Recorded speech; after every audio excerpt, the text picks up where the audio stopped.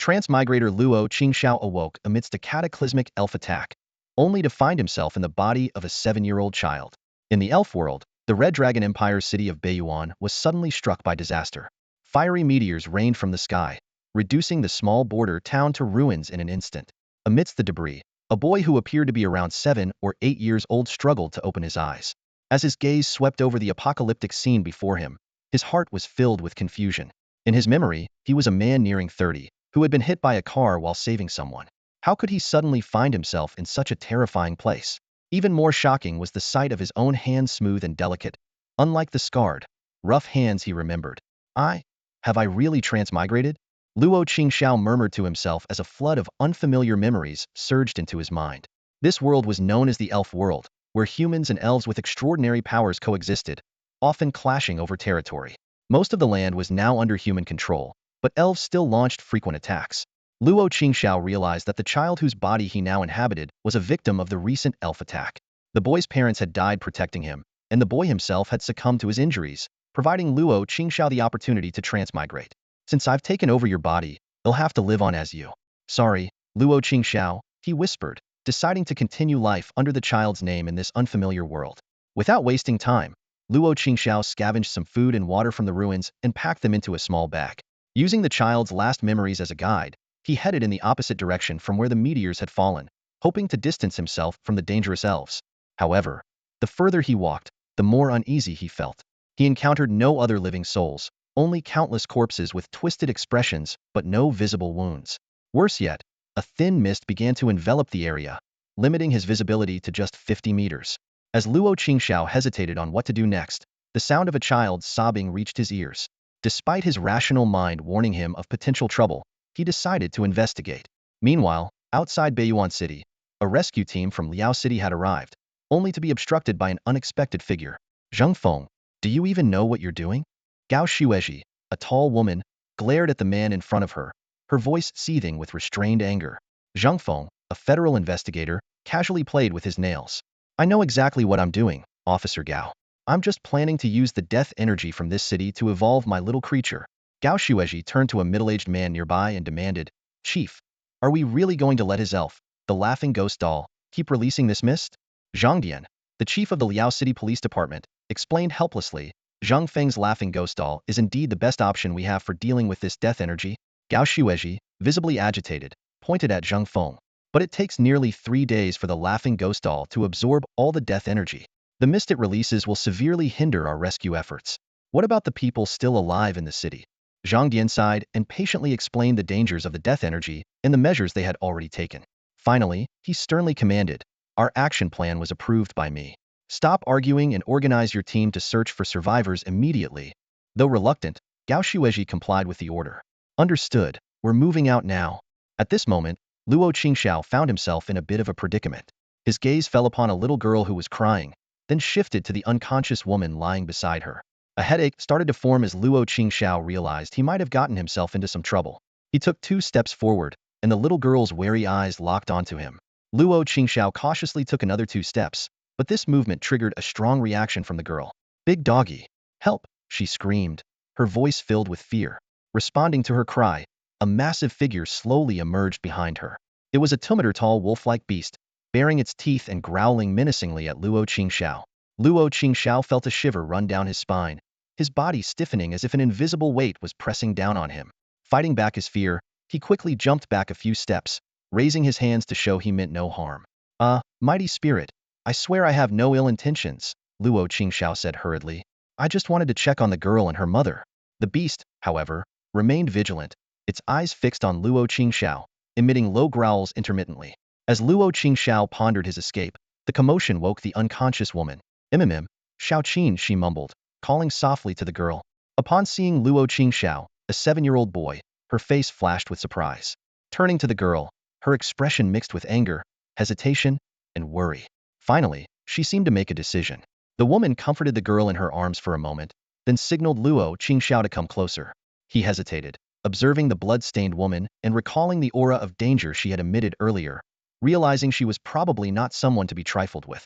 Trying to find an excuse to leave, he said, Pretty lady, I just heard the little girl crying and came to check. If there's nothing else, I'll be on my way. But when he saw the path behind him blocked by the beast, and the woman's smiling yet intimidating gaze, Luo Qingxiao forced a smile that looked more like a grimace. Is there something you need? He asked cautiously. The woman crouched down and replied with a smile. Nothing much, just a little favor to ask. Luo Qingxiao was puzzled. Huh, I'm just a 7-year-old kid. How could I possibly help? Well, the woman introduced herself. My name is Luya.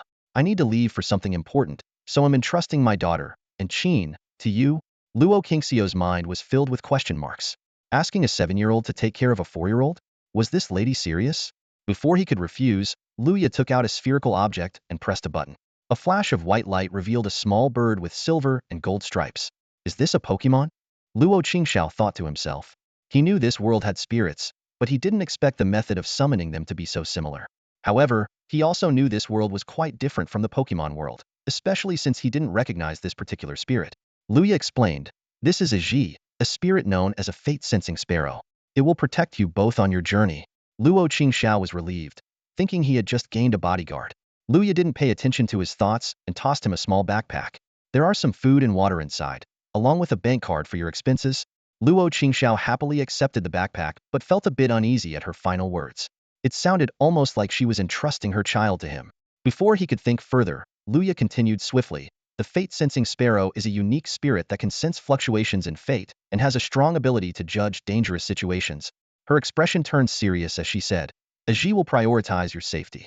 If it completely ignores your commands, that means your next actions could be extremely dangerous. You can trust Aji fully and don't need to question its actions too much. She glanced at Luo Qingxiao with a half-smile, half-warning look. Of course, if it senses you have any ill intentions towards Qin, it will not only take her away but also do things you want like. I trust you understand? Got it, got it. Luo Qingxiao quickly replied, afraid she might change her attitude if he delayed. But he couldn't help asking, why me though? Luya instinctively touched the necklace around her neck and smiled. I have my reasons, which you'll understand in time. So, Qin is in your care now. She gave Luo Qingxiao a deep look, then turned to comfort Qin for a moment before mounting the wolf-like beast. Let's go, Zhuiying dog. Howl. The Zhuiying dog responded, flames flaring up from its paws. It dashed in the direction Luya indicated, and soon, both of them disappeared into the mist. Luo Qingxiao and Qin watched for a few minutes. He then looked down at the little girl holding onto his clothes. They stared at each other in silence for a while. Finally, Luo Qingxiao broke the silence. Let's find a safe place first. Qin didn't respond but held his hand tightly as he started to move. A Ji perched on Luo Qingxiao's head, its emerald gold eyes reflecting strange images, giving it an enigmatic aura. On a relatively intact road, Luo Qingxiao walked while glancing at the little girl beside him, Qin. At 7 years old, he was facing an unexpected situation. What a mess this is, Luo Qingxiao sighed helplessly again. He had hoped to find an adult to accompany him, as a 7-year-old could easily encounter danger. However, reality hit him hard. The adult he found ran off within minutes, leaving behind a little girl of about 4 or 5 years old. Luo Qingxiao sighed and patted the small bird, a Ji, on his head. I wonder what abilities this tiny teeming sparrow has and if it can protect us, he muttered. It should be able to, right? Luya wouldn't joke about her daughter's safety. Yet, the oddity of Luya entrusting her daughter to another child made him doubt. As if understanding Luo Qingxiao's words, Aji's eyes lost their glow, and it chirped discontentedly, Wu Ji? It then flew a short distance ahead, chirping a few more times.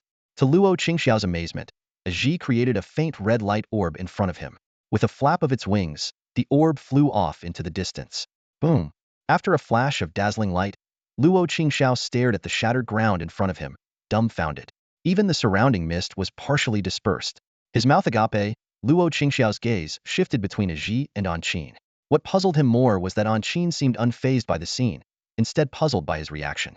Luo Qingxiao scratched his head, looking at Ji, who had returned to Qin's head, and tentatively asked, You can understand what I say? Ji glanced at him disdainfully and ignored him, turning its gaze elsewhere, and its eyes began to glow with strange images again. It was Qin who answered his question, her voice clear and sweet. Of course, she can understand. Not just Ji, but Big Dog, Brother Ajin, Sister Dongqin, they all understand too. As she spoke, Qin's mood turned somber. But it's a pity that Mom's whereabouts are unknown now. I don't know how long it will be before we see them again. Don't worry, it won't be long, Luo Qingxiao reassured, patting Qin's little head. But an uneasy feeling churned in his gut. Lu Ya's hurried demeanor and the bloodstains on her body didn't look like trivial matters. Just then, Aji flew to a nearby alley and chirped urgently, as if it had discovered something. Qin, hearing the chirping, urgently told Luo Qingxiao, "Big brother, Aji is calling us to hide in the alley. Let's go quickly." Surprised that Qin could understand Aji's chirping, Luo Qingxiao didn't ask further. He nodded, took Qin's hand, and ran into the alley. Once inside, Aji flew ahead of them, its golden patterns shining brighter. Soon, a faint purple-gold barrier formed in front of them. As the barrier formed, a loud noise sounded in Luo Qingxiao's ears, like two giant hammers pounding the ground.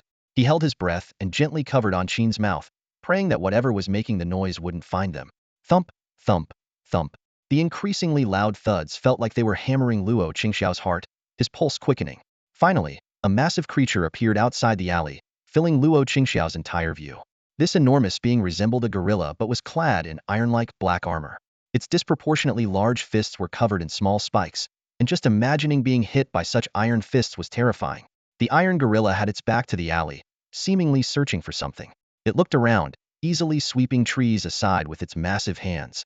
Finding nothing, it continued its search elsewhere. Luo Qingxiao sighed in relief, but the loud noise soon returned, getting closer.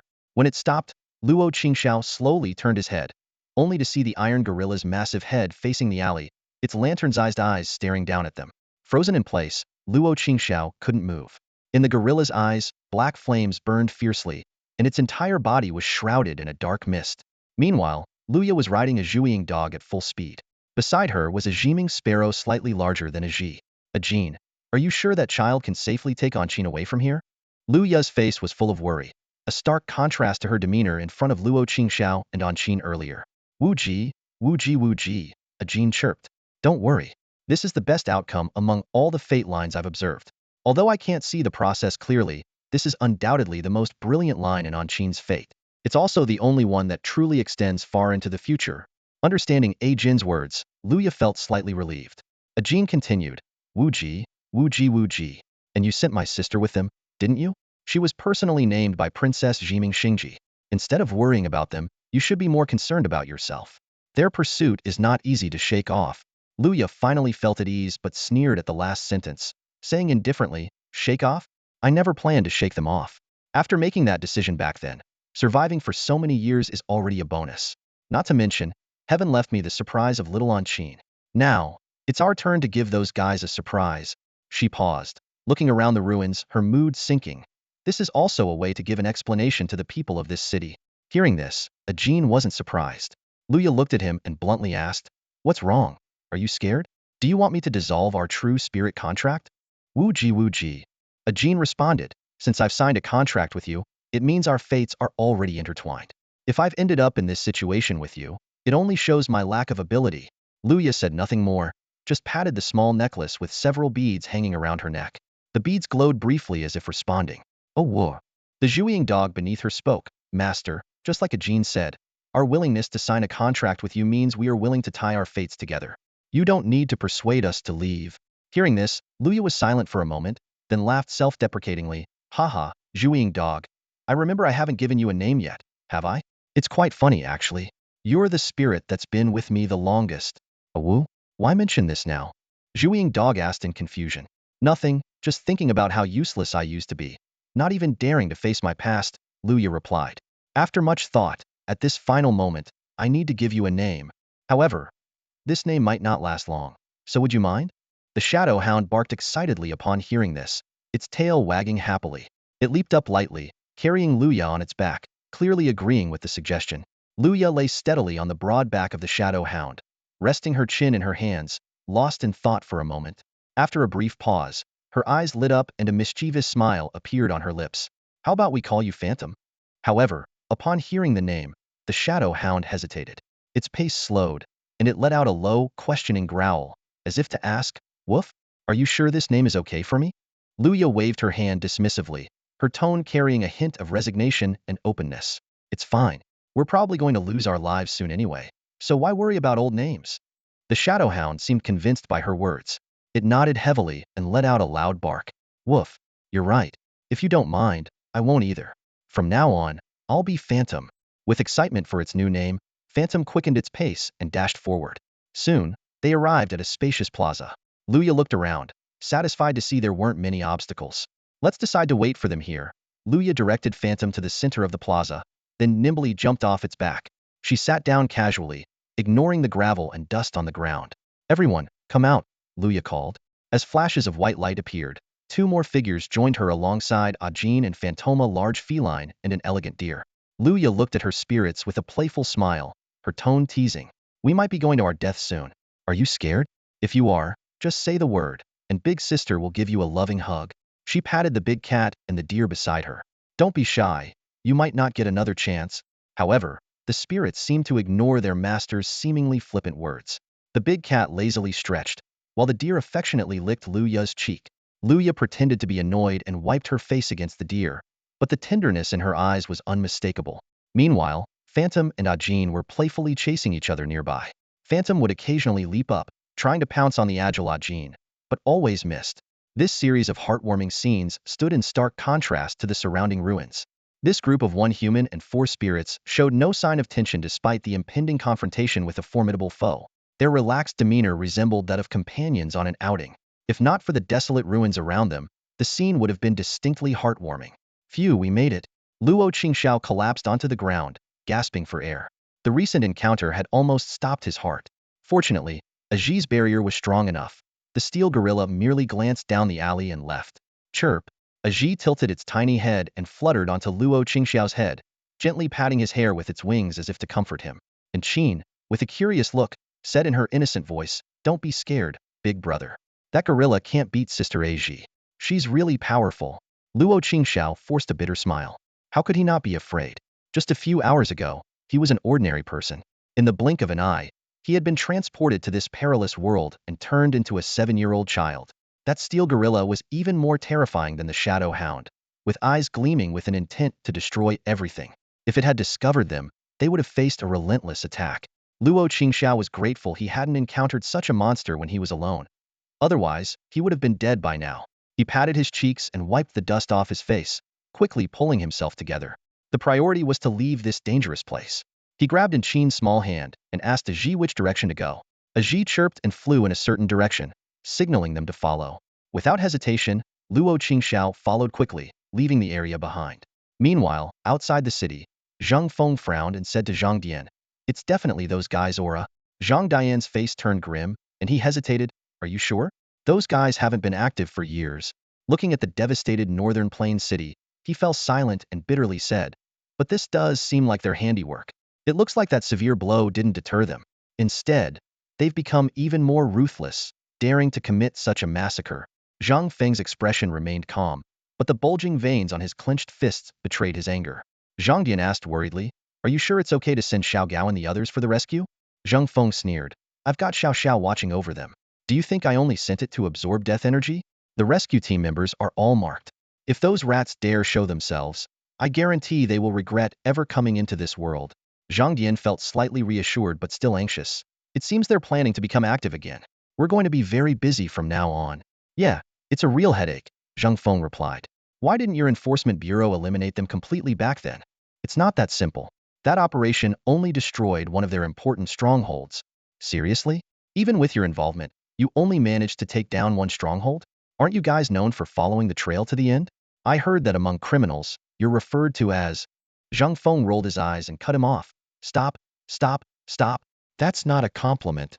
Zhang Dian wisely changed the subject. "So, you never found their main base?" "Not even close. The stronghold we destroyed was found under very special circumstances," Zhang Feng said, waving his hand in frustration, signaling Zhang Dian to focus on his work. Taking the hint, Zhang Dian returned to the rear to oversee the transport of supplies and personnel. Elsewhere, a man wearing gold-rimmed glasses and a black suit was calmly observing Luya. He waved his hand, and a giant moth charged forward. On his other side, several strange spirits were eyeing her menacingly, their eyes burning with black flames and their bodies shrouded in dark energy, creating a chilling aura. Luya's spirit, Ajin, opened its small, sharp beak and fired a purple beam, easily repelling the giant moth. However, Ajin's feathers were disheveled and covered in wounds. The other spirits were also injured, especially the big cat, which had a deep wound exposing its bones. Seeing the dire state of her spirits, Luya's eyes revealed a hint of pain. Despite her own injuries, she defiantly raised her head and taunted, "What's the matter, Lord Ender? Do you need to persuade your enemy to surrender? Or are you afraid you can't even handle a weak girl like me? The man chuckled and stretched lazily. I just don't want to waste too much effort. But it seems you don't want to grant me this small wish. Luya remained highly vigilant. She knew the man's strength. The only reason she had lasted this long was because he hadn't wanted to draw the Enforcement Bureau's attention by going all out. It looks like I have no choice but to use that method. Luya glanced at her struggling spirits and made up her mind. Everyone, I've decided to perform the sacrifice. I'm sorry, but we'll have to endure this pain together. The spirits responded one by one. A gene, with a deep, magnetic voice, said, Go ahead. I've already told you, the contractor and the spirit are always one. The big cat, with a playful tone, said, Heh, don't worry too much, master. If it weren't for you, I'd still be a mad dog. Another spirit, with a cold voice, said, Since you've decided, see it through to the end. No need to hesitate. Finally, a clear female voice chimed in, Oh dear, everyone's already said everything. I don't know what else to add. Well, I wish Little and Sheen good health in the future. With everyone's encouragement, Luya took a deep breath, smiled brightly at Ender, and closed her eyes. Her aura gradually weakened. Ender was confused. Is she giving up? Despite his confusion, he didn't stop his attack. In fact, he felt something was wrong and ordered all his spirits to attack with full force. However, all the attacks were blocked by a purple barrier a meter away from Luya. Chirp. There's no way I'm letting you disturb her now. Along with the barrier came a loud bird's cry that echoed throughout the area. The cry carried a strange resonance, making all the rational beings present understand its meaning. Watching the increasingly dim figure, Ender's unease grew. He felt an eerie sense of déjà vu with the bizarre situation unfolding before him. Moxing's composed demeanor shattered in an instant, a bead of cold sweat tracing its way down his forehead. Internally, he was a maelstrom of emotions. The reality of the situation was far more dire than he had anticipated. Aside from the fairy that had just launched an all-out attack, a bat-shaped spirit suddenly appeared beside Moxing, clearly a contingency plan he had prepared in advance. He quickly issued commands to the bat spirit while slowly retreating, his gaze sharp and wary, fixated on Luya as if bracing for something dreadful to occur. Moments later, Luya reopened her eyes. However, her aura had become incredibly sinister, with a dark mist similar to that of the hostile spirit enveloping her. Moxing's face turned ashen instantly. He stared intently at Luya's eyes, now devoid of any whites, replaced entirely by an abyssal black. Luya's appearance had transformed completely. Pitch black eyes, swirling dark mist, a body levitating in the air, and even her shadow had vanished. Her terrifying visage rivaled that of any horror movie specter. Moxing realized that the situation had spiraled out of control. Are you mad? Moxing roared, if you seek power from it, you'll be dragged into that world, never to find peace even in death. Desperately, Moxing leapt onto the bat spirit's back, releasing more spirits to launch an aggressive assault on Luya. At this point, he could no longer worry about being discovered by the Bureau. Addressing the immediate crisis was paramount. While urging the bat spirit to accelerate their escape, he kept a close eye on Luya's condition, his eyes filled with disbelief and deep-seated fear. How is this possible? Why would it respond to her call? He questioned internally. Suddenly, the colors around Luya seemed to be consumed by some force, transforming the entire space into a monochromatic scene. This colorless, eerie space began expanding towards Moxing. Terrified by the sight before him, Moxing urged the bat spirit to speed up even more. Simultaneously, he quickly swallowed a small pill, seemingly his last resort for survival. The moment he swallowed the small pill, a red light flashed in Emo Ying's eyes, and the bat spirits beneath him emitted a ferocious aura. Their flight speed suddenly increased, leaving a blurred trail in the air. However, the expanding black and white space behind him was even faster, closing in like lightning. Just as the black and white space was about to touch Emo Ying, its expansion suddenly halted. The light in the space began to fade, as if being devoured by a giant beast. Emo Ying urged the bat spirits to fly several hundred meters further before daring to look back.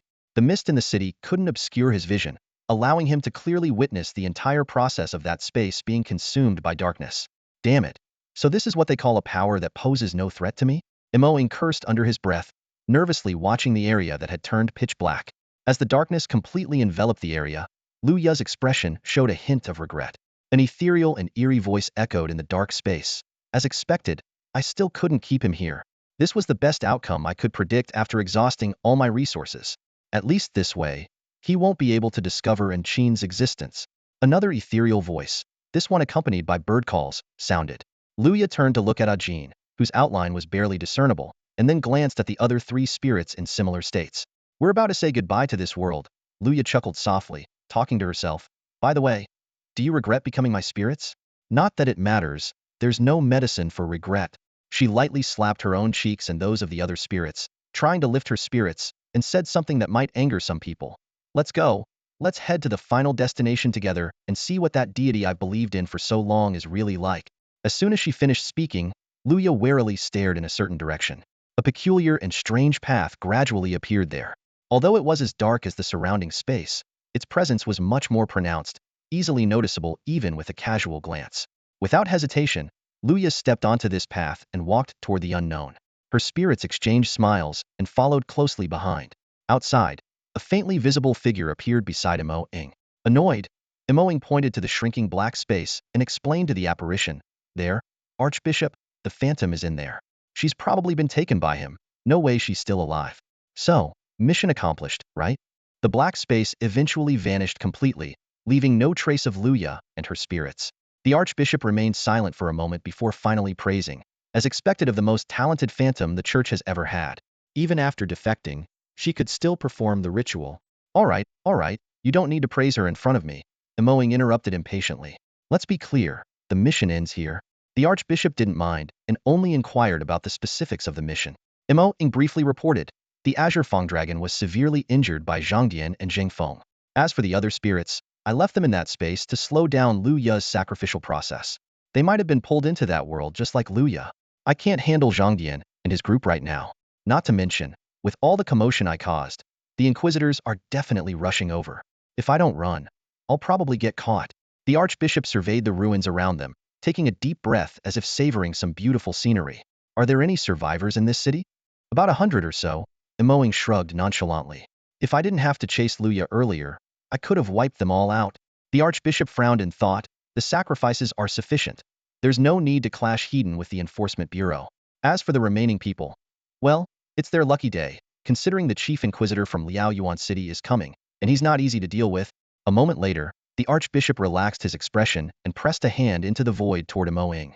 A black shadow appeared at Imo Ying's feet, and with a practiced stomp, he slowly sank into it, disappearing along with the shadow. The Archbishop glanced in the direction of Zhangdian and his group outside Beiyuan City, smiled silently, and gradually faded away until he vanished completely. The battlefield was left with only the traces of Lu Ya and Imo Ying's fight, nothing else. Meanwhile, Luo Qingxiao and Qin were cautiously making their way along a crumbling wall, moving carefully in the direction pointed out by Aji. After the recent dangers, Luo Qingxiao no longer considered encountering Lu Ya as bad luck. Without Aji's help, the spirits they encountered alone would have been enough to kill him. To Luo Qingxiao's surprise, Qin was calmer than he had expected. When they encountered other spirits, she was even more composed than Luo Qingxiao, sometimes reminding him how to avoid drawing the spirit's attention. This contrast made Luo Qingxiao feel a bit embarrassed. I'm supposed to be the adult here, yet it feels like this little girl is taking care of me, Luo Qingxiao muttered to himself. Unfortunately, there was little he could do. The original owner of his body came from an ordinary family, with parents who were not spirit trainers. This left Luo Qingxiao with only a superficial understanding of spirits, mostly from watching battles on TV, and almost no other knowledge. Chirp, chirp, Aji, who had somehow perched on Qin's head again, flapped its little wings at Luo Qingxiao, pointing in a certain direction. We should go this way? Luo Qingxiao confirmed, and seeing Aji nod, he led Qin in that direction. Suddenly, Luo Qingxiao stopped, causing Qin to nearly bump into him. She looked at him in confusion. Luo Qingxiao bent down and whispered in her ear, "There's someone ahead. Let's observe first." And Qin nodded, not fully understanding but remembering her mother's advice to follow the big brother's lead. Luo Qingxiao focused his senses, carefully listening to the faint voices ahead. Since his transmigration, he had noticed his 5 senses becoming sharper, especially his hearing when he concentrated. Even the smallest sounds could be picked up. He hadn't tested his other senses yet, but he felt they were likely just as enhanced. This newfound sensitivity gave Luo Qingxiao more confidence. Here, Liao Yuan City. Rescue. We're coming. Hold on. Fragmented voices reached his ears. After a moment of thought, Luo Qingxiao decided to approach after hearing the word rescue. It should be a rescue team from Liao Yuan City. Let's go check it out. Luo Qingxiao was well aware of Liao Yuan City. From the original host's memories, an important piece of information surfaced. Liao Yuan City is the superior city to Beiyuan Town. It was only natural for Liao Yuan City to dispatch a rescue team after Beiyuan Town was attacked. Luo Qingxiao followed the sound and soon discovered the rescue team. The rescue personnel were dressed in uniform white coats, each accompanied by a delicate and adorable doll-like spirit. Seeing these familiar spirits, Luo Qingxiao let out a sigh of relief, thinking that safety was finally at hand. These spirits were all too familiar to him, having left a deep impression on the original host's childhood memories. They were the exclusive healing spirits of the Human Federation, known as rejuvenation dolls, specifically used for various medical rescue operations. It was almost impossible for these spirits to fall into the hands of outsiders. Just as Luo Qingxiao was about to approach them for help, he felt a tug on his clothes. Turning around, he saw Qin nervously clutching his shirt. "Don't be afraid." Luo Qingxiao gently patted Qin's head, comforting her. "The rescue team from the police station is just ahead. We'll get help soon, and they can also assist with your mother's situation." However, Qin shook her head and softly said, "I'm not afraid. Big brother, can you not mention my mom's situation?" Luo Qingxiao looked at Qin's anxious expression in confusion and asked, "Why can't we mention it?" Lu Ya's situation was clearly dangerous. Wasn't this child worried about her mother's safety? Qin lowered her head, clasping her hands behind her back, and kicked at the pebbles at her feet. After a long silence, she finally answered, "I don't know. Mom told me to say that if she didn't come back and we met other people, I should say you found me by the roadside and not mention her. Sister Aji should know about this too. Does Luya have a questionable identity? And Aji knows about it too?" Luo Qingxiao looked up at Aji, who nodded in confirmation. Suddenly, Aji flew above Qin's head, its eyes slowly turning purple. When Aji's eyes turned purple, Qin's eyes also turned purple. Aji's voice came from Qin's mouth. "Hello, I am Aji. This is indeed what Lord Luya instructed. The existence of Lord Luya must not be known by the Federation. Just follow what Xiao Qin tells you to do." Luo Qingxiao looked at Qin in confusion, then glanced up at Aji hovering above her head. He was about to speak, but Aji interrupted him again. "Neither my existence nor Lord Luya's can be known by those people. You just need to adapt to the situation. As long as Qin is not in danger, I won't intervene. So, take care of your own safety." As soon as she finished speaking, Aji's eyes turned back to gold. Qin suddenly woke up, her body trembling slightly. Aji transformed into a beam of white light and instantly disappeared into the small necklace on Qin's neck. Luo Qingxiao and Qin exchanged glances and remained silent for a long time. Finally, Luo Qingxiao softly said, "All right, let's go. I'll do as your mother said." He took Qin's small hand and walked towards the rescue team. Although he suspected that Lu Ya's identity might be problematic, Luo Qingxiao felt grateful. It was thanks to Aji's power that they escaped. Moreover, in their brief time together, he had grown fond of the sweet and adorable little girl. He decided not to ask more questions or report their suspicious circumstances. As soon as they approached the rescue team, a commotion ensued. Gao Shueji frowned and scolded her team to return to their posts, leaving only a bespectacled female team member to report the situation. Upon learning that two children had arrived on their own, Gao Shueji was slightly surprised and immediately went to check. She saw Luo Qingxiao being examined by a team member, his face showing discomfort.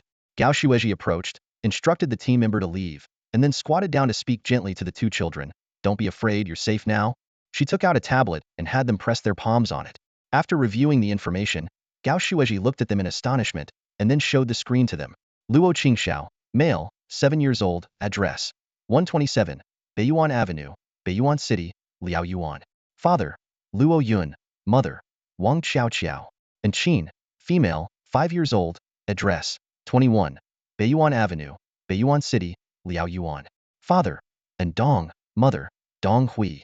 Luo Qingxiao silently marveled at Lu Ya's meticulous planning, while Qin nervously watched Luo Qingxiao, only relaxing when she confirmed he hadn't revealed any information about Lu Ya. Gao Shueji asked in confusion, "How did you get here by yourselves?" Luo Qingxiao pretended to be innocent and replied, "We just walked and walked until we got here. I found little Qin by the roadside." Then he urgently pleaded, "Sister, can you send some people to rescue my parents? They were trapped under our house." Gao Shueji fell silent. She knew the recent attack by the Kanjia dragon had caused massive casualties, and the chances of Luo Qingxiao's parents surviving were slim. Only 152 survivors remained in Beiyuan City, which originally had a population of over 80,000. After hesitating for a moment, she could only offer a few comforting words before having Luo Qingxiao and Qin taken away. The two children were led to a tent area where injured people were being treated, and many emergency responders were bustling around.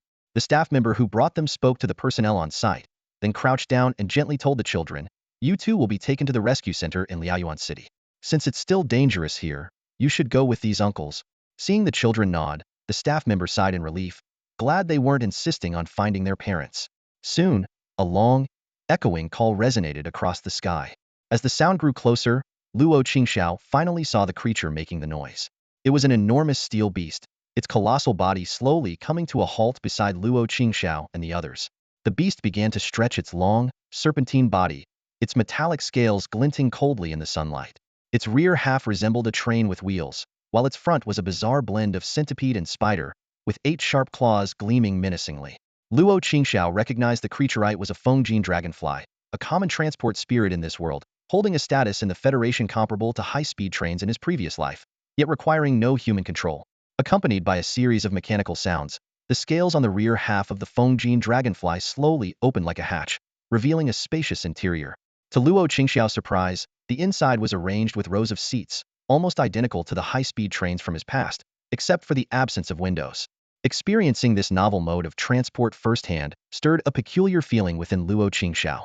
Although he had seen it in the memories of the original owner of his body, facing it in reality made him realize he was no longer on Earth. Although he had encountered many strange spirits before, it wasn't until he met this massive transport spirit that the reality of his transmigration truly sank in. Once everyone had entered the interior of the Fengjin dragonfly, the scales slowly closed. The beast let out a long, resonant cry and began moving towards its destination. To Luo Qingxiao's surprise, the journey was much smoother than he had anticipated. Aside from a few staff members, the train was filled with survivors of a recent disaster. Their faces were etched with sorrow, casting a somber atmosphere over the entire carriage. Thus, the giant and elongated Fengjin dragonfly sped along its special track, carrying a load of wounded passengers back to Liaoyuan City. Without realizing it, 9 years had passed. In the classroom, a student was passionately sharing their dreams from the podium. Sitting by the window, Luo Qingxiao propped his face with one hand while twirling a pin with the other. His gaze was fixed on the birds flying in the sky outside, and his thoughts drifted far away. 9 years ago, he inexplicably traveled to this strange world and was brought back to Liaoyuan City by a rescue team. From that day on, he had lived steadily in this city. As time passed, his memories of his previous life gradually faded, replaced by the fascinating and magical knowledge of this world. He recalled when he and Qin were first placed in the Liaoyuan City Children's Welfare Home. Unlike the orphanage in his previous life, the children here lived quite comfortably, with ample resources. This was thanks to the advanced technology of this world and a special energy called Lingli. With the help of the rescue center, Luo Qingxiao was able to attend school and gradually learned about this world's specifics. Human society was divided into 7 countries, all governed by the Human Federation. Liaoyuan City belonged to the Red Dragon Empire. The Federation's Council of Towers held the highest decision-making power, and the implementation of each country's constitution required the approval of more than half of the council leaders. However, Luo Qingxiao was more interested in the unique spirits of this world than in politics and history. Spirits were peculiar beings made of both Lingli and matter, fundamentally different from humans, who were made solely of matter. Lingli could transform into almost any substance or energy, and even had some extraordinary abilities. Because of this, spirits were called the darlings of heaven and earth, and even the weakest spirits were far beyond the resistance of ordinary creatures. In ancient times, the world belonged to the spirits. But now, humans had become one of the dominant species, with most of the land being human territory. Luo Qingxiao, it's your turn to come up and talk about your dreams after graduation. Mr. Huang Mingwei's call interrupted Luo Qingxiao's thoughts. He nodded to Mr. Huang and slowly walked up to the podium. The students below cheered enthusiastically. As a handsome and gentle student, Luo Qingxiao was quite popular among his peers. He smiled and tapped the desk, signaling everyone to quiet down. Hello everyone, I'm Luo Qingxiao, he began softly. My dream is not particularly special, and those who know me might already be aware I want to become a spirit trainer. The students below laughed kindly, and some even started clapping vigorously. Luo Qingxiao paid no mind and continued, raising his voice, I long to meet and bond with spirits, and I yearn to embark on adventures with them. I want to ride the thunder god across the land, swim with the tidal duke in the sea, and soar through the skies on the 6-winged flame dragon. So, my dream is to become an excellent, powerful, and extraordinary spirit trainer. That concludes my speech. Thank you, everyone. After the speech, Mr. Huang Mingwei returned to the podium, encouraged the students with a few words, and then announced the end of the class. He called out to Luo Qingxiao, who was about to leave. Luo Qingxiao, come with me for a moment. In the office, Luo Qingxiao joked, Teacher, did you call me here for something, or do you just want to see me a bit more? Mr. Huang laughed and scolded him, then took a book from the drawer and handed it to Luo Qingxiao. Being a spirit trainer isn't easy. Here, take this new trainer's notebook as your graduation gift. Luo Qingxiao accepted the book with surprise and gratitude. Mr. Huang explained that it was a copy of notes from an elite trainer friend of his, which he gave to every excellent student aspiring to be a spirit trainer. Make sure to study its contents well, and remember to choose a spirit that suits you before entering the spirit high school, Mr. Huang advised. Luo Qingxiao carefully placed the notebook in the deepest part of his backpack, his eyes full of gratitude. Mr. Huang stood up and patted his shoulder. Good luck. I believe you'll become the trainer you dream of being. Hearing this, Luo Qingxiao's eyes became moist. He smiled confidently and said, Teacher, don't worry. In 2 months, I will pass the spirit knowledge and training exams and enter Liaoyuan City's #1 spirit high school. And in the official spirit exams 2 years later, I will definitely achieve an excellent ranking and not disappoint your expectations. Mr. Huang nodded with satisfaction. Although he didn't know if he would ultimately succeed, Luo Qingxiao's determination burned like a fierce flame. He slung his backpack over his shoulder, bid farewell to his teacher, and walked home with a spring in his step. As he opened the door, the familiar warmth of his home greeted him, reminding him once again of the generosity of the human federation in this world. This 2-bedroom, 1-living-room apartment, roughly 50 to 60 square meters, was provided to Luo Qingxiao through an application from the Children's Welfare Institute. In this world, every orphan in need who turns 14 receives such a private residence, with the right to use it until they turn 30. Even after that, they can continue living there by paying a nominal rent. When Luo Qingxiao first learned about this benefit, he was stunned, having been used to worrying about housing in his previous life. I'm home, Luo Qingxiao called out as he stepped into the entryway. A lively voice responded immediately. A 13 or 14-year-old girl named Inhabited, full of youthful energy, flitted around him like a cheerful bird. They had lived together for 9 years, forming a deep bond. Congratulations on your graduation, brother, Inhabited exclaimed excitedly.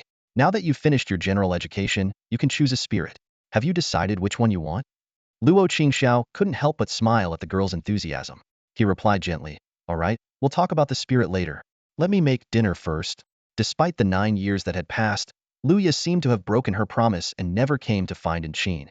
Both Luo Qingxiao and Inhabited speculated that following Luya might have led to greater danger. As for why Inhabited was left in Luo Qingxiao's care, he wasn't sure. She seemed to know the reason but had always been unwilling to tell them. Since returning to Liaoyuan City, this powerful spirit had mostly been off somewhere unknown. At the dining table, Inhabited's laughter, as clear as a silver bell, frequently rang out. She was evidently still thinking about Luo Qingxiao's initial spirit. Hee, big brother. Why don't you choose a flaming bear? Inhabited suggested excitedly. I saw it on TV.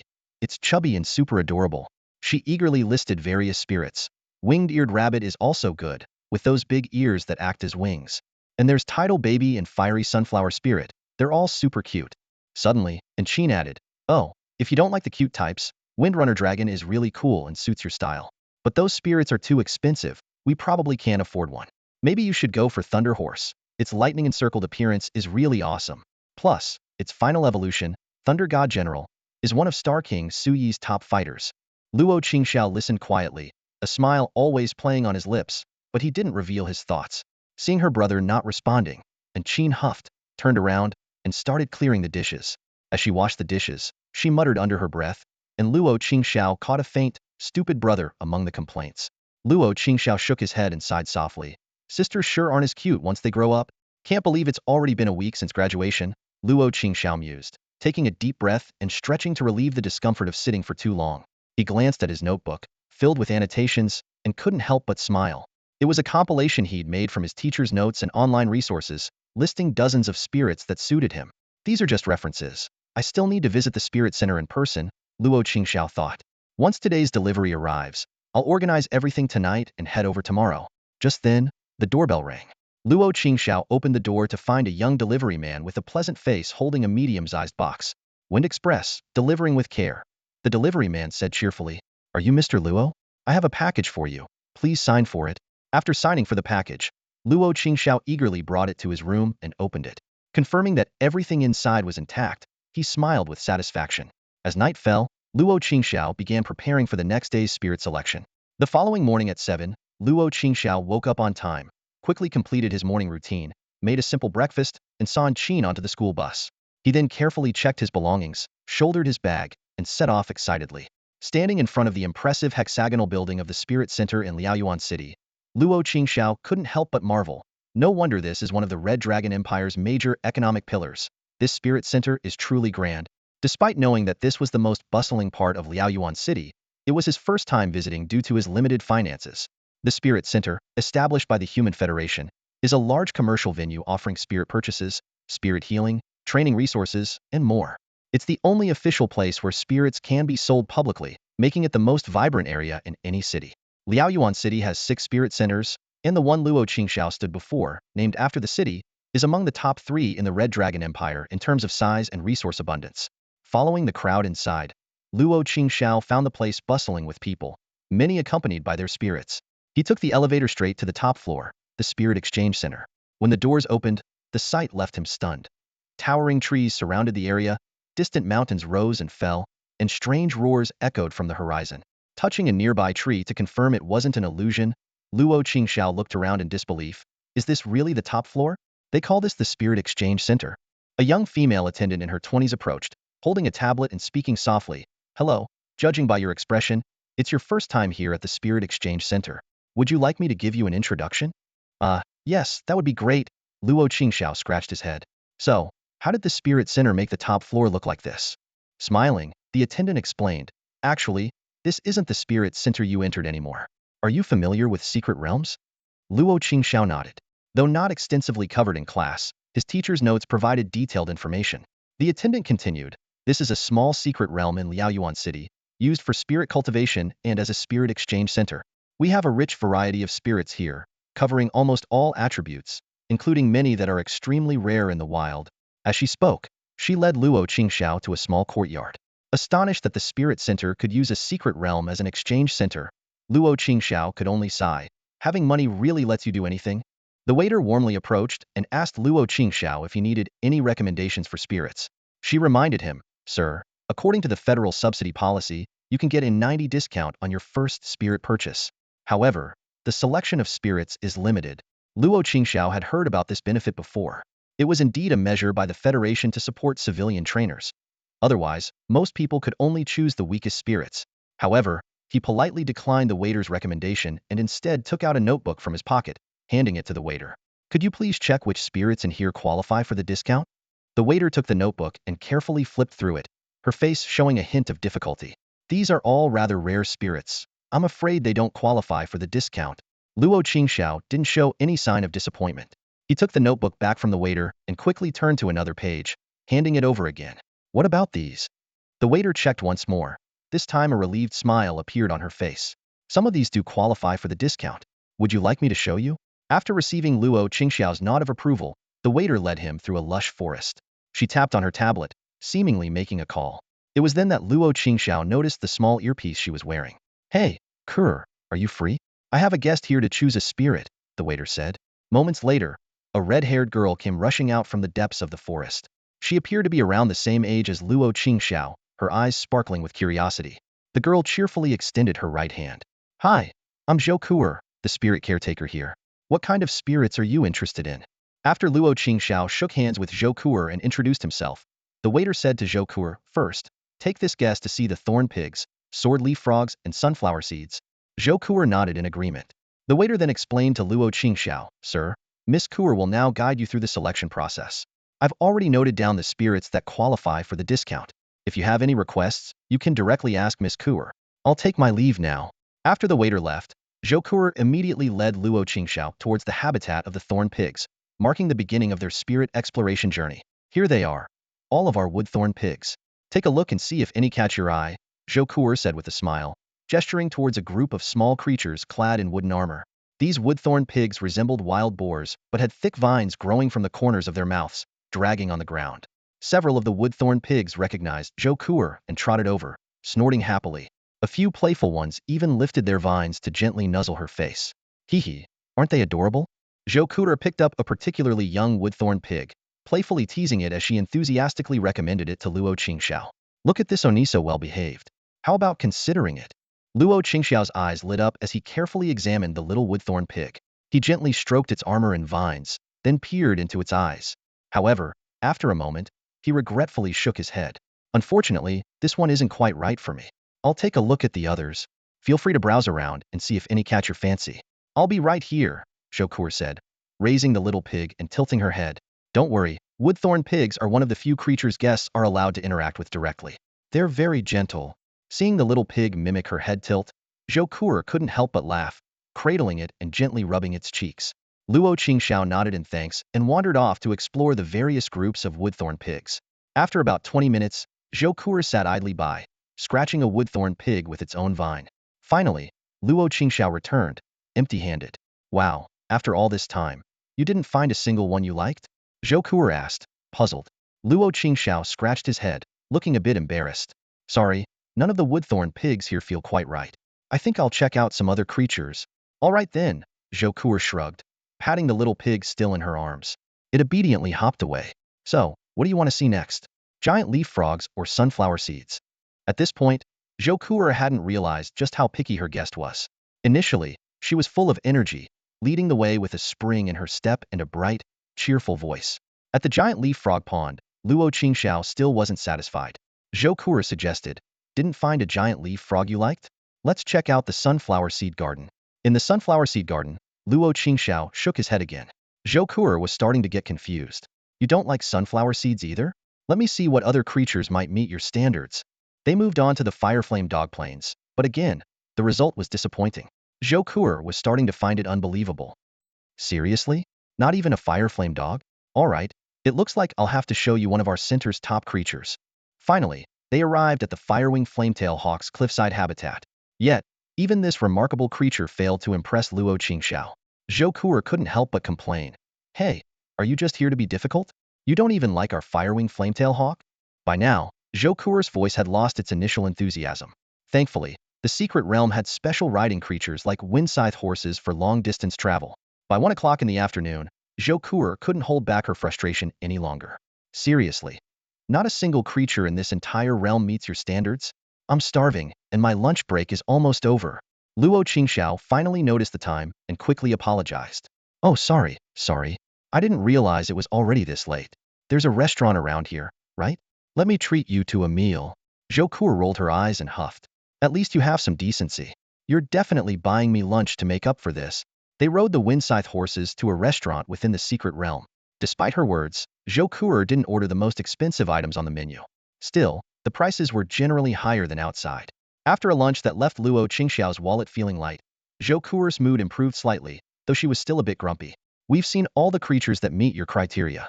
If none of them are satisfactory, you'll have to look at the ones without discounts. Luo Qingxiao pondered for a moment before making a decision. No need. I've decided to undertake the hero's trial. Zhou was stunned. The hero's trial? Are you serious? Seeing Luo Qingxiao nod, she grew more anxious. Do you even know what the hero's trial entails? It's very dangerous. Yes, I'm fully aware of the risks, but I've made up my mind. Luo Qingxiao responded calmly. Seeing his determined expression, Zhou hesitated, but eventually nodded. All right, I'll notify the trainer in charge of the hero's trial. She tapped a few times on her tablet, then asked, are you absolutely sure none of the creatures we saw earlier are good enough? You'd rather face the hero's trial than choose one of them? Luo Qingxiao sighed, a hint of regret in his voice. It's not that none of them are good. I actually really liked one of the firewing flametail hawks. Then why? Zhou began, but seeing Luo Qingxiao shake his head, she didn't press further. Luo Qingxiao still felt a pang of regret when he thought of that firewing flametail hawk. Its feathers and flames were exceptional, truly deserving of its status as a top creature. Even among other talented creatures, it stood out. But its unique trait was Fire Swallow. A creature's trait is a special innate ability, a crucial part of its strength. Each type of creature typically has more than one trait. Depending on the trait, two otherwise identical creatures could have vastly different levels of power. Mastering and utilizing these traits is an essential skill for any creature trainer. The Fire Swallow trait allows a creature to consume flames to gain special enhancements. Luo Qingxiao knew this trait wasn't weak, potentially even more powerful than the Blazing Flame trait most firewing flametail hawks in the realm possessed. But the Fire Swallow trait required the creature to consume exotic flames. Luo Qingxiao stood in the Spirit Selection Center, his gaze fixed on the firewing flametail eagle. Although this spirit was quite exceptional, it had never consumed any exotic flames, making its combat abilities inferior to those of its kin with fiery traits. Exotic flames were priceless, far beyond his means. Adding to his dilemma, this would be his first spirit. If I choose it, I'll fall far behind others when I enter Spirit High School. Luo Qingxiao weighed in his mind. Securing the top student benefits will be even harder. A slow start means a slow journey. Unwilling to lose out right from the start, he decided to try his luck in the brave trials first. If I don't get the spirit I want, I'll choose this firewing flametail eagle. Luo Qingxiao resolved silently. While I might lose some initial advantage, it's still better than other mediocre spirits. Just as these thoughts settled, Zhou Kur approached with a man in his 30s. The man, dressed in formal attire with a stern expression, was introduced as Zhou Dong, the trainer responsible for the brave trials. Zhou Dong scrutinized Luo Qingxiao with a hint of doubt in his voice. Participating in the brave trials, are you sure you know what you're doing? Luo Qingxiao nodded calmly, unfazed by the look that seemed to question his intelligence. Zhou Dong shrugged and handed him a liability waiver and a handbook of guidelines. Sign this liability waiver first. Also, make sure to thoroughly review this brave trials guideline, Zhou Dong said. Luo Qingxiao quickly signed his name and pushed the documents back. No need. I've read the guidelines more than 10 times. I'm well aware of them. Please just give me a map of the trial area. Zhou Dong's attitude became noticeably more serious. Impressive. Looks like you're well prepared and not some overconfident fool. All right then. Hey, race the map of our trial area. Keep it safe. After securing the map, Luo Qingxiao followed Zhou Dong out of the center. Zhou Dong released a blazing king eagle, the evolved form of the firewing flametail eagle. It was massive, with long flaming tail feathers trailing behind, wings ablaze with fierce flames, and a crest atop its head like a dancing fire. The blazing king eagle carried the two of them swiftly into the sky. Luo Qingxiao couldn't help but admire the magnificent spirit beneath him, thinking that in his previous life, people would surely have mistaken it for a phoenix. It's worth mentioning that whether it's the flames, lightning, or ice on spirits like the blazing king eagle, these substances or energies are composed of spirit power. These elements have a unique property intentionality. Simply put, as long as the spirit doesn't intend to harm you, you can safely touch these elements. Otherwise, touching them is tantamount to courting death. Riding on the Flame King Eagle, Luo Qingxiao followed Zhou Dong into a vast forest. The dense canopy blocked most of the sunlight, casting dappled shadows that swayed gently with the breeze. Are you sure you want to start here? Zhou Dong asked as he pulled a light blue bracelet from his pocket and tossed it to Luo Qingxiao. Luo Qingxiao caught the bracelet deftly and examined the seemingly ordinary accessory. Zhou Dong explained, "This is a protection bracelet. If it detects a severe drop in your vital signs or a strong spiritual energy reaction nearby, it will activate a protective shield to ensure your safety. I'll be notified and come to your rescue, but that would mean your trial is over." Luo Qingxiao solemnly put the bracelet on his wrist and nodded to Zhou Dong. "Yes, I've decided to start here." Zhou Dong gave Luo Qingxiao a serious look. "All right, be careful. Don't think the bracelet is foolproof. It can only ensure you won't die outright." With that, he mounted the Flame King Eagle and quickly disappeared into the dense forest. Luo Qingxiao took a deep breath, the fresh scent of earth and plants filling his lungs as he looked around. From his backpack, he retrieved various tools and muttered to himself, "A hero's trial? Huh? I didn't expect to come to this point." Initially just considering it as a backup option, as he organized his gear, Luo Qingxiao recalled the origins of the hero's trial. This ancient ritual dated back to when humans first learned to form true spirit contracts. Back then, the methods were far less advanced than today's and relied on life and death bonds between humans and spirits, invoking soul resonance through intense emotions to seal the contract.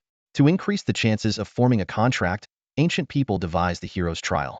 They would send a group of 16-year-olds and elderly individuals into deep forests after festivals. These forests housed many spirits, some of which were weak or injured. The trial participants might develop feelings for these spirits through mutual aid, leading to a true spirit contract. However, the success rate was extremely low, with most participants meeting their demise. Essentially, it was a brutal survival mechanism humans adopted out of necessity.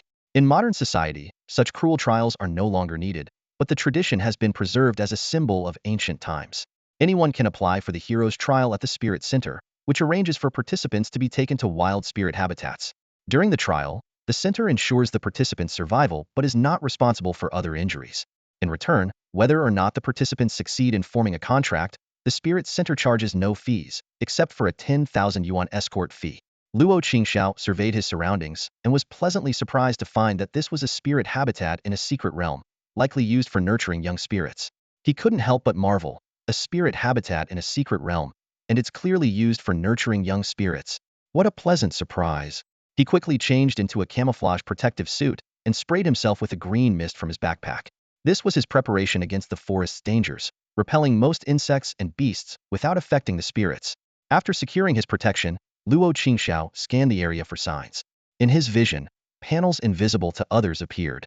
Claw marks of a Ziwu mouse, droppings of a winter joy bird, a hunting web of a demon heart spider, footprints of a wing-eared rabbit.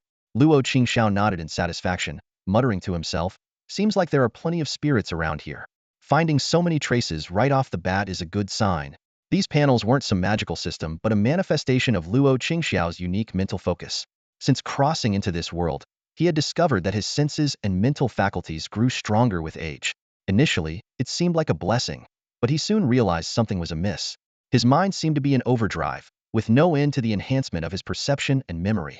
At its peak, he could glance and memorize all information in his field of view or count sand grains by touch.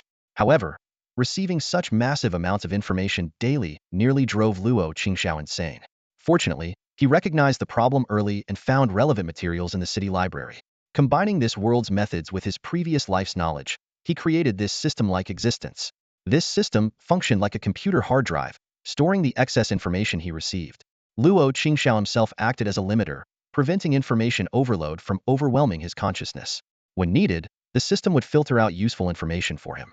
Though not a particularly magical ability, this system greatly aided Luo Qingxiao and was key to his confidence in undertaking the hero's trial.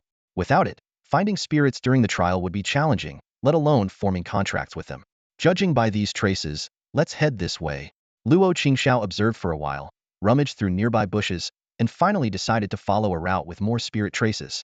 He didn't walk directly on the well-trodden path, but chose to parallel it from a distance where he could still see the route. Along the way, Luo Qingxiao encountered several spirits, but none were the type he sought. It's worth mentioning that the spirits in this habitat were not entirely wild but more like free-range. Therefore, most spirits were accustomed to human presence and wouldn't attack unless provoked. Luo Qingxiao followed the traces to a small creek and exclaimed, "Since there's a creek here, let's set up camp nearby." He pulled a tent from his backpack and started setting it up away from the creek. He also planned to sprinkle a circle of beast repellent powder around the tent. Thanks to the portable tent, Luo Qingxiao quickly finished setting up.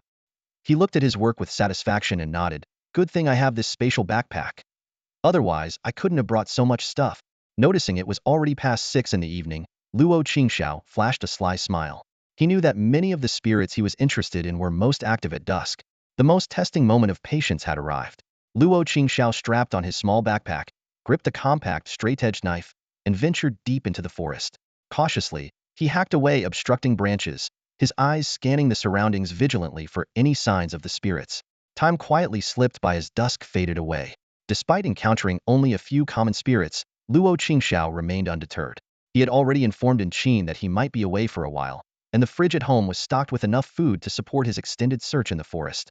As night fell, Luo Qingxiao continued his tireless exploration. Thanks to his greatly enhanced night vision after a mental outburst, he could navigate the darkness effortlessly. He knew that using a flashlight at night might alarm the nocturnal spirits, so he proceeded with extra caution. Suddenly, beneath a large, sturdy tree, Luo Qingxiao found some unusual slime. He crouched down, gently touched it with his fingers, rubbed them together, and brought it to his nose for a closer sniff. A distinctive scent made his eyes light up. This was the saliva of the three-eyed golden snake, used for marking territory and possessing certain medicinal properties. Luo Qingxiao's heart raced. The three-eyed golden snake was the spirit he had long coveted. Its breeding difficulty, growth rate, and potential were all top-notch. To encounter such an ideal target on the first day was beyond his expectations. Excited and barely able to contain himself, he began meticulously searching the area for more clues. However, the subsequent search proved difficult. Even though he found flattened grass paths from prolonged crawling and a few golden snake scales, the exact whereabouts of the three-eyed golden snake eluded him. 4 to 5 hours flew by, and Luo Qingxiao was still empty-handed deep into the night. Reluctantly, he recorded the location details, planning to try his luck again the next day. Dragging his weary body back to the tent, Luo Qingxiao quickly ate a simple meal before preparing to sleep. Before dozing off, he spread another layer of repellent powder around the tent and set up an alarm device. Only then did he rest assured and lay down. As Luo Qingxiao drifted into slumber, the spirits in the forest began to stir. Many curious creatures approached the tent, only to quickly leave, repelled by certain scents. If Luo Qingxiao were awake, he would be astonished to find that the very three-eyed golden snake he sought was among them. The three-eyed golden snake raised its body, flicked its forked tongue at the tent, seemingly intrigued by the human inside. It hesitated for a moment, contemplating whether to enter the tent. However, for some unknown reason, it eventually turned away, silently vanishing into the night. At dawn, Luo Qingxiao woke from his slumber, yawned, and rubbed his face to shake off the lingering sleepiness. He went to the river to freshen up, preparing to continue his search for the three-eyed golden snake. Just as he finished and was about to return to his tent to pack his gear, he made a surprising discovery that caught his eye. Not far away, Luo Qingxiao noticed traces left by the sprites from the previous night, one of which seemed particularly familiar. Squinting to take a closer look, he quickly confirmed that it was indeed the trail of the three-eyed golden snake. I spent the whole night looking for you, and now you come to me. Luo Qingxiao couldn't help but smile, feeling invigorated by this unexpected surprise. After gathering his belongings, Luo Qingxiao began tracking the snake's trail. Suddenly, a crisp snap echoed as he stepped on a twig. Unperturbed, he continued forward, but soon sensed something amiss. Strange, why does the trail disappear here? He muttered, just as he heard a hissing sound above him. Driven by instinct, Luo Qingxiao looked up, his pupils narrowing slightly. A large snake, entirely golden with varying shades of gold stripes, was staring at him with cold eyes. Its tail resembled a small scythe, and a distinctive vivid pattern on its head looked like a third eye. The snake was coiled around a tree branch, flicking its tongue and exuding an intimidating aura. Luo Qingxiao realized that this encounter had caught him off guard. He tried to recall information about the three-eyed golden snake. When the third eye on its head glows, it's a sign of its strongest attack. Attempting to ease the tension, Luo Qingxiao greeted tentatively, "Hi, there." However, the snake ignored him, continuing to fix him with its icy gaze. Luo Qingxiao felt a chill run down his spine, realizing that if the snake attacked, his trial would likely end here. I wasn't intentionally following you. I just wanted to be friends. If you're uncomfortable, I'll leave right away," Luo Qingxiao said with a nervous laugh, slowly backing away. But before he could retreat far, the snake sprang from the tree, blocking his path. Luo Qingxiao froze, staring at the snake. They locked eyes for a while until the snake seemed impatient, lifting its tail and waving it in front of him. At that moment, Luo Qingxiao realized that the snake might not intend to attack. He couldn't help but think, if you don't plan to attack, why put on such a menacing act? Suddenly, he remembered that a characteristic of a branch of the three-eyed golden snake was intimidation. Could this snake possess that trait? Curious but more concerned about the snake's intentions, Luo Qingxiao moved closer, confirming it had no intention of attacking before asking, "So, what do you want?" An idea struck him, and with some excitement, he asked, "Could it be that you want to form a true spirit contract with me?" The snake rolled its eyes at this narcissistic human, thinking, "Is this the legendary average guy?" It hissed, "You're too weak to form a contract with me." Although Luo Qingxiao couldn't understand snake language, the disdain in its eyes made it clear that the snake had no interest in forming a contract. "So why are you blocking my way?" Luo Qingxiao asked helplessly, wondering if the snake wanted to take him back as a captive. Just then, the snake pointed its tail at Luo Qingxiao's backpack, hissing, "You have something I want." Luo Qingxiao, understanding its intention, rummaged through his backpack and took out a small bottle. "Do you want this?" he asked. Luo Qingxiao shook the bottle, and the snake's eyes followed it eagerly, nodding with obvious desire. Realizing the snake truly wanted the bottle, Luo Qingxiao was intrigued. The bottle contained a drink called Joy Essence, commonly known as happy water. Its taste was similar to cola but even richer. The only downside was that its production required spiritual materials, making it more expensive than regular cola. Luo Qingxiao had brought this drink because he had read an unreliable online post claiming that most sprites preferred happy water over human beverages. So, before setting out, he took an entire case of happy water bought by his friend in Qin, thinking that even if the sprites didn't like it, he could enjoy it himself. Seeing the snake's eager gaze, Luo Qingxiao found it amusing. He tossed the bottle lightly and said with a grin, "If you want this, it's not impossible. If you form a contract with me, I can ensure you have it every day. Interested?" The snake seemed tempted, but shook its head after a moment's hesitation. Mere happy water wasn't enough to make it form a contract. As a sprite with noble blood, it wouldn't be so easily swayed. Seeing the snake shake its head, Luo Qingxiao wasn't disappointed, having anticipated this. He noticed the snake's hesitation and smiled, knowing it was wavering. It was time for him to showcase his skills. Luo Qingxiao recalled his preparations for taming sprites. He knew there were two main methods, intimidation through strength or temptation with benefits. Given his current strength wasn't enough to overpower a sprite, he opted for the latter. He had prepared various sprite foods, based on library research and online information, and tested them to ensure they were appealing to many sprites.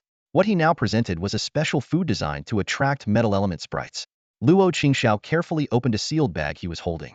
Instantly, a peculiar fragrance wafted out, so rich and intoxicating it filled the air. The three-eyed golden snake curiously lifted its head, its golden scales shimmering in the sunlight. It had smelled this aroma before, but never as intensely as this moment.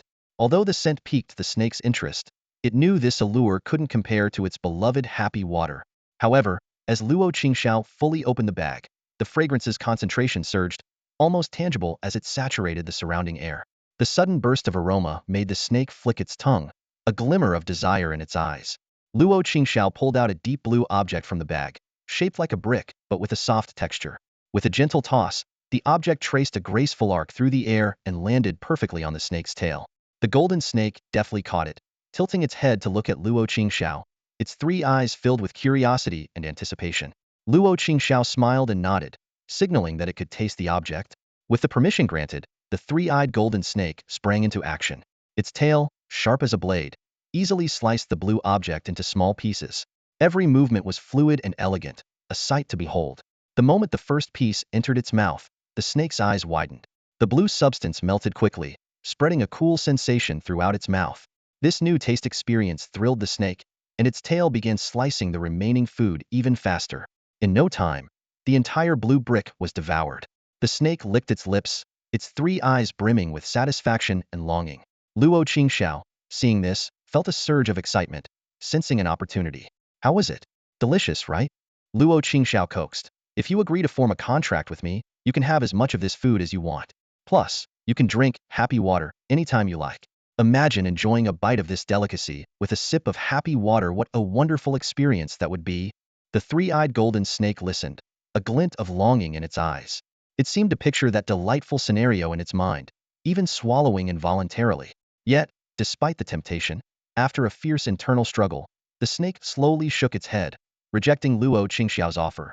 As the snake prepared to leave, its movements became unusually slow, turning back to glance at the remaining food in Luo Qingxiao's hand every few steps, eyes full of reluctance and yearning. Watching this, Luo Qingxiao felt a pang of regret. He couldn't help but wonder, could nothing persuade this three-eyed golden snake? Ultimately, Luo Qingxiao sighed and shook his head in resignation. He decided not to fixate on this particular snake any longer and shifted his focus to other potential targets. Perhaps other spirits would be enticed by his offer and these delicacies, willing to form a contract with him. With this thought, Luo Qingxiao packed away the remaining food and set off to find his next potential contract partner. Luo Qingxiao intercepted the three-eyed golden snake, deciding to enlist the help of this formidable creature for a small favor. With a smile, he said, "Don't be in such a hurry to leave. Even if we don't form a contract, you can still help me out a bit." The three-eyed golden snake looked at him quizzically. Luo Qingxiao continued, "As the local boss around here, you must know a lot about the nearby spirits, right? Take me to meet them. If I find one I like and make a contract, all the spirit food and joy water will be yours." Upon hearing this, the three-eyed golden snake's eyes lit up. It quickly nodded in agreement, fearing Luo Qingxiao might change his mind. It swiftly coiled around Luo Qingxiao's shoulder like a golden scarf. Luo Qingxiao glanced helplessly at the lazy snake, but allowed it to stay. The three-eyed golden snake's eyes darted around before it pointed its tail deeper into the forest. Luo Qingxiao put away the small knife he had just taken out, looking at the branch he had easily cut through, and silently followed. Along the way, he complained, "How much farther do we have to go? With you wrapped around me, I'm getting tired." The three-eyed golden snake hissed twice, indicating they were almost there, but Luo Qingxiao couldn't understand. Finally, they arrived at a lush area filled with trees. Luo Qingxiao pondered. It seems the first spirit is a grass type. Not bad. It suits my current needs. The three-eyed golden snake disappeared for a moment, then leisurely returned with a peculiar spirit. This spirit resembled a fairy from Western legends, only slightly larger than a hand, adorned in a magnificent outfit made of green leaves and vines. Its pointed feet were like those of a ballet dancer, its arms resembled soft, light green snakes, and its large, gem-like eyes were mesmerizing. Luo Qingxiao was surprised by the spirit's appearance and even more surprised by its closeness to the three-eyed golden snake. He recognized it as a rare Rui seed, but didn't intend to form a contract. Luo Qingxiao sternly told the three-eyed golden snake, "I'm looking for a strong and potential-filled spirit, preferably one on your level. The Rui seed is too weak and doesn't meet my goals. Let's skip this one, but don't let it happen again." At that moment, sharp leaves whizzed past him, and Luo Qingxiao saw the Rui seed glaring at him angrily. He quickly apologized and handed over a bag of grass-type spirit food. The Rui seed grudgingly accepted the apology and disappeared with the food. Luo Qingxiao breathed a sigh of relief and glared at the amused three-eyed golden snake. "Let's go. Take me to find spirits on your level, and no more tricks." They searched until nightfall but couldn't find a suitable spirit. Luo Qingxiao sighed. None of the three spirits were quite right. He decided to call it a day and told the three-eyed golden snake to meet him at his tent tomorrow. The second day of the trial for the brave passed peacefully, accompanied by the steady breathing of Luo Qingxiao as he slept. However, in the following days, Luo Qingxiao discovered that finding a suitable spirit was far more challenging than he had imagined. 4 days went by, and Luo Qingxiao, along with the three-eyed golden snake, still had no success. They encountered many spirits, but either they lacked strength or potential, falling short of Luo Qingxiao's standards. The few that did meet both criteria were too arrogant to even consider forming a contract with him. Luo Qingxiao found himself in a dilemma. He didn't want to lower his standards and thought it would be better to return and choose the firewing flame-tailed eagle rather than compromise. But as time passed, his situation became increasingly difficult. By the 6th day, while taking stock of his supplies, Luo Qingxiao felt a sinking feeling. The food was running low, barely enough to last another 2 or 3 days. The food preferred by the three-eyed golden snake was nearly exhausted. He was grateful for having brought a large enough space backpack. Otherwise, he wouldn't have managed this long. The food for the three-eyed golden snake alone weighed over 10 kilograms. Luo Qingxiao set a final deadline for himself, 3 more days. If he still found nothing, he would have to settle for the firewing flame-tailed eagle. He consoled himself with a bitter smile. In life, things rarely go as planned. Perfection is a luxury. With mixed feelings, Luo Qingxiao packed his backpack and set out once again with the three-eyed golden snake to search for spirits. It wasn't until sunset that they encountered the only spirit that met his standards, that a splendidly adorned demon heart venom spider, covered in dark purple patterns. Although the demon heart venom spider had already refused the contract, Luo Qingxiao, undeterred, tried again. Are you really unwilling to form a contract with me? Believe me, I have a considerable chance of helping you become a very powerful spirit in the future. The demon heart venom spider lazily glanced at him and waved its sharp forelegs, signaling them to leave and stop bothering it. The disdain in its eyes seemed to say, a mere human without even a single spirit contract, dreaming of winning its allegiance with some food, was truly delusional. Luo Qingxiao had no choice but to leave with the three-eyed golden snake. This experience made him realize that excellent spirits would not be easily swayed by food, especially those living in the wild. They respected the rule of the strong and would never easily follow a weak human without a spirit contract. After leaving the territory of the demon heart venomous spider, Luo Qingxiao was visibly disheartened. Seeing this, the three-eyed golden snake gently patted his shoulder with its tail, concern evident in its eyes. Luo Qingxiao felt the warmth, took a deep breath, patted his cheeks, and pulled himself together. He turned to the three-eyed golden snake with a teasing smile. Don't worry, I'm fine, just a bit disappointed. That demon heart venomous spider is indeed strong, but clearly not as strong as you. Since you care so much about me, why not agree to form a contract with me? The three-eyed golden snake's golden pupils contracted sharply at his words, and it shook its head hurriedly. It thought to itself, I comforted you because I've come to see you as a friend over the past few days, and you're still thinking about the contract? Luo Qingxiao wasn't surprised by the snake's reaction. After spending several days together, he had come to understand its personality quite well. He knew that to capture it without a fight, he would need to offer resources so rare that even the three-eyed golden snake's kind couldn't refuse. Unfortunately, he didn't have that kind of power right now. Let's go, Luo Qingxiao said softly. While there's still some time, let's check out the last spirit for today. Hearing this, the three-eyed golden snake seemed hesitant. It quickly slithered in front of Luo Qingxiao, making gestures in the air with its tail. Luo Qingxiao tried to interpret its movements and asked tentatively, are you saying there aren't any suitable spirits left in this area? The snake first shook its head, then hesitantly nodded, a hint of fear flashing in its eyes. Seeing this, Luo Qingxiao became intrigued. The three-eyed golden snake was already powerful enough to dominate this region. Over the past 6 days, no spirit they encountered dared to provoke it, and it had never shown such hesitation before. Interesting. Luo Qingxiao's eyes sparkled with curiosity. Is there a spirit nearby that even you fear? I must see it for myself. He patted the protective bracelet on his wrist, thinking that with this, he wouldn't have to worry about dangerous energy reactions or severe injuries, as it would immediately activate a protective shield and provide treatment. Safety wasn't a major concern. Lead the way. Let me see this spirit that even you are somewhat afraid of, Luo Qingxiao said with a smile. The three-eyed golden snake's eyes widened at his words, as if to say, when did I ever fear that guy? It immediately became more active, signaling Luo Qingxiao to follow as it moved quickly in a certain direction. However, as they got closer, the snake's pace slowed down, clearly not as brave as it appeared. Following the three-eyed golden snake, Luo Qingxiao noticed the surroundings changing.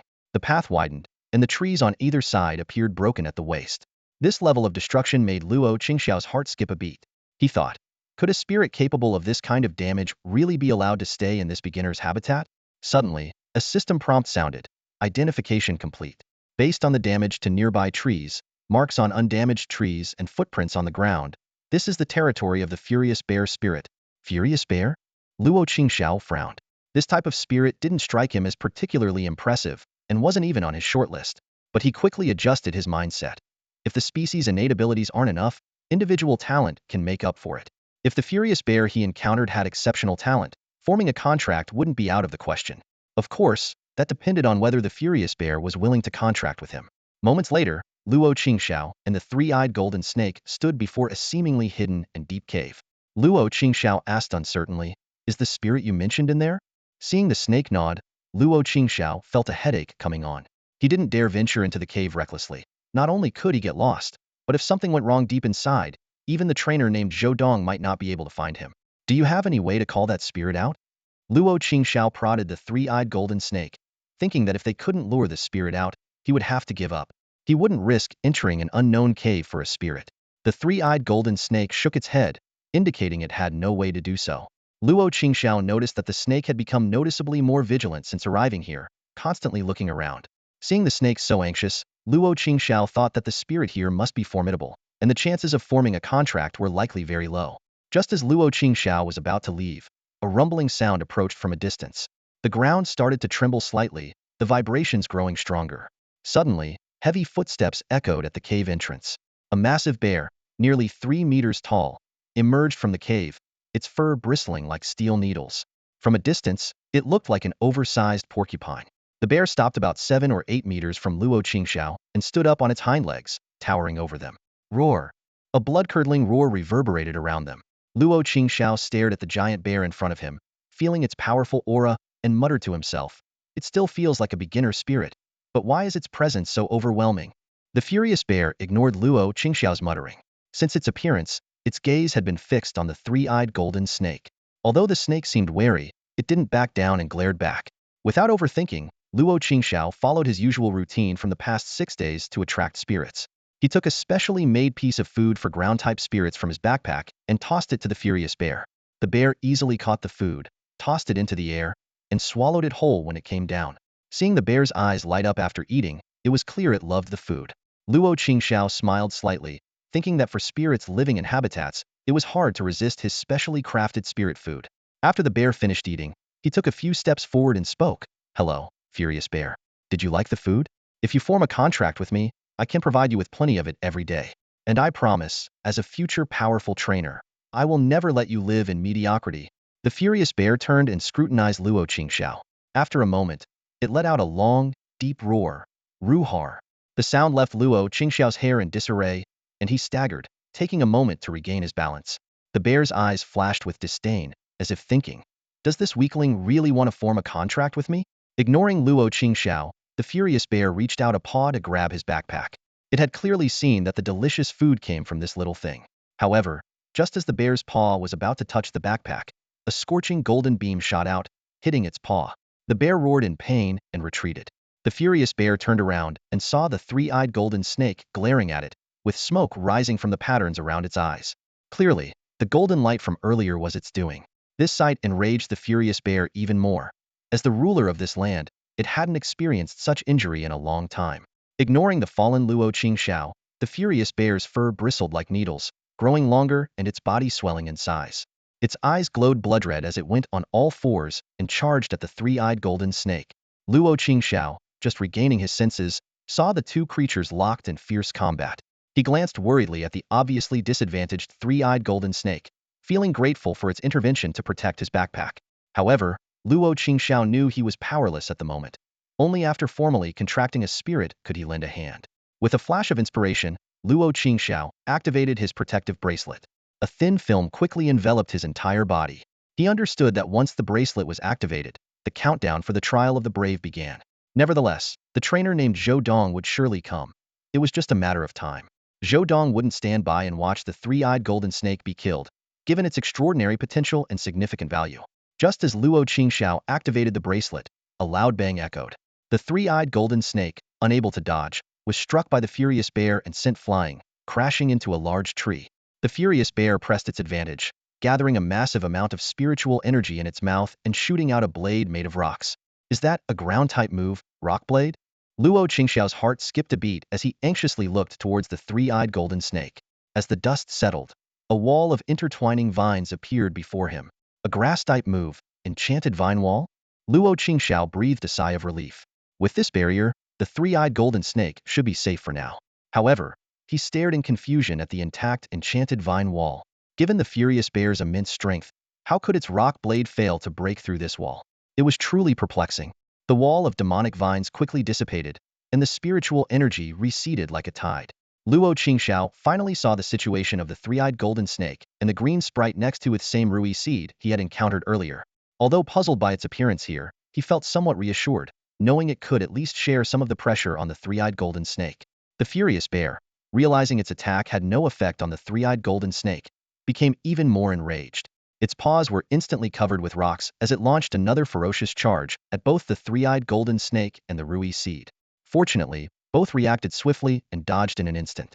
The furious bear's rampage shattered trees and rocks wherever it passed. Witnessing the destruction caused by the furious bear, Luo Qingxiao was horrified. He thought to himself, this furious bear's physical strength is absurdly powerful, completely unlike a seedling-level sprite. The rui seed watched the furious bear warily and with a wave of its tiny hand, sent countless sharp leaves flying toward the opponent. However, these leaves, which had previously given Luo Qingxiao a hard time, only left shallow scratches on the furious bear, not even drawing blood. Despite this, the slight pain still infuriated the furious bear, which roared thunderously and finally shifted its attention from the three-eyed golden snake to the tiny rui seed. Faced with enemies in two different locations, the furious bear chose to continue chasing the three-eyed golden snake, ignoring the rui seed's ongoing attacks. The three-eyed golden snake confronted the furious bear's charge heeding, a flash of anger in its eyes. As one of the strongest sprites in this habitat, it was not easily provoked. In a flash of golden light, the three-eyed golden snake vanished from the furious bear's sight. Moments later, the furious bear was struck hard on its right side, its entire body flung away. The three-eyed golden snake seized the opportunity, its forehead markings glowing with golden light, and a crimson beam shot skyward before locking precisely onto the just stabilized furious bear. With a deafening crash, dust filled the air, and the smell of burning permeated the surroundings. The furious bear's agonized roars echoed as the three-eyed golden snake closed in, its tail tip transforming into a blade of light that carved a long wound on the furious bear. Sensing a life-threatening situation, the furious bear unleashed a tremendous burst of strength. Semicircular ripples spread out, sending the three-eyed golden snake flying. As it adjusted its posture, the three-eyed golden snake kept a cautious eye on the furious bear's condition. Damn, that's the furious bear's branch trait, bloodthirsty frenzy? Luo Qingxiao exclaimed as he saw blood-red patterns appearing on the furious bear's body. Its physical attributes will greatly increase, and it won't feel pain anymore. Don't engage it, Hedon. Hearing this, the three-eyed golden snake and the rui seed quickly distanced themselves. The furious bear, eyes now blood-red and lost to madness, surged in speed and charged at the three-eyed golden snake. Despite its desperate attempts to escape, the three-eyed golden snake couldn't evade the furious bear's pursuit. The furious bear first used its massive body to pin down the three-eyed golden snake, then raised a mighty paw and slammed it down toward the snake's head. After a thunderous impact, the three-eyed golden snake vanished, and the furious bear's paw was deeply embedded in the ground. It effortlessly pulled its paw out and turned to find a new target. At this moment, both the rui seed and the three-eyed golden snake had mysterious purple glows in their eyes. Luo Qingxiao was astonished, but the furious bear didn't pause, launching another fierce assault. Despite multiple charges, the furious bear seemed tireless, with only the wounds on its body proving it was still in battle. The three-eyed golden snake and the rui seed continuously launched ranged attacks, with beams and leaves raining down on the furious bear. However, the furious bear ignored these minor injuries and charged straight at the two sprites. Each time the furious bear got close, the sprite's eyes would flash purple, instantly teleporting them to another location. Observing from the side, Luo Qingxiao realized, this is the signature skill of psychic-type sprites teleportation. As a sprite with a secondary psychic attribute, it wasn't surprising that the three-eyed golden snake could use this ability. However, Luo Qingxiao's mood grew heavier. For a seedling-level sprite, the three-eyed golden snake's repeated use of teleportation was already astonishing. But the furious bear's state was even more terrifying. Despite constant attacks, the rui seed's leaves couldn't penetrate its defense, and while the three-eyed golden snake's beams were effective, their frequency was too low and accuracy not high. The furious bear's injuries looked severe but hadn't hit any vital points. The purple glow in the sprite's eyes gradually faded, yet the furious bear remained tireless. If it missed once, it would charge twice. If it missed twice, it would charge a third time. Only when the purple glow in the sprite's eyes nearly disappeared did the furious bear slowly come to a halt. The three-eyed golden snake and the Rui seed were panting heavily. The repeated use of teleportation was evidently a huge burden. However, they remained vigilant as the furious bear turned to face them again. It neither roared as it had initially nor launched another attack, simply standing there silently. This unusual calm made Luo Qingxiao and the two sprites uneasy, as if something terrible was about to happen. When Luo Qingxiao noticed the ground trembling continuously, he suddenly realized what was happening and shouted frantically at the two sprites, "You two, come here quickly. This is a terrifying skill used by Earth-type sprites. Teleport behind me. I have a way to block this move for you." The Rui seed hesitated, but seeing the faint purple glow reappear in the three-eyed golden snake's eyes, it followed and teleported behind Luo Qingxiao. Just as they landed, waves of yellow energy began to emanate from the furious bear. The rocks beneath its feet seemed to liquefy and flow. Rumble. The ground trembled as if boiling, and countless rocks surged like a tsunami, forming massive waves that rushed toward Luo Qingxiao and the two sprites. No matter how you look at it, this is way too much for a beginner level. Luo Qingxiao muttered to himself, his eyes fixed on the terrifying wave of rocks surging towards him. Even though he had a rough idea of how the enraged bear's skill worked, facing it in reality brought an overwhelming sense of despair. Luo Qingxiao instinctively touched the protective bracelet on his wrist, silently praying that his last hope could hold out. However, he was acutely aware that the skill before him far exceeded any attack a beginner-level pet could launch, and whether the bracelet could withstand it was uncertain. In an instant, the surging wave of rocks struck Luo Qingxiao. The protective bracelet quickly generated a shield, barely deflecting most of the rocks. But the remaining stones rained down on him, leaving various wounds on his body, with blood slowly trickling down his skin. Fortunately, he managed to shield his face and vital areas with his hands, preventing more serious injuries. As the wave subsided, the bracelet emitted a piercing hiss, its glow fading, and the shield dissipated. Luo Qingxiao barely glanced at the now useless bracelet before urgently shifting his gaze to where the enraged bear had been. Just as he was about to assess the bear's condition, a shadow loomed over his head. Luo Qingxiao slowly looked up to see a solid wall of flesh blocking out the light. He forced a wry smile, his eyes landing on the battered enraged bear, and cautiously suggested, "How about I just give you my backpack, and we call it even?" The enraged bear, having lost all sense of reason, ignored Luo Qingxiao's words. It raised a massive paw and swung it down at him. Luo Qingxiao instinctively closed his eyes, the wind roaring in his ears. "Looks like my second life ends here," he thought bitterly. "I haven't even become a trainer or seen the wonders of this world. So different from my past life." However, the expected pain never came. After a dull thud, Luo Qingxiao opened his eyes in confusion to see the wish seedling had somehow shielded him, taking the full force of the enraged bear's attack. The seedling was sent flying, landed heavily on the ground, and lay still, its fate uncertain. Luo Qingxiao watched this scene, his mouth opening but no words coming out, feeling something deep inside him stir. Yet, the enraged bear was not done. It raised its paw again, preparing for another attack. At that moment, the three-eyed golden snake behind Luo Qingxiao struggled to follow the wish seedling's example and shield its master from the fatal blow. Unfortunately, its body had reached its limit from the previous battles and could barely move. Boom! The enraged bear was about to swat the annoying creature in front of it with its paw when a powerful force struck it in midair, sending the bear flying several meters away. This force was far stronger than the attack of the three-eyed golden snake, and it sent the enraged bear tumbling across the ground. After rolling a few times, the beast struggled to get up but ultimately fell unconscious due to its severe injuries. "Come back, Flame King Eagle." Zhou Dong, who had arrived late, surveyed the battle-ravaged surroundings with a look of astonishment.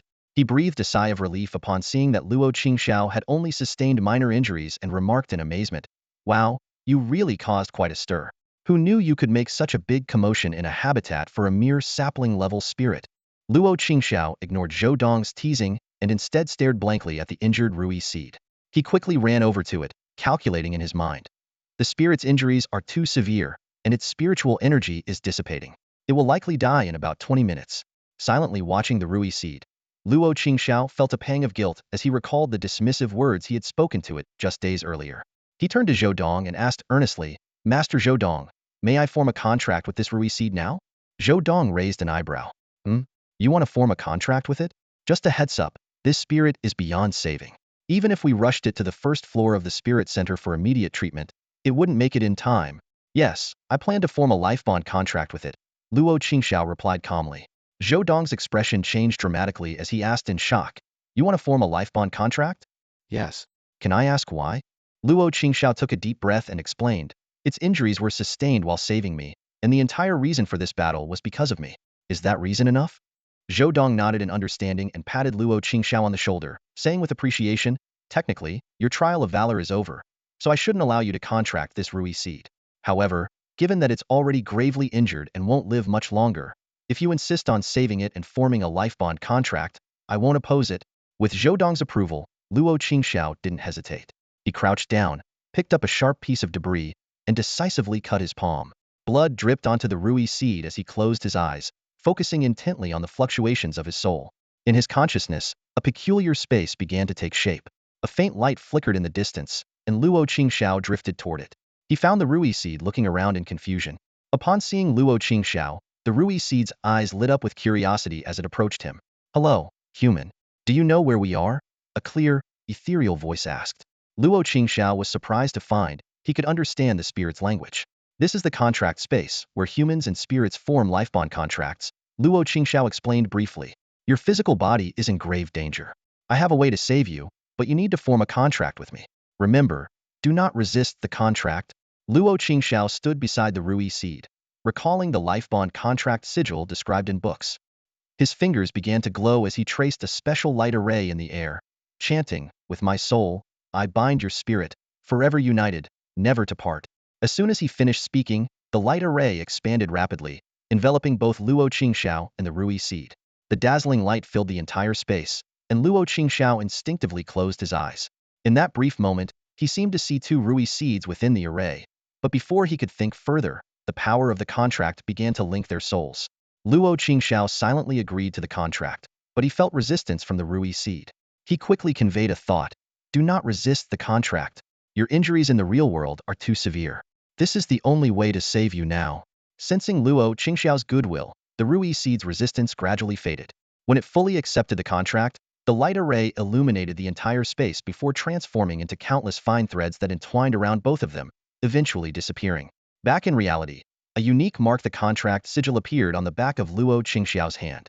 Without pausing to feel the changes from the contract, he immediately retrieved a healing potion from his backpack and drank it.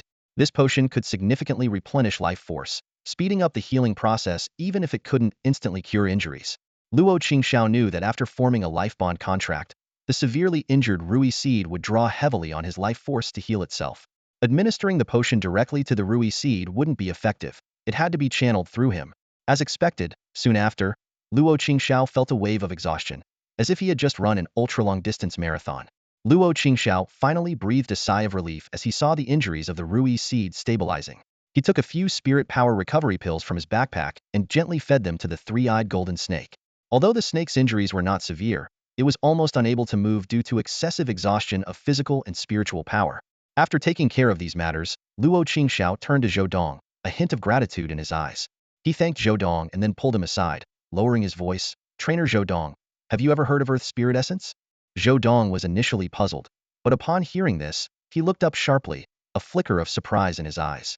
As a smart trainer, he immediately grasped the deeper meaning behind Luo Qingxiao's words.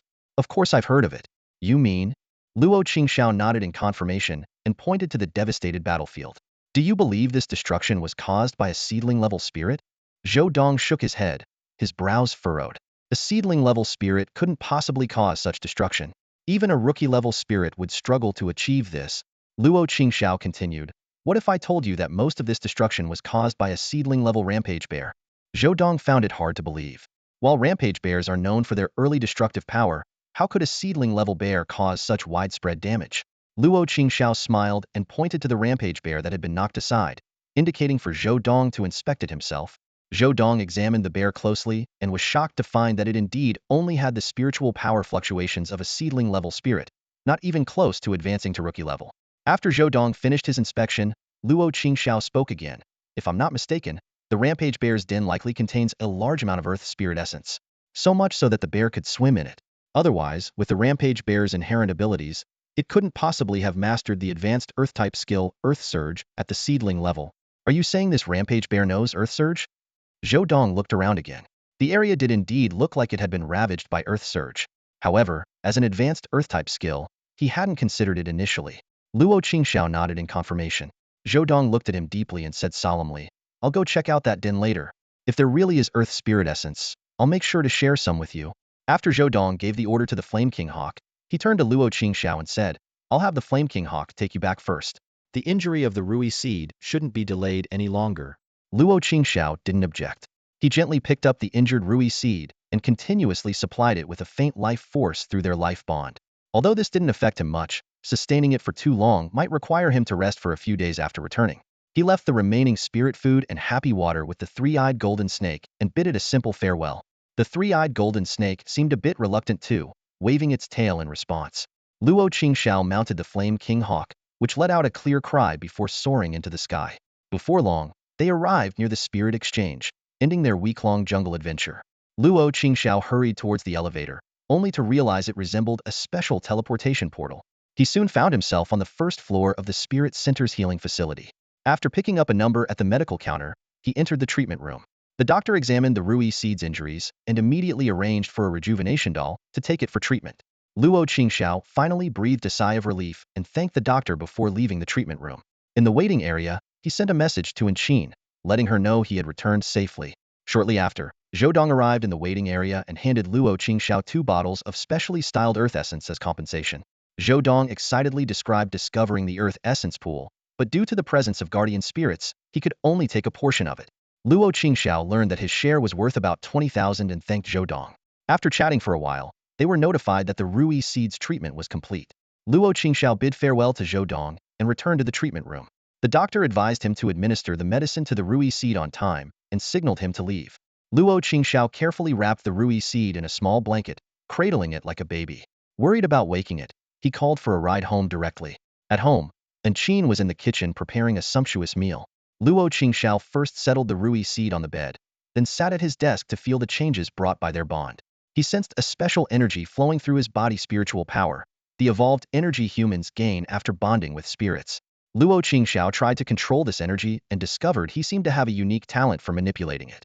Dispelling the energy from his hand, Luo Qingxiao continued to explore the other changes in his body, pondering over this newly acquired ability. Not only that, but Luo Qingxiao was surprised to find that he seemed to have awakened a talent for consciousness sharing. His gaze involuntarily shifted to the Rui seed, and a peculiar feeling surged within him could project his consciousness onto the Rui seed. This was undoubtedly a typical characteristic of the consciousness sharing talent. In this world, talents are abilities akin to spirit traits that humans acquire after signing a contract.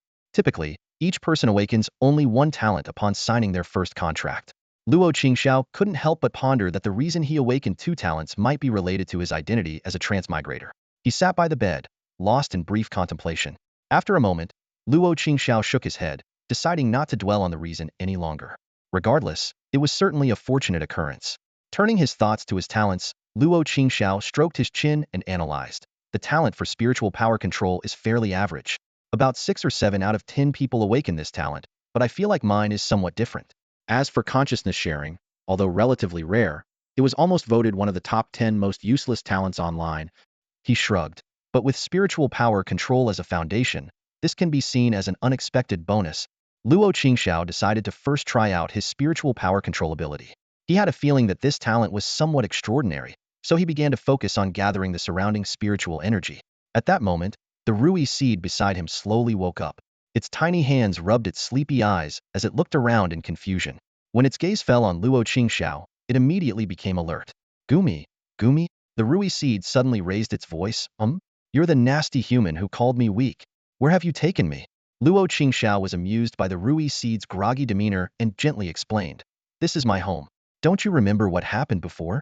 The Rui seed lowered its head and thought hard for a while, trying to recall the harrowing battle from not long ago. Its small face lit up with a look of sudden realization, both adorable and comical. Migu, Migu," the Rui seed slowly said. "Oh right, I was worried that Xiaojin would be deceived by you, so I was following you. Then I saw Xiaojin fighting that big dumb bear, and I want to help. After that, what happened next?" Luo Qingxiao patiently filled in. "In the end, that big dumb bear was defeated, and you were seriously injured. To save you, I signed a lifebound contract with you. So from now on, you are my spirit." "Gumi, Gumi?" The Rui seed's eyes widened in shock. "What? 3. I signed a contract with you?"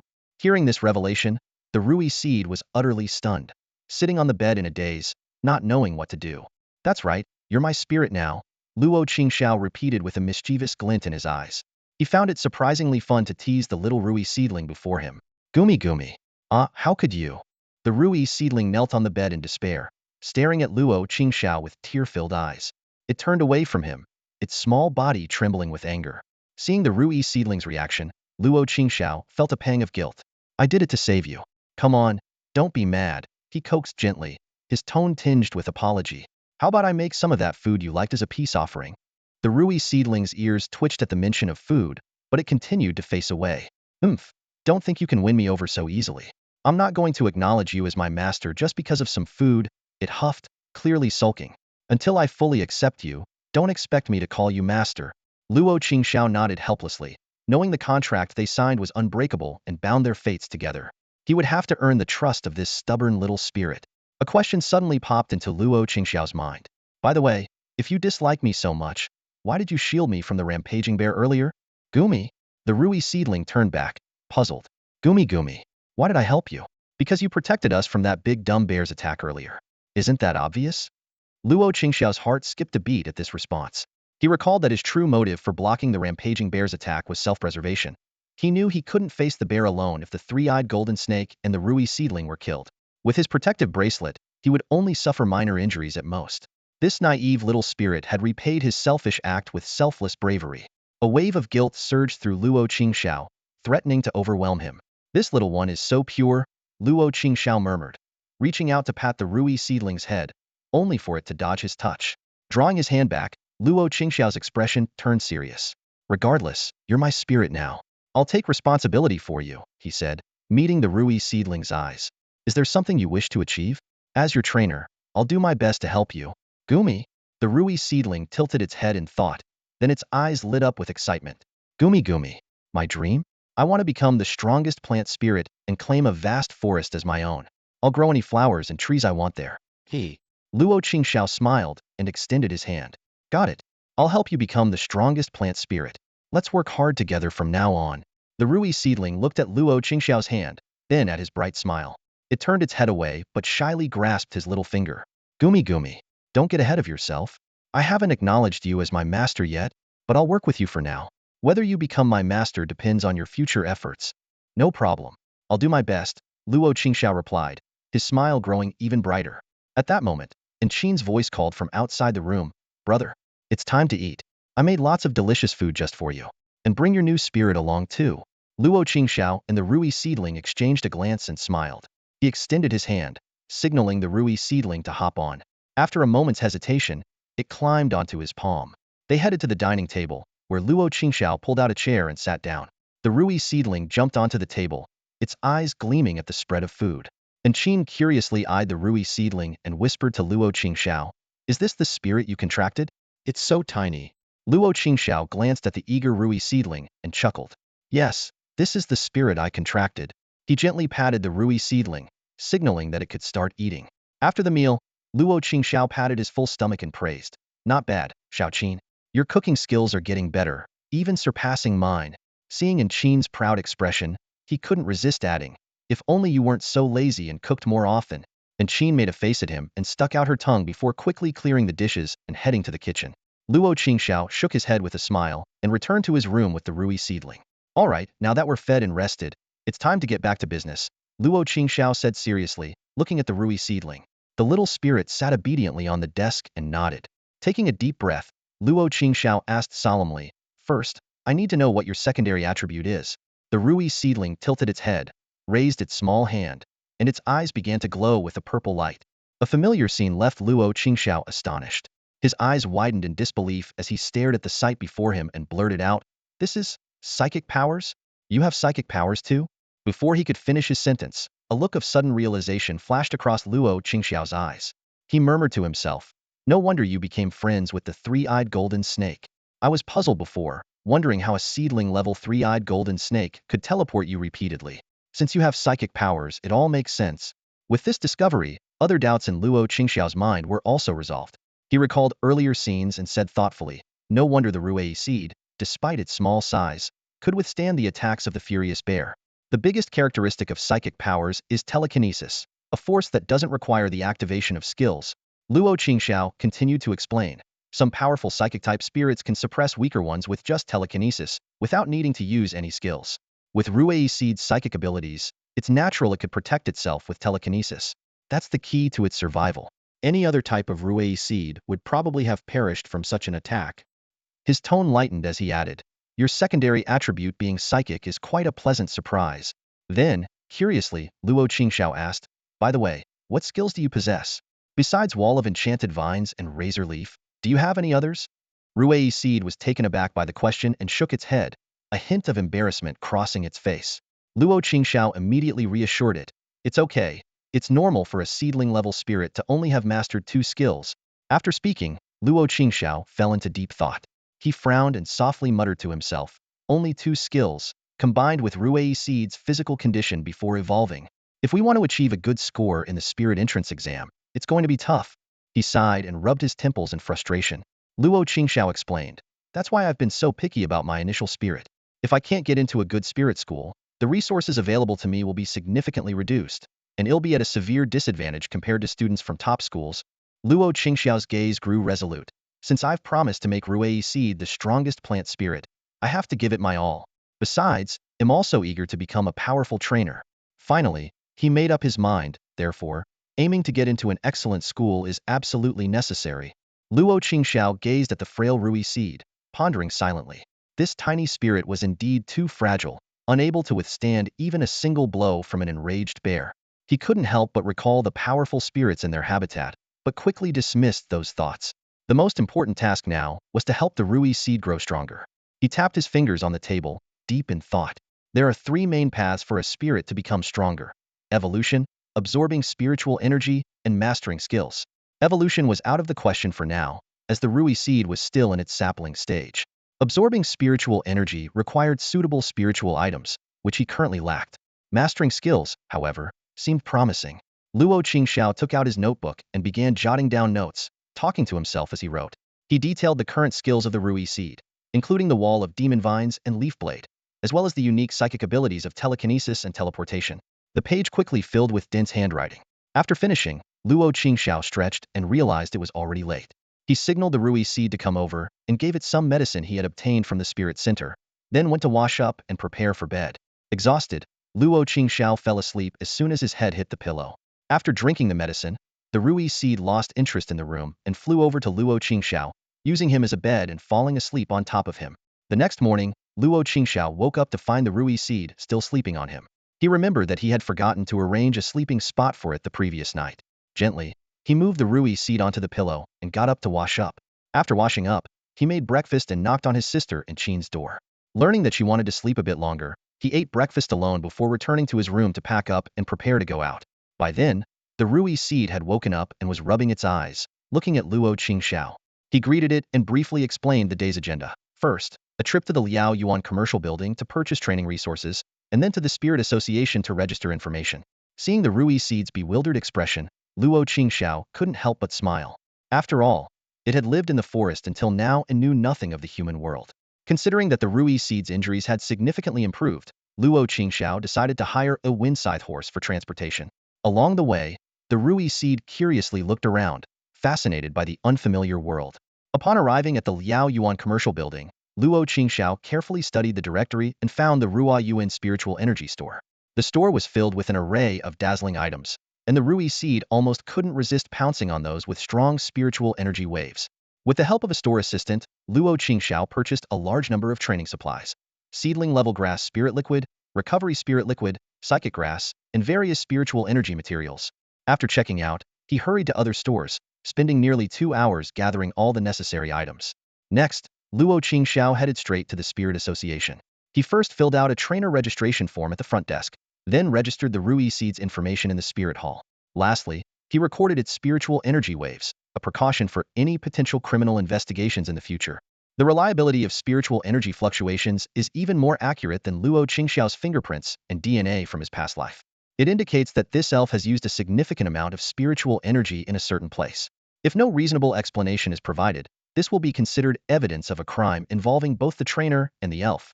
Luo Qingxiao finally completed all the information registration and let out a long sigh of relief. His shoulders relaxed slightly, and a hint of exhaustion and relief flashed in his eyes. Next, He just needed to go home and apply online for admission to the elf high school. Back at home, Luo Qingxiao sat in front of his computer, staring intently at the words registration successful on the screen. He turned to the Rui seed beside him, gently patting its small head, and a smile unconsciously appeared on his face. Ah, finally done with the registration. Now it all depends on your performance in the upcoming elf training assessments. Luo Qingxiao stood up and fetched various items he had previously purchased from the corner of the room. He refocused his attention on the Rui seed, with a hint of anticipation in his voice. Now it's time to set up your training plan. First, let me test which specific trait you possess. He pulled out a peculiar piece of paper from his pocket and carefully placed it in front of the Rui seed. You don't have some obvious characteristics, so to determine your specific trait, we'll rely on this trait analysis paper. Luo Qingxiao explained while opening a website called Trait Paper Reference Table on his computer. The Rui seed tilted its head, its eyes shimmering with curiosity. Gumi gumi, it uttered, seemingly intrigued by the process. Seeing the Rui seed's innocent expression, Luo Qingxiao couldn't help but smile. Is that so? Well, then quickly find out what my trait is, and remember to help me make that food you gave me last time, he said softly, knowing full well that the Rui seed might not even understand what a trait is. He nodded helplessly and promised to make elf food for it later, silently grateful that he had bought enough materials earlier at the building. Otherwise, he wouldn't even be able to make the food. Luo Qingxiao quickly typed Rui seed into the search box on the webpage. The page soon redirected to a reference table specifically for Rui seeds. As he browsed through the various traits displayed, he closely watched the changes on the trait analysis paper. I hope it's the verdant land trait. That's a trait that all grass-type elves would envy, Luo Qingxiao muttered to himself. Or the lush foliage trait is also very strong. Even the rapid growth trait would be fine. Just not wither, he added. But the chances of a normal grass-type elf getting that trait are very slim, so it shouldn't be a concern. Moments later, one end of the trait analysis paper on the table turned a vibrant green, even sprouting 2 tender leaves. Luo Qingxiao nodded quietly, recognizing that this change corresponded to the rapid growth trait on the reference table. Not bad, at least it's not wither, he sighed in relief. Rapid growth reduces the spiritual energy consumption when using grass-type skills, which is quite a decent trait. However, just as Luo Qingxiao was about to relax, he was shocked to see the other end of the trait analysis paper start to turn gray and wither. This change clearly corresponded to the wither trait. Luo Qingxiao's brow furrowed in confusion. What's going on? Why are there signs of 2 traits? As he began to suspect that there might be an issue with the paper, the trait analysis paper suddenly made a crisp sound and snapped in half, breaking into 2 pieces. Luo Qingxiao stared at the scene in disbelief, momentarily at a loss for what to do. Luo Qingxiao stared blankly at the trait analysis paper, unable to believe his eyes. He took a new sheet to test the Rui seed again, but the results were the same. Confused, he scratched his head and checked the comparison table website again, finding no matching traits. Suddenly, an idea flashed through his mind. He left the Rui seed's trait comparison table and opened the Universal Trait Comparison Table webpage. Sure enough, he found a trait name, Twin Flowered, that perfectly matched the characteristics. Excitement surged through him as Luo Qingxiao stood up abruptly, looking at the Rui seed with delight. He couldn't help but nuzzle it until it pushed him away in disdain, making him calm down. Universal traits are extremely rare innate abilities in spirits, different from the branch traits that each spirit might have. They are additional talents, more related to the living environment. The twin flower trait can only be obtained by flower-type spirits, giving them 2 consciousnesses and the ability to split into different individuals upon evolution. Luo Qingxiao felt like he was in a dream. He thought having a psychic-type Rui seed was already surprising enough, but who could have imagined it also had the twin flower universal trait? Looking at the bewildered Rui seed, he remembered something and asked, there should be another spirit's consciousness inside you, right? The one I met in the contract space. Can you let it come out and meet me? The Rui seed seemed a bit upset, turning its head away and muttering, why should I let that guy out? I'm much stronger than it. Luo Qingxiao couldn't help but laugh and patiently explained that he just wanted to understand the situation, not implying the other was stronger. After listening to his explanation, the Rui seed slowly turned back and closed its eyes. When it opened them again, Luo Qingxiao keenly noticed a complete change in its demeanor. Previously like a proud and thorny rose, it now resembled a cool and quiet mint. Greetings, contractor. The Rui seed elegantly bowed to Luo Qingxiao before sitting at the table. Luo Qingxiao watched with interest, smiling. Strictly speaking, this is our second meeting.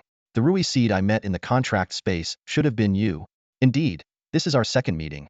The Rui seed responded calmly, then showed a puzzled expression. May I ask why you called me out this time? Luo Qingxiao waved his hand and asked calmly. If I'm not mistaken, your secondary attribute should be the ghost type, right? Otherwise, your trait wouldn't be withered. Seeing the Rui seed nod, Luo Qingxiao suppressed his excitement and simply said, "All right, I'll allocate some resources to the ghost type in the future. Please take care of me. By the way, I promised the other Rui seed to help fulfill its dream. Do you have anything you want to do?" "Thank you, contractor. As for dreams, helping the other me achieve its dream would make me very happy. If I must say, I wish to witness the traces left by the world tree in this world." Luo Qingxiao was stunned, shaking his head with a smile. "Your dream is no simpler than the other ones." The Rui seed gave a sly smile and stopped responding, only sitting at the table, swinging its legs and humming a soothing tune. Listening to the song, Luo Qingxiao suddenly remembered he hadn't given them names yet. "By the way, you don't have specific names yet, do you? How about I give you some names? It would be easier to distinguish between you two." The Rui seed shook its head to indicate it had no names, then looked at Luo Qingxiao with expectant eyes, clearly hoping for a nice name. After pondering for a moment, Luo Qingxiao looked at the Rui seed's semi-transparent body due to the ghost type and thought of its final evolution form, a fiery red flower spirit, which reminded him of the Manjusaka flower from his previous life. "In my homeland, there's a flower I really like called Manjusaka. How about one of you is named Manju and the other Saka?" The Rui seed tilted its head, thinking, and closed its eyes for a while. Just when Luo Qingxiao thought it didn't like the names, he heard a voice humph. "Although you're a bit annoying, the names you picked are all right." "I agree." Luo Qingxiao realized it had switched back to the original Rui seed and didn't mind being told he was annoying. He poked its cheek and curiously asked, "So you switched back already? Have you decided on the name distribution?"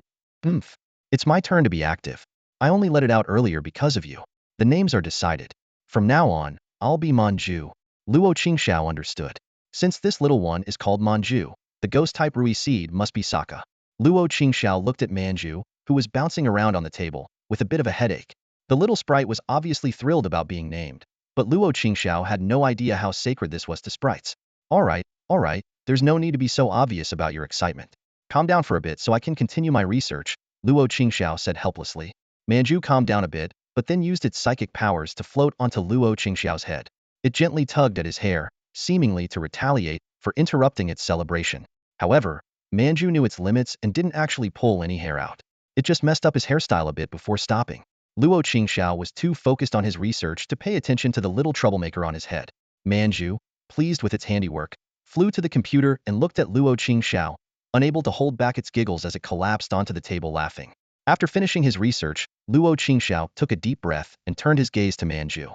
His look made Manju a bit nervous, but Luo Qingxiao spoke slowly. "The twin flower trait is quite unique, and there isn't much information available online, though there are plenty of warnings. You two will only separate into distinct entities after evolving, but if there's insufficient energy, the evolution could fail, which would be troublesome." Luo Qingxiao continued, "So in the future, I'll try to get you items that can increase your spiritual power capacity. Your training will primarily focus on energy management. Also, no matter how well prepared you are not allowed to evolve without my permission."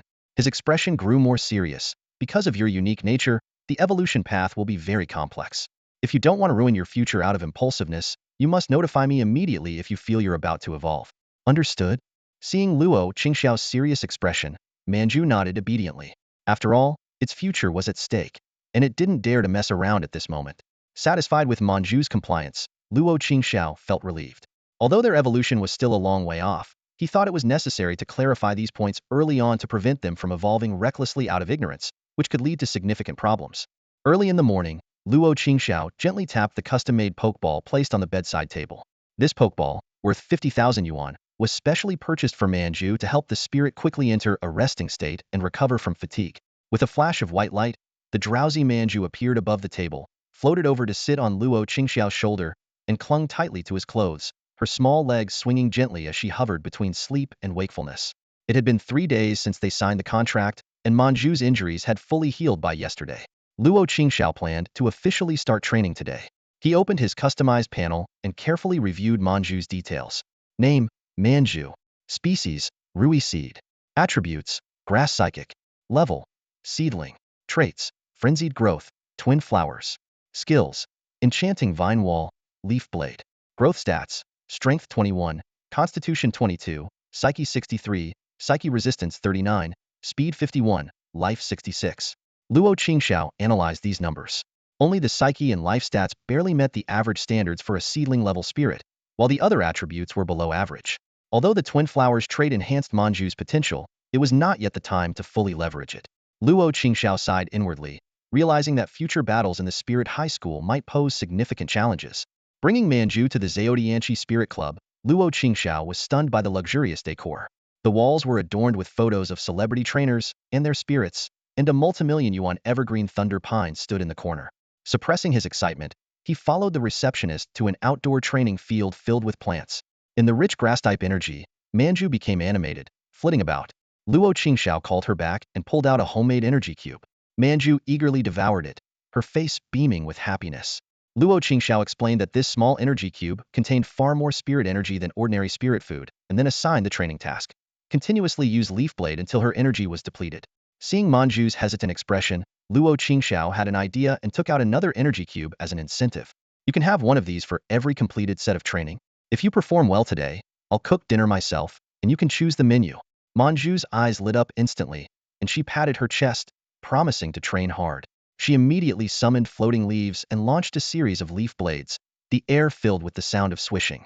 Noticing the powerful allure of the energy cubes to Manju, Luo Qingxiao smiled with satisfaction.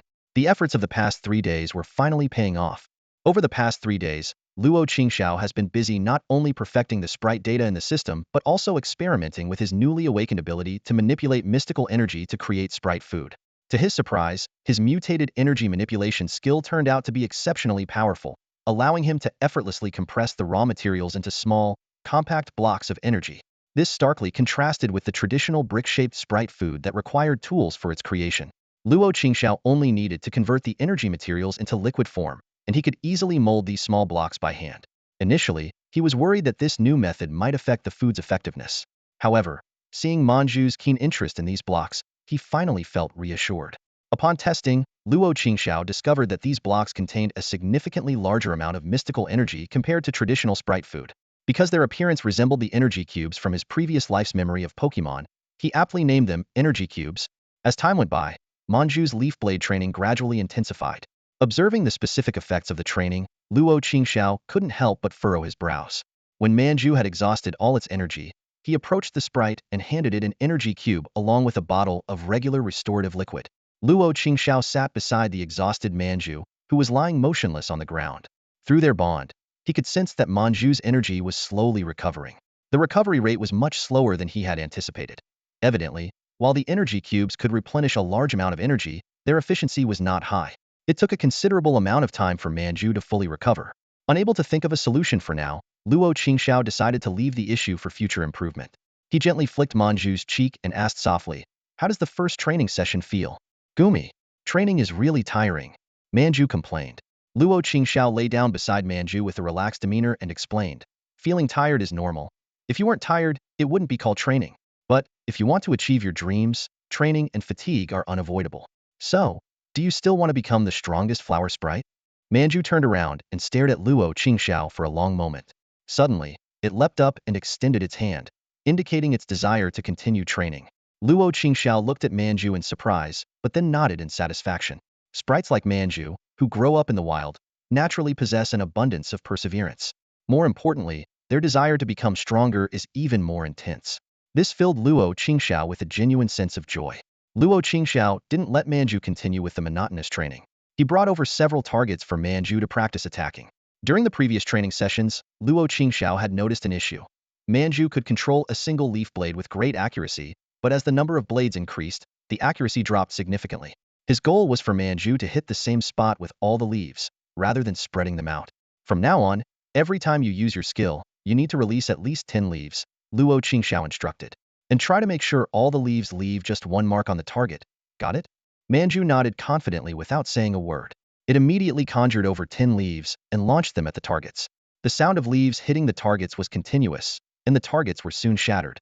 This result was far from what Luo Qingxiao had hoped for. Seeing this, Manju puffed up its cheeks in defiance and conjured another 10 leaves. Luo Qingxiao couldn't help but smile at its determination, which was exactly what training required. However, Luo Qingxiao felt he should join the training too. He felt a bit guilty watching Manju train alone. Luo Qingxiao was not the type to just sit back and give orders while sipping a drink. If Manju was giving its all, he couldn't slack off either. After a quick warm-up, Luo Qingxiao started jogging around the edge of the training area. Soon, The only sounds in the field were his footsteps and the continuous hits on the targets by Manju. When Manju had exhausted its spiritual energy, it wobbled over to Luo Qingxiao's space backpack and helped itself to some energy cubes and recovery elixir. As it ate and drank, it kept a close eye on Luo Qingxiao, who was still jogging. After finishing its snack, Manju's eyes were filled with curiosity. Finally out of breath, Luo Qingxiao walked over to Manju and sat down. Just as he was about to speak, he noticed Manju staring intently at him. "What are you doing?" Luo Qingxiao asked, puzzled.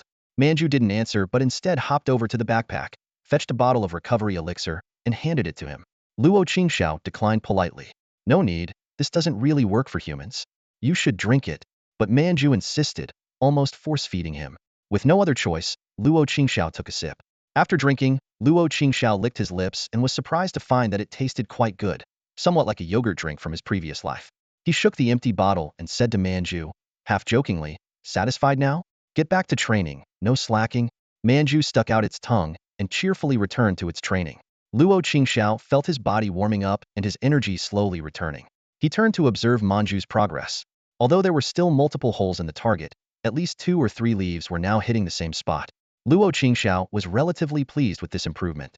Time quickly passed, and by the afternoon, both of them were exhausted and sprawled on the ground. Considering that the recovery elixir's effect would gradually diminish, Luo Qingxiao decided to let Manju switch to assimilating spiritual energy in the afternoon. Manju sat cross-legged on the ground, focusing on absorbing the remaining spiritual energy within its body. Luo Qingxiao, through their bond, continually sent it evolutionary energy. Although the amount wasn't much, it was better than nothing. After finishing the transfer, Luo Qingxiao started his own training. He swallowed a specially made neutral energy cube, savoring its lychee jelly-like taste, and then calmly guided the emerging spiritual energy in his abdomen towards the contract mark. As the energy was absorbed, faint patterns appeared on the back of his hand, which gradually faded away once the absorption was complete. The afternoon flew by, and Luo Qingxiao rubbed his sore legs and announced the end of the day's training. Although it was their first time doing such intense training, his improved physique since becoming a trainer meant that aside from feeling tired, he was otherwise fine. By evening, Luo Qingxiao and Manju returned home. After a quick dinner, he went back to his room to study Manju's data panel. Besides slight improvements in physique, spiritual energy, and spiritual resistance, the other stats remained unchanged. This was expected, given that they had just started training. Luo Qingxiao believed that after a month of effort, there would be more noticeable progress. Of course, as time went on, it would become increasingly difficult to improve. There might be days when no progress was visible despite continuous training. However, since Manju was currently in a rapid growth phase, such progress was to be expected. Luo Qingxiao didn't expect Manju to become an all-rounder. According to his plan, as long as Manju's physique reached 60, spiritual energy reached 85, and speed reached 75, it would be ready to advance to the novice level. These requirements were already quite high, considering Manju's current physique was only 24, meaning there was still a long way to go. Achieving this goal before the start of school would be challenging, but Luo Qingxiao valued building a solid foundation more. He preferred to have lower scores at the beginning of school rather than rushing Manju into the novice level too soon. After all, a solid foundation was crucial for future development. Entering the novice level early might bring significant advantages in the short term, but in the long run, it could actually be detrimental. Luo Qingxiao was well aware of this as he furrowed his brows, contemplating his training strategy. It wouldn't be easy to make up for the lost foundation later on, and this was a reality he had to face. Anyway, I can pull up my scores through academic exams. If I score lower in the training tests, so be it, he muttered to himself, his gaze falling on the Rui seed beside him. While this initial spirit had decent potential, it was indeed difficult to unleash remarkable power in the short term. Luo Qingxiao couldn't help but imagine how different things would be if he had bonded with a three-eyed golden snake. Such a spirit could easily boost all 6 attributes to over 70 at the seedling stage, with strength, constitution, and spirit resistance potentially reaching over 95 points. A spirit with 3 attributes, each above 95 points, would be enough to dominate for the next 2 years of high school. Shifting his thoughts, Luo Qingxiao recalled the impressive Furious Bear. Its health must be 101 points, he estimated. That's a transcendental attribute. In his understanding, a spirit's 6 attributes typically maxed out at 100 points, which already signified the pinnacle at the same level. However, the world always has its exceptions. The Furious Bear, which bathed in the Earth's spirit essence, was an anomaly, achieving a transcendental attribute of 101 points. This number was significant. It represented power far beyond that of normal spirits at the same level. Due to the rarity of such samples, their specific strength was hard to quantify, so 101 was used as a standard reference. Luo Qingxiao knew that transcendental spirits were rare finds. Cultivating such a spirit required an enormous amount of resources. He calculated that the resources needed to nurture a transcendental spirit could instead be used to train dozens of ordinary spirits to their full potential. Normal people wouldn't do this. He shook his head. No matter how much money you have, you can't afford to burn it like this. And having transcendental attributes doesn't mean invincibility. As Luo Qingxiao was lost in these thoughts, the pressures of reality resurfaced. He reviewed his remaining resources, and a worried expression appeared on his face. Excluding the recovery elixir he drank himself, the Manju alone had consumed 3 bottles of recovery elixir and 6 energy cubes, costing nearly 2,000 yuan. Adding the 3,000 yuan for renting the training ground, his expenses for the day totaled almost 5,000 yuan. Luo Qingxiao meticulously calculated each expense. Manju needed a bottle of grass spirit elixir every 3 days, plus the energy cubes he consumed himself. All these costs added up, making his scalp tingle. No wonder people online say that trainers are the most expensive profession. He chuckled bitterly. I've just started, and I'm already spending nearly 5,000 a day. Fortunately, he had some savings.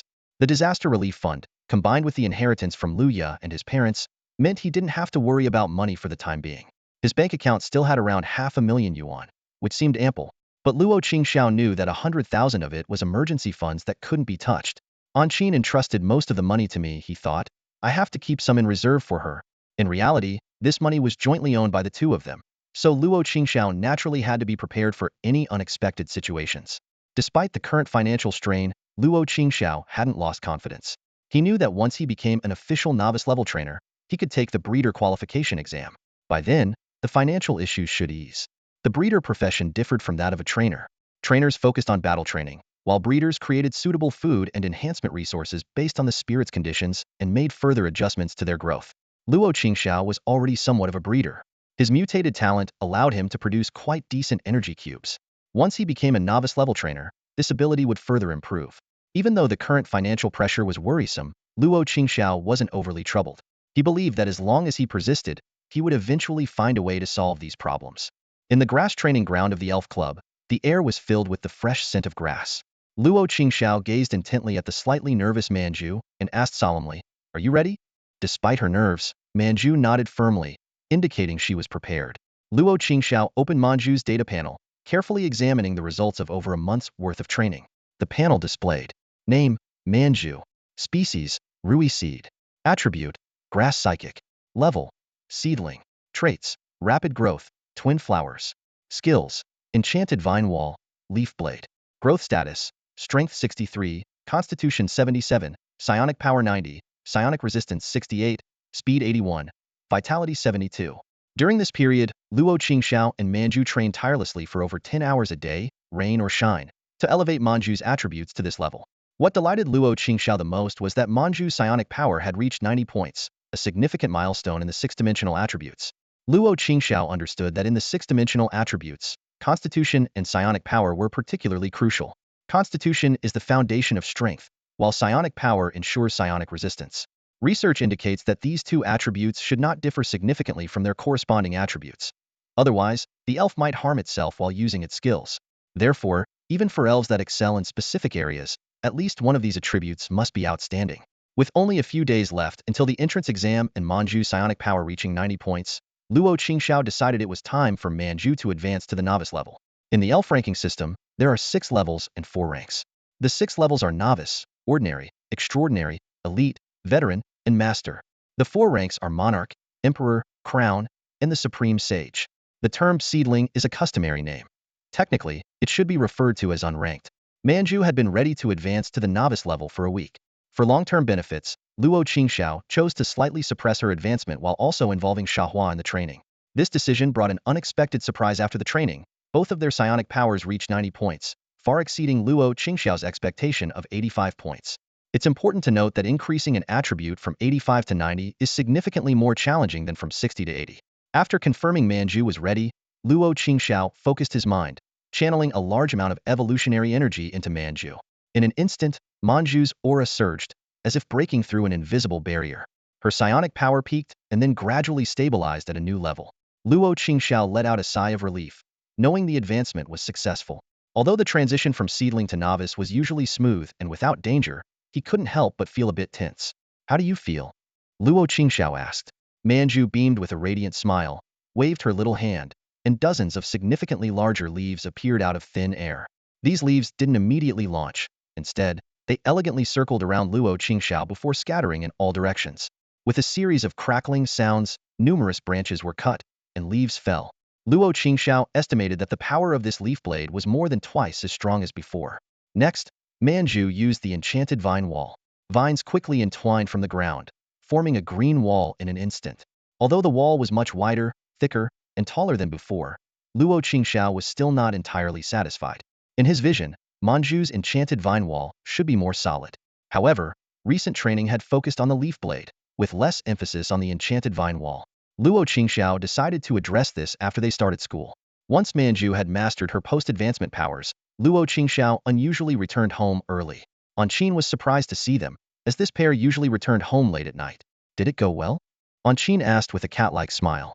Just advancing from seedling to novice. It would be strange if it didn't go well, Luo Qingxiao replied, gently tapping her head as she curiously circled Manju. All right, don't pester Manju too much. She just advanced and needs some rest. Anqin winced but then asked, so, are you ready for your exam in 7 days? Almost. I'll take Manju for some combat simulations in the next 2 days, and then I'll stay home to review. Combat simulations? I want to watch. I want to watch. Anqin excitedly raised her hand and ran to Luo Qingxiao, pulling his hand and pleading, oh, my dearest Qingxiao brother, this is Manju's first combat simulation since she came to our home. It's the weekend. You can't leave me alone at home while you two go out together. That would be so sad. Luo Qingxiao, feeling a bit exasperated, finally relented. All right. I didn't say you couldn't come. Just get up early tomorrow. Great. I'll cook dinner tonight, so you can prepare for tomorrow's simulation, Anqin said happily, humming a tune as she headed to the kitchen. Soon, the sound of washing vegetables mixed with her humming filled the hall. Luo Qingxiao shook his head, smiling, and didn't bother with his not-so-obedient little sister. He sat on the sofa and opened Manju's updated data panel. Name, Manju. Species, Rui seed. Attribute, grass psychic. Level, novice.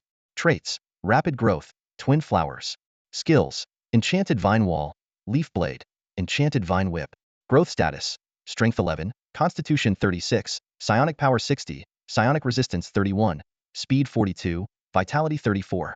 As Luo Qingxiao expected, most attributes had decreased due to the shift to the novice level, with the comparison now based on novice level elves. Despite appearing lower than before, these values were actually much stronger, considering they were now novice level attributes. Luo Qingxiao didn't place much importance on the newly acquired skill, enchanted vine whip. It was a strength-based skill, with its power relying more on the strength attribute, while psionic power had less influence. In contrast, leaf blade was a psionic-based skill, heavily dependent on psionic power, with less influence from strength. Given Manju's psionic power far exceeded her strength, Luo Qingxiao decided to continue focusing on training leaf blade. The next morning, Luo Qingxiao was woken up by Anqin. Feeling a bit resentful, he quickly brushed his teeth and ate breakfast before being practically dragged by Anqin to a semicircular building. The Dream Ring Elf Battle Platform was a place specifically designed to provide battle arenas for trainers. At this time, the area was bustling with people and their various elves, creating a lively scene. Wearing a green floral crown, the Bihua venom ivy, covered in sharp thorns, the red thorn tree pig, and the thundercloud steed with lightning sparking under its hooves. The battle platform was bustling with people, and the cries of the creatures created a complex symphony. Luo Qingxiao and Xiao Anqin navigated through the crowd, captivated by the sights. At the registration desk, Luo Qingxiao focused intently on operating the registration machine, while the curious Anqin looked around. She was drawn to a hypnotic cat in a lattice arms and politely asked if she could pet it. Luo Qingxiao finished the registration and turned to see Anqin happily stroking the cat, a smile playing on his lips. Waving the battle information card, he reminded her, I've successfully registered. The battle starts in half an hour. Let's find the battle platform. Reluctantly saying goodbye to the cat, Anqin followed Luo Qingxiao to a spacious area. Despite being a beginner-level match, the field was nearly the size of half a soccer field, fully equipped, with a few spectator seats around. Anqin excitedly exclaimed, like a child seeing something new for the first time. Although Luo Qingxiao remained calm on the surface, he couldn't help but be impressed. Anqin sat in the spectator seats, giving Luo Qingxiao a thumbs up. He smiled in acknowledgement, and then took his place in the preparation area, waiting for the match to begin. 10 minutes later, a figure appeared on the opposite side Luo Qingxiao's opponent. The person did not keep their creature in a pokeball, but allowed a sky swallow to perch on their shoulder. Luo Qingxiao's eyes narrowed as information about the sky swallow flashed through his mind. a wind-type creature, adept at wind attacks, extremely fast, and possibly possessing one of three abilities: airflow, tailwind, or storm mastery. The most troublesome ability was undoubtedly storm mastery, which greatly enhanced the Sky Swallow's control over wind energy, not only boosting the power of wind-type skills but also reducing their energy consumption. As this was Manju's first battle after evolving, Luo Qingxiao hoped to win to avoid damaging Manju's confidence. But if the opponent's Sky Swallow indeed had storm mastery, Luo Qingxiao fell into deep thought, strategizing the battle in his mind. He knew this match would be a significant challenge, and regardless of the Sky Swallow's abilities, he had to give it his all. As the seconds ticked away and the battle approached, Luo Qingxiao's heartbeat quickened in anticipation. In lower-level battles, flying sprites often have the upper hand, especially in the beginner stages when most sprites haven't yet mastered long-range attacks. Luo Qingxiao's expression was serious, his brow furrowed as he pondered how to counter the Sky Swallow's aerial advantage.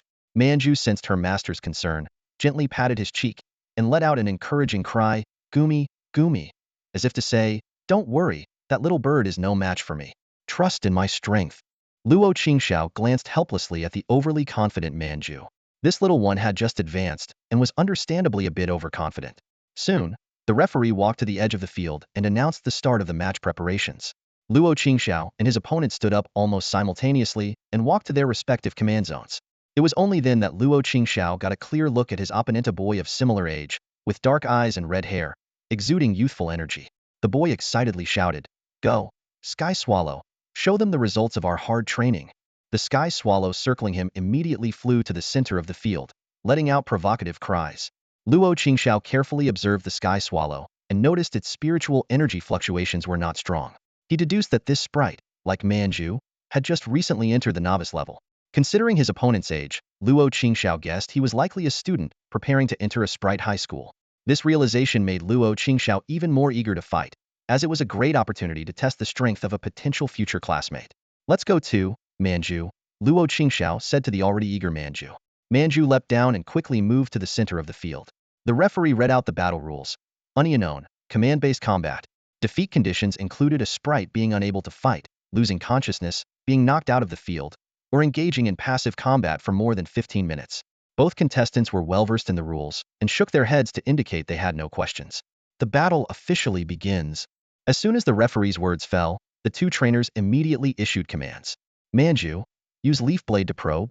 Sky Swallow, gain altitude first, then use Windhammer. A flurry of leaves materialized around Manju and shot towards Sky Swallow. However, Sky Swallow effortlessly ascended, and the leaf blades dissipated in midair. After circling twice, Sky Swallow swooped down, enveloped in a powerful wind pressure. Use Vine Wall to block it, Luo Qingxiao ordered decisively. Manju quickly raised a thick wall woven from vines. Sky Swallow stopped its descent at a certain height, but the pale green wind sphere around it crashed directly into the vine wall. Boom! Although the vine wall blocked the attack, Luo Qingxiao's expression grew more serious. He closely examined the damage to the wall and muttered, "Just my luck. It's a Sky Swallow with the Storm Mastery trait." He estimated that the vine wall could only withstand one more wind hammer attack. The opposing trainer didn't give Luo Qingxiao time to think and immediately ordered, "Circle around and use Windhammer again." Sky Swallow swiftly flew behind Manju, ready to repeat the move. Luo Qingxiao quickly commanded, "Jump up to avoid the Windhammer." Manju leapt into the air. The opposing trainer was overjoyed. In the air, it's the domain of wind sprites. Sky Swallow, use Wind Speed Impact. Sky Swallow, shrouded in pale green wind energy, shot towards Manju like a phantom. Luo Qingxiao's lips curled slightly as he calmly ordered, "Use your vines to protect yourself and take the hit, then bind it with Vine Whip." Sky Swallow collided with Manju, but Manju had already covered herself with thick vines, reducing the damage. Enduring the pain, Manju retaliated, her vines wrapping around Sky Swallow like snakes, and both sprites crashed heavily to the ground. "Use Leaf Blade," Luo Qingxiao commanded without hesitation. Manju gathered a large number of leaves and launched a fierce attack on the pinned Sky Swallow. The opposing trainer panicked, his voice rising, "Sky Swallow, use Wind Blade to cut the vines." Sky Swallow's body was immediately surrounded by greenish-blue blades, frantically slicing the entangling vines. Wind blades and leaf blades struck Sky Swallow almost simultaneously, causing it to cry out in pain, "Chirp!" The opposing trainer's heart leaped into his throat, but he breathed a sigh of relief when he saw Sky Swallow back in the air, though its injuries were evident.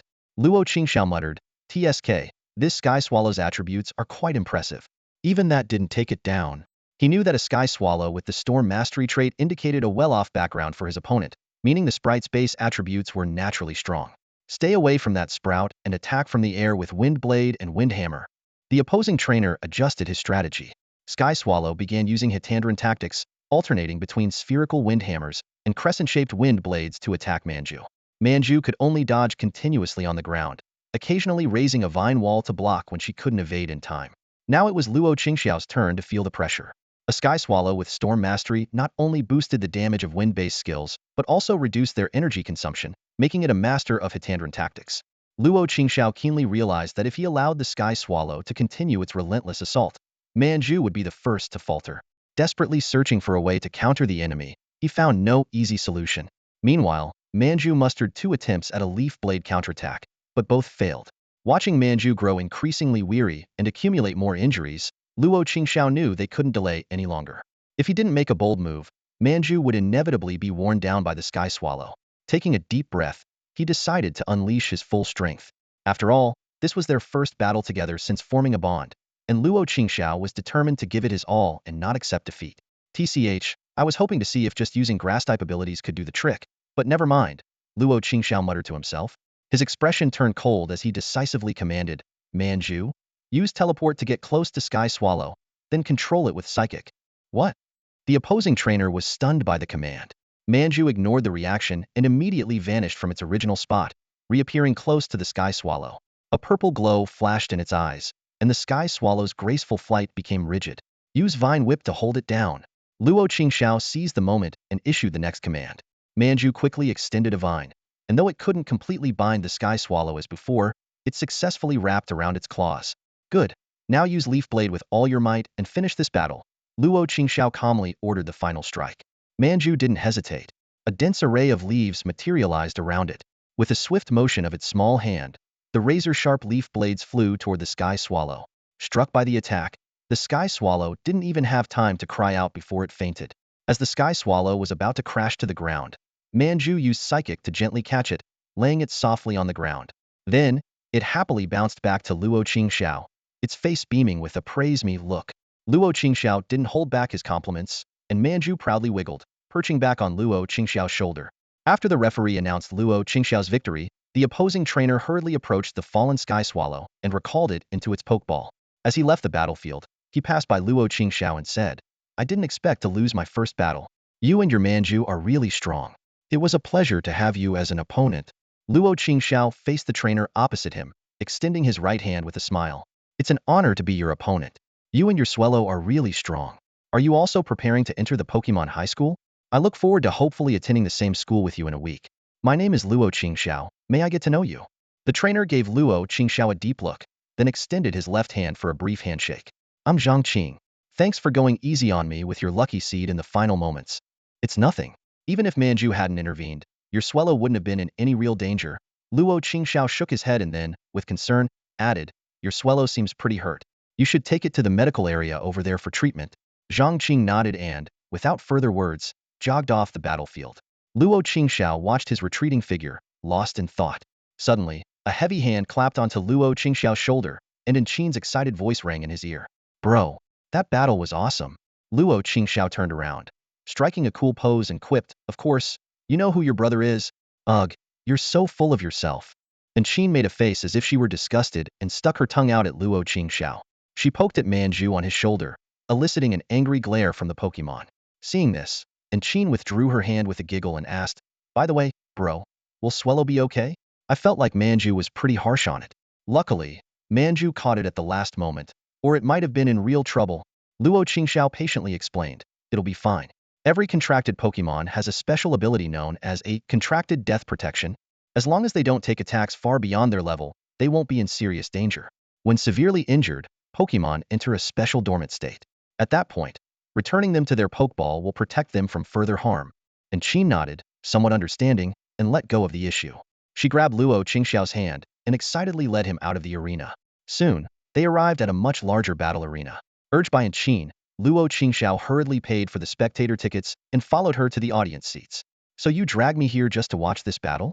Luo Qingxiao asked, lightly tugging on Qing's cheek with a hint of resignation. Hee, because the contestant here is the big sister with the delicacy we saw earlier. I wanted to see if the kitty would be in the battle. And Qin answered, her words slightly muffled. Luo Qingxiao raised an eyebrow, intrigued. Are you sure it's that Delcatty? This is an advanced level battle arena. And Qin sheepishly scratched her head. I'm not entirely sure if the kitty will be in the battle, but that big sister is definitely competing here. All right then. Luo Qingxiao reluctantly accepted this answer, thinking that if it really was that Delcatty, it would be a good opportunity for Manju to learn some psychic abilities. At that moment, the referee entered the arena, ready to announce the start of the battle. To their delight, one of the first two Pokemon to appear was indeed the Delcatty. Luo Qingxiao straightened up, patting Manju beside him, signaling it to pay close attention. However, Manju quickly grew bored, yawning and falling asleep on Luo Qingxiao's lap.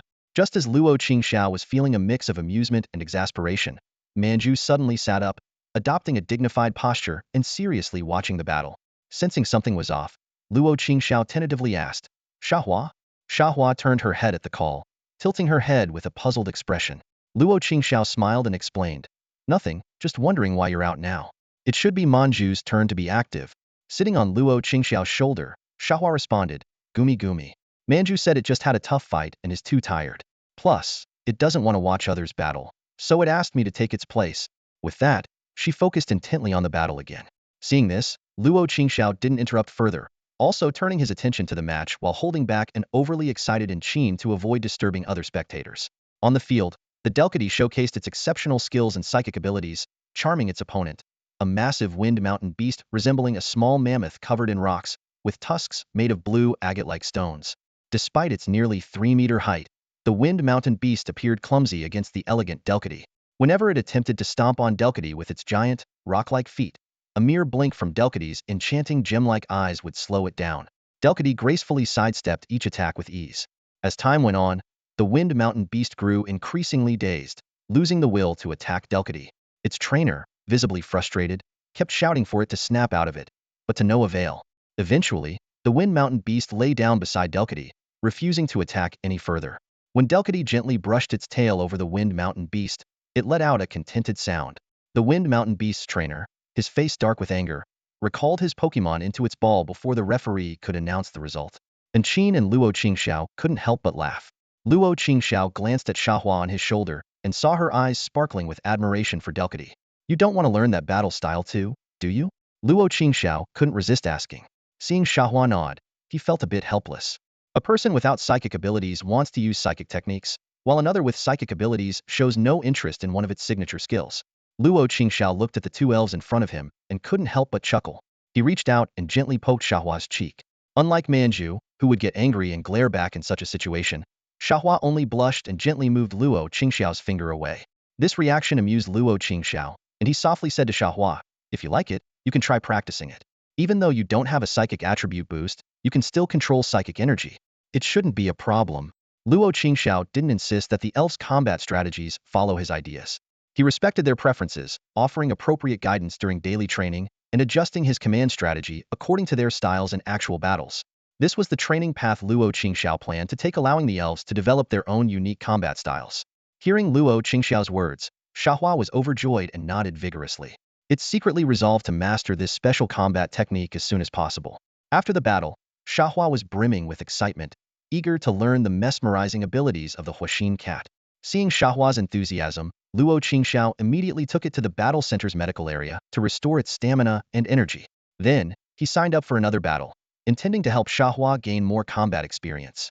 Unfortunately, in the next 3 battles, they only won against a relatively weak Zaiwushu, while the other 2 ended in defeat.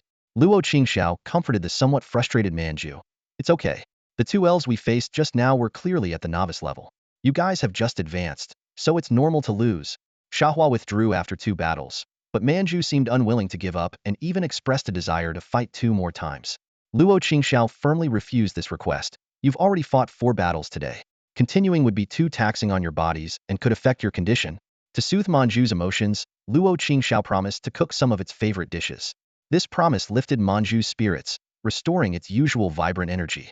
7 days flew by in the blink of an eye, and Luo Qingxiao finally faced the long-awaited exam day. In the exam hall, he sat upright at his desk, eyes fixed intently on the invigilators as they methodically distributed the test papers. This knowledge test on magical creatures was a crucial step for every aspiring trainer to enter the prestigious Magical Creatures High School, assessing their understanding of magical creatures comprehensively. The exam results would directly determine whether they could get into a top-tier magical creatures high school. Additionally, there was a practical training assessment to evaluate how well the young trainers had nurtured their first magical creature over the past 2 months. Luo Qingxiao's dream school was Liaoyuan No. 1 High School, the top magical creature school in Liaoyuan City. The usual admission score was around 600 points, with each of the two exams having a maximum of 350 points. To achieve his goal, Luo Qingxiao needed to score over 300 points in both exams. Considering that his early training with Manju might not have been ideal, he placed his hopes on excelling in the knowledge test to make up for any deficiencies. The test papers and answer sheets were soon in Luo Qingxiao's hands. Eagerly, he flipped open the test paper, and the first question caught his eye. How many types of elemental attributes can magical creatures be classified into based on their spiritual power? Luo Qingxiao raised an eyebrow, thinking to himself that an easy question to start with seemed to be a universal rule. As the exam officially began, Luo Qingxiao's pen flew across the paper, answering questions with ease. He quickly wrote down the answer.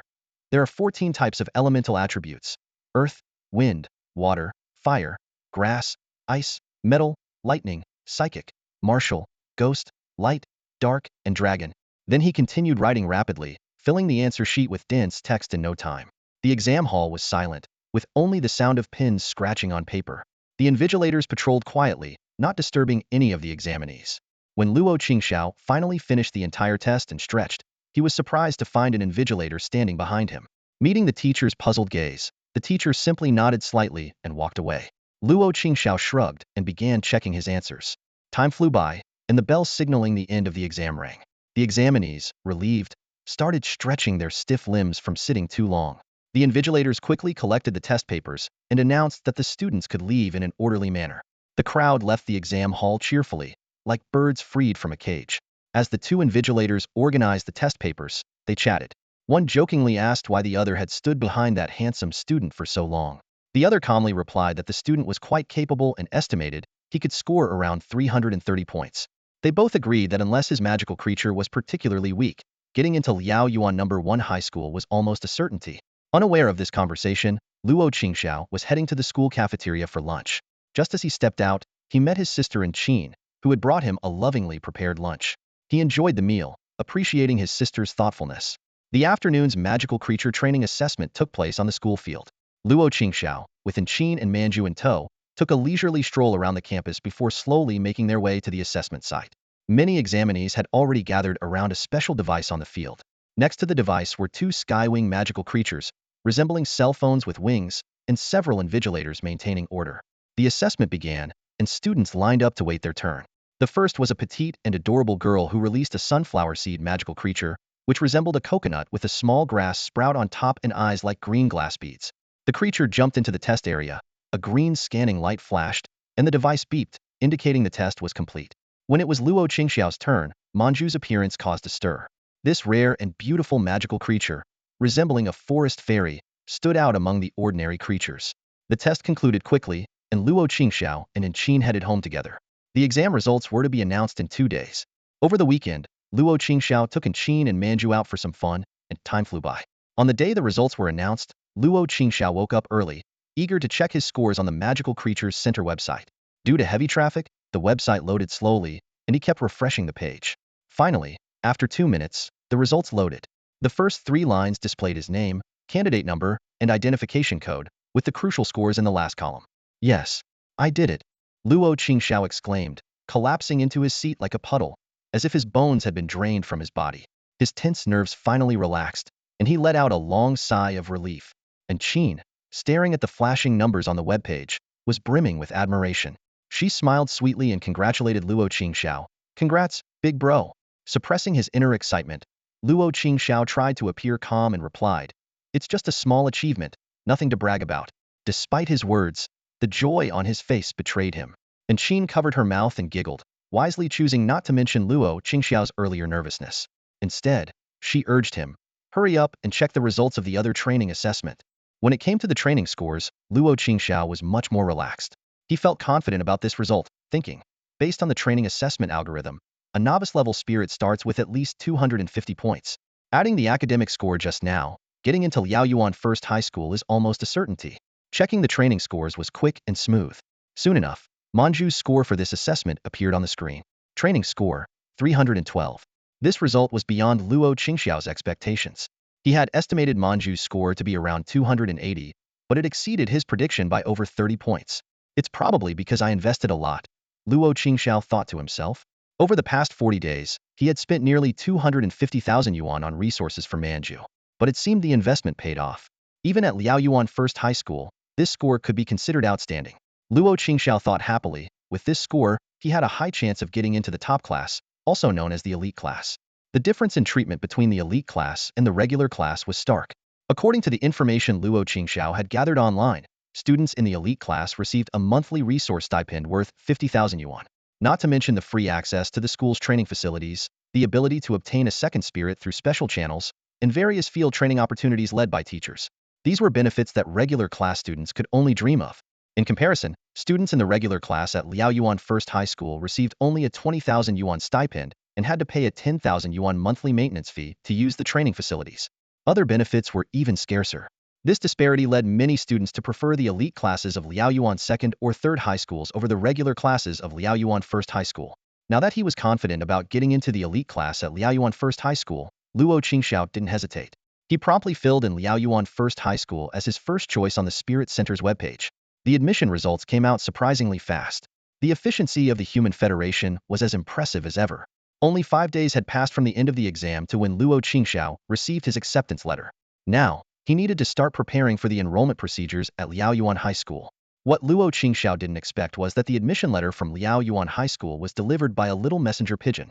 This lively little creature not only brought him the letter, but also offered to guide him to the school. Faced with such enthusiastic arrangements, Luo Qingxiao felt it would be impolite to delay. He quickly packed his belongings, gathered all necessary documents, and followed the messenger pigeon. Along the way, the pigeon fluttered joyfully around Luo Qingxiao, occasionally brushing its beak against his cheek, making him feel a ticklish sensation. Luo Qingxiao knew this was the pigeon's way of showing affection and didn't have the heart to push it away.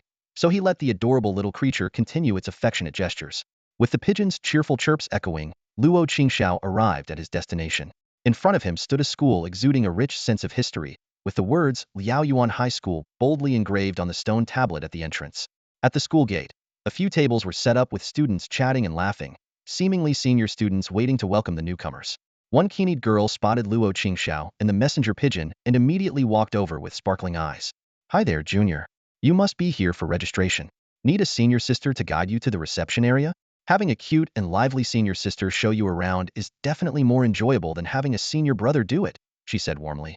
Luo Qingxiao gladly accepted the offer and chatted with the senior sister as they made their way to the reception area. After bidding her farewell, he sat down on a bench at the reception area. The teacher in front of him glanced at him calmly, took out a piece of paper and a pen, and began asking for basic information. Name? Luo Qingxiao. Gender? Male. Contracted spirit? Rui seed. Hearing this, the teacher raised an eyebrow in surprise, but continued filling out the form without further comment. Are you planning to stay in the dormitory, or live off campus? Luo Qingxiao hesitated. While staying in the dormitory would be convenient, he decided to live off campus since his sister and Qin was alone at home. Off campus, he said finally. All right, one last question. The allocation of spirit resources? Mainly grass and psychic resources, with a bit of spectral resources if possible. Your Rui seed is a psychic type? The teacher couldn't help but ask. Luo Qingxiao nodded in confirmation. The teacher clicked his tongue in amazement, then pulled out a student ID from the drawer and handed it to him. Impressive. I won't ask any more questions. Welcome to Liaoyuan High School. Remember to be in class 1 by 8:30 a.m. tomorrow for your first class. After thanking the teacher, Luo Qingxiao took his student ID and left, while the teacher continued to wait for other new students. Early the next morning, Luo Qingxiao arrived at the classroom for class 1. After confirming he was in the right place, he quietly entered and found a random seat. Looking around, he estimated there were about 30 students in the class. Luo Qingxiao lay on the desk, scrolling through the news on his phone. Just as he was engrossed, someone lightly tapped his shoulder. Looking up, he saw a familiar face. Zhang. Hey, I didn't expect us to be classmates again. Let me think. Your name is Luo Qingxiao, right? Zhang Qing greeted him cheerfully. Luo Qingxiao smiled back. Yes, I'm Luo Qingxiao. I didn't expect to meet you here again either. Your Rui seed left quite an impression on me. Let's have another battle sometime. I won't lose to you next time, Zhang Qing said enthusiastically. Just as Luo Qingxiao was about to decline, a middle-aged man in his 40s walked into the classroom. He was neatly dressed and had an air of authority. This teacher, named Ding Rong, walked to the podium, tapped the blackboard to quiet the students, and wrote his name and contact information on the board. Hello everyone. Welcome to Class 1 at Liao Yuan High School. I am your homeroom teacher, Ding Rong. I'll be with you for the next 2 years of high school. If you have any issues at school, feel free to come to me. Ding Rong paused, scanning the students like a general inspecting his troops, then picked up the attendance sheet and started calling names. Bai He, here. Chunjin, here. Luo Qingxiao, here. After finishing the roll call, Ding Rong closed the attendance sheet and said with satisfaction, Good. It seems no one is late on the first day of school. Well done. Ding Rong glanced at his watch and signaled the students to follow him. They followed him to a room filled with books and realized they were there to pick up their textbooks. 22 books in total. Don't miss any, Ding Rong said succinctly. Hearing this number, the students immediately started buzzing with conversation. Luo Qingxiao, however, didn't feel much about it, thinking the textbooks looked relatively thin. All right, quiet down. Hurry up and take your books back to the classroom. As top students of Liao Yuan High School, you can't handle a few extra textbooks? Ding Rong scolded them. The students obediently picked up their books and returned to the classroom. Back in the classroom, Ding Rong asked the students to take turns introducing themselves, mainly focusing on their spirits. Finally, he informed the students that they were dismissed for now and to gather on the field in the afternoon. After the homeroom teacher handed out the notices and left, the classroom erupted in a chorus of groans. Students began to complain one after another, their voices overlapping. Seriously? Why do we still have to read so many books in high school? A boy exclaimed in frustration. Exactly. They said high school would be easier. A girl chimed in. 22 books, someone cried out. I thought once we got through general education, we wouldn't have to read so much. Now that we've worked hard to get into the best high school, there are even more books. Amid the clamor of complaints, Luo Qingxiao simply shrugged from his seat.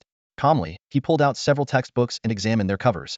Enhancing and utilizing elf traits, how to master elf battle skills, the art of trainer command, evolution, directions and choices, all clearly related to elves.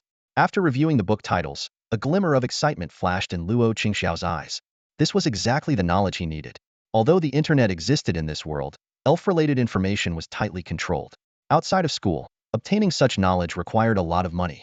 Previously, Luo Qingxiao had struggled to find even a few books on elf cultivation. These books would undoubtedly help him fill in the gaps. His gaze grew more intense as he looked at the textbooks, silently resolving to study them thoroughly. Next to him, Zhang Qing had initially felt overwhelmed by the sight of so many books. But when he accidentally caught a glimpse of Luo Qingxiao's focused expression, he was taken aback. Ever since Luo Qingxiao had defeated him, Zhang Qing had been brooding over his loss, hoping to one day redeem himself. Seeing Luo Qingxiao's determined look now only fueled his competitive spirit. As expected of my lifelong rival. To become stronger, he can even look at textbooks with such determination. I must never let my guard down, Zhang Qing thought to himself as he glanced at Luo Qingxiao again. When he turned his attention back to his own textbooks, his eyes were ablaze with newfound resolve. Luo Qingxiao, somewhat puzzled, couldn't understand why his deskmate suddenly seemed so fired up. Little did he know, Zhang Qing had already marked him as a lifelong rival. If Luo Qingxiao knew, he would probably find it both amusing and exasperating. Although not as scorching as at noon, the afternoon sun was still relentless. On the playground, students from each class formed circles of various sizes. Luo Qingxiao's class was among them. Once the last student arrived, Ding Rong waved his hand and led everyone to a towering building. This is one of our school's key facilities, the Spirit Battle Arena, Ding Rong explained as he opened the door. It's open from 10 a.m. to 10 p.m. every day. You can come here to battle with your classmates, but don't get lost. This one is reserved for first-year students. The crowd filed in. A massive, nest-shaped battle platform greeted them, surrounded by rows of seats. Below were several smaller arenas. Ding Rong directed his class to sit in the front row, while the other classes took seats behind them. Once everyone was seated, Ding Rong's voice turned serious. On this first day of school, I won't be teaching any formal lessons. I have only one request: defeat me with everything you've got. The students erupted in surprise. Most of them were at a beginner level, with some still having seedlings as their spirits. Defeating a seasoned trainer seemed like a pipe dream. As the hubbub died down, Ding Rong added, of course, I won't bully you. I'll use spirits of the same level as yours, and I won't personally command them. They'll act on their own. Hearing this, the students were eager to try, especially those in Luo Qingxiao's class. After all, who could resist the chance to legally beat up their homeroom teacher in front of everyone? Oh, and if anyone actually wins, there will be a mysterious grand prize. Even if you don't win but earn my approval, there's a small gift, Ding Rong continued. This completely ignited the students' enthusiasm.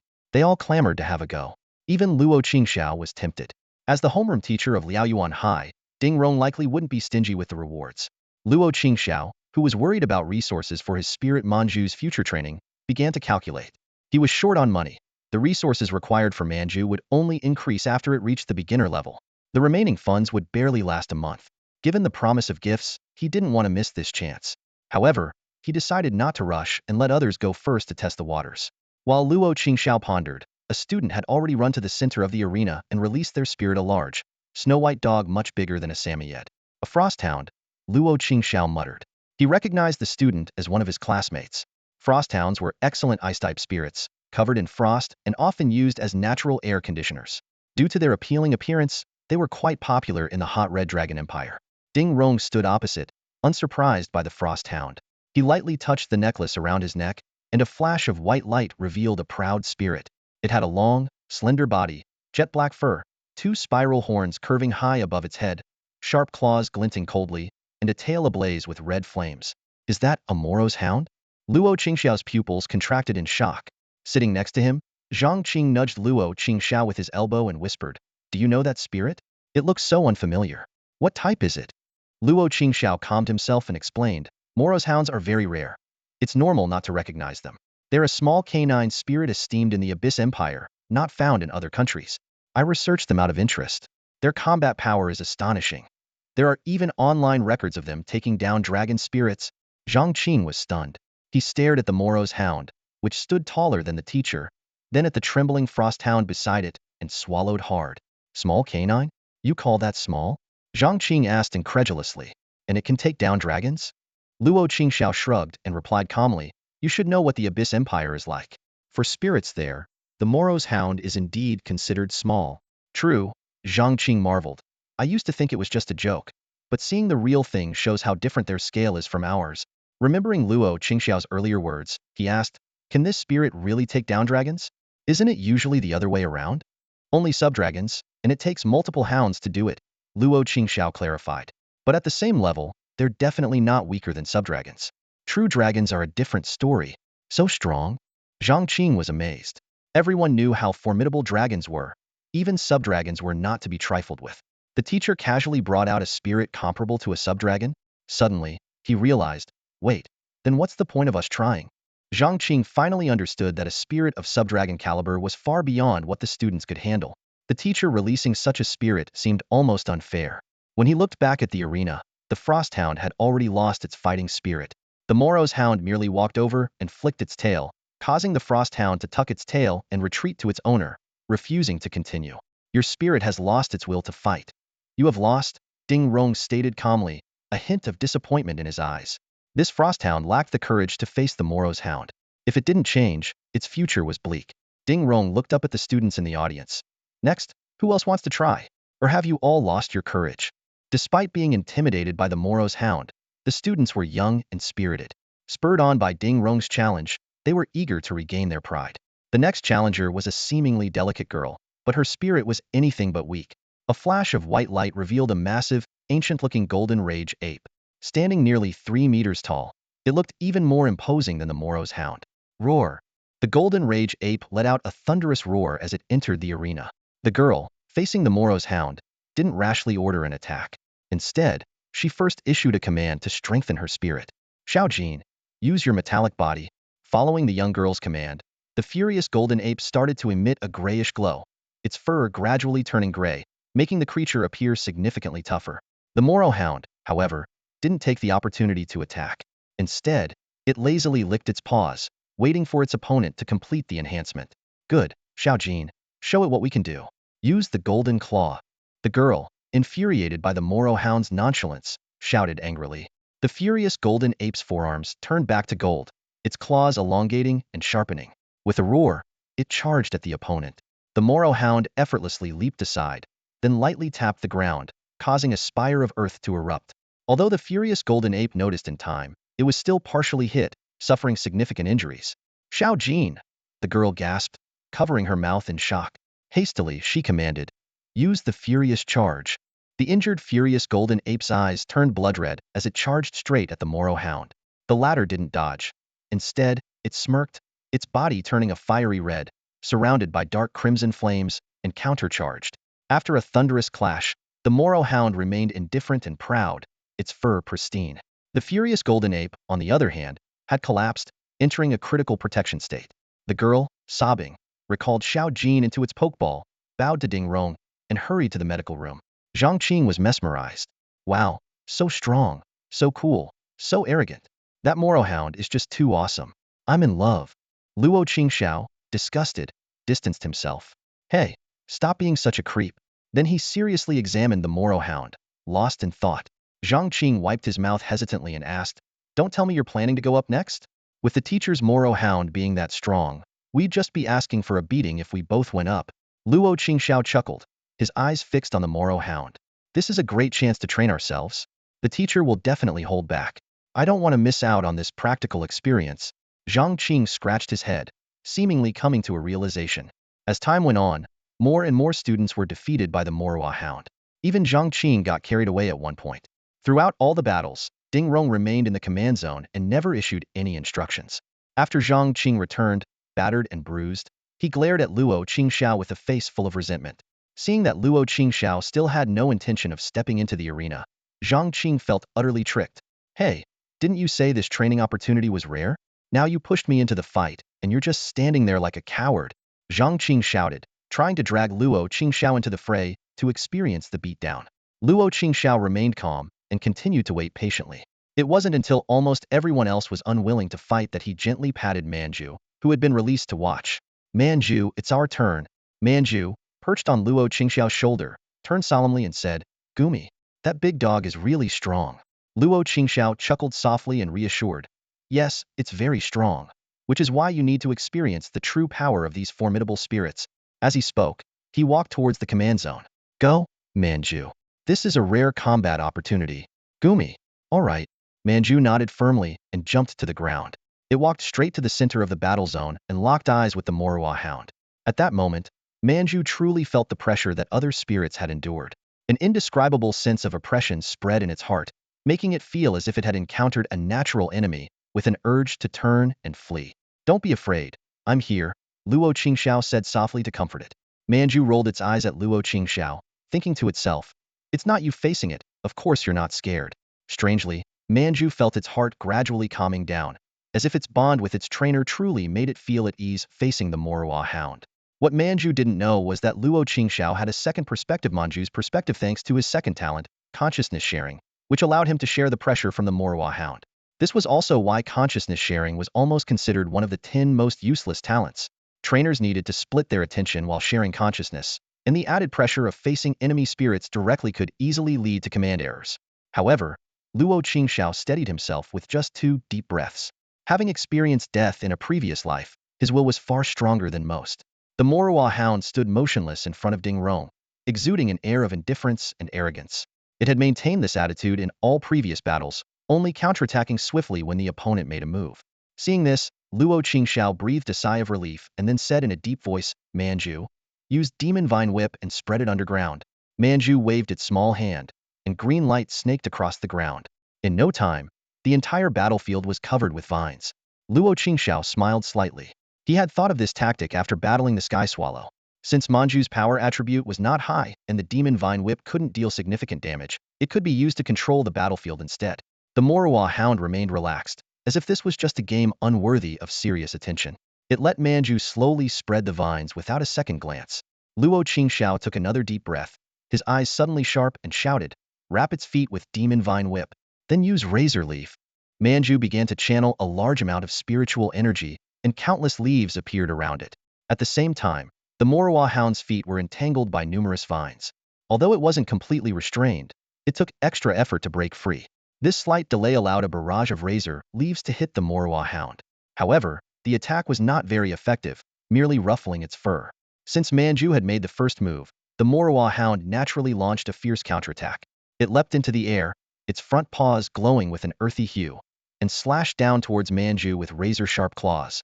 Luo Qingxiao remained unflustered, focusing on the Moro hound through Manju's perspective, and commanded, "Block it with the Demon Vine Wall, then move away quickly." Vines surged towards Manju, forming a thick wall. Just as the wall solidified, Manju used a vine to pull itself swiftly away from the original spot. With a harsh tearing sound, The demon vine wall was shredded by the Morua hound's claws. However, Manju was already far from the wall. Now, surround it with demon vine whip? Luo Qingxiao shouted. He wasn't worried but rather pleased as the Morua hound shredded the wall. He directed Manju, executing a well-practiced tactic. The shredded demon vine wall, maintained by Manju, reformed into numerous vines. These vines surrounded the Morua hound, which had just landed, in a tight enclosure. The students on the platform gasped in amazement. Wow, who is this guy? He's strong. He's the first to push the spirit this far. Maybe he can actually defeat the Morua hound. Many students began to discuss excitedly whether Luo Qingxiao could win. However, only those who had faced the Morua hound knew just how powerful it was. Without Luo Qingxiao's command, Manju naturally gathered a massive amount of razor leaves, far more than in the first attack. Before the Morua hound could break free from the vines, the leaves formed a green torrent and surged towards it. The razor leaves easily cut through the vines and continuously hit the Morua hound. Though it quickly broke free from the remaining vines, the leaves seemed to have a tracking ability, following it even after it leaped away, causing it some annoyance. Seeing this, Luo Qingxiao's lips curved into a slight smile. He felt that the long hours of training and the significant investment in Manju were paying off. Moreover, the vines on the ground continued to entangle the Morua hound's feet every time it landed, hindering its movements. Manju panted heavily, exhausted from the continuous use of razor leaf. When the green torrent began to wane, the Morua hound's eyes flashed with a fierce light, and it vanished from its spot. Luo Qingxiao's heart skipped a beat, sensing danger, and he quickly shouted, Manju, teleport. Manju, reacting instinctively to the command, disappeared instantly. In the next moment, a dark claw smashed into the ground, sending debris flying. Realizing it had missed, the Morua hound licked its paw and turned its gaze to Manju, now floating in the air, its eyes no longer calm. TSK, this is getting tricky, Luo Qingxiao muttered, relieved that Manju was safe. Luo Qingxiao instinctively wiped the non-existent sweat off his forehead, gazing intently at the Moro hunting hound. The strength of this creature far surpassed his expectations, forcing him to reassess the battle. On the surface, Manju seemed to have the upper hand, but Luo Qingxiao knew better. It was merely an illusion. The advantage gained by Manju's initial strike was rapidly fading. The Moro hunting hound allowed Manju to spread its vines as if toying with its opponent. Despite the ferocious assault, the hound bore only a few insignificant scratches, without a drop of blood. In contrast, Manju, though seemingly unscathed, had expended most of its spiritual energy in laying vines and launching continuous leaf blade attacks. Being forced to use teleportation had only worsened the situation. Now, Manju hovered in the air, its previously pale green face now ghostly white from overexertion, warily eyeing the Moro hunting hound below, fearing a sudden leap. The Moro hunting hound, however, did not strike immediately. Its claws began to gather a dense yellow glow, and upon reaching a critical point, it slammed them into the ground. Boom, boom, crack. In an instant, countless spikes erupted from the ground, shredding Manju's vines to pieces. As if that weren't enough, the hound struck again, completely clearing the battlefield. Ding Rong, observing from the sidelines, brightened up with a pleased smile. His gaze shifted between Luo Qingxiao and the airborne Manju, silently admiring the promising talents among this batch of students, particularly Luo Qingxiao's unique use of the spirit's abilities. Luo Qingxiao, however, had no time to notice his teacher's approval. He watched anxiously as Manju used telekinesis to dodge the Moro hunting hound's lunges, sometimes resorting to teleportation to avoid fatal blows.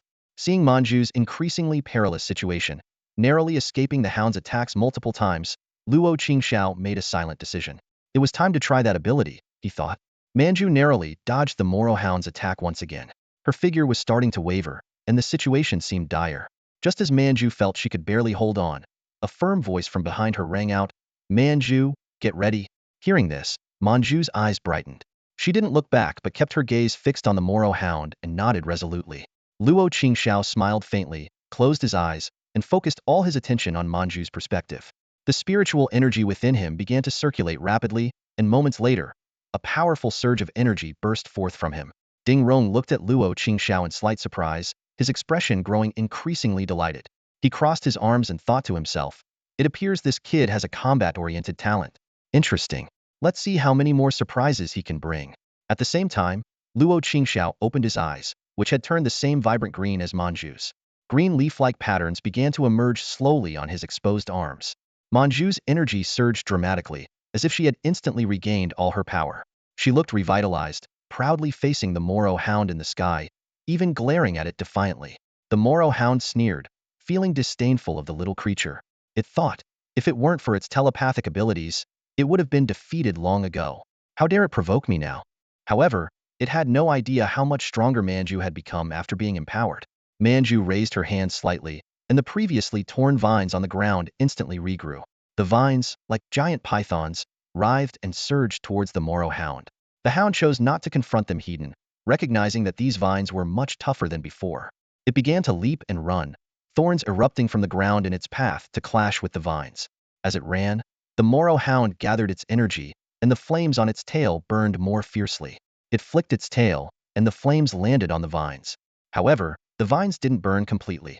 The fire only ignited a small part before extinguishing. Seeing this, Ding Rong shook his head and thought, this little guy's combat awareness is still immature. The Moro hound doesn't inherently possess fire attributes. While it can use fire-based energy, relying solely on energy flames to burn these vines without attribute enhancement is futile. The Moro hound found itself in a tricky situation. These fortified vines felt different. It had a hunch that if they ensnared it, breaking free would be much harder. So, it kept jumping and running to evade the vine's onslaught, occasionally destroying some to avoid being completely surrounded.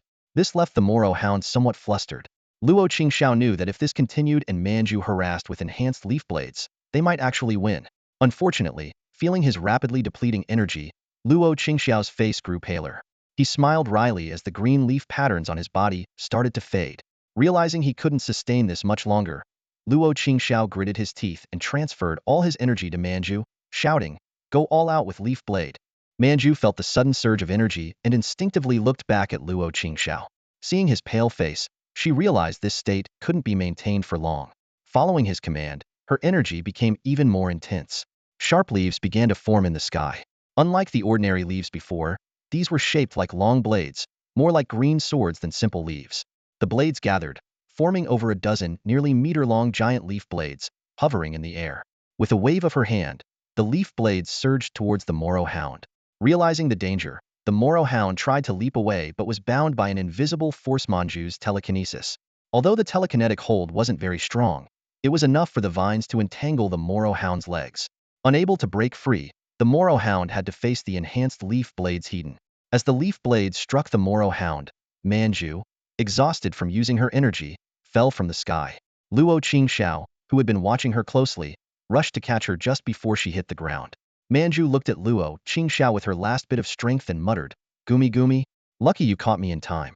Luo Qingxiao chuckled and gently adjusted Manju in his arms, saying softly, "You are my bonded spirit. Of course, I have to take good care of you."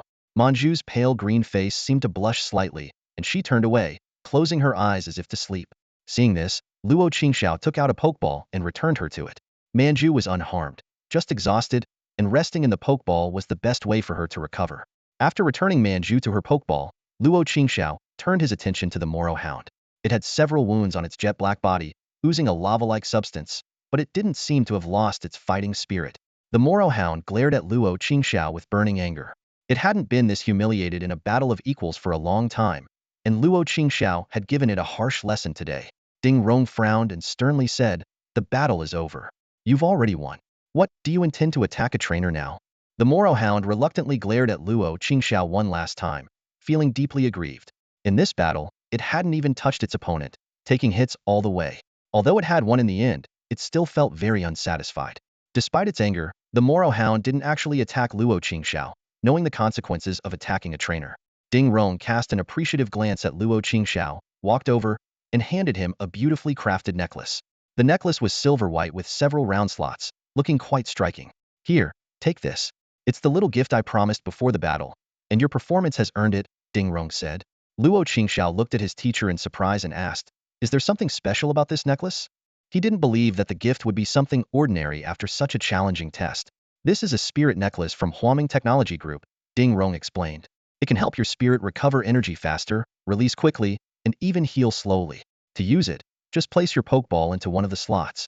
Hearing about the necklace's special effects, Luo Qingxiao happily accepted it. Back at his seat, Luo Qingxiao noticed Zhang Qing staring at him, mouth agape. "What's up? Why are you looking at me like that?" Luo Qingxiao asked, amused, as he gently pressed the button to shrink Manju's pokeball. After a long pause, Zhang Qing finally said, dazed, "So, you were holding back that much during our battle?" Luo Qingxiao felt a pulling force as he placed the shrunken pokeball into the necklace slot, securing it easily. Luo Qingxiao casually explained to Zhang Qing as he put on the necklace, "I didn't hold back much. Besides my innate abilities, I was already giving it my all that day." Zhang Qing's face was filled with skepticism, and Luo Qingxiao, noticing this, didn't bother to elaborate further.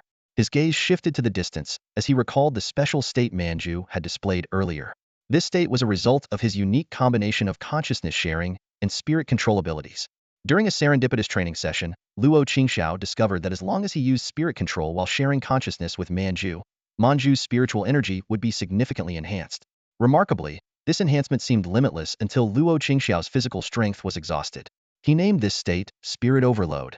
It was undoubtedly his most powerful trump card, though unfortunately, due to his own physical limitations and lack of spiritual energy, he couldn't maintain it for long. Nevertheless, this unexpected discovery filled Luo Qingxiao with joy. His thoughts wandered further as he reviewed the three major types of trainer talents: combat, reconnaissance, and nurturing. Combat talents, like his Spirit Overload, provided special boosts to spirits during battles. Reconnaissance talents were particularly useful in the wild, helping users detect dangers and treasures, and the most common nurturing talents involved spirit control. Originally, spirit control only accelerated the recovery of a spirit's energy, allowing them to train at higher intensities. However, Luo Qingxiao hadn't anticipated that his mutated spirit control would not only allow him to manually craft energy cubes, but also combine with consciousness sharing to produce such a powerful effect. This realization dawned on Luo Qingxiao. He had actually mastered all three types of talents. The mutated spirit control fell under the nurturing category, consciousness sharing could be classified as reconnaissance, and their combination in spirit overload could be considered a combat talent.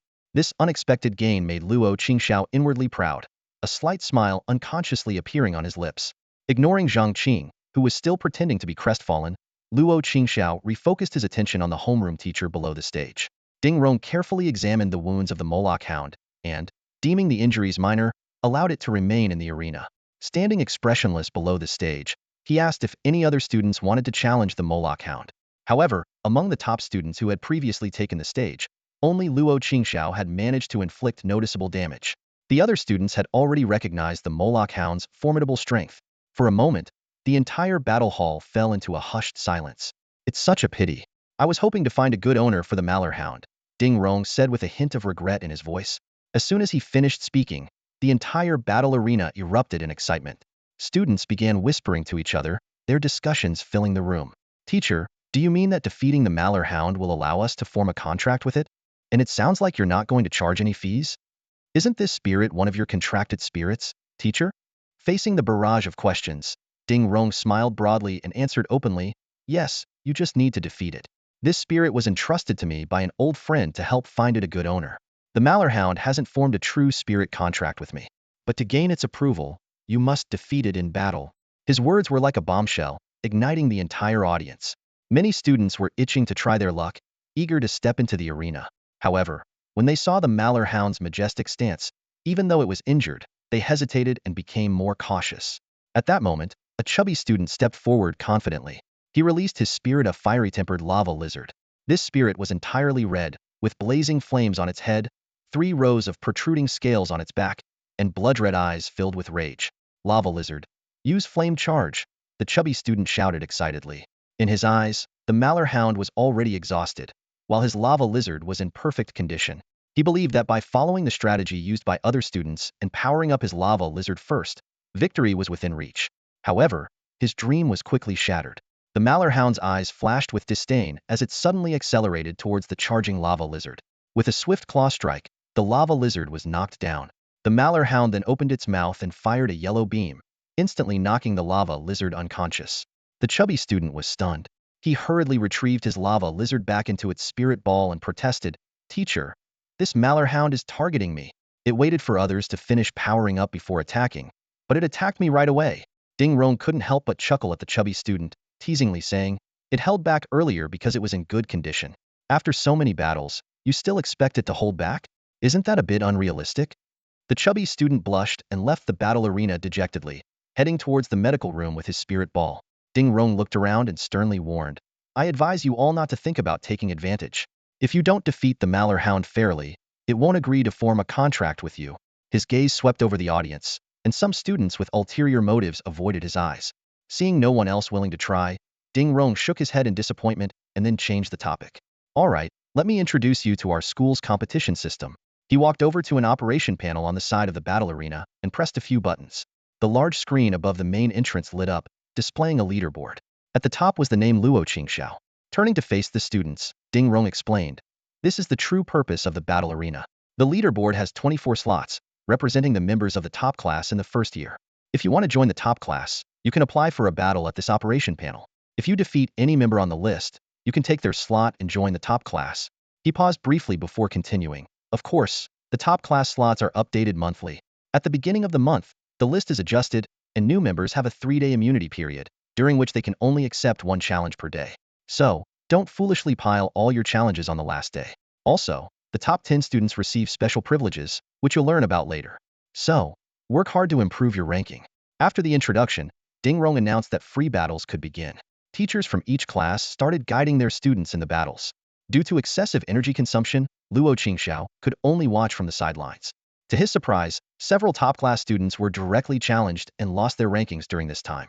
Luo Qingxiao couldn't help but shake his head, realizing that the apparent strength of a spirit doesn't necessarily reflect the true skill of its trainer.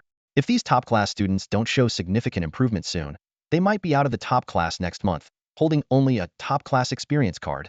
For Luo Qingxiao, the priority was to consider a training plan for his spirit, Manju. He had about 100,000 funds available.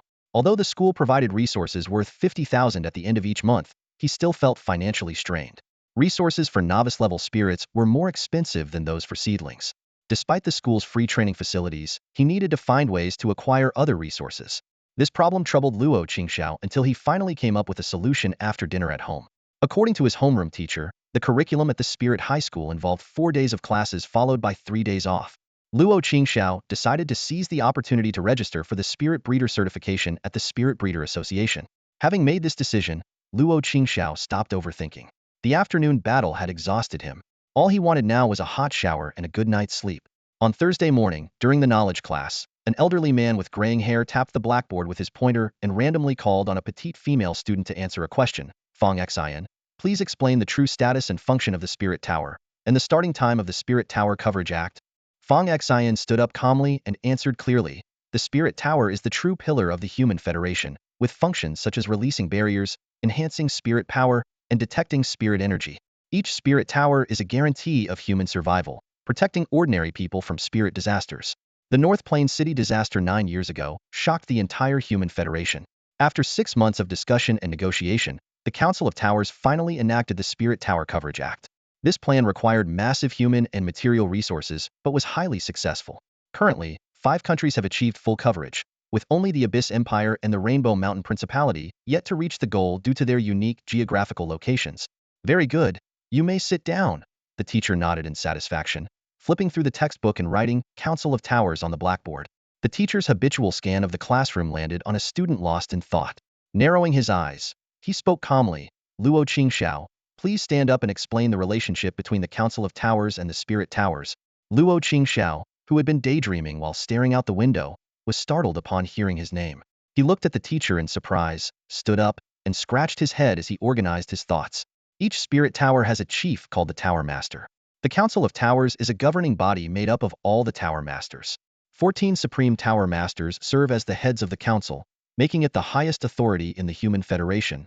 The teacher nodded in approval. Not bad. It would be even better if you could avoid staring out the window during class. With that, he motioned for Luo Qingxiao to sit down. Luo Qingxiao gave an embarrassed smile and quickly sat down, focusing intently on the lesson until the bell rang. After school, Luo Qingxiao headed to the cafeteria. The food at Liao Yuan High School was quite good, free, unlimited, and as tasty as his own cooking. He grabbed a tray filled with various dishes and found a random seat. Before he could dig in, Manju popped out of its pokeball, eyes glued to the food on his tray. Luo Qingxiao chuckled at the little creature's impeccable timing and scooped out a portion for it. Manju eagerly devoured the food, getting grease all over its hands and face. Luo Qingxiao sighed, pulled out a napkin, and carefully cleaned it up.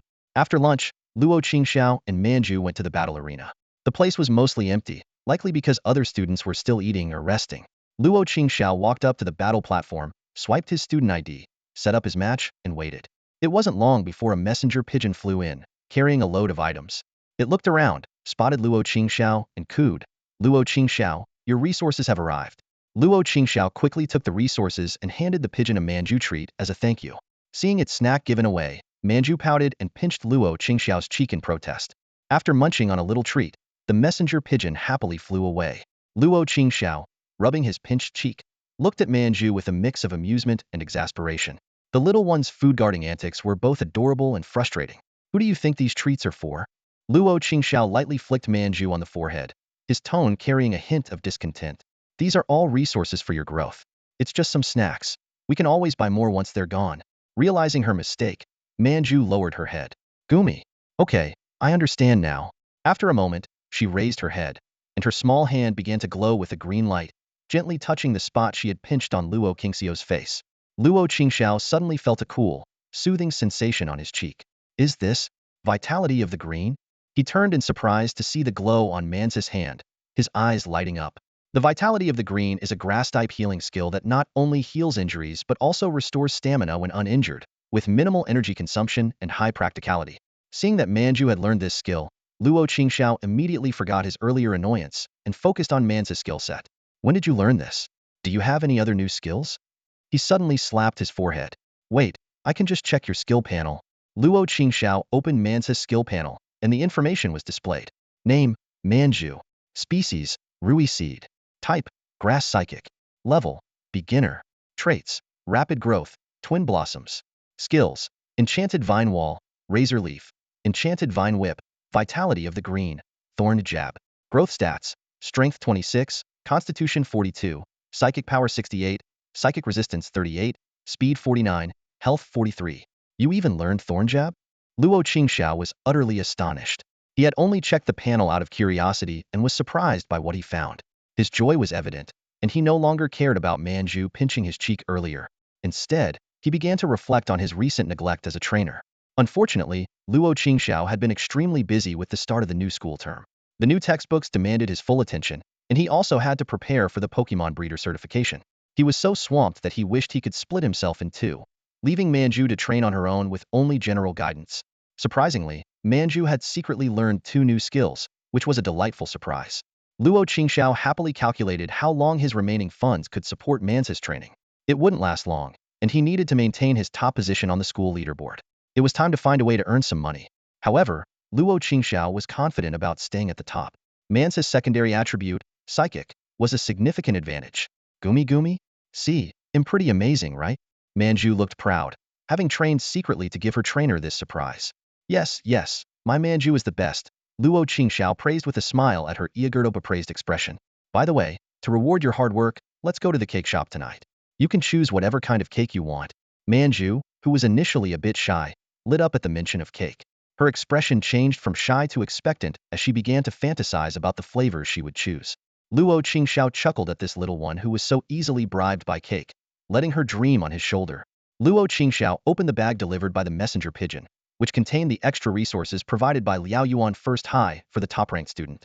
After carefully inspecting the contents, he nodded in satisfaction. Not bad, everything in here is useful. The quality is excellent, as expected from the school's special supply channels. Tapping the still daydreaming Manju, Luo Qingxiao said with a smile, that's for tonight. Now it's time for training. They headed to the training center, where Luo Qingxiao casually chose a grass-type training field. He took out his textbook and laptop and sat cross-legged on the grass. Manju floated off to continue her training. Luo Qingxiao didn't start studying immediately but observed Mansa's training for a while. Seeing that Manju was still focused on training her razor leaf, Luo Qingxiao called her over after some thought. You can pause your razor leaf training for now. Since you've learned Thorn Jab, it's time to start practicing this skill. Luo Qingxiao explained that Thorn Jab, like razor leaf, was a psychic-type skill, making it well-suited for Manju. Thorn Jab involves using psychic power to create numerous thorns to attack the enemy. The quantity and strength of the thorns depend on your psychic power. It's a very practical skill.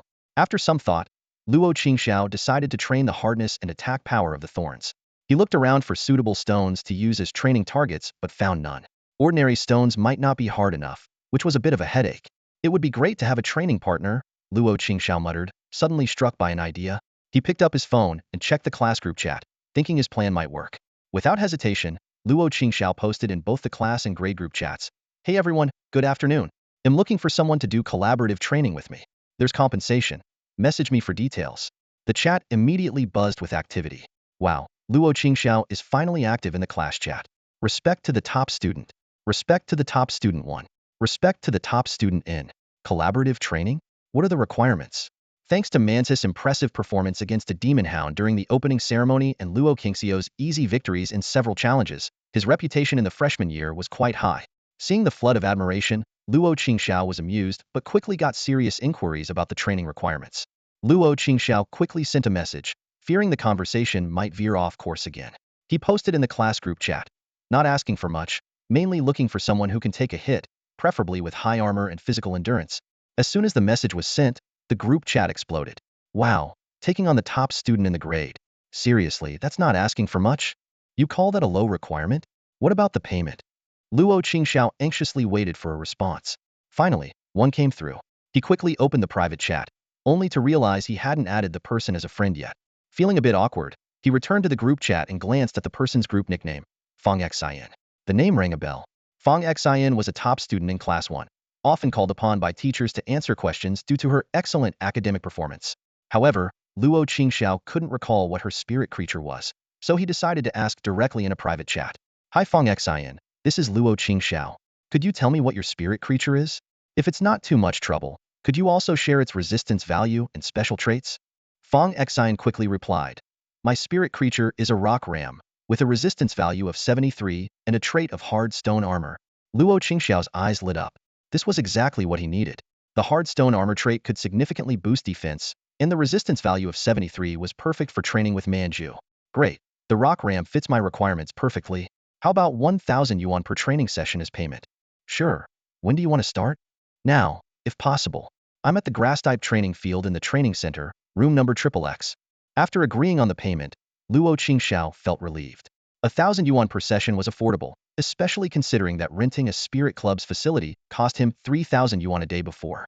He turned to Manju, who was training on its own, and corrected a few minor issues. Before long, the doorbell rang.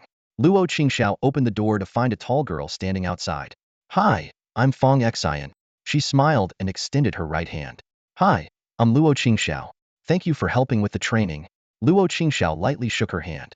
It's no trouble at all. It's an honor to help the top student in the school rankings. As they chatted, they walked into the training field. Fang Xian was immediately captivated by the sight of Manju working hard. So this is the Rui seed?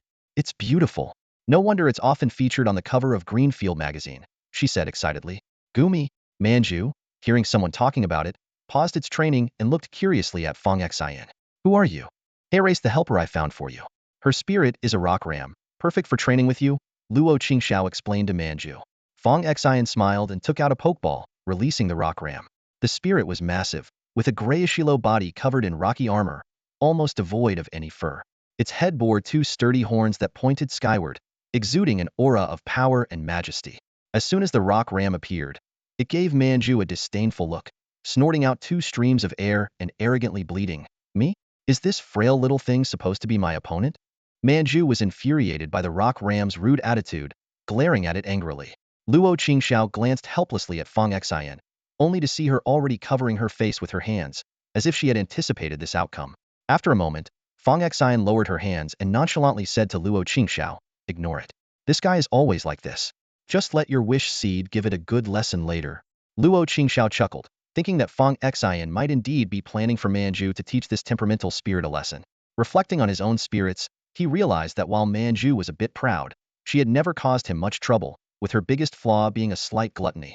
As for Xiahua, though she rarely appeared, she was always gentle and gracious when they were together.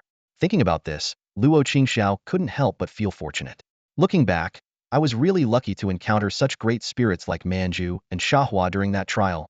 Hearing this, Manju blushed and turned to glare at the daydreaming Luo Qingxiao, though she felt secretly pleased inside. Fang Xian continued to scold the rock ram, reminding it that it was only to serve as a punching bag and not to fight back. The rock ram, incensed, stomped a hoof into the ground, sending a cloud of dust into Fang Xin's face. Fang Xin's chest heaved with anger as she turned to Luo Qingxiao, giving him a meaningful smile. Luo Qingxiao, my spirit doesn't seem to listen very well. To make it agree to be a training partner, we might need to subdue it first. How about a battle? Mantis' eyes lit up at the suggestion, eagerly signaling to Luo Qingxiao. Snapping out of his thoughts, he agreed without hesitation. No problem. Let's do it right here. Good. That stubborn ram deserves a beating. No matter where it happens, Fong Exine sneered. Soon, the training hall was filled with the sounds of an intense battle, drawing the attention of others.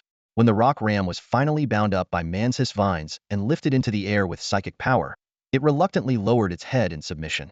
Manju triumphantly flew back to Luo Qingxiao's side, as if to say, "I'm not ranked number one for nothing." Fong Xian couldn't stop laughing at the sight of the subdued rock ram and handed it over to Luo Qingxiao, making sure to remind him to take good care of it.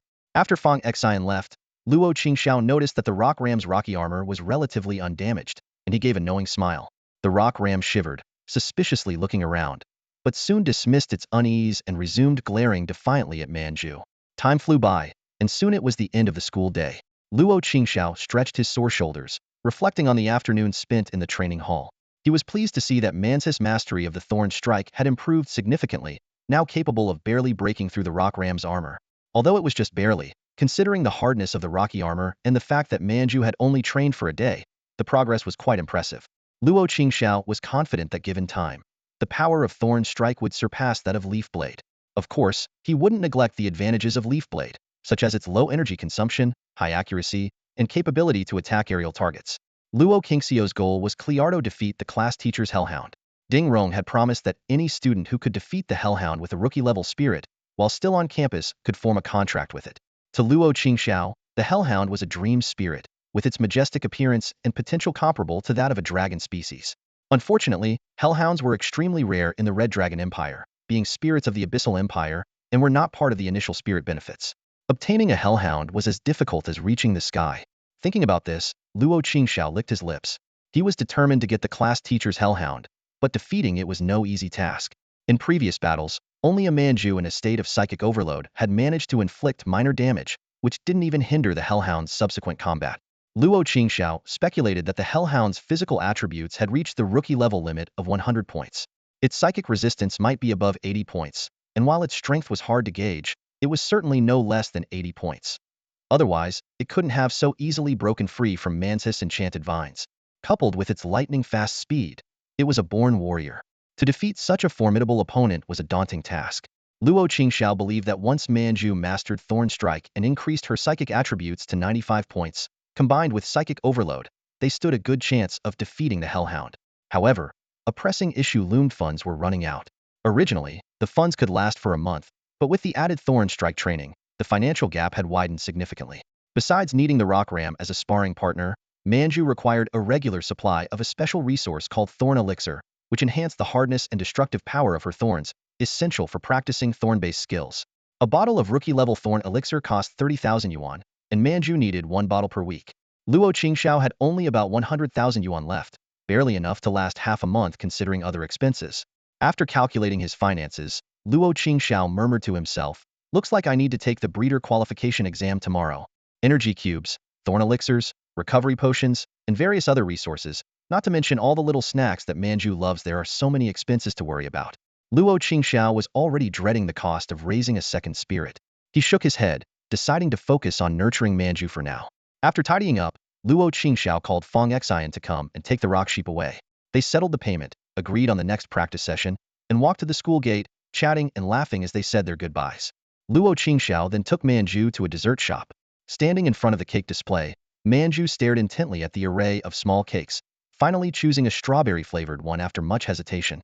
After paying, Manju sat on Luo Qingxiao's shoulder, clutching the cake, which was almost as big as itself, swinging its little feet and humming a happy tune. Luo Qingxiao also picked out a small cake for Anqin. On the way home, Luo Qingxiao smiled contentedly as he watched Manju's evident happiness.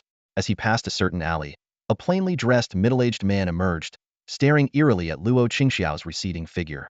"Are you sure this kid is the one who survived the incident in Beiyuan City?"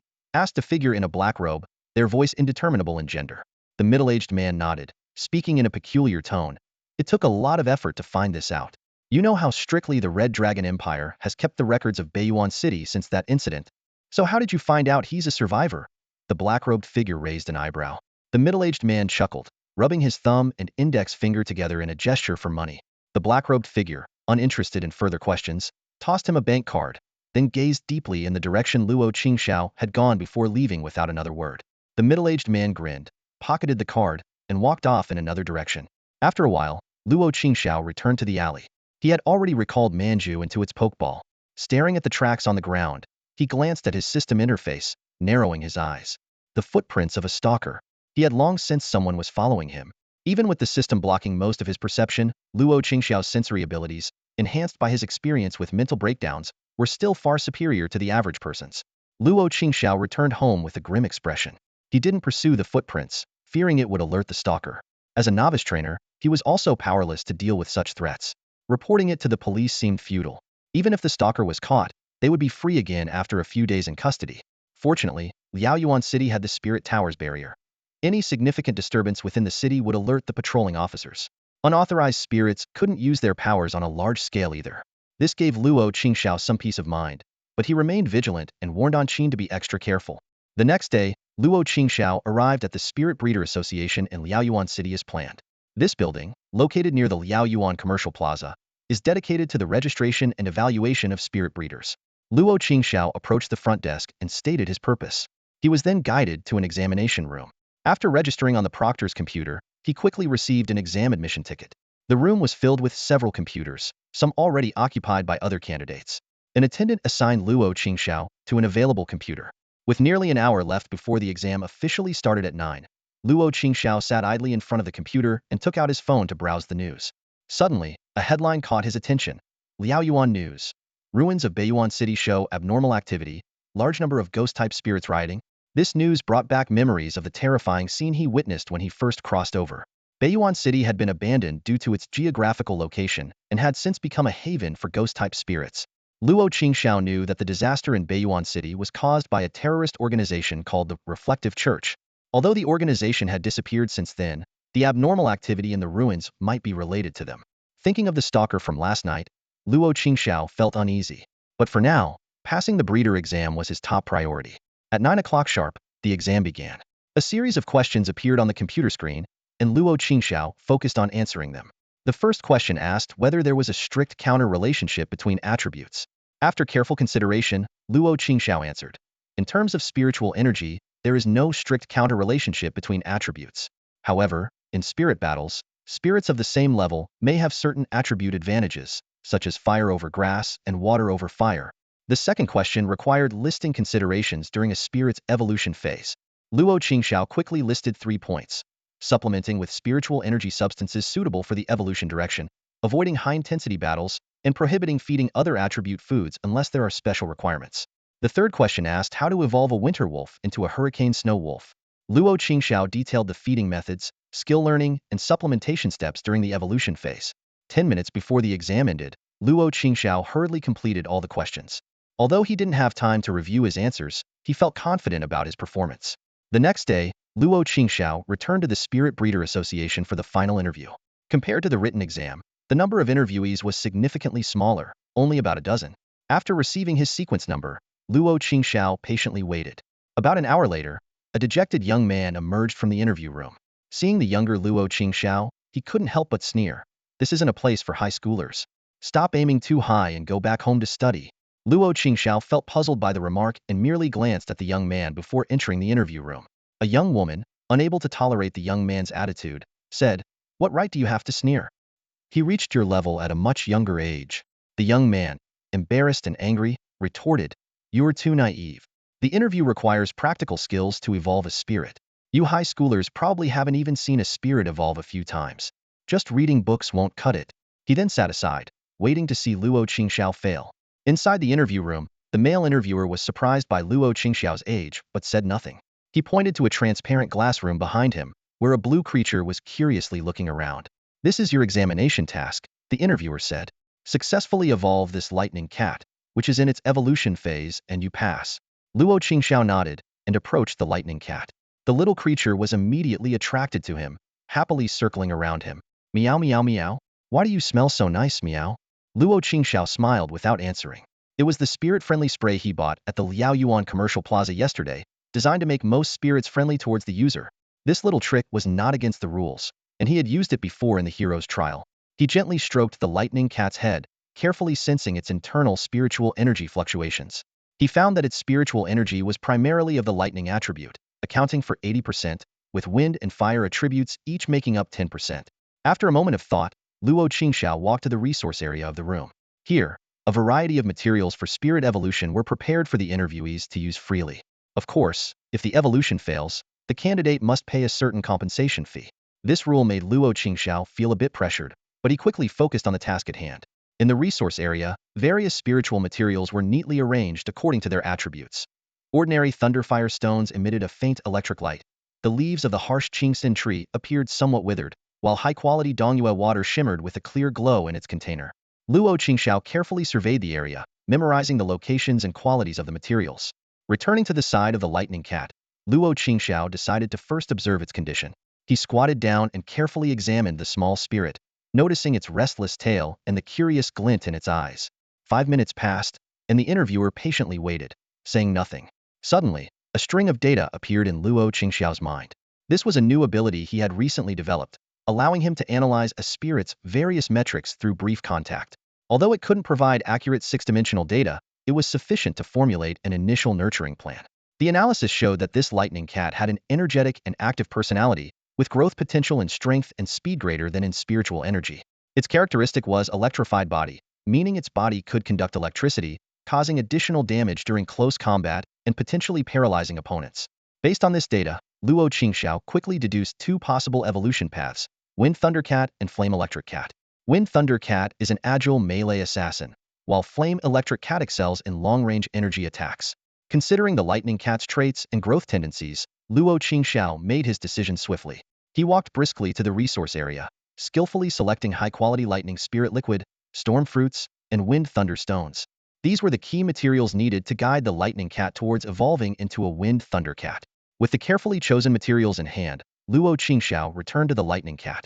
He gently patted the little creature's head to calm it down, then carefully carried it to the designated evolution area. Taking a deep breath, Luo Qingxiao prepared to begin the crucial evolution ritual. The evolution zone is a special area rich in spiritual energy, specifically designated for the evolution of spirits. Luo Qingxiao carefully carried his lightning cat into this area, sensing a subtle energy fluctuation in the air. He gently placed the lightning cat on the ground and took out a vial of lightning spirit elixir and a small dish from his backpack. As he opened the bottle, a faint electric aroma filled the air. Luo Qingxiao poured the elixir into the dish and crouched down to offer it to the lightning cat. Here, drink this elixir and then eat this storm fruit. You'll be able to evolve soon, Luo Qingxiao explained, stroking the lightning cat's fur. The lightning cat's eyes lit up with eagerness, and it eagerly approached the dish, lapping up every last drop of the elixir. Luo Qingxiao patiently waited until the lightning cat finished the elixir. He then opened his palm to reveal a small storm fruit. The lightning cat trotted over, devouring the fruit in one bite, and looked up at him with bright, expectant eyes. With everything ready, Luo Qingxiao placed a wind thunder stone next to the lightning cat. He gently placed his hands on the cat's body, closed his eyes, and began to sense the spiritual energy. Evolution is not only an elevation of a spirit's life level, but also the best way to enhance their power. After the process, a spirit's appearance and species can change. Before trainers existed, spirits had to accumulate spiritual energy over a long period to evolve. Now, with the help of evolution energy, the process has become much simpler. However, Luo Qingxiao soon discovered a problem. The lightning cat's internal energy reserves did not match its novice-level energy fluctuations, indicating it was a spirit with congenital deficiencies. This was the true challenge of the assessment.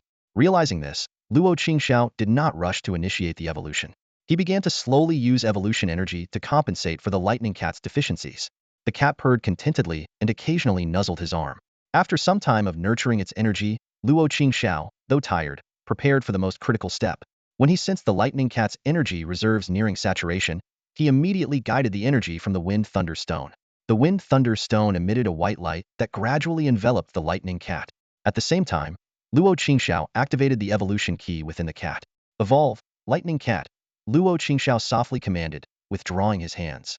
The lightning cat felt the changes within and fell silent, focusing on controlling the overflowing energy. Green and yellow lights burst from its body, intertwining with the white light from the wind thunder stone. Luo Qingxiao stepped back, holding his breath as he watched. The light constantly shifted shapes, eventually contracting into a half-meter-tall large cat. As the light faded, an elegant cat with a blue base, green patterns, and a yellow lightning mark on its forehead approached Luo Qingxiao. Meow, thank you, trainer, the newly evolved wind thunder cat said. Luo Qingxiao rubbed his eyes in surprise, realizing the wind thunder cat had evolved to the normal level. This meant he had not only successfully guided the evolution but also perfectly compensated for its congenital deficiencies. Well done. Luo Qingxiao praised, petting the wind thunder cat's head. The cat nuzzled his hand and even licked his palm, expressing its complete trust. Although Luo Qingxiao wanted to form a true spirit contract with the wind thunder cat, his current soul strength was insufficient to support a contract with a normal level spirit. Moreover, the wind thunder cat belonged to the Spirit Nurturing Association and was not his to claim. In high spirits, Luo Qingxiao gave the large cat a final hug before exiting the evolution room. Outside, the examiner was stunned. The key to the assessment was successfully guiding the lightning cat's evolution, and Luo Qingxiao had not only done that but also compensated for its congenital deficiencies, far exceeding the requirements for a novice cultivator. The examiner looked at the score sheet with a headache. Compensating for congenital deficiencies was actually part of the extraordinary level cultivator's exam, and Luo Qingxiao had already accomplished it. Reluctantly, the examiner posed a few questions to Luo Qingxiao. Why did you choose to evolve the lightning cat into a wind thunder cat? Can you explain your reasoning? Based on my observations, this lightning cat's strength and speed surpassed its spiritual energy, and it exhibited the traits of an electric body. Compared to the flame thunder cat, the assassin-type evolution of the wind thunder cat is more suitable for it, Luo Qingxiao explained. The examiner nodded in approval and asked another question. Why did you use the lightning spirit elixir and storm fruit instead of wind spirit elixir and thunderstorm fruit? Because the wind thunder cat is a speed-focused physical melee assassin. The combination of lightning spirit elixir and storm fruit enhances its physical strength and agility, which is more suitable for its evolution than enhancing thunder damage with thunderstorm fruit, Luo Qingxiao explained. The examiner continued with a few more questions, all of which Luo Qingxiao answered perfectly. Impressed, the examiner gave him a perfect score on the assessment. You've passed the cultivator qualification exam. Given your outstanding performance, I'll submit a report recommending you for an immediate normal level cultivator qualification. I must say, young people these days are truly remarkable. You look like you're still in high school, the examiner remarked, patting Luo Qingxiao on the shoulder. Overjoyed yet puzzled, Luo Qingxiao asked, I am indeed a high school student and only a novice trainer. Can I really obtain a normal level cultivator qualification? The examiner nodded and explained, there aren't strict requirements for the cultivator level. In fact, if not for the potential insufficiency of evolution energy in a novice trainer, your skill level would qualify you for an extraordinary level cultivator qualification. Luo Qingxiao decided not to dwell on the extraordinary level qualification. Obtaining the normal level cultivator qualification was already an unexpected delight. The interviewer took a badge out of the drawer and handed it to Luo Qingxiao, explaining, this is an ordinary level breeder certification. Just attach it to your identification card. Our association will certify you shortly, and then you'll be an official breeder. Overjoyed, Luo Qingxiao carefully accepted the badge and eagerly pulled out his identification card. As he brought the badge close to the card, he felt a strong magnetic pull. Releasing his grip slightly, the badge seamlessly embedded itself into the card, leaving the surface smooth and flawless, with no sign of attachment. Amazing! Luo Qingxiao couldn't help but exclaim, admiring the seemingly ordinary yet technologically advanced badge. He expressed his sincere gratitude to the interviewer, his face beaming with uncontrollable joy, and walked out of the interview room with long strides. To Luo Qingxiao's surprise, the young man who had failed the assessment earlier was still lingering outside. Seeing Luo Qingxiao walk out with a broad smile, the young man sneered, Stop pretending. You were in there for less than an hour, even shorter than me. Looking so happy, anyone who didn't know better would think you actually passed. Luo Qingxiao glanced at the guy who had repeatedly made rude remarks and decided to be straightforward. He raised his hand slightly, showing his identification card with the embedded badge. Sorry, but those who do know, like the interviewer inside, indeed believe I passed. Some people should stop assuming that just because they can't do something, others can't either. The young man saw the breeder badge gleaming on Luo Qingxiao's identification card and was at a loss for words. His face turned red, and he left the Breeders' Association in embarrassment, not daring to say another word. At that moment, the girl who had previously rebuked the young man gave Luo Qingxiao a thumbs up. Although Luo Qingxiao didn't fully understand her gesture, he saw her preparing to enter the interview room and gave her a thumbs up in return. The girl was momentarily stunned by Luo Qingxiao's encouragement, but then broke into a radiant smile.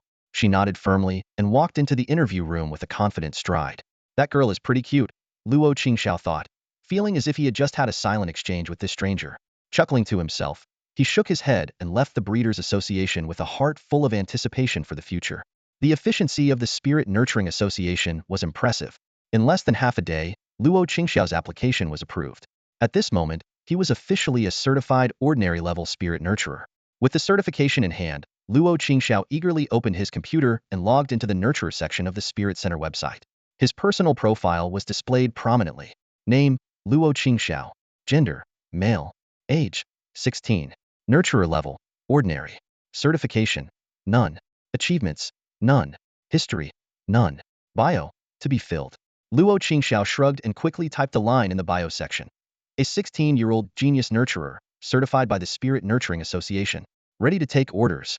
He smiled confidently. Though it sounded a bit boastful, he was sure that with the system's assistance, he could provide high-quality nurturing plans for spirits. After completing his bio, Luo Qingxiao turned to another important feature of the platform, the Nurturer Trading Platform.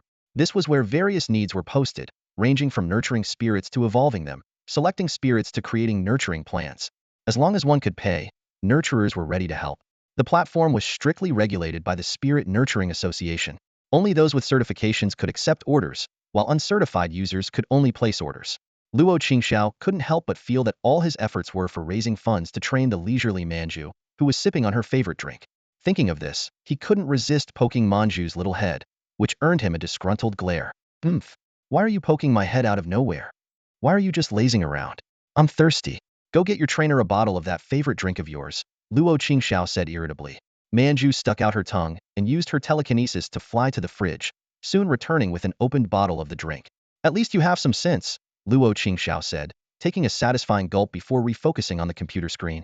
Manju glanced curiously at the screen but, not understanding the order requests, turned her attention to Luo Qingxiao's phone. She skillfully opened the Dream Vision app and selected Forest Princess 4. The emerald wings, comfortably lying on the table to watch.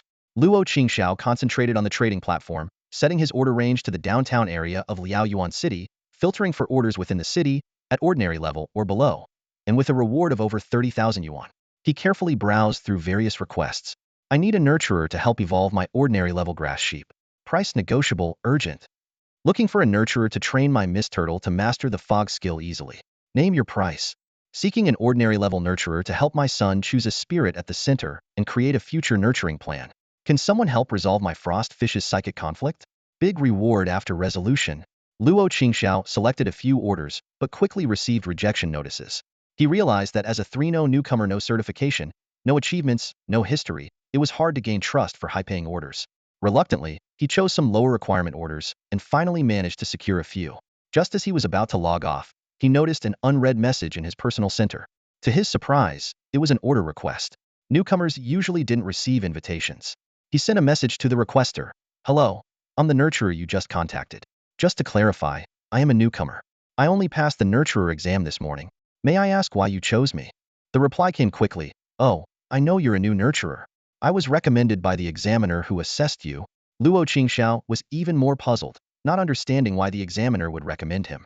In fact, during the assessment, he had demonstrated abilities that reached the extraordinary level Spirit Nurturer. If not for his relatively low trainer level and young age, the Spirit Nurturing Association might have directly granted him an extraordinary level certification. A nurturer with extraordinary level skills, but charging ordinary level prices, was indeed a valuable recommendation. No matter what, since someone placed an order, we can't just let the money slip away. Luo Qingxiao gladly accepted the invitation and replied that he was fully booked for tomorrow and would be available the day after. Lin Qianqian put away her phone and turned to her second uncle with a suspicious look. She poked his waist with her finger and asked half doubtfully, "Second uncle, is this guy you recommended really that good?" Her second uncle impatiently swatted her hand away and snapped, "Get lost. You were the one who asked me to recommend a breeder, and now that I did, you're questioning his abilities. How about I recommend Master Wang? You trust his skills, right?" Lin Qianqian stuck out her tongue and quickly ran behind her second uncle, massaging his shoulders. "Hee, Master Wang's skills don't need any recommendation. The problem is, I can't afford him. Otherwise, I'd definitely ask him to design an evolution plan for Xiao Yu." Her second uncle closed his eyes and pinched the bridge of his nose, feeling exasperated with his unreliable niece. "You're just an ordinary student, dreaming of having Master Wang personally design an evolution plan for you. Should I call you delusional or just overly pampering that feathered sword hawk?" "Hee, Xiaoyu is my precious baby that I begged Mom for a long time to get from the Pokemon Center. Of course, I have to pamper it." Lin Qianqian giggled. All right. This time, you should be thrilled to get that young man's services at a regular price. His skills are on par with most extraordinary level breeders. He's just recently certified. Otherwise, you wouldn't get him at this price later on," her second uncle said helplessly. After chatting for a bit longer, Lin Qianqian finally felt reassured about Luo Qingxiao and started looking forward to the day after tomorrow's appointment. Early the next morning, Luo Qingxiao got up and took Manju to the school's training hall, leaving it with energy blocks and spirit liquid to train freely. Then he followed the directions on his phone to a tea house next to the Pokemon Center. Inside the tea house, a middle-aged man in his 40s or 50s was quietly sipping tea, accompanied by a teenager around 18 or 19. Luo Qingxiao walked to their table, pulled out a chair opposite them, and showed the Pokemon Center page on his phone to prove his identity. Hello, I'm Breeder Luo Qingxiao. May I know how to address you? Luo Qingxiao asked politely. The middle-aged man replied courteously, Hello, Mr. Breeder. My name is Luo, and this is my son, Lu Yu. Luo had recently come into some money and wanted to pick a Pokemon for his son, hoping to groom him into a respected trainer. He didn't want his son to end up doing manual labor like himself. With this in mind, Luo treated Luo Qingxiao with even more respect. Despite Luo Qingxiao's young age, he had already obtained a regular breeder's license, which Luo saw as a sign of great potential. He thought to himself that if he could take this opportunity to befriend a future top breeder, it would be a huge gain. Even if Luo Qingxiao's current experience wasn't as extensive as that of veteran breeders, a breeder certified by the Pokemon Breeder Association couldn't be that bad. At worst, it would be a small loss, and if Luo Qingxiao became a top breeder in the future, it would be a tremendous boon. Unaware of Luo's thoughts, Luo Qingxiao calmly continued, All right, I see your request is to choose a Pokemon for your child, correct? Any special requirements? Luo excitedly raised his hand and said, Yes. I hope the future Pokemon is ground-type, majestic, and preferably a tiger species. Where do you get all these demands from? Just take whatever the breeder gives you. Luo scolded his son, then looked nervously at Luo Qingxiao, afraid that these requests might upset the young breeder. Luo Qingxiao smiled indifferently, It's fine. You are the customers, and some reasonable requests can be accommodated. He tapped his finger on the table while thinking. Ground type, majestic, tiger species. Can you tell me your budget? Luo quickly replied. For the budget, I have prepared under $1 million. $1 million? That's quite a lot. Luo Qingxiao was a bit surprised. This father was really generous to his son. Luo chuckled sheepishly and explained. I recently made some money, and my son is almost 20. I thought I'd let him try being a trainer. At least he wouldn't have to earn a living through manual labor like me. He patted Luo's head, and the boy's eyes welled up with tears. He's my only son. Money can't be taken to the grave, so I might as well spend it on him. Luo Qingxiao nodded understandingly. I see. With $1 million, things will be much easier. May I ask, does your son currently have a starter Pokemon? He doesn't. We've had tight finances and couldn't afford a Pokemon, Luo replied. Luo Qingxiao wrote in his notebook for about 10 minutes, then stood up and said, All right, let's go pick a starter Pokemon now. Luo and his son quickly settled the bill and followed Luo Qingxiao to the Pokemon trading area at the Liaoyuan Pokemon Center. As soon as they got out of the elevator, they widened their eyes in amazement, looking around in awe. Luo Qingxiao briefly explained the existence of the secret realms and then approached a staff member. Hello, we'd like to see the Wild Fierce Tiger, Stone Jade Tiger, Mist Mountain King, and Mountain Beast. Which of these Pokemon are eligible for the starter Pokemon discount? Luo Qingxiao inquired. The staff member promptly replied. The Stone Jade Tiger and Mountain Beast are eligible for the discount. Shall I arrange for someone to take you to their habitats? Luo Qingxiao nodded in agreement, and the staff member called over a caretaker to lead them to the habitat of the Stone Jade Tiger. Is this the Stone Jade Tiger? Luo stared blankly at the 2-meter-tall jade beast in front of him, murmuring in awe. Luo Qingxiao, observing the Stone Jade Tigers in their habitat, explained, Yes, this is the Stone Jade Tiger. They are powerful earth elemental spirits, feeding on jade and embodying it. They excel in defense. A few Stone Jade Tigers lazily sprawled on large rocks, resembling exquisitely carved jade sculptures, both delicate and beautiful. Luo and Luo nervously dealt with the zookeeper's sales pitch, occasionally glancing at Luo Qingxiao. After surveying the area, Luo Qingxiao led them to a slightly smaller Stone Jade Tiger, motioning for Luo to greet it. Luo took a hesitant step forward and stammered, Hello, I... Before he could finish, the Stone Jade Tiger glanced at him impatiently, then feigned a pounce with a low growl.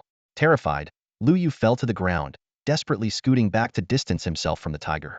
The Stone Jade Tiger's eyes flashed with disdain as it strutted away, disappearing into the depths of its habitat. Luo Qingxiao shook his head in exasperation at Luo's disheveled state. He extended a hand to help Luo up, saying reluctantly, The most promising young tiger has already left. Do you want to check out the others? Still shaken, Luo nodded hesitantly, while Luo, now more appreciative of Luo Qingxiao's expertise, looked at his son with concern. Shall we pick another Stone Jade Tiger? He asked. Luo Qingxiao solemnly reminded them. Remember, spirits are not commodities. Only by earning their approval can you form a successful contract. Your performance is crucial. You must at least show that you are worthy of their loyalty. Lu Yu nodded firmly and followed Luo Qingxiao to see the other stone jade tigers. Unfortunately, his earlier display had left all the stone jade tigers uninterested. After making the rounds, none were willing to contract with him. Disappointed, Lu Yu cast a final glance at the beautiful jade creatures before returning silently to Luo Qingxiao's side. Lu Zhuo continued to inquire about ways to secure a stone jade tiger, but Luo Qingxiao explained that forcing a contract would only lead to disobedience, ultimately ruining Lu Yu's future. He suggested they check out the mountain beasts instead. The group arrived at the mountain beast habitat, a gloomy mountain basin filled with rugged rocks. Unlike the artistic habitat of the stone jade tigers, this place was more raw and unrefined. Mountain beasts, smaller than the stone jade tigers at about 1.2 to 1.3 meters tall, frolicked on the ground. These tiger-like spirits were covered in rocky protrusions, serving as natural armor. After introducing the mountain beasts, Luo Qingxiao quickly pointed out a few promising candidates. Lu Yu took several deep breaths and mustered the courage to approach one of them. The mountain beast eyed him curiously, its tail wagging. Hello, I'm Lu Yu. I aspire to be a spirit trainer. I can provide ample resources and help you choose the best evolution path to become a powerful spirit. Would you join me on this journey? Lu Yu said, trying to stay calm. The mountain beast hesitated for a long time, glancing back at its companions before eventually shaking its head in refusal. Disheartened, Lu Yu watched it leave. Luo Qingxiao encouraged him to try with the other candidates. After 5 more rejections, Lu Yu felt despondent, mechanically repeating his invitation. When the 6th mountain beast finally agreed, he almost didn't realize it until Luo Qingxiao reminded him. Overjoyed, Lu Yu hugged the mountain beast tightly, ignoring its sharp rocky armor. The mountain beast seemed to smile, recognizing the young man's persistence. With the zookeeper's assistance, Lu Yu formally signed a true spirit contract with the mountain beast. Even after completing the paperwork, Lu Yu remained in a state of bliss, frequently glancing at the spirit ball in his backpack and grinning. Understanding Lu Yu's elation, Luo Qingxiao bid farewell to Lu Zhuo. Mission accomplished. I'll take my leave now. Feel free to contact me for any future breeding needs. Don't forget to leave a positive review on the platform. As he left, Luo Qingxiao checked his phone and saw the payment notification. Feeling pleased. Ding. The Spirit Center reminds you that your breeder account balance has been credited with 30,000 yuan. He quickly transferred the money to his bank account and, humming a tune, began searching for his next customer. As evening fell, Luo Qingxiao wrapped up a busy day and eagerly checked his earnings. He meticulously counted the money. Units, tens, hundreds, thousands, 10,000s, 100,000s. His smile grew brighter and brighter. He had made a whopping 160,000 in a single day. This unexpected windfall put him in a fantastic mood, and he finally felt free to spend without any reservations. Looking at the balance in his bank account, Luo Qingxiao couldn't stop grinning. He hopped onto his wind scythe horse and enthusiastically headed to the school to pick up Manju. On the way, he uncharacteristically splurged, buying lots of snacks for Manju and Anqin. He secretly felt proud, thinking, from now on, we won't have to live so frugally anymore. On the way home, Luo Qingxiao's thoughts drifted to Xiahua. He realized he had been neglecting Xiahua's resources, primarily because he had been focusing all his efforts on boosting Manju and had no resources left to spare. But now, with money in hand, he couldn't ignore Xiahua's growth any longer. He calculated in his mind, the nature of the twin flowers means I can't just invest in one flower. Xiahua's growth is equally important. I need to adjust the resource allocation and give Xiahua more, at least to bring its ghost-type abilities up to par with Manju's psychic abilities. Having made up his mind, Luo Qingxiao decided to purchase some ghost-type materials after finishing his evolution plans the next morning. He remembered that Xiahua had a particular fondness for the abilities of Bewitching Cat and decided to prioritize materials like Soul-Hooking Flower. Just as Luo Qingxiao was lost in thought, he didn't notice that Manju had somehow transformed into Xiahua. Xiahua gently leaned against him, nuzzling his arm. Luo Qingxiao snapped back to reality and looked down to see that it was Xiahua rubbing against his arm. Xiahua, is something wrong? Luo Qingxiao asked, a bit puzzled. Xiahua didn't answer, just continued nuzzling with a smile. After a while, it blushed slightly and softly said, Gumi, our contractor is indeed a good person. With that, Xiahua transformed into a white light and disappeared into the necklace on Luo Qingxiao's chest. Luo Qingxiao was baffled, not understanding why Xiahua suddenly appeared to call him a good person. But he was exhausted from the day's work and didn't have the energy to ponder it. After a quick dinner and a shower, he fell into a deep sleep. In the twin flowers consciousness space, Manju smugly said to Xiahua, see, I told you he would remember. You were worried for nothing. Xiahua nodded lightly, smiling, our contractor is indeed a good person. Manju boasted, of course, who do you think brought him back? completely forgetting how it had initially disliked Luo Qingxiao. Xiahua knew the truth but didn't expose it, just covered its mouth and giggled. Seeing this, Manju got a bit annoyed and playfully pinched Xiahua's cheeks. In the consciousness space, there was no sensation, so Xiahua didn't feel anything. But seeing Manju laughing heartily, it guessed it must look quite funny. Not to be outdone, Xiahua tried to retaliate, but Manju nimbly dodged. The two spirits playfully tussled in the consciousness space for a while until they both felt a bit tired. Manju made a funny face at Xiahua and cheerfully ran off. Xiahua glared at Manju with puffed cheeks, feeling frustrated for always losing in their play. Manju was naturally stronger, and after long-term training, it was even harder to deal with. Xiahua sulked for a bit, and then went to rest too. The next morning, Luo Qingxiao arrived at Lin Qianqian's house to oversee the nurturing and evolution direction for Jinyu Eagle. He carefully observed this rare and powerful eagle spirit, occasionally jotting down notes in his notebook. Jinyu Eagle looked similar to a regular hawk but was larger, with sword-like blades at the ends of its wings. To ensure precise data, Luo Qingxiao occasionally touched the sword blades on Jinyu Eagle's wings. He found that the metallic energy in this Jinyu Eagle was not very active. Instead, its martial energy was more prominent. Luo Qingxiao briefly explained the situation to Lin Qianqian, who stood nearby, and continued measuring other data. Reflecting on how he took on this task, Luo Qingxiao had initially wanted to refuse. Evolution planning was not only tedious but also a long-term process requiring ongoing attention until the spirit truly evolved. However, Lin Qianqian's offer was too tempting. 500,000 in cash plus one rare energy material of his choice. Considering Lin Qianqian's family background and connections, this opportunity was hard for Luo Qingxiao to pass up. After extensive observation and analysis, Luo Qingxiao finally completed the first version of the plan. He turned to Lin Qianqian, who was playing a game, and said, "Based on Jinyu Eagle's past attribute records and my observations and analysis, your Jinyu Eagle is better suited for development in the martial direction. You should be aware of this too, right?" Lin Qianqian's preference for raising Swordfeather Eagle took Luo Qingxiao by surprise. The fact that he discerned this without any external help was a testament to his extraordinary skills. Luo Qingxiao understood well that the martial arts attribute, as one of the three mysterious attributes, was indeed an excellent direction for development. Within the trainer community, there has always been a pursuit of the 6 special attributes: the 3 mysterious attributes mind, phantom, martial arts, and the 3 legendary attributes light, dark, dragon. Possessing a creature with these attributes often gives trainers an edge in battles of the same level. While it doesn't guarantee victory, creatures with these attributes generally have a higher baseline strength. Luo Qingxiao swiftly jotted down a training plan on paper. A bottle of martial arts elixir daily, 3 pounds of swordheart grass mixed into gold-eating mouse meat divided into 3 feedings, 1 radiant flower crushed and mixed into the meat weekly, along with a sword dance skill crystal, and at least 3 hours of sword dance practice each day. When Lin Qianqian saw the list, her expression froze. Her Swordfeather Eagle had just evolved for the first time. Did it really need such expensive materials? The sword dance skill crystal alone was worth over 3 million. Including other daily materials, the total cost would likely exceed 10 million. Just as Lin Qianqian was about to question the plan, her eyes were drawn to 5 bold characters at the bottom of the proposal. Radiant Sword Eagle. She grabbed Luo Qingxiao's arm in disbelief and excitedly sought confirmation. Luo Qingxiao explained that following this plan, there was indeed a chance for the Swordfeather Eagle to evolve into a Radiant Sword Eagle. Even if it didn't succeed, it could still evolve into a Feather Sword Martial Eagle. He also revealed that Lin Qianqian's Swordfeather Eagle seemed to possess the bloodline of a light attribute creature, and if it could learn the skill Radiant Wings, the success rate could reach 70%. Overjoyed, Lin Qianqian hugged her Swordfeather Eagle, rubbing her face against its soft feathers. She promised that if Luo Qingxiao could indeed evolve her Swordfeather Eagle into a Radiant Sword Eagle, she would arrange for him to visit the Flamedeed's secret realm of the Scorching Spirit Tower. The Flamedeed's secret realm is a renowned large-scale secret realm in the Red Dragon Empire, not only rich in spiritual materials, but also home to creatures with far greater potential than those outside. This promise made Luo Qingxiao's eyes light up, and he immediately assured her that he would give his utmost effort. After seeing Luo Qingxiao off, Lin Qianqian gradually calmed down. She sat in a chair, reviewing the training plan left behind.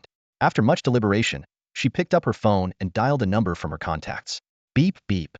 The phone buzzed with a busy signal, followed by a puzzled voice. "Hello, Qianqian?" Lin Qianqian asked anxiously. "Uncle, is the person you recommended reliable? He claims he can evolve Xiaoyu into a radiant feathered eagle." There was a sudden gasp on the other end. "What?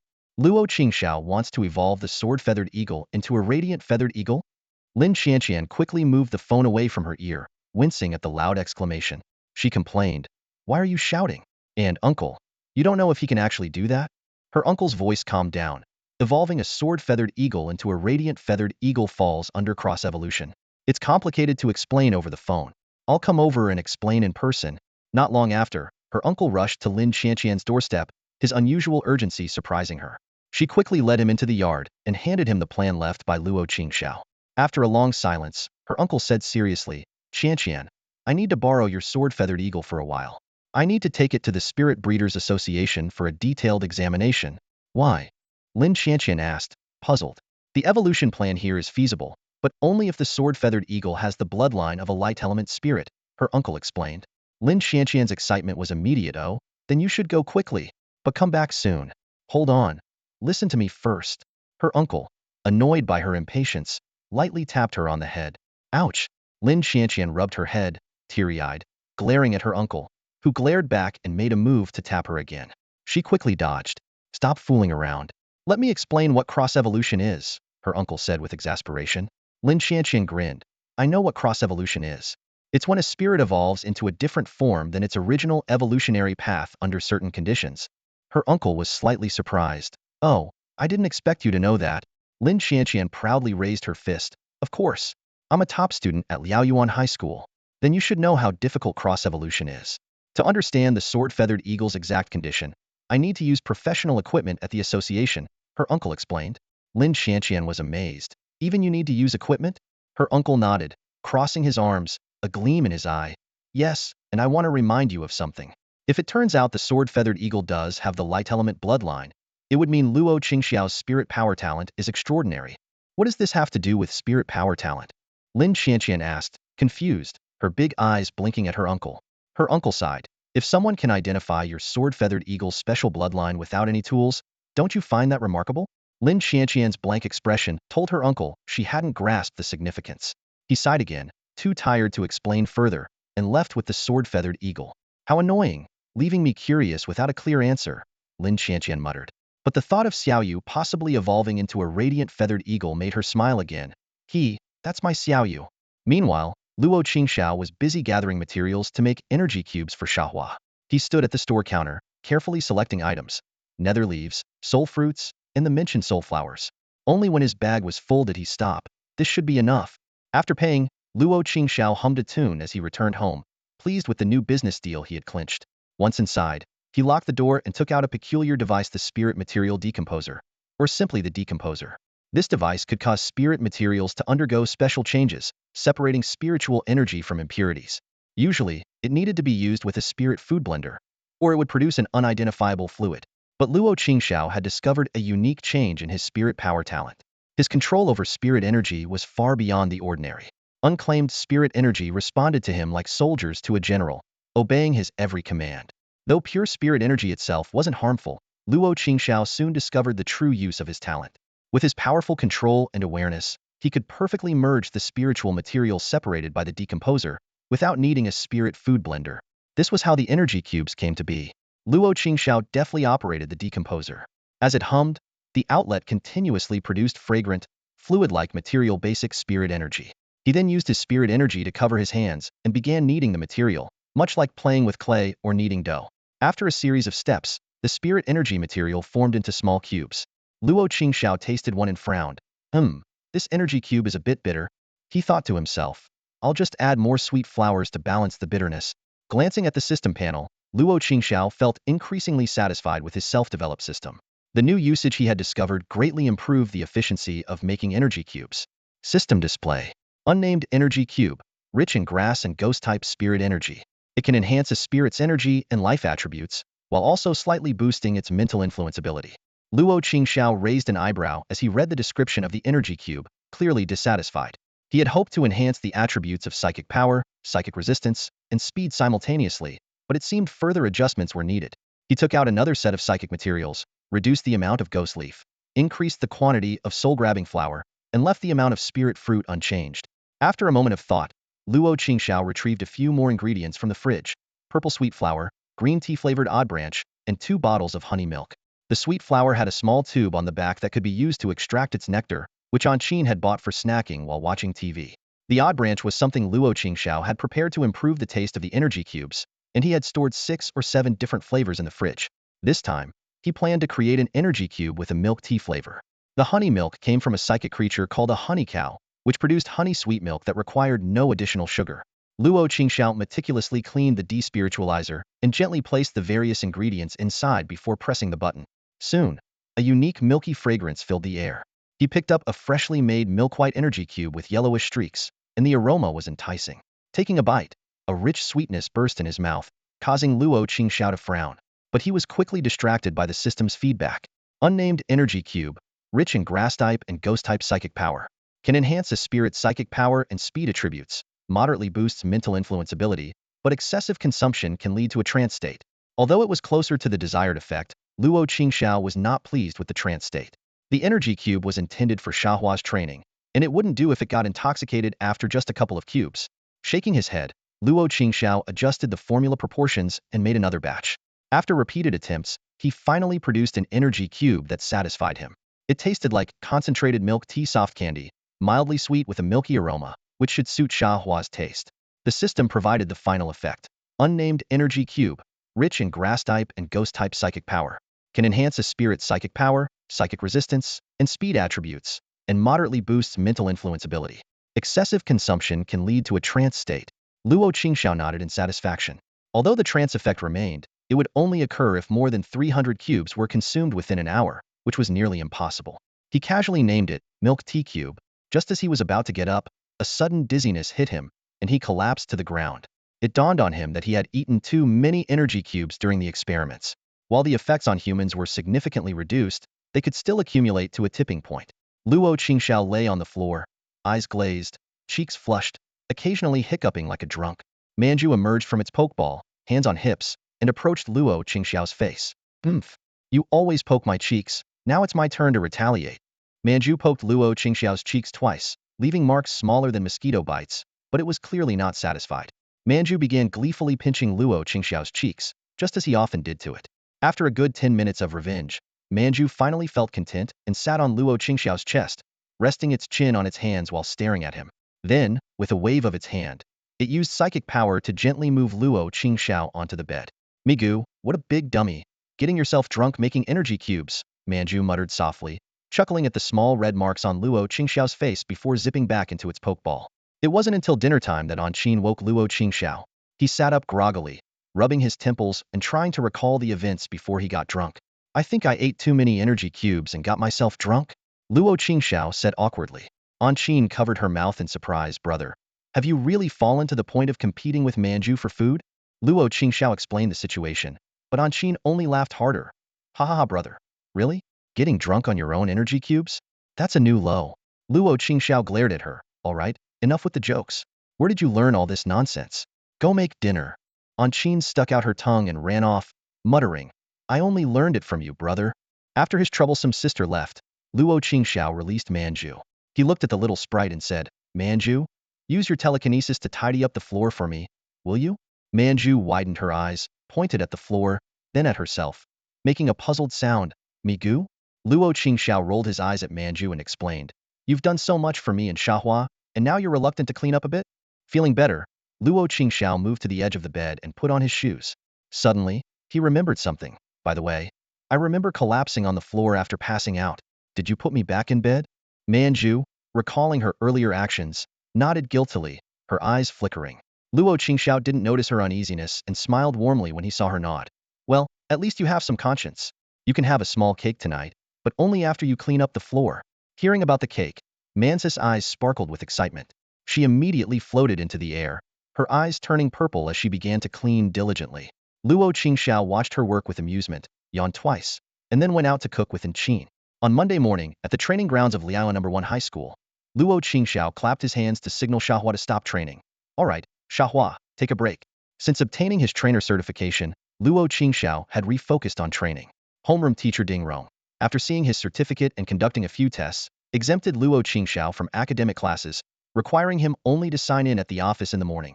Luo Qingxiao explained to Xiaohua, "Xiaohua, I plan to continue focusing your training on the Demon Vine Whip and Demon Vine Wall." He glanced at Xiaohua's stats panel, mentally strategizing for diversified training. After correcting some of Xiaohua's bad habits, Luo Qingxiao began his own workout. He knew that a trainer's biggest weakness was their own physical condition. so he never slackened his personal training, even during the busiest times. Training continued until the afternoon. After lunch, Manju took over the training duties. Fang Xian watched as her rock sheep was effortlessly defeated by Manju, struggling to keep a straight face. She was plotting some peculiar scheme, her smile unnervingly intense. Luo Qingxiao caught a glimpse of her and shivered, thinking how terrifying her smile was. He took out his phone, transferred 1,000 yuan, and shook his phone to show the payment was completed. Fang Xian didn't check the amount closely but reminded him, "Hey, you know you're going to be challenged again soon, right?" "Oh, what's going on?" Luo Qingxiao asked, puzzled. Fang Xian explained, "It's almost the end of the month. A lot of people are eyeing the top spot on the leaderboard for the monthly resources." Luo Qingxiao nodded in realization. The monthly resources at Liaoyuan No. 1 High School were quite generous. Top students could receive resources worth 50,000 yuan, with even more for those in the top 10. As the No. 1 ranked student, it was no surprise that others coveted his position. "Manju, it's time to go," Luo Qingxiao said, brushing off the dust from his pants. Coming, coming."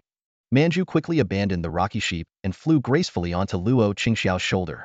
"Let's see which classmate is brave enough to challenge me today." Luo Qingxiao chuckled, giving Manju a pat on the head, only to receive a disgruntled glare in response. Ever since obtaining his breeder certification, Luo Qingxiao's confidence had been growing day by day. His advantage wasn't just in having a specialized breeder, but also in mastering the mysterious energy cubes. Comparatively, the effects of these cubes were on par with top-tier holy elixirs, though their use was limited to Manju and Xiahua. Under Luo Qingxiao's meticulous care, Manju's abilities had improved drastically, showing significant progress almost daily. Although its six-dimensional attributes hadn't changed much, its performance in battles was entirely different. For instance, breaking through the rocky sheep's stone armor had become a breeze. Xiahua, the new addition, was also advancing rapidly, with vine control skills nearing Manju's level.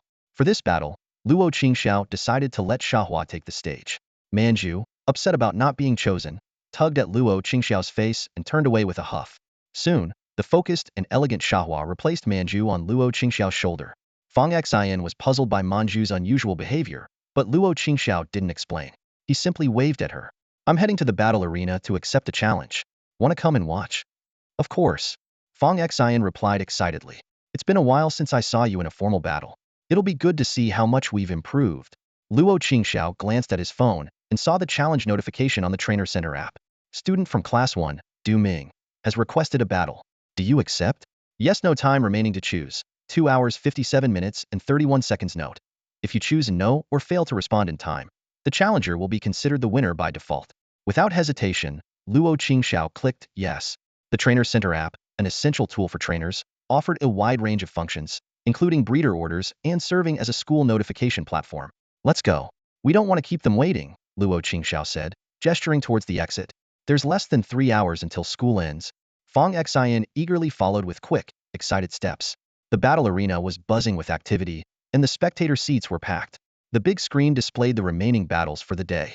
Zhang Qing vs. Gu Tianyuan, Du Ming vs. Luo Qingxiao, Deng Tongqin vs. Wang, Antong Yu Xiaoshuang vs. Qin Qi.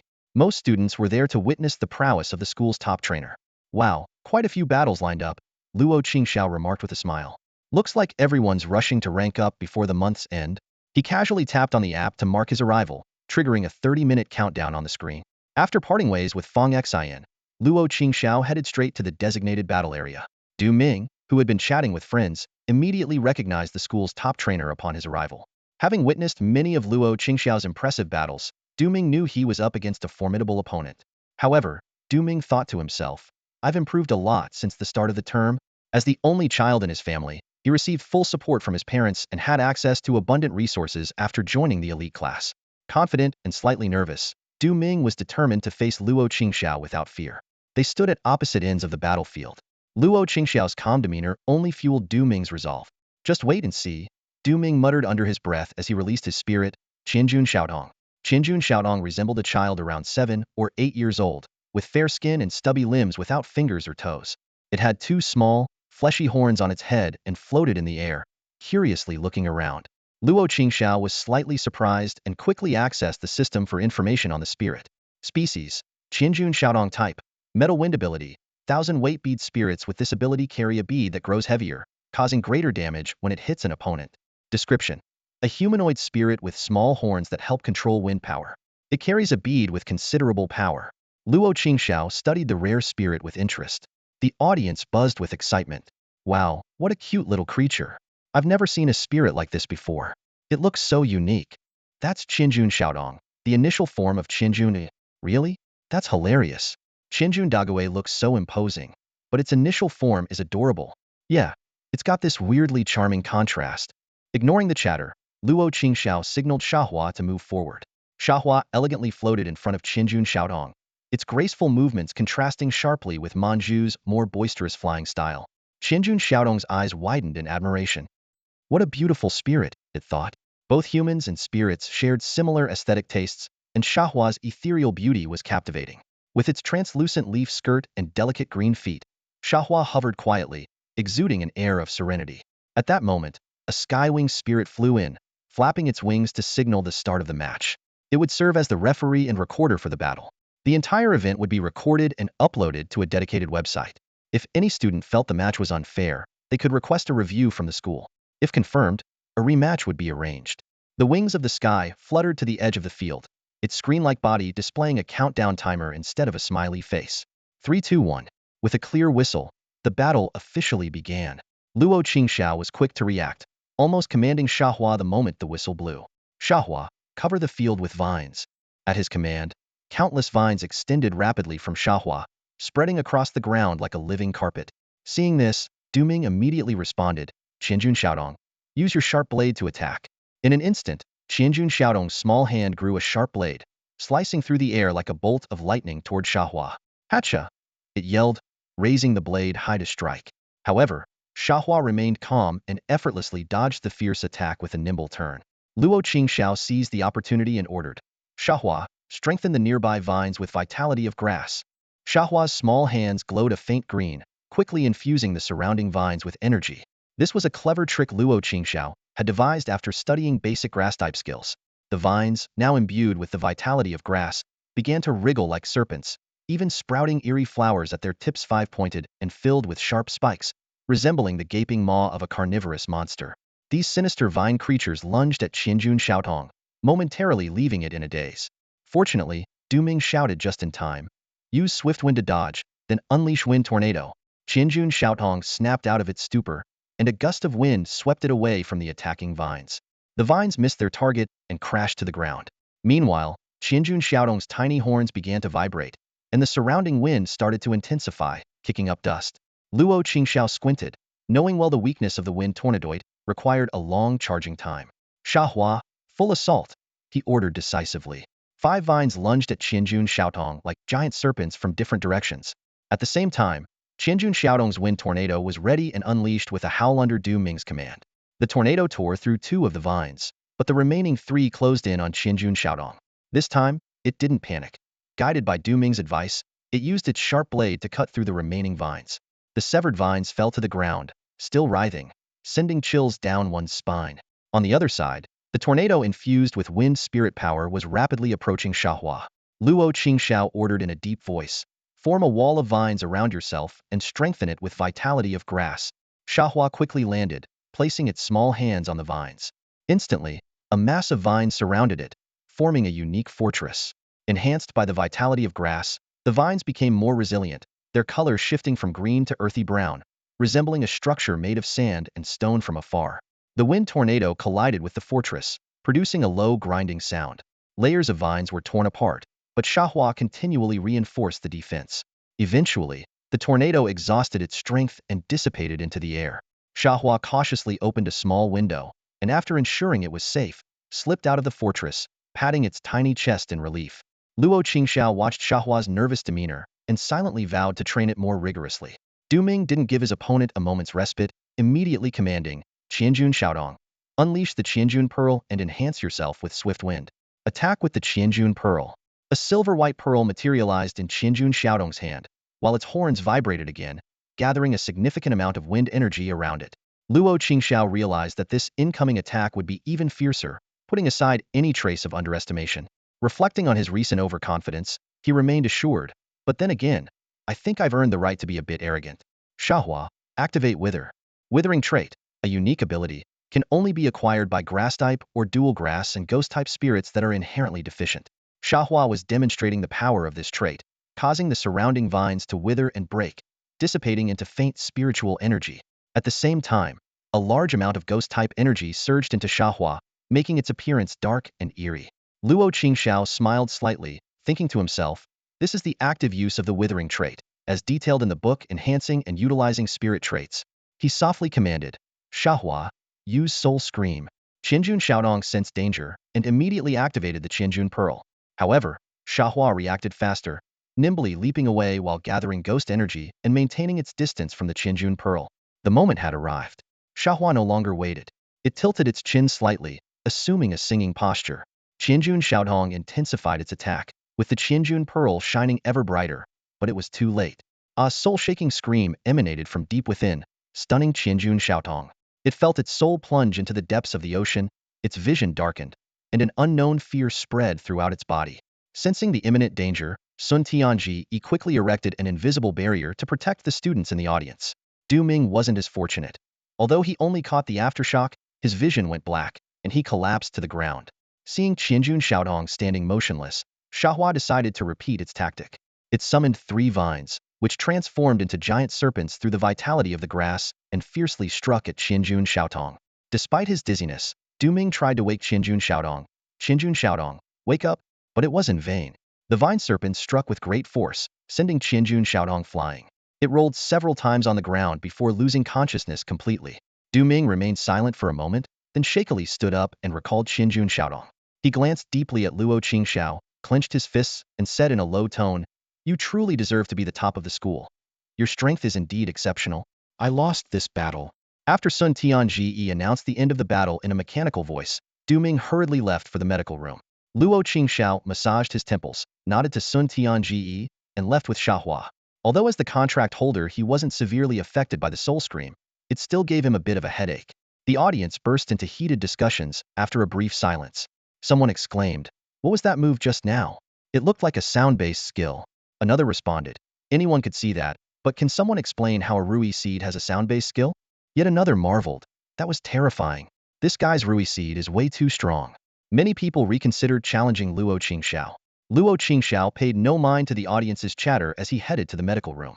Xiahua had expended a lot of spiritual energy in the battle, and he planned to get a few recovery potions. According to school regulations, each student could receive 3 free recovery potions after a match. Along the way, Du Ming's figure had already disappeared, likely in a rush out of concern for Qianjun Xiaodong. Luo Qingxiao wasn't worried about Qianjun Xiaodong's condition. He knew Xiahua's abilities wouldn't cause serious harm. Although Soul Scream was powerful, its effect on non-ghost type spirits was limited to inducing fear and dizziness, similar to a psychic type's teleportation. Soul Scream wasn't actually a skill but rather a natural ability of ghost type spirits. It could attack an enemy's soul but only induced control effects like fear and dizziness in non-ghost type spirits. However, it was a deadly weapon against ghost-type spirits, dealing significant true damage. This was precisely the path Luo Qingxiao had meticulously designed for Xiahua. As a control spirit, Xiahua's Soul Scream was a powerful crowd control skill. Due to its dual soul nature, Manju was unaffected and could serve as the main attacker. Luo Qingxiao could already envision their opponents' shocked expressions when the 2 spirits evolved and stood together on the battlefield. Initially, Luo Qingxiao had considered using psychic-type charm abilities to achieve this goal.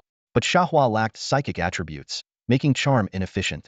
After serious discussions and some persuasion, Xiahua reluctantly agreed to use Soul Scream, on the condition that Luo Qingxiao prepared midnight snacks for it every day.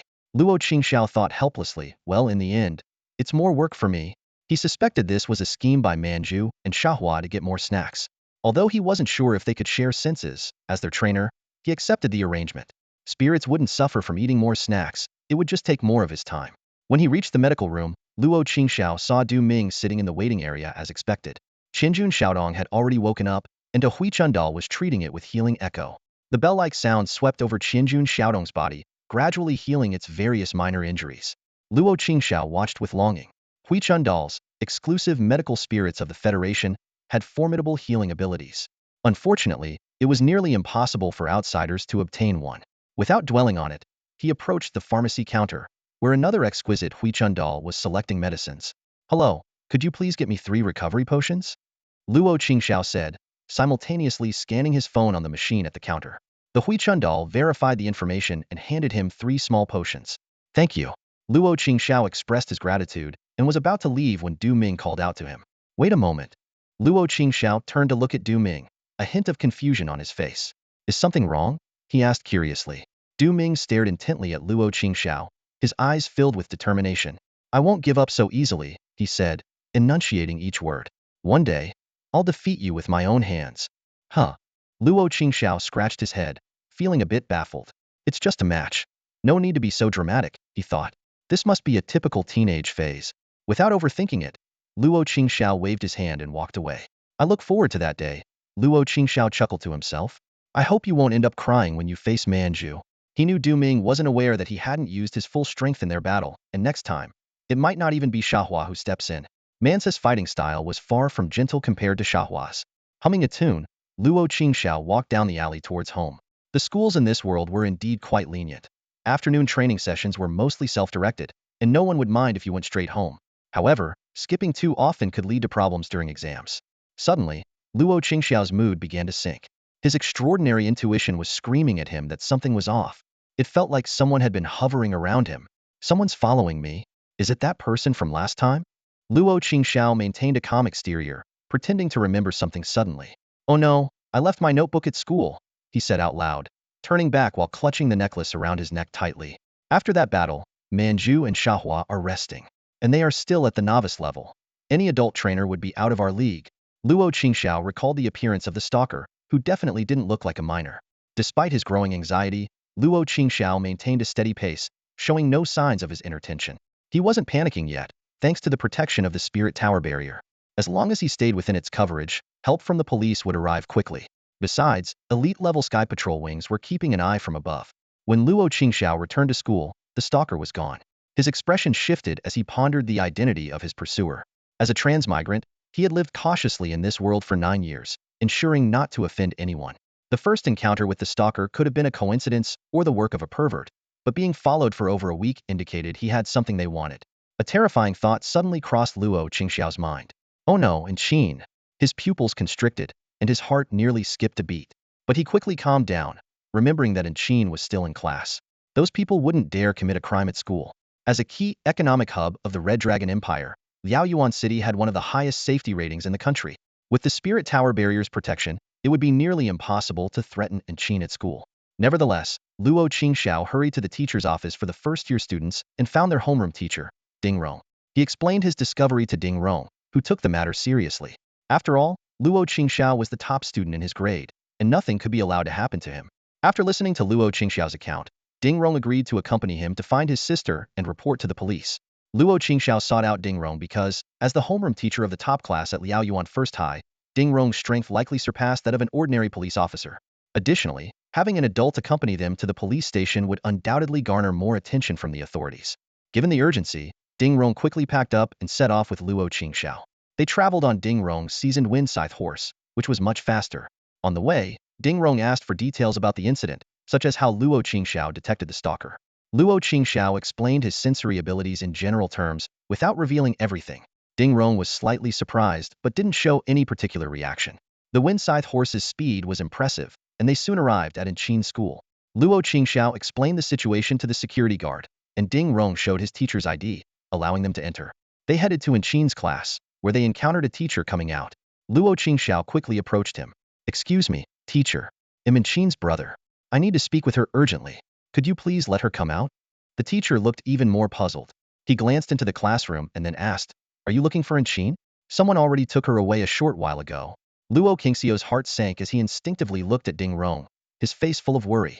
Ding Rong thought for a moment and then reassured him, Don't worry. Schools don't usually let students leave with just anyone. He then stepped forward and asked the teacher, Excuse me, who took her? The school shouldn't allow strangers to take students away. The teacher realized the potential issue and quickly explained, I'm not sure about the details. Qin left during the last class. Let me contact her homeroom teacher. He took out his phone, made a call, briefly explained the situation, and then handed the phone to Ding Rong. Ding Rong put the call on speaker. A gentle female voice came through. Hello? Ding Rong gestured for Luo Qingxiao to speak. Nervously, Luo Qingxiao said, Hello, I'm Qin's brother. Can you tell me who took her? I didn't receive any notification. Yes, of course, the woman replied. An elderly gentleman came by during the last class, saying he needed to see Qin. We confirmed his identity. She paused, and they heard the sound of pages flipping. Ah, here it is. The gentleman is Dong Shangtai, the director of Liao Yuan Orphanage. We verified his identity, and since Inqin recognized him, we allowed him to take her. Dong director? Why would he need Inqin? Luo Qingxiao was taken aback. He knew Director Dong well, as both he and Inqin had grown up in the same orphanage. Knowing it was Director Dong eased his worries somewhat. Luo Qingxiao then remembered that Inqin had a Ji for protection. This meant Inqin was actually much safer than Luo Qingxiao. With a Ji, who could partially foresee fate, protecting her, it wouldn't be easy for anyone to harm Inqin. After finding out that Inqin wasn't at school, Luo Qingxiao and Ding Rong quickly bid farewell to the teachers and left the campus in a hurry. As they walked home, Luo Qingxiao suddenly realized he could simply call Inqin. Feeling a bit frustrated with himself, he pulled out his phone and dialed her number. Hello, what's up, big brother? Inqin's cheerful and lively voice came through. Luo Qingxiao breathed a sigh of relief and asked urgently, Inqin, where are you right now? I couldn't find you at school, and the teachers said Principal Dong was looking for you. Huh, you went to my school? Well, Principal Dong did come to see me. We're at home now, so come back quickly. Inqin explained, sounding a bit surprised. Got it. I'll be right there, Luo Qingxiao replied. Okay, hurry up, Inqin urged happily. After hanging up, Ding Rong gave Luo Qingxiao a questioning look. Luo Qingxiao briefly explained the situation, and Ding Rong then drove him home. When they arrived at the welfare apartment, Ding Rong remained composed. As Luo Qingxiao's homeroom teacher, he was already familiar with his family situation. Luo Qingxiao took out his key and opened the slightly worn-out door. The moment they stepped inside, they were greeted by Inqin's laughter. Hee, Principal, let me tell you, my brother's spirit is not only super cute but also very strong in battles. They even won first place at Liaoyuan High. Luo Qingxiao and Ding Rong walked into the living room. Inqin turned and saw Ding Rong, looking a bit surprised. Sitting across from Inqin was an elderly man with kind eyes, white hair, and a robust physique. Luo Qingxiao introduced them briefly. Oh, we have more guests. This is my homeroom teacher, Ding Rong. He came to discuss something with me. He deliberately didn't mention the stalker issue. Inqin's eyes lit up as she dashed into the kitchen and came back with 2 bottles of soda. Here, teacher, have a drink. Principal, you too. This is my favorite drink, and I don't have much left. Ding Rong snapped out of his daze and accepted the drink, thanking her. The principal laughed heartily as he took the soda, teasing, Oh, Inqin, why didn't you offer me a drink earlier? Is it because you saw a handsome uncle? Inqin stuck out her tongue playfully and said, I was just having so much fun chatting with you. Luo Qingxiao noticed Ding Rong's unease and gently tugged his sleeve. Ding Rong gave a barely noticeable shake of his head. Understanding the signal, Luo Qingxiao led him to his room under the pretense of asking a question. Teacher, what's wrong? Luo Qingxiao asked in a low voice. Ding Rong was silent for a moment before quietly asking, How much do you know about your principal? The principal? He came to our welfare home 8 years ago. Before him, it was managed by a middle-aged woman. Why? Luo Qingxiao asked, growing more puzzled. I can sense. He is a monarch, Ding Rong whispered. Luo Qingxiao's eyes widened in shock, almost exclaiming out loud, but Ding Rong quickly covered his mouth. Stop, don't make a sound. Don't alert the principal, Ding Rong cautioned, releasing his hand only when Luo Qingxiao calmed down. Someone of his rank wouldn't just come to be the head of a small welfare home. Luo Qingxiao nodded, still in shock. Monarch-level individuals had already stepped into the truly elite circles of this world. They were more than capable of governing a small city. After all, the disaster in Beiyuan City was caused by a peak monarch-level azure dragon. I need to have my friend check out this principal, Ding Rong said, frowning and regretting his decision to come. He hadn't expected to run into a monarch-level trainer. Just then, Ding Rong's phone buzzed. He checked the message and his eyes widened. Ding, the principal you're looking for is actually one of our own. He was assigned to that welfare home by our director 8 years ago. Ding Rong was bewildered, double-checking the information. His friend seemed to work at the Enforcement Bureau, which meant the principal was actually part of the Spirit Enforcement Bureau? Relieved, Ding Rong thought it through. The Spirit Enforcement Bureau, under the jurisdiction of the Tower Council, was responsible for enforcing judgments on criminals and dealing with various illegal organizations. As the highest law enforcement agency of the Human Federation, it was a powerful deterrent to all potential criminals. Ding Rong pondered that a monarch-level trainer in the Enforcement Bureau would likely hold a significant position. The Bureau had 3 main roles: inspectors, investigators, and judges. Regardless of the role, knowing he was from the Enforcement Bureau put Ding Rong at ease. Suddenly, a question arose in Ding Rong's mind. What kind of mission would require someone from the Enforcement Bureau to stay at a welfare home for 8 years? After realizing that Dean Dong was not a dangerous person, Ding Rong candidly revealed his true identity to Luo Qingxiao. When Luo Qingxiao heard that the dean who had been looking after him was actually from the Enforcement Bureau, his eyes widened in disbelief. Ding Rong, satisfied with Luo Qingxiao's shocked expression, thought to himself that such significant news indeed deserved such a reaction. However, Luo Qingxiao's surprise lasted only a few seconds before he regained his composure. He had already suspected that Ding Dong's identity was not simple upon learning that he was a monarch. To arrange for a monarch to stay at the welfare home for 8 years, the organization behind this must be extraordinary. If it were Ding Dong's personal action, Luo Qingxiao looked around and couldn't see anything in the welfare home that would be worth a monarch's covetousness. Of course, it wasn't entirely impossible. Luo Qingxiao thought to himself that there was at least one thing that could arouse the greed of most monarchs. Aji. Luo Qingxiao was no longer the clueless child he was when he first crossed over to this world. He knew how maddeningly desirable a fate-watching sparrow like Aji could be.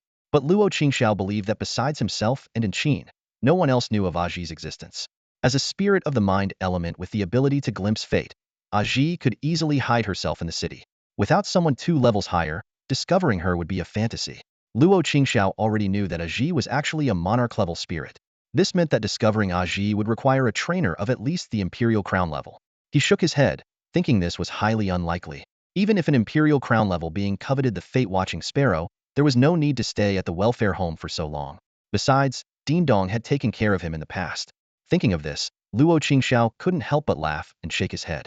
He followed Ding Rong back to the hall. Dong Taisheng and Qin turned their heads simultaneously when they heard the noise. Luo Qingxiao, looking calm, sat down next to Qin with a grin, causing her to push him away in annoyance. Ding Rong, on the other hand, appeared cautious and sat carefully on the sofa next to Dong Taisheng. Hello, Ding Dong. I am a teacher at Liaoyuan No. 1 High School, Ding Rong began. Dong Taisheng nodded calmly, showing no surprise. Ding Rong, recalling his previous actions, felt a bit awkward but pushed on.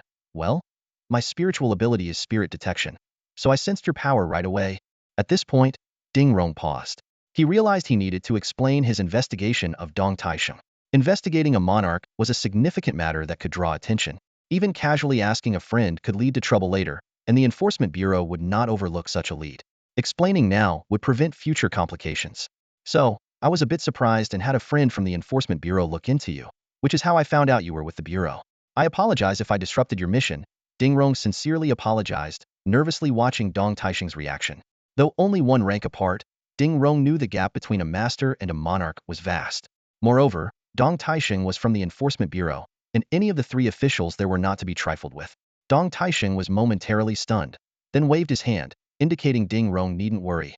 No problem. My identity and mission here are not secret. No need to be nervous. He motioned for Luo Qingxiao and Qin to come closer. It's time I told you both about my identity. I am an in-service inspector from the Spirit Enforcement Bureau. I took the position of dean here to monitor the movements of the Shadow Church. The Shadow Church? Qin exclaimed, her face full of fear. Ding Rong and Luo Qingxiao exchanged glances, seemingly recalling something. Dong Taisheng continued, undeterred by Qin's reaction. Yes, the Shadow Church. 9 years ago, after they caused the disaster in Beiyuan City, the Federation launched a fierce crackdown on them.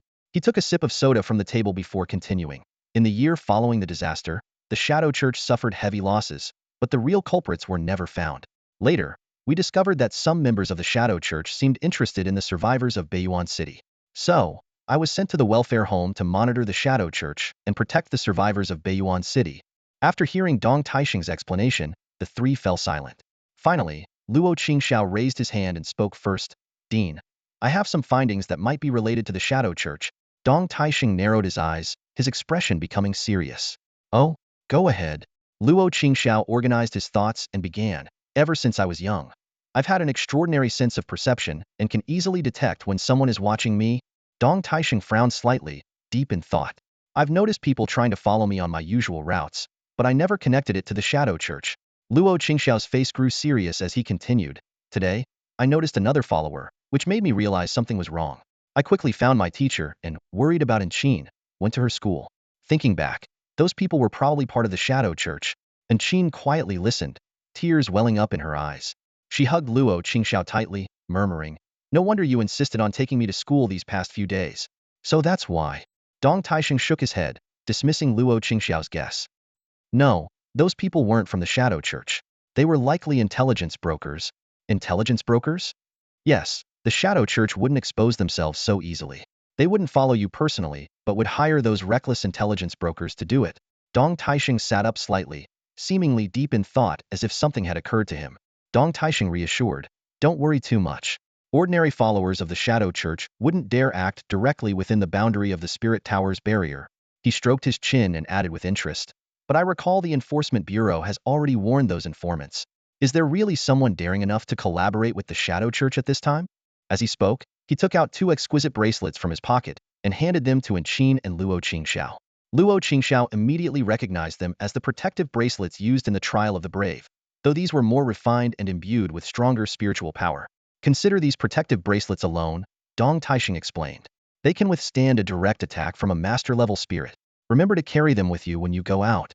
Luo Qingxiao and Qin exchanged glances and said in unison, "Thank you, Principal." They quickly accepted the bracelets, fearing that if they delayed even for a second, Dong Taixing might change his mind. Seeing their eagerness, Dong Taixing couldn't help but laugh and scold. "All right, I've given you what I needed to, and reminded you of what you need to know. I'll be taking my leave now.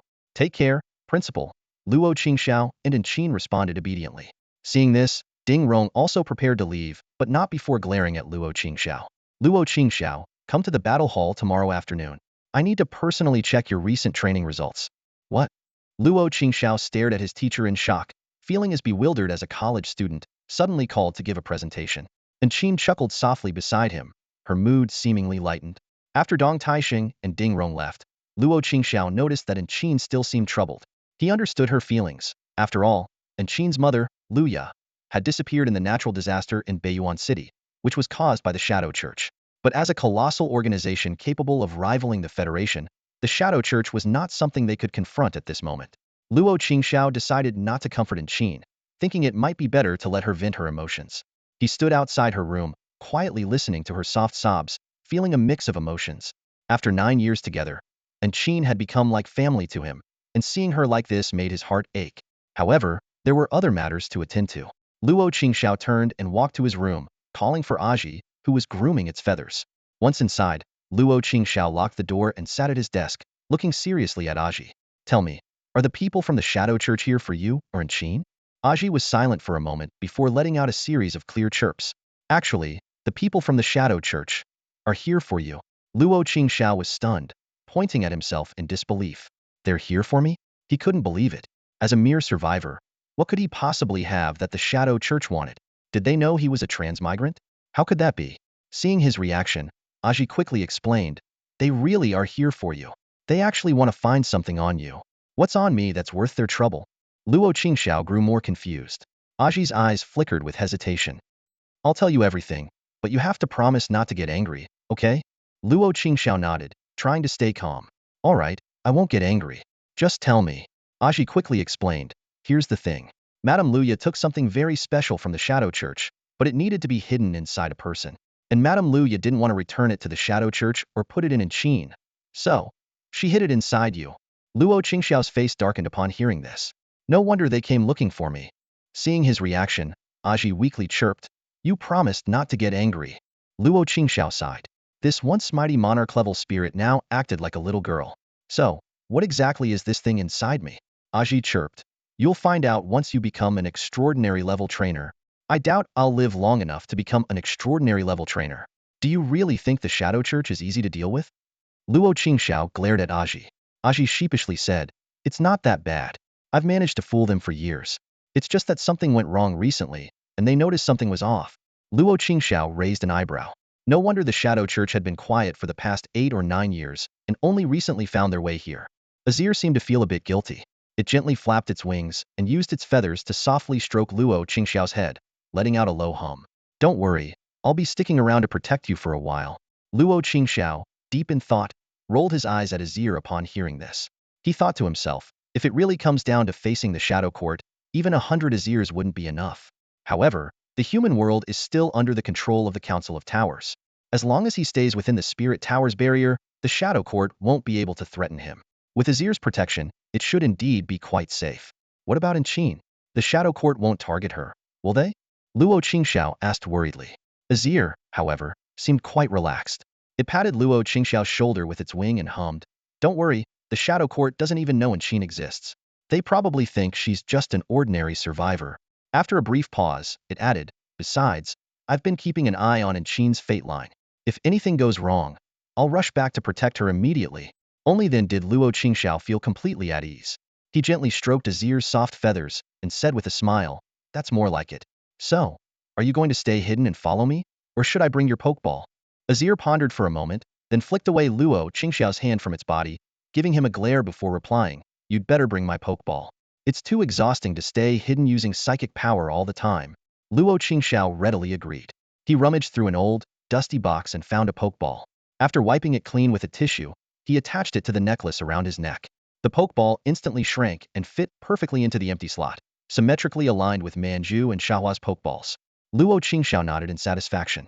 At least within the Spirit Tower's barrier, he wouldn't have to worry about the Shadow Court for the time being.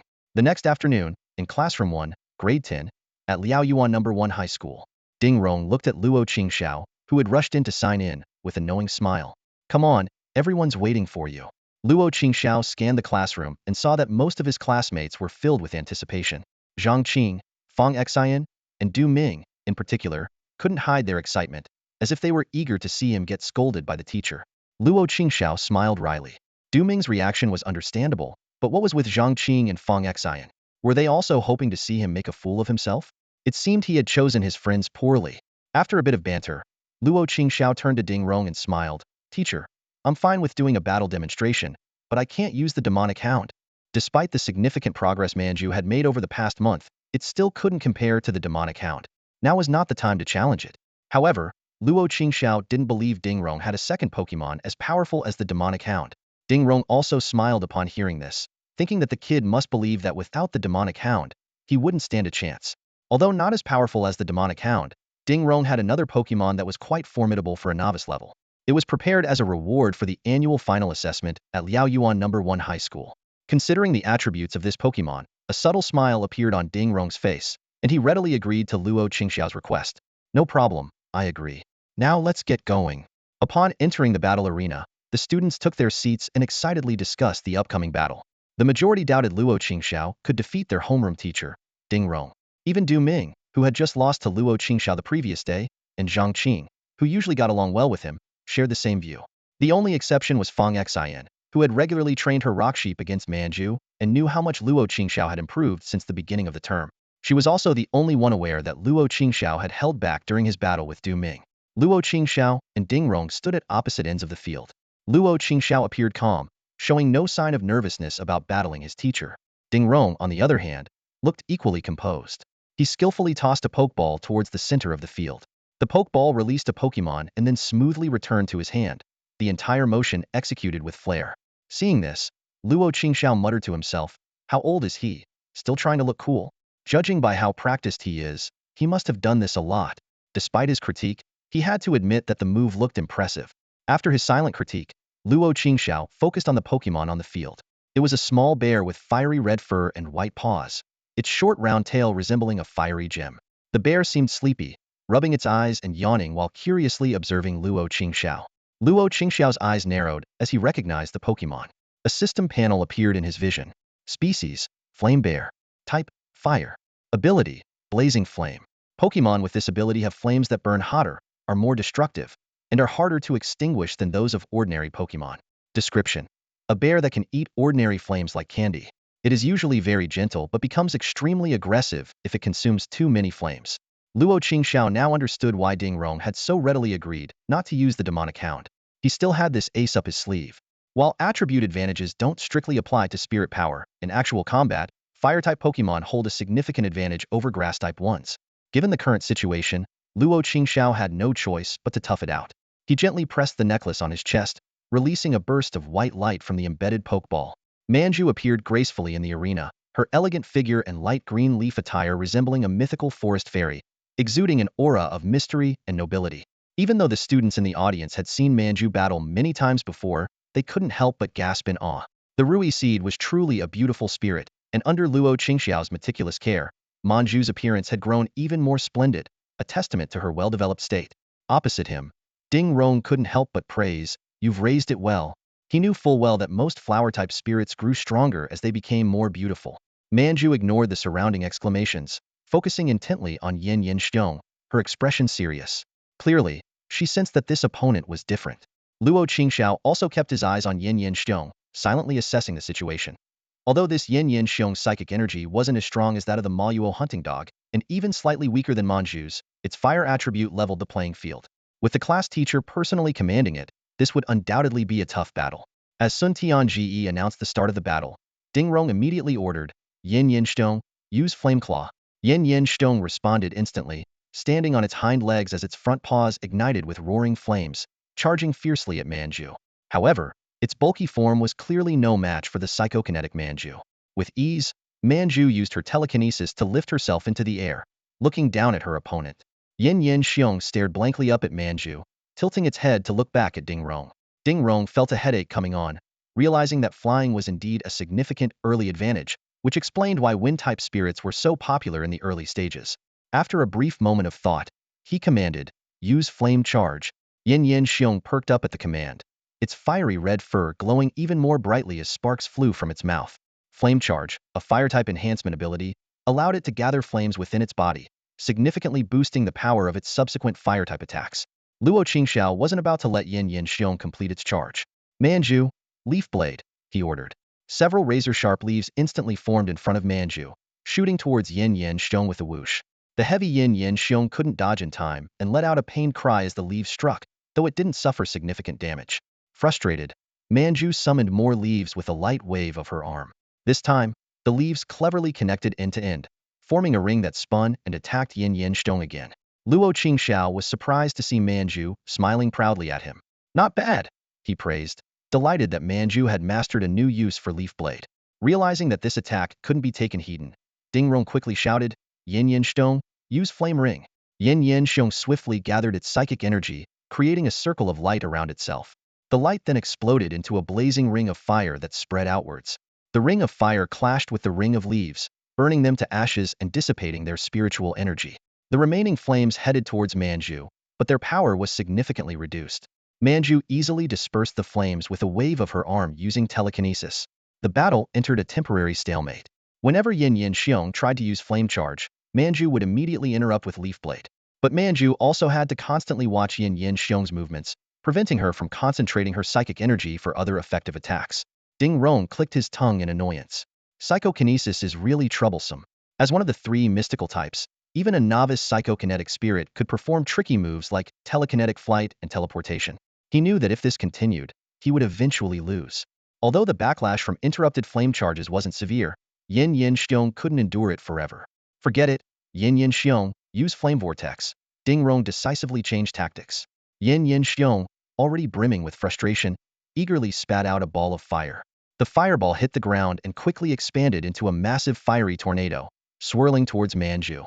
The fiery tornado moved with incredible speed, surrounding Manju in an instant. The intense heat overwhelmed her.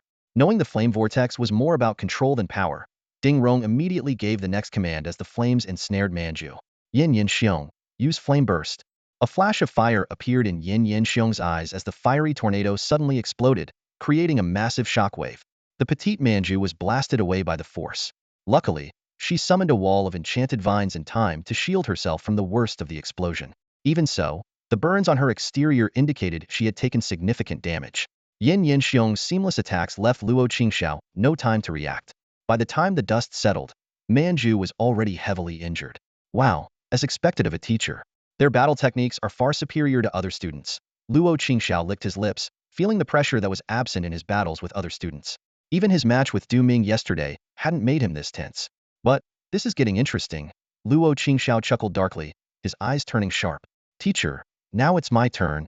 In the blink of an eye, as soon as Luo Qingxiao finished speaking, Manju understood and swiftly took her position on the ground. Luo Qingxiao smiled slightly, raised his hand, and snapped his fingers, signaling Manju to start her performance. Instantly, a mass of vines spread out around Manju, encircling her like loyal soldiers. Ding Rong frowned, puzzled. These seemingly fragile vines, couldn't Flame Bear tear them apart with a single swipe? Regardless of Luo Qingxiao's intentions, Ding Rong decided to strike first. Flame Bear, use blazing claws to shred those vines. With a roar, Flame Bear's front paws ignited in fierce flames, and it charged towards Manju on all fours. As soon as Flame Bear stepped into the vine-covered area, the vines surged wildly as if summoned. Flame Bear easily tore through many vines, only to find more winding around it continuously, seemingly endless. Realizing the gravity of the situation, Ding Rong understood that although Flame Bear could easily shred the vines, Their sheer number was overwhelming. Suddenly, he had an epiphany. It's the frenzied growth trait. As a rare spirit, Rui Seed's trait had initially slipped Dingrong's mind. The frenzied growth trait significantly reduced Manju's energy consumption for grass-type skills, explaining the relentless onslaught of vines. Flame Bear was caught in a dilemma. Continue attacking and deal with the mass of vines first, or retreat and give Manju time to gather strength. Refusing to sit idly by, Dingrong decisively ordered, Flame Bear, use Burning Ring and then unleash flame burst to destroy those vines. Flame Bear's front paws flared up, incinerating the surrounding vines in an instant. Then, layers of fire rings began to expand outward. By the third ring, a flash of fire appeared in Flame Bear's eyes. Boom, boom, boom. A series of explosions echoed, enveloping the entire field in smoke and dust. The students in the audience were stunned, whispering, "Is this really a novice-level spirit? This looks more intense than an ordinary-level battle." However, at that moment, a purple flash streaked through the air. Manju had used teleportation to evade the attack. The smoke obscured Flame Bear's vision, and it failed to notice Manju above. Dingrong, realizing this, felt a sinking sensation, aware that he had given Luo Qingxiao an opening. Flame Bear, protect yourself with Fire Vortex. Dingrong shouted urgently. Ha, too late. Luo Qingxiao smirked. Manju, use grass energy and go all out with Thorn Strike. Manju clasped her hands in a prayer-like gesture, emitting a green glow. Although Flame Bear quickly began releasing Fire Vortex, it was, as Luo Qingxiao had said, too late. Suddenly, a few vines wrapped around Flame Bear's hind legs. Although it broke free easily, the brief delay was enough. Dingrong realized that Luo Qingxiao had hidden some vines underground. Gotcha! Taste this, big guy! Manju exclaimed softly, and countless steel-like spikes shot up from beneath Flame Bear, piercing its body instantly. Roar! Flame Bear howled in pain, struggling only to be impaled further, casting a pitiful glance at Dingrong. Knowing the battle was over, Dingrong sighed and recalled Flame Bear. Luo Qingxiao waved to Manju, who obediently flew back to his side. He patted her little head and fed her a few homemade healing cubes, special energy blocks designed to speed up a spirit's recovery. After feeding Manju, Luo Qingxiao returned her to her spirit ball and turned to the class teacher with an odd smile. Teacher, was this really necessary? Dingrong glared at Luo Qingxiao, coughed twice, and announced to the students, ahem, as you all saw, this is what a battle between excellent trainers looks like. Seeing the excitement among the students, he added, tonight, everyone will write a 2,000-word battle analysis, which I will collect tomorrow morning. The students' cheers turned into groans. Satisfied, Dingrong walked over to Luo Qingxiao and said, looks like you're not far from taking the Maluo Hound. Luo Qingxiao clenched his fist in response, that's my goal. The Maluo Hound will be mine. Dingrong patted him on the shoulder. Keep it up.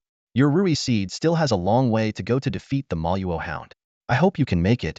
At that moment, the spirit ball on Dingrong's chest, identical to Luo Qingxiao's necklace, wobbled slightly, as if responding to something. On Saturday morning, sunlight streamed through the curtains into Lin Qianqian's living room. Luo Qingxiao stood beside the sword-feathered eagle, observing it with satisfaction. He wiped the sweat from his forehead and gently patted the eagle's feathers. It seems the sword-feathered eagle is in good shape lately.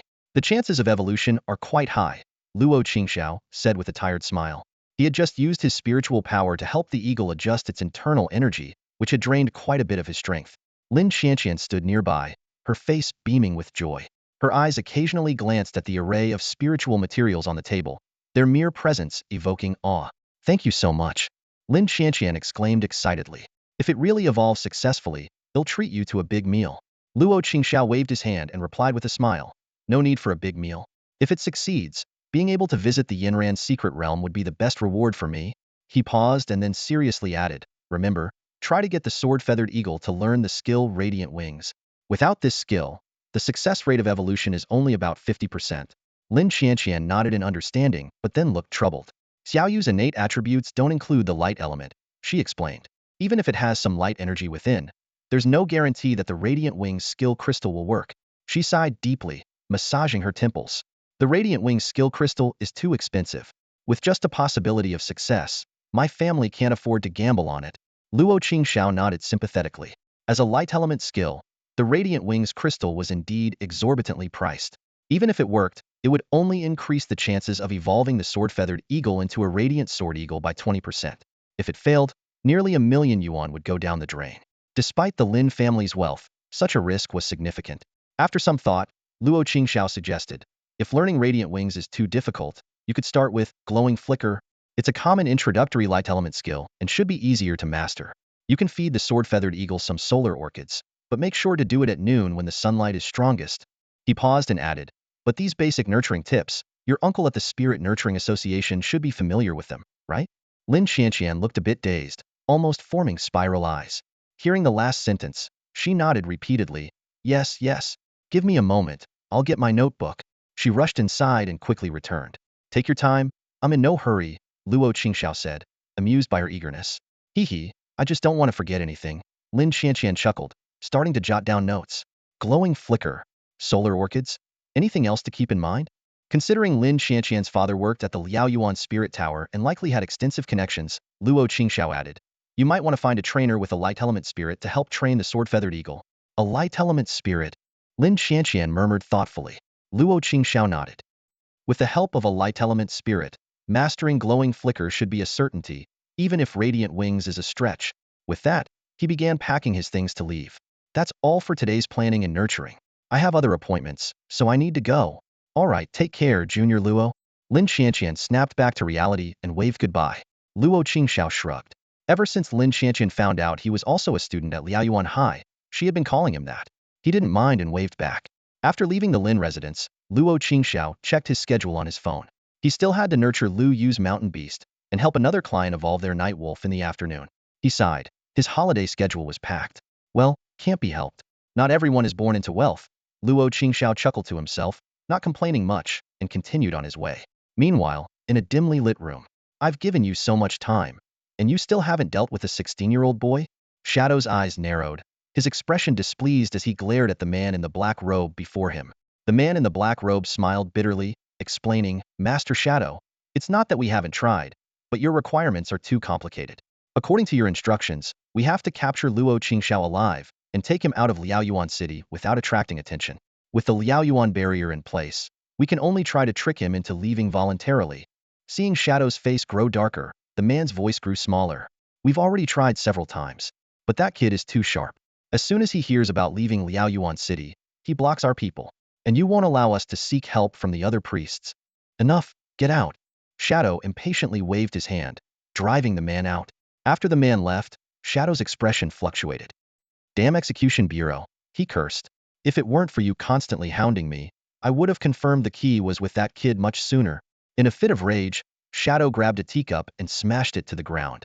He stood up, grinding the shards underfoot as he paced the room. Do I really have to wait until then to have a chance? Shadow pondered for a long while, his face growing darker. It seems there's no other way. Let the boy live a few more months for now. In the afternoon, Luo Qingxiao arrived at Lu Yu's home.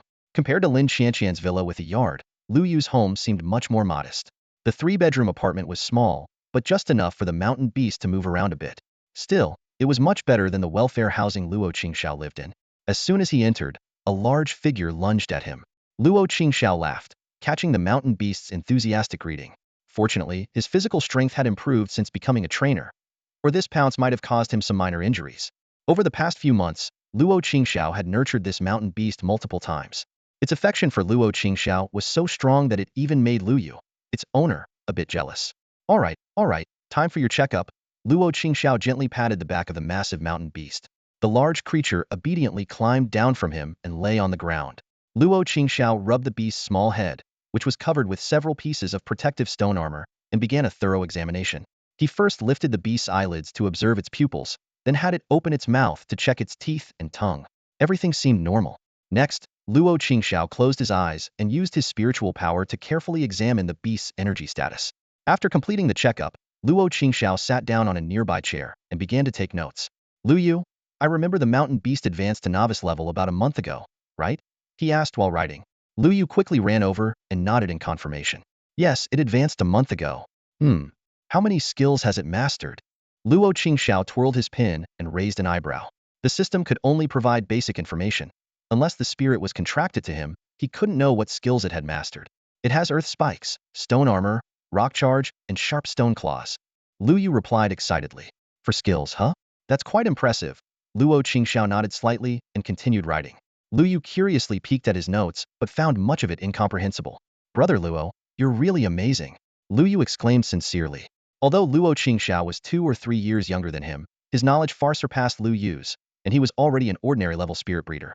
This earned Luo Qingxiao Lu Yu's deep respect, to the point where he was willing to call someone younger than him brother. Luo Qingxiao smiled but didn't respond. He focused on writing a personalized training plan for Lu Yu's mountain beast, which was more effective than the generic plans found online but needed weekly adjustments. After finishing, Luo Qingxiao handed the plan to Lu Yu. Here's this week's training plan. Make sure to keep it safe. Lu Yu nodded repeatedly, gratefully accepting the plan. All right, it's getting late. I need to head to my next client. See you next week. Luo Qingxiao waved goodbye. Lu Yu, engrossed in the paperwork, didn't even notice Lu Zhuo approaching from behind. Silly boy, what are you grinning about? Lu Zhuo patted his son's shoulder, looking amused. Lu Yu snapped out of his trance. Dad, you came back late. Brother Luo just made a training plan for Little Mountain. Even if Mr. Luo made you a training plan, you don't have to be this happy, Lu Zhuo chuckled. Dad, you don't understand. Brother Luo's training plans are top-notch. Really top-notch. Lu Yu insisted. Lu Zhuo's interest was piqued. Tell me more. Hey, I got third place in the school's battle test a couple of days ago. Lu Yu said excitedly. Dad, you wouldn't believe it. Most of the top 10 in the school's battle test come from wealthy families. Only I and another girl are from ordinary families. Lu Zhuo was shocked. He knew his son's abilities well and thought mid-level performance was already good. Now he had placed third? Now you see how amazing Brother Luo is. The beast he helped me train is incredibly strong. Many people are asking me how I did it, Lu Yu said proudly. Lu Zhuo picked up his teacup and asked calmly, All right, what do you want from your old man this time? Lu Yu grinned sheepishly and said, Well, Dad, I've recently started dating at school, and I'm a bit short on cash. Could you? He made a money gesture with his fingers. Lu Zhuo nearly spat out his tea. Do you even realize that your classmates are all minors? Lu Yu quickly patted his father's back to help him calm down. After regaining his composure, Lu Zhuo said earnestly, All right, I won't oppose you dating, but remember not to toy with anyone's feelings. He then asked, So, who is it? The girl you mentioned earlier, the one from an ordinary family who made the top 10? Lu Yu blushed and stammered, Well, not exactly. It's not her. It's their homeroom teacher. Spit take. Lu Zhuo couldn't hold back this time, spraying tea all over the mountain beast, which looked pitifully drenched. Lu Yu? You rascal, that's not normal. After a long day, Luo Qingxiao returned home, exhausted. He collapsed onto the table and let out a deep sigh. Being a breeder is really tiring, he muttered to himself. Throughout the day, he had run to 4 different places to earn money, each stop draining his energy. Sometimes, he designed breeding plans for the spirits, while at other times, he assisted with their evolution. Lu Yu's mountain beast was relatively easy to handle because of their long-term cooperation, making the process familiar to Luo Qingxiao. But other spirits were not so easy to deal with. Just testing the 6-dimensional data of the spirits had left Luo Qingxiao utterly exhausted. Even with the system's assistance, he felt overwhelmed. Without the system, he doubted he could handle more than 2 or 3 orders a day. Breeding work indeed consumed a vast amount of energy, and Luo Qingxiao felt his spiritual power almost completely drained. And Qin noticed her brother's fatigue and, after a moment of thought, walked into the kitchen. Brother, have some sweet soup. I made it this morning and kept it in the fridge. And Qin said as she gently placed a bowl of clear, sweet soup in front of Luo Qingxiao. Without a word, Luo Qingxiao grabbed the bowl and drank it down in one go. The cool liquid flowed down his throat and into his stomach, making him feel as if all his pores had opened up. In no time, the bowl was empty. Phew, I feel alive again. Praise Xiao Qin. Luo Qingxiao said contentedly. And Qin smiled, picked up the empty bowl, and headed back to the kitchen to get another. Xiao Qin, wait a moment, Luo Qingxiao called out. What's up? And Qin turned around, puzzled. Tomorrow afternoon, let's go to the amusement park together, Luo Qingxiao said, resting his head on his arm and smiling brightly. Really? And Qin asked, thrilled. Yeah, we've been busy non-stop since school started 3 months ago. Let's take a break tomorrow, Luo Qingxiao said, stretching and taking a deep breath. These 3 months had indeed worn him out, and he definitely needed a good rest. The next day, Luo Qingxiao slept until noon. He rubbed his eyes groggily, feeling more rested than he had in a long time. Seeing Manju playing with a phone nearby, he couldn't help but think that ever since he got this little guy, it felt like he was back to the 996 grind. He was either helping it and Xiahua train or out taking orders to make money. However, despite the busyness, his life was fulfilling and joyful, a stark contrast to his previous 996 routine. With that thought, Luo Qingxiao smiled slightly and wiped his face with a towel. Stepping out of his room, he saw that Qin had already prepared a table full of delicious food and was bringing out the last dish from the kitchen. Brother, which amusement park are we going to today? And Qin asked, her eyes full of anticipation. Happy Cat Amusement Park. I've already bought the tickets, Luo Qingxiao said, playfully pinching Qin's nose.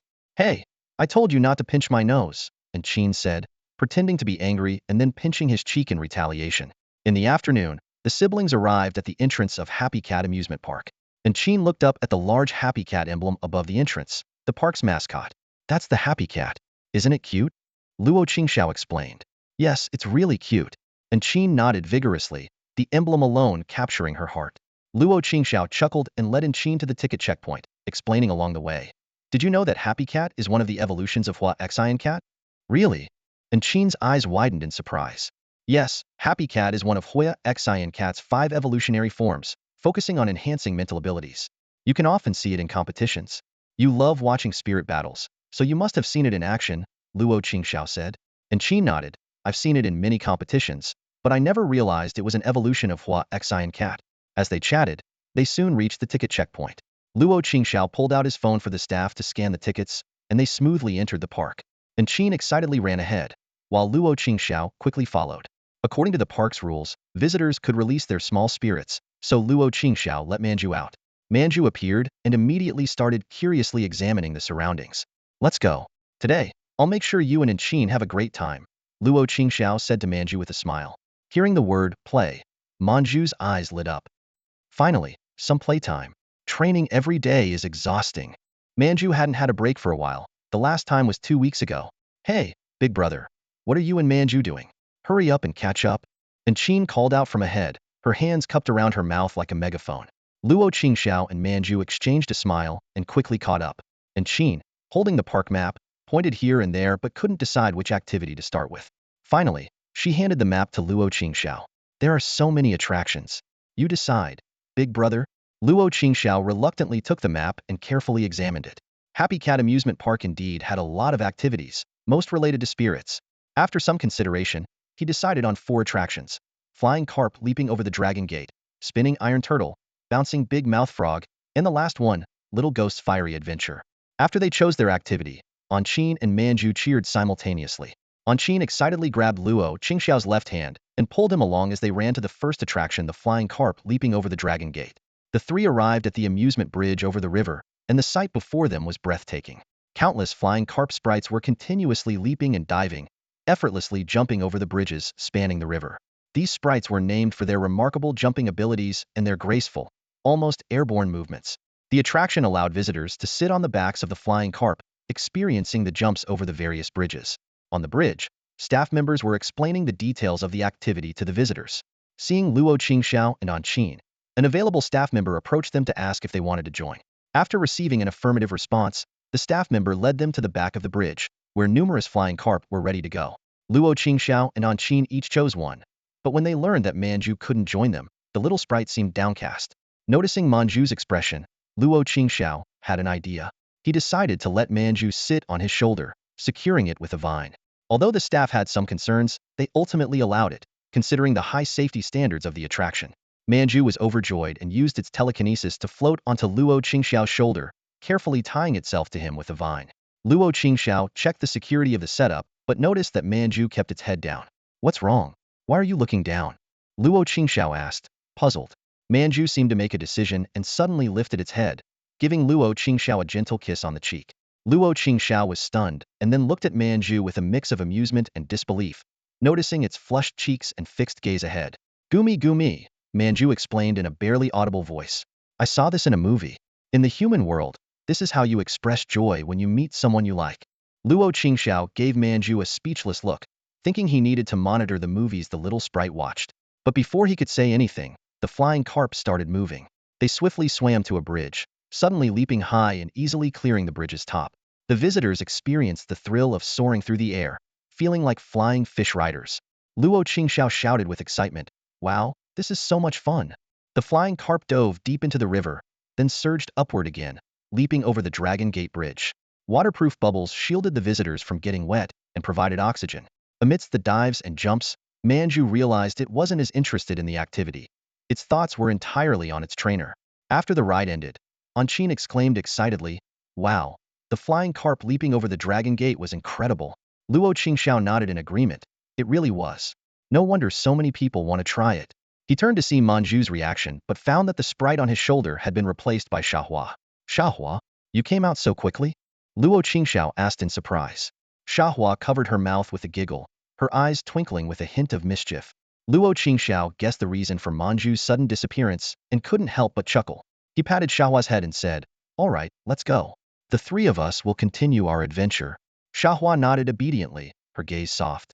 As a spirit connected to Manju, she knew exactly what had happened. Luo Qingxiao's thoughtfulness touched both of them deeply. In high spirits, Xiahua hummed a tune as they walked. She thought to herself, "Our contract holder has always been so considerate of us." Her face beamed with happiness as she looked forward to the adventures ahead. Since returning from the amusement park, Luo Qingxiao has devoted all his limited time to endless training and nurturing. In the blink of an eye, more than a month has quietly passed. The battle arena was buzzing with noise, and the audience was abuzz with discussions. He lost. The school's top contender has finally been defeated. Well, his favored seed is still at the novice level, so losing to Du Ming is quite normal. Luo Qingxiao gently patted the dejected Manju on the head. "Don't be upset," he comforted softly. However, Manju remained sullen, muttering, "Gumi Gumi, when will I reach the ordinary level?" "Soon, just wait a bit longer. Now is not the right time," Luo Qingxiao replied softly. The exhausted Manju swiftly returned to its pokeball. Luo Qingxiao turned to face Du Ming, who was celebrating his victory. Du Ming gave Luo Qingxiao a hearty slap on the shoulder, laughing, "Haha, after 4 months, I finally managed to beat you in a battle." Beside him, Qianjun Xiaotong looked equally pleased, clearly thrilled to have defeated the once formidable Manju. Luo Qingxiao rolled his eyes at Du Ming. Since Du Ming was first defeated by him, he had pestered Luo Qingxiao for several rematches. Over time, Du Ming had become one of the few friends Luo Qingxiao had at school. Zhang Qing ran down from the audience seats. As Luo Qingxiao's earliest friend at the school, he knew exactly what was going on. Zhang Qing grinned, nudging Luo Qingxiao with his shoulder and winking. "Hey Luo, you still haven't given up on getting that Maluo hound from the homeroom teacher, have you?"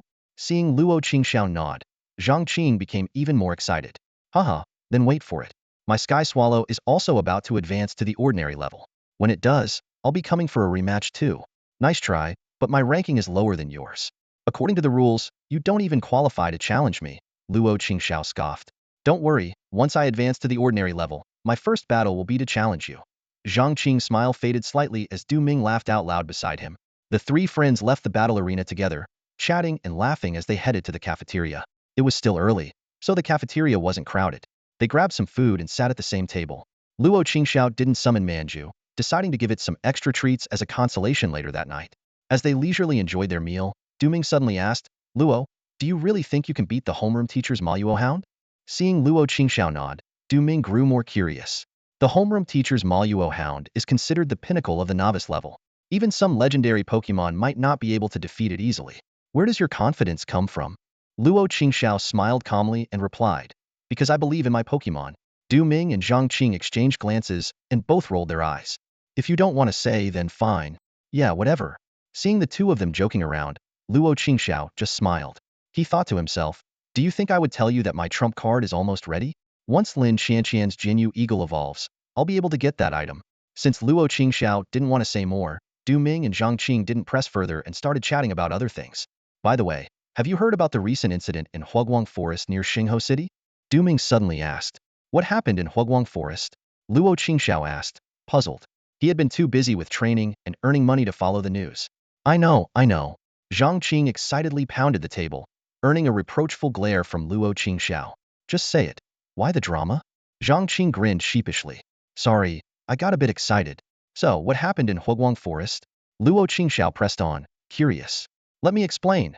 Du Ming cleared his throat and began. "You remember, right? 2 years ago, a new large-scale secret realm appeared in Huaguang Forest." Seeing Luo Qingxiao nod, he continued, "A few days ago, a huge spatial rift appeared at the original spatial tunnel of that secret realm, and it connects directly to the secret realm. You can imagine what that means, right?" Luo Qingxiao nodded gravely.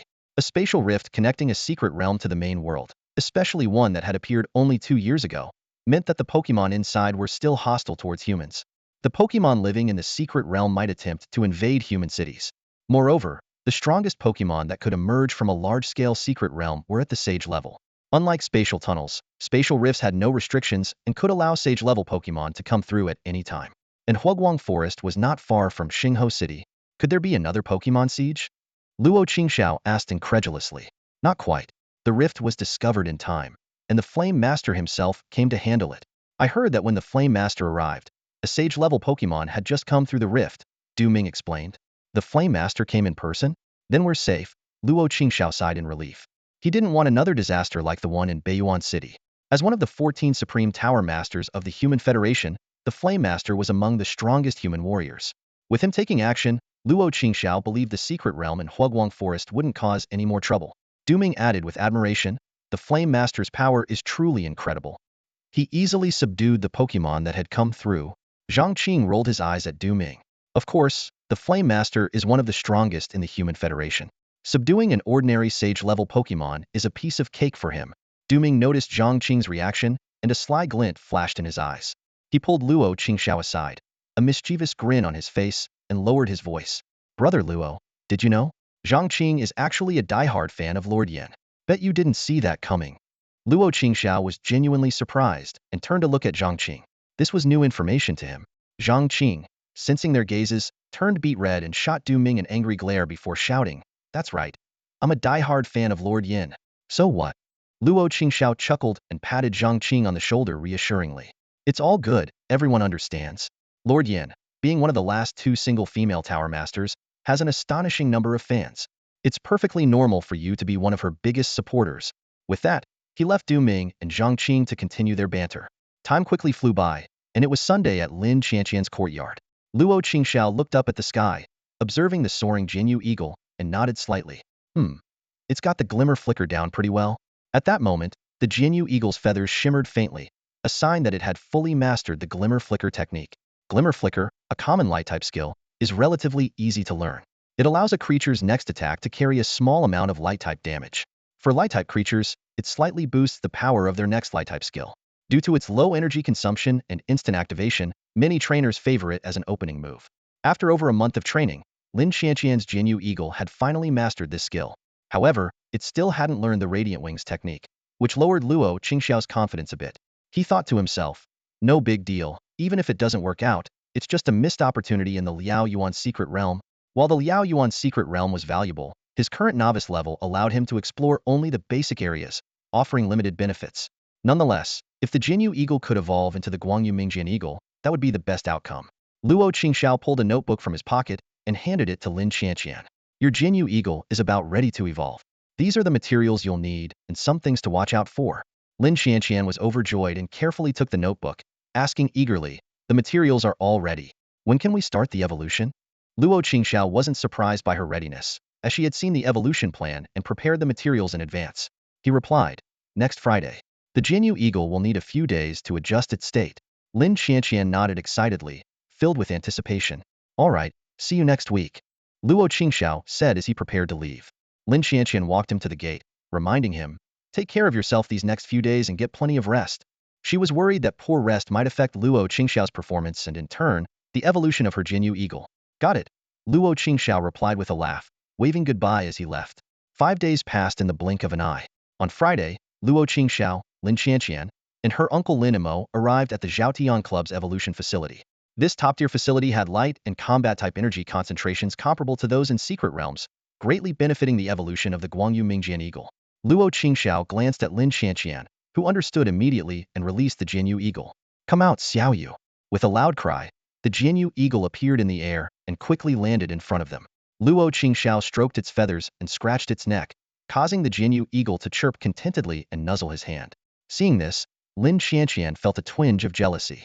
Luo Qingxiao, amused, quickly changed the subject. Where are the evolution materials? Let's get them ready. Lin Qianqian remembered the task at hand and hurriedly took out the materials from her space backpack.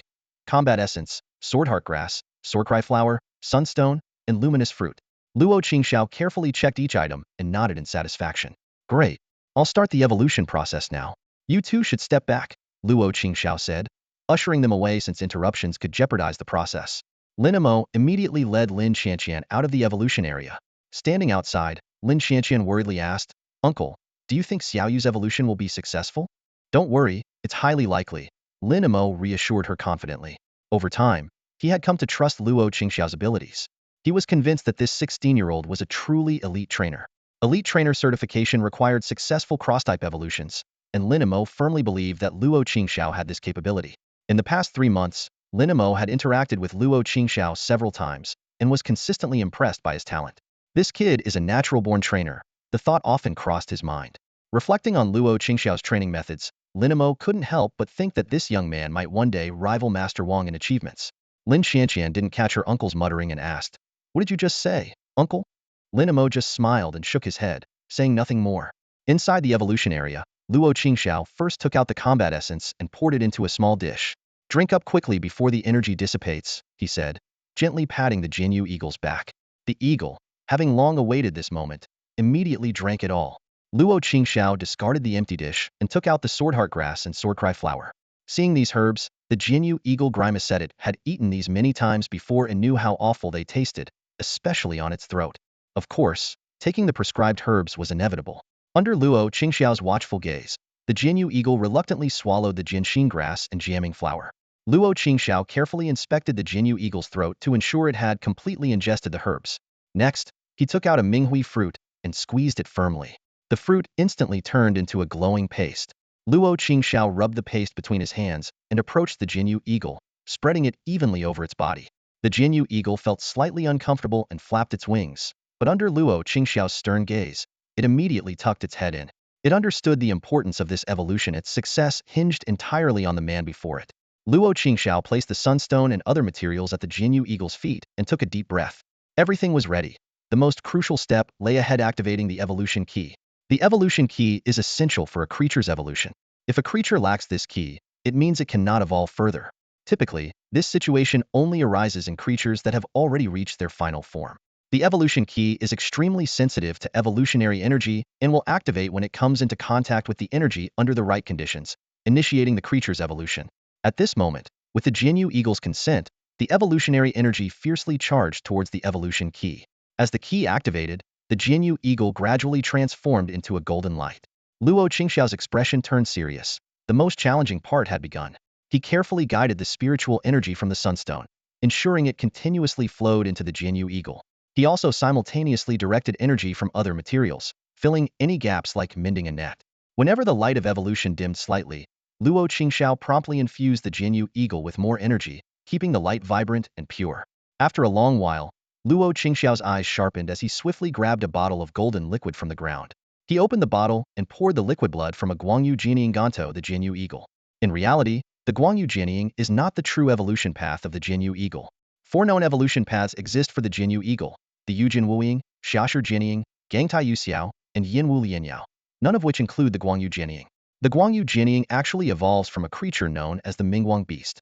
This was the crux of Lin Xianqian's request for Luo Qingxiao's help to achieve a cross-evolution, allowing the creature to switch from its original evolution path to a completely different one. As soon as the Guangyu Jianying's blood touched the light of evolution, it sizzled and fused completely into the light. Luo Qingxiao concentrated intensely on maintaining the balance between the light and the blood, knowing that any mistake could render all prior efforts futile. Under Luo Qingxiao's guidance, the Jinyu eagle's evolution began to change. First, the shape of the light became more elongated, transforming from the original Jinyu eagle shape into a peculiar little eagle. Then, it suddenly expanded back into the Jinyu eagle form, with the two shapes continually alternating. Luo Qingxiao grew increasingly tense. He had done everything he could, and now it was up to fate. Outside, Lin Xianqian grew more anxious with each passing moment, pacing back and forth. Lin Imo, dizzy from her movements, grumbled and held her still. "Enough with the pacing. You're making me dizzy." Lin Xianqian stuck out her tongue but continued to stare nervously at the evolution chamber, much like a father waiting outside a delivery room. Lin Imo sighed and rubbed his temples. "By my calculations, it should be about done." As soon as he spoke, the door opened. Luo Qingxiao stepped out, and Lin Xianqian immediately rushed to his side, asking urgently, "How did it go? Did it work?" She didn't dare look into the chamber, fearing that months of effort might have been in vain. Luo Qingxiao smiled and nodded. Mission accomplished. Lin Xianqian squealed in delight and dashed into the chamber. Luo Qingxiao and Lin Imo exchanged a glance, shrugged, and followed her in. Upon entering, Lin Xianqian saw a golden little eagle soaring in the air. Its gilded crest and flowing tail feathers gave it a more majestic appearance than before. Surrounding it were 6 orbs of light, like loyal soldiers guarding their king. Lin Xianqian hesitated to believe her eyes and softly called out, "Xiao Yu." Though her voice was faint, the Guangyu Jianying heard it. It let out a long cry and swiftly flew to her side. "Screech, Master, how do you like my new look?" Lin Qianqian covered her mouth, her eyes welling up with tears. She murmured, "Beautiful, very beautiful. My Xiao Yu is the best." Lin Emo couldn't help but chuckle at the sight and remarked to Luo Qingxiao, "This girl has been dreaming about Xiao Yu evolving into a Guangyu Jinying ever since she heard it was possible. Now her dream has come true." Luo Qingxiao was equally pleased. The Jinyu Eagle had successfully evolved into a Guangyu Jinying, and the slot in the Yinran secret realm that Lin Qianqian promised was now his. After hugging the Guangyu Jinying tightly for a while, Lin Qianqian finally let go. She then approached Luo Qingxiao, her face flushing as she recalled her earlier behavior. "Thank you so much. Since Xiao Yu has successfully evolved, the skill crystal I promised will be delivered to your home tomorrow." Luo Qingxiao nodded happily. After all, he had worked so hard for this skill crystal, and the opportunity to explore the Yinran secret realm was just an added bonus. "By the way, the skill crystal is cash on delivery, so make sure you have the money ready tomorrow," Lin Qianqian reminded him. Luo Qingxiao smiled and assured her he understood. After working for over 4 months for this skill crystal, there was no way he would mess it up now. Lin Qianqian, satisfied with his response, didn't say anything further. Lin Qianqian picked up her phone, smoothly unlocked the screen, opened the trainer platform, and confirmed the payment. At the same time, Luo Qingxiao's phone vibrated, and the screen lit up with a new notification. "Elf Center reminds you, your trainer deposit balance has received 800,000 yuan." Luo Qingxiao's eyes widened as he stared at the string of numbers in disbelief. Seeing this, Lin Qianqian's lips curled into a sly smile. She lightly patted his shoulder and said, "No need to thank me. The 500,000 yuan we talked about was for evolving into a feather sword eagle. Now that Xiao Yu has successfully evolved into a radiant sword eagle, it naturally can't still be 500,000. Lin Qianqian's smile suddenly seemed so charming to Luo Qingxiao that he couldn't help but think, who wouldn't welcome more money? "Thank you, Senior Lin," Luo Qingxiao replied, his smile growing brighter. As if dissatisfied with being ignored, the radiant sword eagle let out 2 whimpers, interrupting their conversation. Luo Qingxiao then remembered something important and quickly reminded, "By the way, Senior Lin, remember to feed the radiant sword eagle some feather renewal water. It will help it adapt faster to its new evolution stage." At that moment, Lin Emo, who had been silent, spoke up, "I've already prepared the feather renewal water. Qianqian, go ahead and feed it to Xiao Yu." Lin Qianqian hurriedly took the feather renewal water and began feeding it to the radiant sword eagle. Seeing this, Luo Qingxiao smiled and bid farewell to Lin Emo. "Mission accomplished. It's time for me to leave. Goodbye, Uncle Emo." Lin Emo nodded slightly in response. "Goodbye, Luo." Lin Mo's gaze followed Luo Qingxiao's departing figure until Lin Qianqian curiously waved her hand in front of him, breaking his trance. "Second uncle, what are you looking at?" Lin Emo snapped back to reality and shook his head. Nothing, but in his heart, he was silently admiring a rising star in the world of trainers. Back home, Luo Qingxiao began planning his next steps. The skill crystal will arrive tomorrow. He contentedly counted his remaining funds, a bank balance of over 3.5 million yuan, plus the 800,000 yuan he just received, totaling over 4.3 million yuan. That should be enough to buy the skill crystal arriving tomorrow. Luo Qingxiao glanced at Manju, who was lounging on the table watching a movie. Today, because Fang Xian had a last-minute commitment and couldn't bring the rock sheep for sparring, he gave Manju a day off. It had been 4 months since the semester started, and Manju's abilities had significantly improved. Name, Manju. Species, Rui Seed. Type, Grass Psychic. Level, Novice. Traits, Rapid Growth, Twin Flowers. Skills, Enchanted Vine Wall, Leaf Blade. Enchanted Vine Whip, Grass Vitality, Thorny Stab. Growth Stats, Strength 48, Constitution 63, Psionic 96, Psionic Defense 73, Speed 70, Health 68. Apart from the significant increase in the 6 basic stats, there wasn't much change.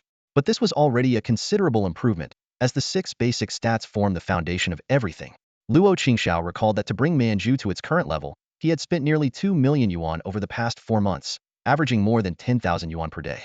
Thinking of this still caused him some heartache, as this money was earned through countless weekends without rest, taking on as many training jobs as possible.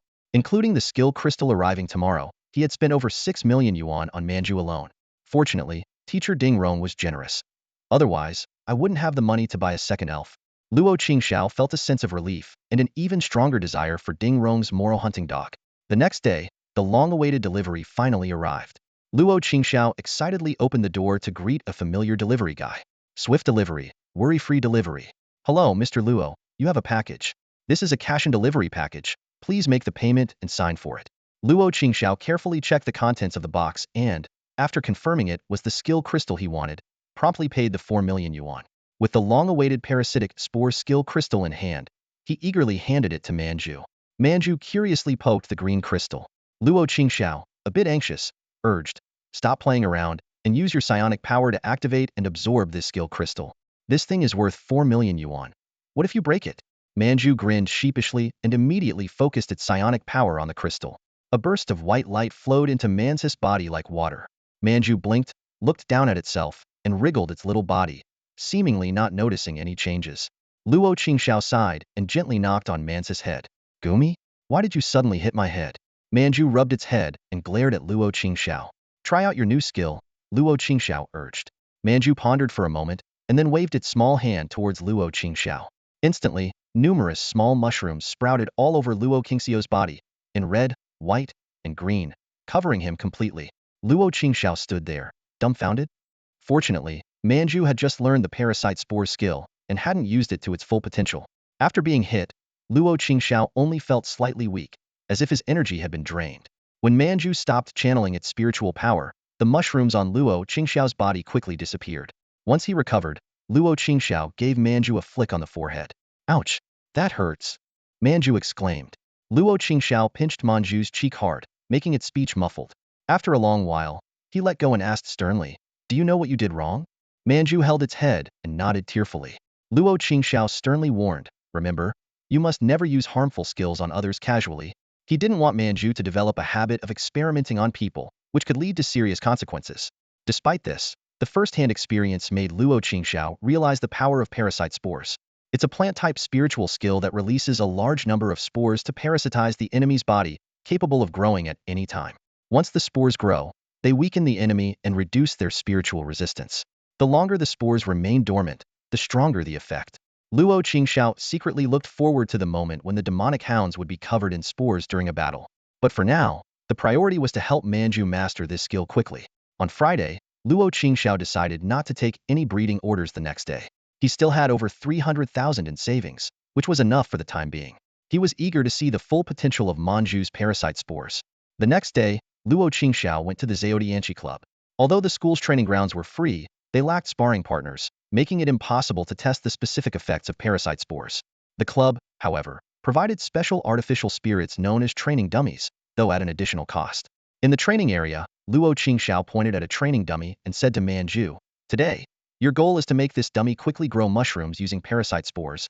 Manju nodded obediently, knowing that Luo Qingxiao had high hopes for this skill. As training began, Manju released parasite spores at the dummy. However, Luo Qingxiao soon called a halt. "Stop, stop, stop, Manju. Your movements are too obvious when you release the spores," Luo Qingxiao said helplessly. Manju had a habit of waving its hand when using leaf blade, which wasn't suitable for parasite spores. Luo Qingxiao patiently instructed, "First, don't wave your arms when releasing the spores. Hide your movements. Second, you're releasing too many spores at once. Release a smaller amount to avoid alerting the opponent immediately. You can attach some spores to other skills, like leaf blade or vine whip. Don't activate the spores right away. Wait until enough have accumulated inside the opponent, then activate them all at once. Before activation, gather your spiritual energy and prepare to release Thorn Strike." After the training session, Luo Qingxiao noticed that Manju seemed a bit down and couldn't help but smile. Hearing the laughter, Manju puffed up its cheeks and glared at him. "Come on, it's normal to have issues with a new skill. Don't get discouraged," Luo Qingxiao said, sitting beside Manju to comfort it. Suddenly remembering something, he pulled out a can of energy cubes from his backpack. "Here, these are specially made for you." Manju's face lit up with joy, instantly forgetting its earlier disappointment. It picked up an energy cube and gently inhaled, causing the cube to melt into its mouth like water. This was a special way Manju had recently learned to eat, making it feel like it was drinking jelly, which it found more delicious. Luo Qingxiao stood up, brushing the dust off his pants. "All right, now that you're all fueled up, it's time to get back to training," he said with a smile. "After all, you want to get your revenge on the Qianjun sprite and the demonic hounds as soon as possible, right?" In the blink of an eye, another month had passed. By now, Luo Qingxiao had become just another ordinary student in the class. In the classroom, groups of students discussed the progress of their spirits, but Luo Qingxiao's name was rarely mentioned. His name had quietly slipped out of the top 10 on the leaderboard, and the glory of the past was no more. However, some people couldn't accept this change. At this moment, a chubby boy stood in front of Luo Qingxiao, a mocking smile on his face. "You think you deserve to be the former number 1 on the leaderboard?" Zhao Junyi laughed loudly, making some rude gestures. "It's been over 5 months, and you haven't even reached the ordinary level. No way, no way. The former number 1 is now worse than a regular student like me? Zhao Junyi felt a surge of satisfaction. Just yesterday, he had used a spirit-enhancing potion bought by his father to successfully advance his spirit. Now, he finally had the chance to get back at Luo Qingxiao, whom he had envied for so long. On the battleground, Zhao Junyi's flame lizard glared fiercely, while Luo Qingxiao's Manju stared back without backing down. Though Manju's expression was supposed to be cute, it was now full of fighting spirit. Flame lizard. Hit it with another angry flame. Zhao Junyi shouted triumphantly. Luo Qingxiao seemed uninterested, casually saying, Manju, finish it quickly. Save some energy for tomorrow's battle. Zhao Junyi was stunned at first, then burst into laughter. Luo Qingxiao, have you lost your mind? Your Ruri seed is just at the novice level, and you think it can beat my flame lizard? However, before he could finish laughing, mushrooms of various sizes began to grow all over the flame lizard's body. Then, with a single thorn strike from Manju, the opponent was easily defeated. Battle over, I win. Let's go, Manju. Luo Qingxiao shrugged and walked away without looking back. Manju stuck its tongue out at Zhao Junyi, then flew onto Luo Qingxiao's shoulder and left with him. The next morning, Luo Qingxiao woke up early to prepare for the important challenge ahead. He was going to officially challenge teacher Ding Rong's demonic hound, the very purpose for which he had been holding back Manju's advancement for over 2 months. When he arrived at the battle hall, Luo Qingxiao was surprised to find Du Ming, Fang Xian, Zhang Qing, and their homeroom teacher Ding Rong already there. They had all taken special leave to watch the battle, which warmed Luo Qingxiao's heart.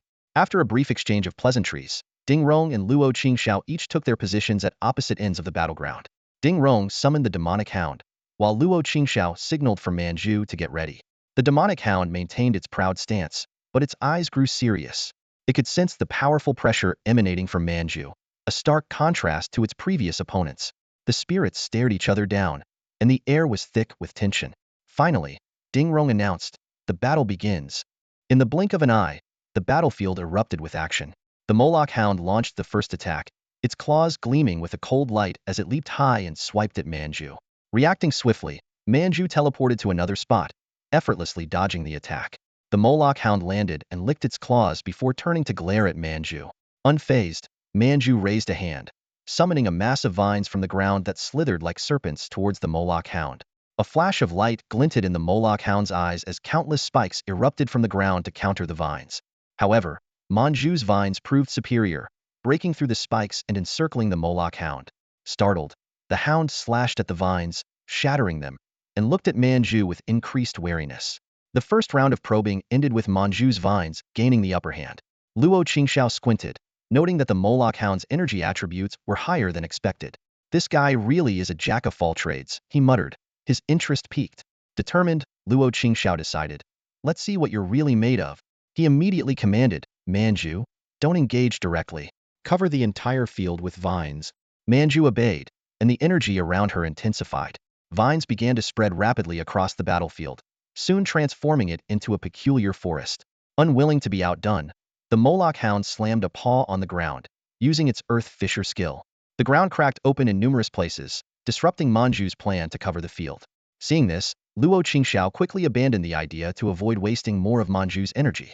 He knew well the Moloch hound's physical advantage. Even with significant energy depletion, it could still launch fierce attacks.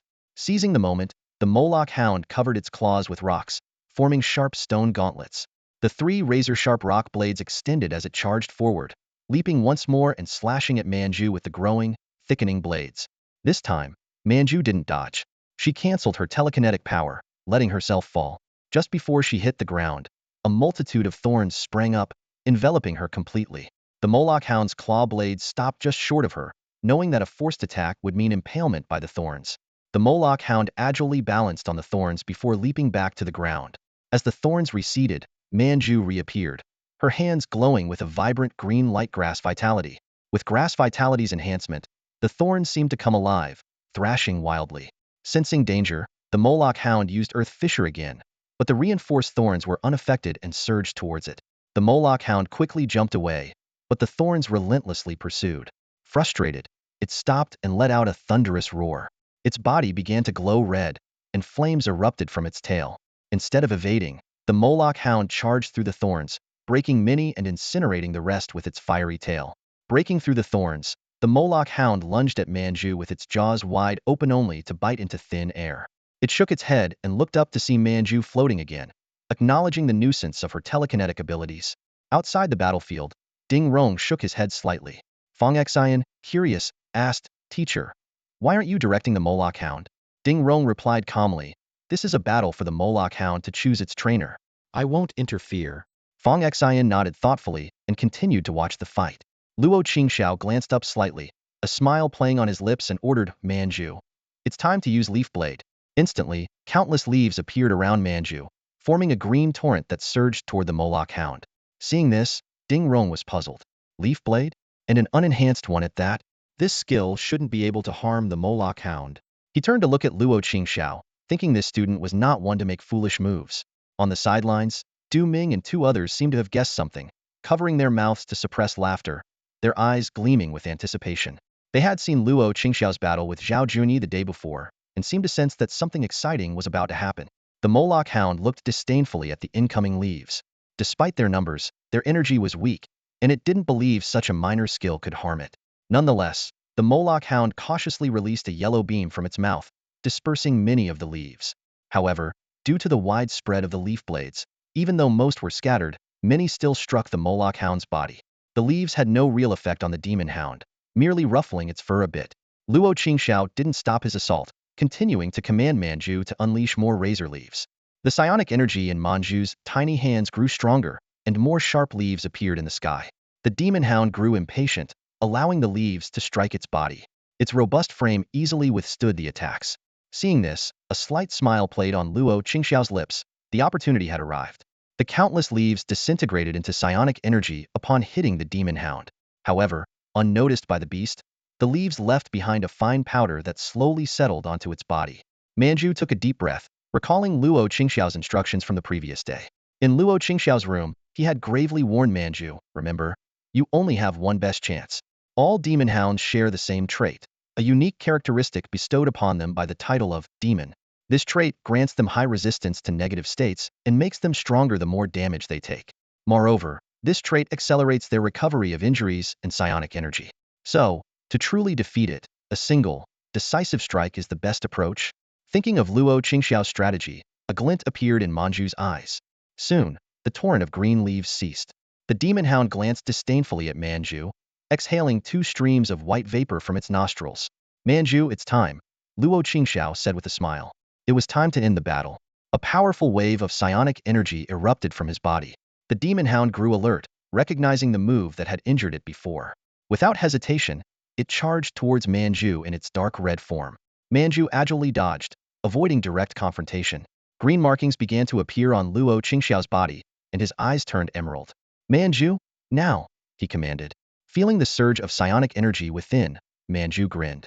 With a slight clench of its hand, countless colorful mushrooms burst forth from the demon hound's body, voraciously draining its life force. Luo Qingxiao knew well that under the demon trait, the parasitic spore's effect wouldn't last long. He immediately issued the next command, "Manju, have Xiahua release the soul shriek." Manju gracefully landed, its form becoming more ethereal. Xiahua took the stage. It began to sing, emitting a soul-piercing sound that spread through the air and converged on the demon hound. Already tormented by the parasitic spores, the demon hound nearly fainted under the assault of the soul shriek. Its formidable constitution barely kept it conscious. But the attack wasn't over. Luo Qingxiao smiled slightly. Now, for the final blow. Xiahua swiftly swapped with Manju, who unleashed another burst of intense green light from its hands. "Let's end this with the enhanced thorn pierce," Luo Qingxiao murmured. In its psionic overload state, all of Manju's skills were greatly amplified. The enhanced grass vitality combined with the enhanced thorn pierce created a devastating attack that struck the demon hound like earthen dragons, piercing its body with multiple bloody holes. Molten blood poured out, and the beast collapsed unconscious before it could even cry out in pain. "Gotcha, big black dog." Manju exultantly flew to the demon hound, flicking its nose with a tiny hand. Seeing the demon hound fall, Luo Qingxiao's face lit up with joy. He started to approach, but suddenly felt dizzy and had to kneel. The psionic overload had taken its toll. "Are you all right?" Du Ming and the others rushed over. Manju also looked at him with concern. "I'm fine, just overexerted my psionic energy," Luo Qingxiao reassured them, standing up with the help of Zhang Qing and Du Ming. He patted Manju's head with a smile. "You were the one fighting, yet you're worried about me. You did great in this battle." Manju relaxed upon seeing Luo Qingxiao was okay. Piece of cake. it said nonchalantly, though its pale face betrayed its exhaustion. Psionic exhaustion wasn't a major issue, and Luo Qingxiao soon recovered. Ding Rong had already taken the injured demon hound away for treatment. Zhang Qing gave Luo Qingxiao a hearty pat on the back. Not bad, kid. You really pulled it off. He was envious of the majestic and powerful demon hound. But his sky swallow had already evolved to the common level, making it ineligible for the demon hound's recognition. To celebrate Luo Qingxiao's victory, the four friends planned a big dinner after school, with Luo Qingxiao footing the bill. Laughing and chatting, they headed to the infirmary, where they ran into Ding Rong. Seeing Luo Qingxiao and the others, Ding Rong paused briefly before saying, Luo Qingxiao, come with me for a moment. Luo Qingxiao nodded and followed Ding Rong into the infirmary. Once inside, Ding Rong turned to him with a serious expression. First, I have some bad news to share. Hearing this, Luo Qingxiao felt a twinge of unease. Is the teacher having second thoughts? He wondered silently. However, Ding Rong's intentions were not as he feared. Come with me, Ding Rong said, patting Luo Qingxiao on the shoulder as he led the way into a medical room. Inside, a Morua hound lay sleeping on a bed, with a rain bell sprite resembling a Teru Teru Boza standing nearby. This sprite, the school nurse's assistant, possessed healing powers rivaling those of a rejuvenation sprite. The school nurse, Chen Xian, a striking woman with fair skin, was bent over applying medicine to the Morua hound. As the two entered, Chen Xian calmly addressed them. The Morua hound's injuries aren't too serious. It should fully recover in about a day. Ding Rong smiled nonchalantly and approached the Morua hound, giving it a few gentle pats. The hound struggled to open its eyes, and upon recognizing Ding Rong, it slowly closed them again. Turning to Luo Qingxiao, Ding Rong's expression grew serious. Luo Qingxiao, there's something you need to know about the Morua hound before you decide whether to form a contract with it. Luo Qingxiao felt a pang of curiosity, but recalling their earlier battle, he had a vague suspicion. First, Ding Rong began. The Morua hound used to be a military dog but was discarded due to certain circumstances. Is it because it has trouble controlling fire-type abilities? Luo Qingxiao asked tentatively. Ding Rong looked slightly surprised, but then shook his head. It's not a control issue. The problem is much more severe. He took a deep breath. It lacks the fire attribute entirely.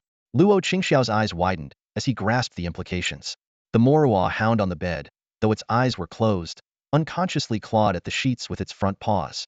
You understand how significant this is, Ding Rong said with a bitter smile.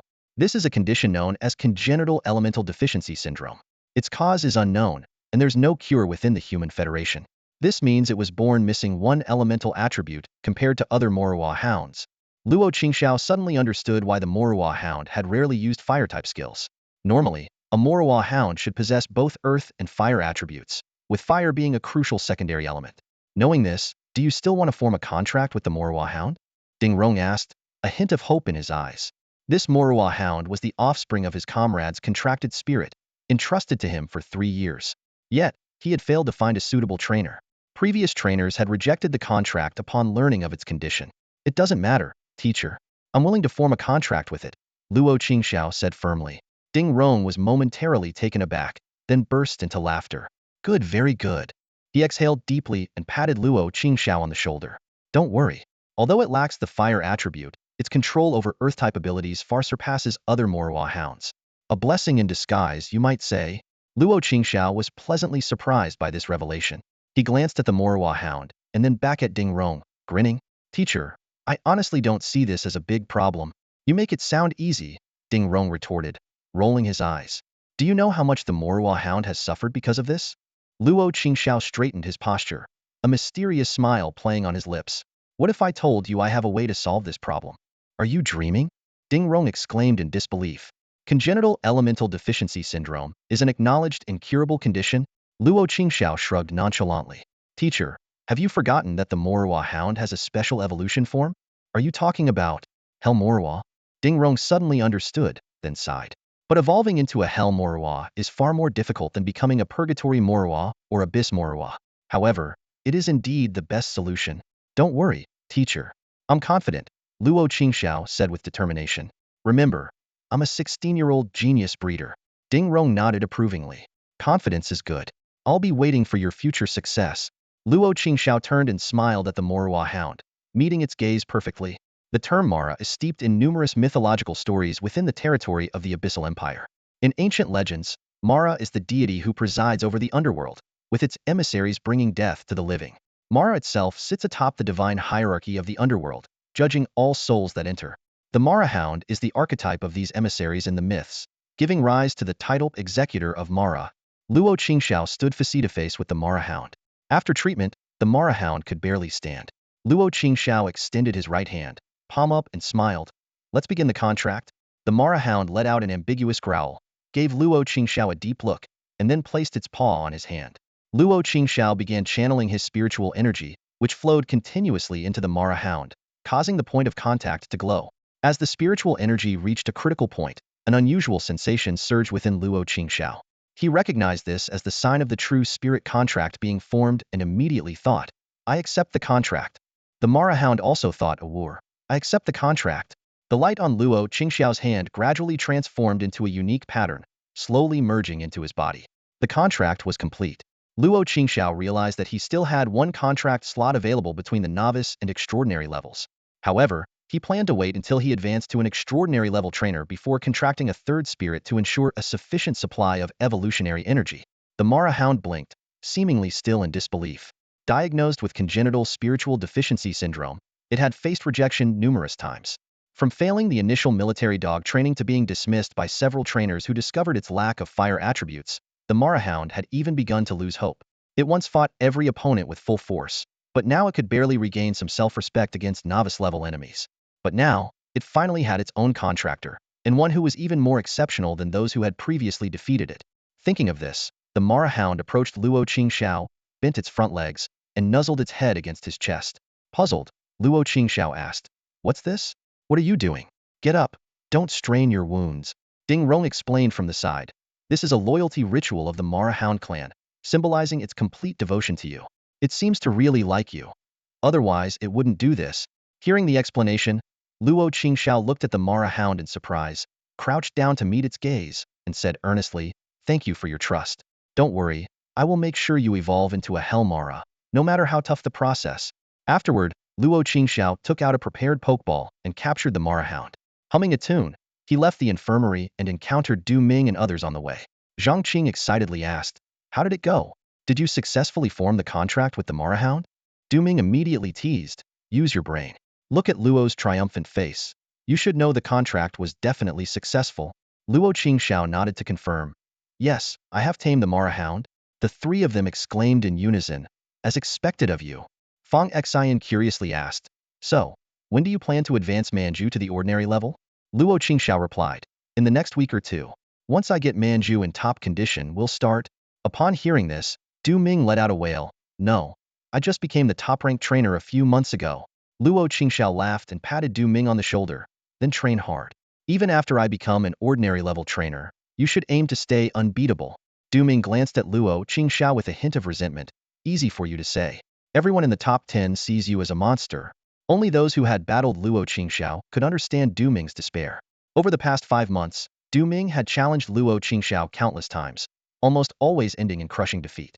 The only victory came a month ago when his Qinjun Xiaodong advanced to the ordinary level and managed to defeat Luo Qingxiao.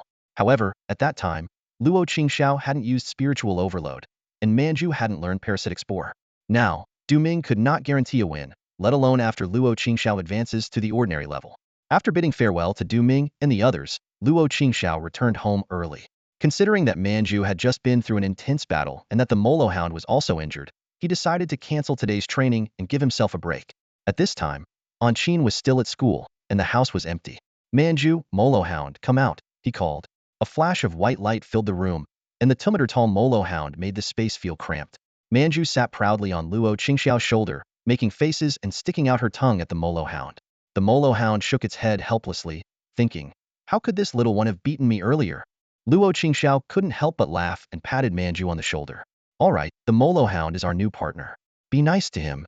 Manju tilted her head, flew in front of the Molo Hound, and the two stared at each other for a long moment. Suddenly, Manju tapped the Molo Hound's nose and declared, Remember, I'm the real boss here. The Molo Hound, though not convinced and feeling that Manju had won with Luo Qingxiao's help, accepted defeat. It wasn't a sore loser and finally conceded. Got it, boss. Manju flew back to Luo Qingxiao, looking smug, but he gave her a light rap on the head. Don't get cocky just because you won once. Wait until you can win consistently, he said. Manju, however, remained defiant. I don't care, I won this time. Luo Qingxiao smiled and walked over to the Molo Hound, stroking its back. How about this, Molohound? Next month, I'll give you both a fair chance to battle without my interference. Let's see who the real boss is. Manju's eyes widened, and Luo Qingxiao gave her a quirky smile. And to motivate you, I'll grant the winner a small wish. Manju's eyes sparkled. Any wish? Anything, as long as it's not too outrageous, Luo Qingxiao replied with a smile. Manju's eyes gleamed even more. Can I get my own phone if I win? Luo Qingxiao was a bit surprised but agreed. Sure, that's no problem. Manju became determined, glaring at the Molo Hound. Just you wait until next month. The Molo Hound responded calmly. I'll be waiting. The two creatures stared each other down, creating a tense atmosphere. Luo Qingxiao quickly clapped his hands to break the tension. He didn't want any bad blood between them, just a healthy sense of competition. All right, we'll discuss the battle later, Luo Qingxiao said, turning to the Molo Hound with a smile. Now, let's give you a name. The Molo Hound's eyes lit up with excitement. Really? You're giving me a name? Of course, Luo Qingxiao said, sitting down and pondering. What should I name you? The Molo Hound lay by his leg, looking up expectantly. Molo, in legend, is the ruler of the underworld in this world, and your evolved form will be the Hell Molo. So, Luo Qingxiao thought for a while, and then clapped his hands. How about we call you Yema? He explained seriously. Yema is also a mythical figure who controls hell and spirits, though not from this world. Luo Qingxiao silently added in his mind, then patted the Molo Hound's head. It's a name that reflects my expectations for your future. The Molo Hound was ecstatic. From now on, I am Yema. Luo Qingxiao watched Yema's excitedly wagging tail and leaned back in his chair, stretching comfortably. Come to think of it, I haven't checked Yema's stats yet. With a thought, Yema's stats appeared before him. Luo Qingxiao was amazed by the impressive data. Name, Yema. Species, Molo Hound. Attribute, Earth. Level, Novice. Trait, Molo's Proxy. Skills, Earth Spikes, Sharp Stone Claws, Ground Fissure, Inferno Charge, Ferocious Bite. Growth Stats, Strength 93, Constitution 100, Psychic Power 83, Psychic Resistance 80, Speed 89, Life 98. Impressive for a Molo Hound at the novice level. Its stats surpass Manju's by a lot, Luo Qingxiao thought. Although stats aren't everything, they are a crucial reference. However, he felt a bit regretful about the skills. Yema only had Earth Spikes, Ground Fissure, and Sharp Stone Claws as Earth-type skills. Inferno Charge was Fire-type, and Ferocious Bite had no attribute. Using the latter two skills wouldn't grant Yema any attribute bonuses. This was why some trainers had given up on Yema due to its lack of Fire-type attributes. Missing an attribute meant missing out on a type bonus, severely limiting Yema's combat capabilities. If Yemuo hadn't suffered from congenital spiritual deficiency syndrome and had learned one or two more fire skills, Luo Qingxiao thought he and Manju would never stand a chance against Yemuo. What a pity. But then again, if Yemuo hadn't had that syndrome, its talent might have been too great for me to even have the opportunity to form a contract with it. Thinking this, Luo Qingxiao smiled wryly, realizing his own greed. On the weekend, at the Earth Element Training Ground, Yemuo's robust figure stood tall before Luo Qingxiao. Its amber eyes sparkled with curiosity as it slightly tilted its head. Its injuries had long healed. Its fur was glossy, and it was brimming with energy. Luo Qingxiao held a yellowish-brown energy cube in his hand. A bitter tea cube he had specially made for Yemuo. Recalling the first time he tried this cube, Luo Qingxiao couldn't help but smile bitterly. The taste was so bitter it almost made him vomit. Out of curiosity, Manju and Yemuo had also tasted it. Manju was brought to tears by the bitterness and immediately handed over control to Xiahua. Although Xiahua managed to endure it, she quickly asked Luo Qingxiao for a few milk tea cubes to wash away the taste. Surprisingly, Yemuo developed a fondness for the bitter flavor. When Luo Qingxiao suggested trying a different taste, Yemuo resolutely shook its head and expressed its fondness with a howl. For me, this taste is just right. Since Yemuo was so adamant, Luo Qingxiao didn't insist. However, making these special energy cubes was quite troublesome, as he had to thoroughly clean the tools each time to avoid affecting the flavor of other cubes. Luo Qingxiao decided to buy another set of tools after training to solve this issue.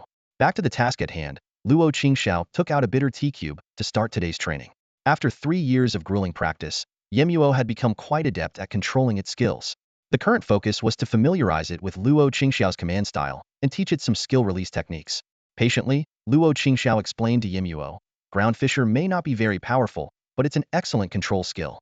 Next, you need to learn to trigger Ground Fissure accurately at any moment. The purpose is to effectively control the situation when facing large spirits. After speaking, Luo Qingxiao signaled Yemuo to release a Ground Fissure ahead. Yemuo executed the command without hesitation, causing a crack to instantly appear on the ground. Luo Qingxiao observed closely and pointed out the issue. Your ground fissure is well executed, but it hasn't reached a deeper level of application. He walked over to the fissure, squatted down, and brushed away the debris to reveal the true condition of the ground. Yemuo watched and nodded thoughtfully. Luo Qingxiao continued, your ground fissure hasn't penetrated deeply enough. It doesn't need to be too deep, but it should at least reach halfway up your leg. He indicated an appropriate length on Yemuo's leg.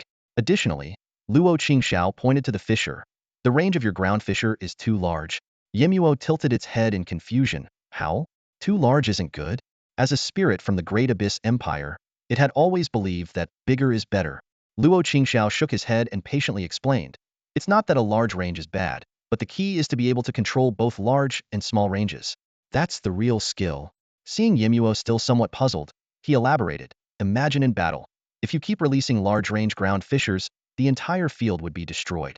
This would consume a lot of spiritual energy and stamina and affect your own movements.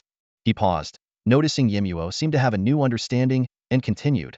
But if you can release a small, precise fissure, you can easily disrupt the enemy without hindering your own actions.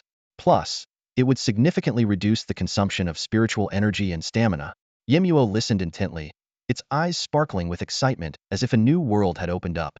After finishing his explanation, Luo Qingxiao felt parched. He walked over to his backpack, took out a bottle of his favorite drink, and took a few refreshing sips. Looking back, he saw Yemuo already practicing controlling the range of the ground fissure. He nodded in satisfaction. Yemuo's understanding was indeed impressive. All right, you keep practicing ground fissure here. I'm going to check on Manju. Luo Qingxiao waved goodbye to Yemuo and left the earth element training ground, heading to the grass element training area where Manju was. Manju was currently honing her thorn control abilities. Unlike the unidirectional thorn stab, ordinary thorns could be controlled freely. Though less powerful, they were highly flexible. Manju was continuously manipulating the thorns, forming various shapes. Sometimes like soldiers guarding a king, other times like a giant serpent slithering on land, and occasionally transforming the thorns into hunting dogs surrounding certain trees as prey. Clap, clap, clap, Luo Qingxiao applauded. Not bad. You've finally grasped the essence. Ever since hearing about next month's combat rewards, Manju's training attitude had noticeably improved. Manju rolled her eyes at the compliment, waved her small hand, and the thorns quickly dispersed into spiritual energy. Gumi? So when can I advance? She asked expectantly. Luo Qingxiao stroked his chin in thought for a moment, then replied, probably around next Wednesday. After today's training, you can start resting. To get you in the best condition, you should cut down on yogurt cubes for the next few days. Yogurt cubes were specially made for Manju, combining grass and psychic energy. Compared to purely sweet foods, Manju preferred the balanced sweet and sour taste. Wednesday, grass-type training field. Manju watched eagerly as Luo Qingxiao pulled out a series of psychic materials from his backpack. Emerald branch, focus flower, ghost heart grass. Luo Qingxiao meticulously checked them one by one. Once he confirmed everything was in order, he handed a few items to Manju. All right, start absorbing these first, Luo Qingxiao said. Manju grabbed the materials impatiently and swallowed them whole. The taste of the raw psychic materials was vastly different from the yogurt cubes carefully prepared by their trainer. Manju couldn't help but frown. Gummy. This is awful. No matter how bad it tastes, you have to finish it. Luo Qingxiao glared at him. Hurry up, Xiahua is waiting. Manju pouted, but quickly gulped down the remaining materials.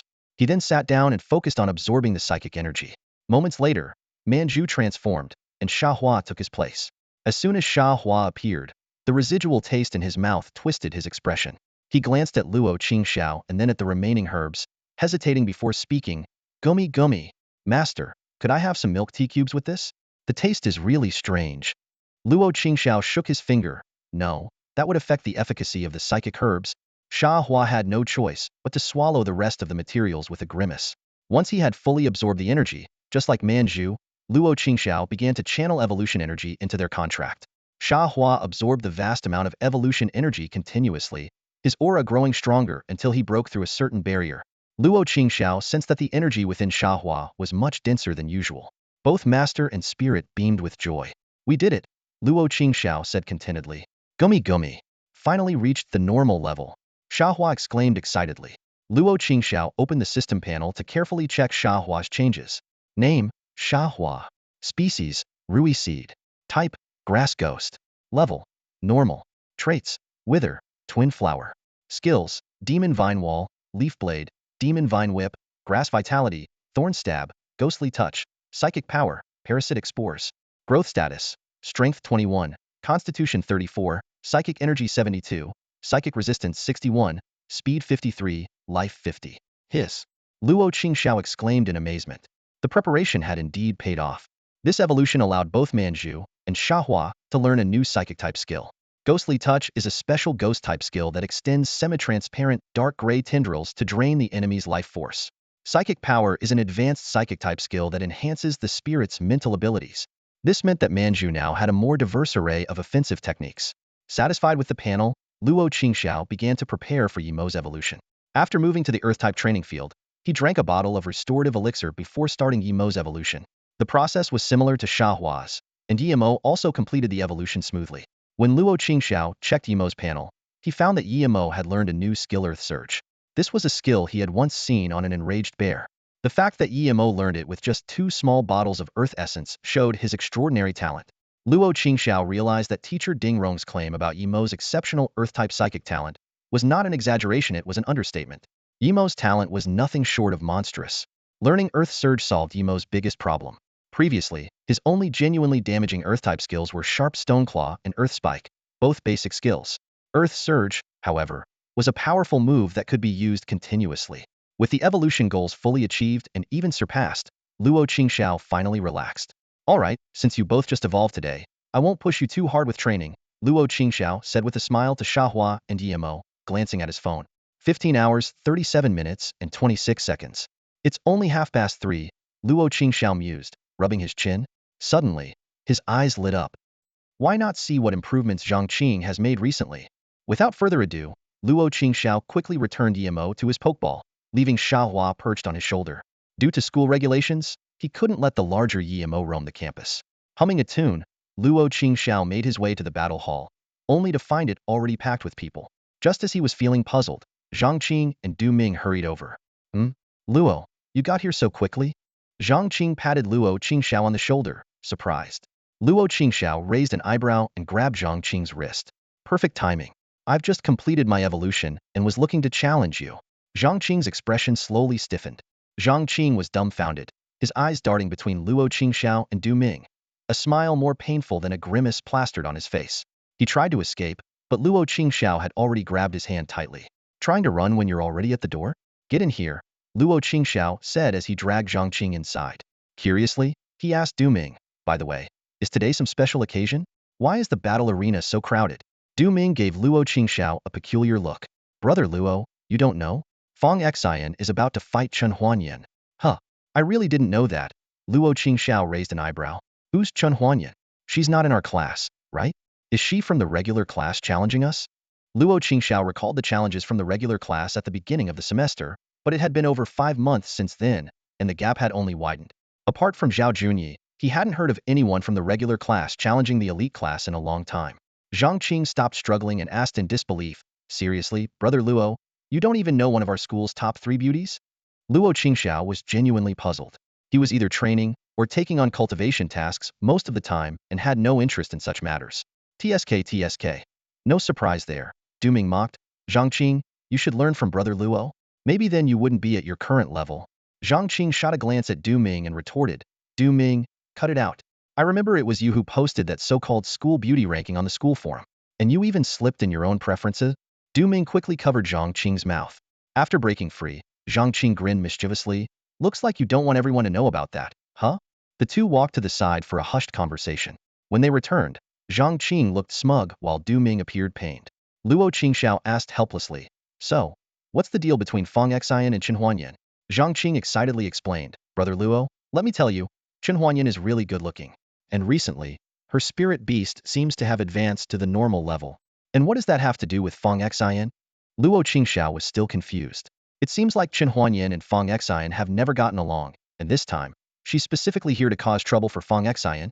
Doesn't that mean Fong Xian is in trouble? I remember she hasn't reached the normal level yet.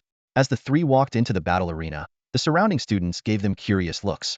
Fong Xian successfully advanced 2 days ago, but you wouldn't know since you don't attend the knowledge classes, Du Ming explained. Luo Qingxiao nodded, deciding to check out Fong Xian's battle. They arrived at a nearly full battle area. Fong Xian's Panrock sheep still looked fierce, although it dared not act up in front of the mantle beast. Opposite stood Chen Huanyan. a woman with a stunning figure and striking beauty, dressed in a black short skirt, exuding a seductive charm. No wonder she ranks among the top 3 beauties. She is quite good-looking, Luo Qingxiao teased. Chen Huanyan released her spirit beast, a bizarre creature with no facial features, a void where its face should be, and a body resembling a shadowy canine. Brother Luo, what kind of spirit beast is that? It looks so weird, Zhang Qing stammered. Luo Qingxiao frowned. That's a faceless ghost.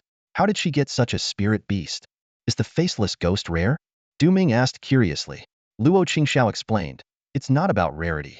The Spirit Beast Association has warned against novice trainers contracting with this type of spirit beast. What? There's such a warning? Zhang Qing was shocked. Luo Qingxiao continued. According to the association, this spirit beast requires a constant supply of life energy. Novice trainers contracting with a faceless ghost can easily have too much of their life energy drained. Luo Qingxiao glanced at Chen Huanyan with suspicion. Her initial spirit beast shouldn't be a faceless ghost, right? Du Ming replied, no, I remember her initial spirit beast was a winter joy bird, not this faceless ghost. Suddenly, Luo Qingxiao's perspective displayed the faceless ghost stats. Species, faceless ghost. Attribute, specter. Trait, void face. Other spirit beasts' actions slow down when they look directly at the faceless ghost's face. Description. A peculiar beast that prefers living in darkness, its faceless void seems to have a unique allure. However, these introductions weren't the real reason Luo Qingxiao was surprised. What truly made his eyes widen was the special text displayed at the end of the panel. Analysis suggested that this faceless ghost likely had lost the key of evolution and could no longer evolve. Luo Qingxiao frowned, calculating silently. The inability to evolve meant its potential was exhausted, and this faceless ghost was currently just an ordinary level spirit. He was almost certain that without the ability to evolve, the future of this faceless ghost would likely be limited to reaching an advanced level. Unless Chen Huanyan was willing to invest a massive amount of resources, the faceless ghost's fate was sealed. However, low potential was one thing. Current strength was another. As one of the mysterious 3 types, ghost-type spirits were as troublesome at low levels as psychic types. The ongoing battle between Fang Xian and Chen Huanyan was proof of this. On the battlefield, the rock ram was continuously launching boulders, but the faceless ghost seemed intangible, with the rocks passing right through its body. This was another special ability of ghost types, besides soul screech phasing. It allowed ghost-type spirits to temporarily become intangible, rendering physical attacks ineffective. Seeing that the faceless ghost had mastered phasing, Luo Qingxiao made a conclusion. Fang Xian was likely to lose. Even Xiahua wasn't very proficient with phasing yet, and if this faceless ghost had mastered it, its other ghost-type skills were probably even more refined. Sure enough, as numerous ghostly touches appeared around the rock ram, its movements became increasingly sluggish. Eventually, just as Luo Qingxiao predicted, the rock ram collapsed to the ground, unconscious. Chen Huanyan looked at Fang Xian with satisfaction, clapping her hands lightly. The faceless ghost turned into a white light and vanished before everyone. She walked over to Fang Xian and whispered something in her ear. Fang Xian's face darkened, biting her lower lip and glaring fiercely at Chen Huanyan. She then recalled the rock ram and quickly left the battle arena. Seeing this, Du Ming hurriedly said to Luo Qingxiao and Zhang Qing, I'll go check on Fang Xian. The two nodded, and Du Ming followed Fang Xian out. Zhang Qing turned to Luo Qingxiao, putting on a pitiful expression, Brother Luo, you see how badly Fang Xian lost. Can you really bear to let me suffer the same fate? Luo Qingxiao was unyielding, shaking his phone, which displayed challenge request.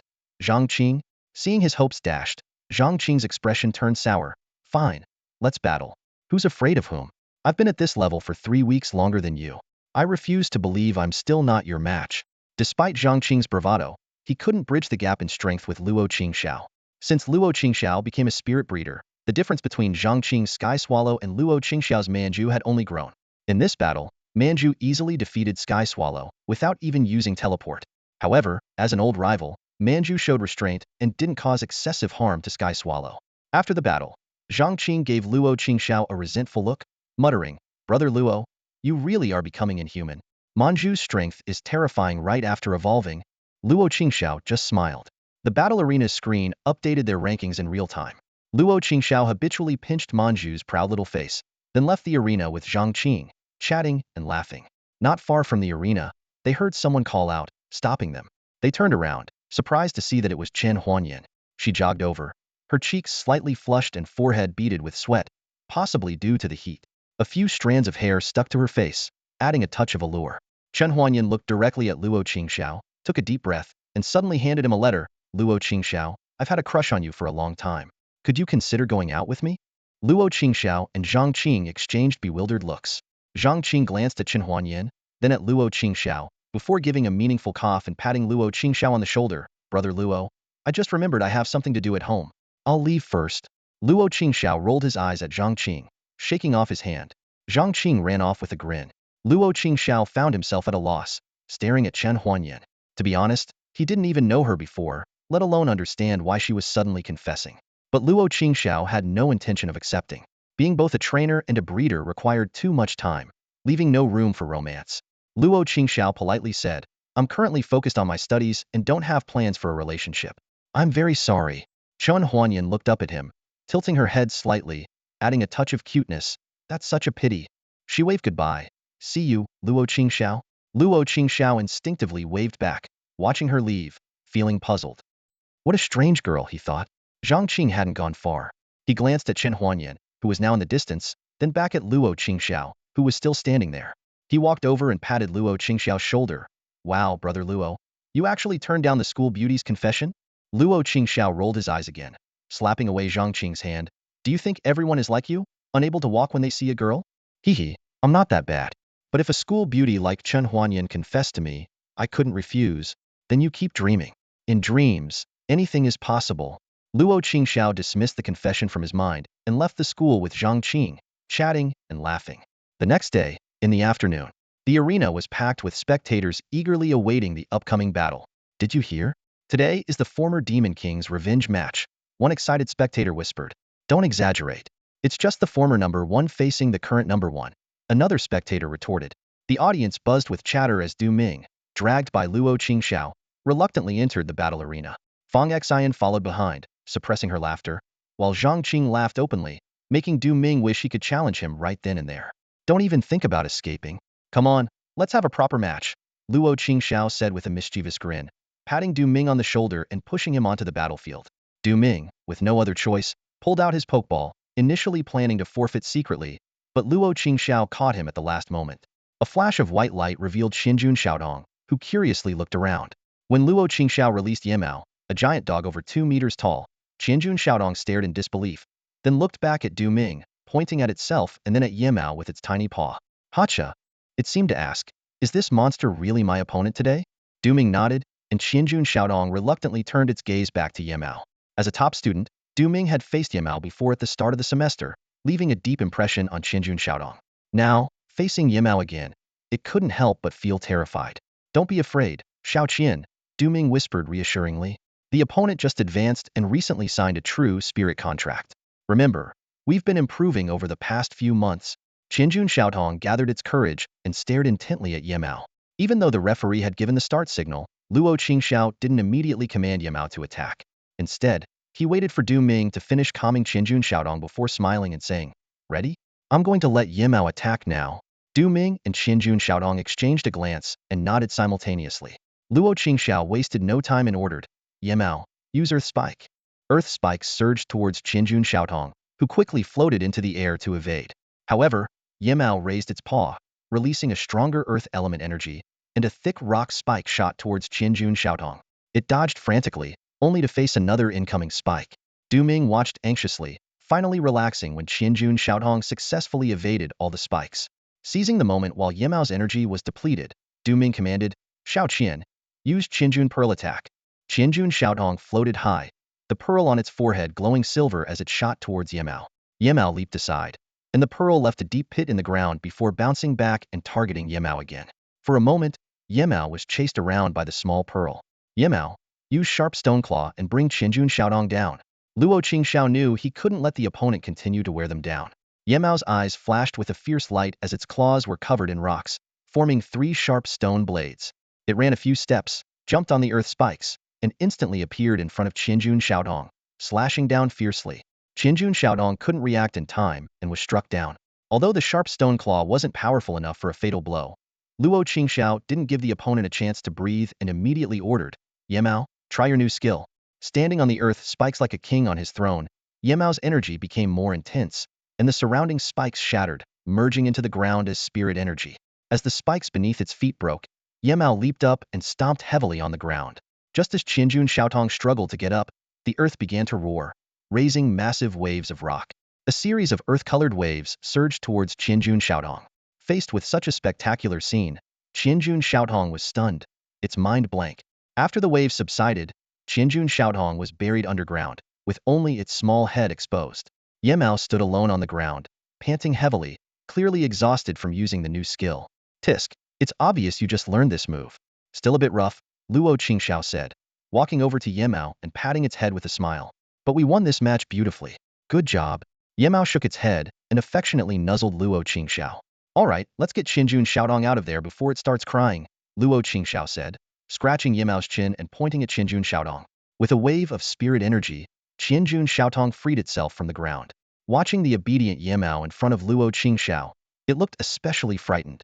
Although this battle wasn't as one-sided as before, the psychological impact on Qianjun Xiaotong was even deeper. On the battlefield, the intense duel between Luo Qingxiao and Du Ming had just concluded. Qianjun, the little spirit, emerged from the ground, dejectedly returning to Du Ming's side. Du Ming gently comforted it until the little creature regained its spirit. Meanwhile, Yemao quietly returned to Luo Qingxiao's side. Out of sight from the trainers, it and Manju engaged in a silent little drama. The two spirits stared at each other for a long time before Yemao finally flashed a provocative smile. Don't get too cocky just yet. In a month, I'll show you who the real boss is, Manju retorted, shaking its little fists defiantly. Luo Qingxiao was amused by the bickering between the two spirits. He knew Manju was sulking because it hadn't had a chance to fight.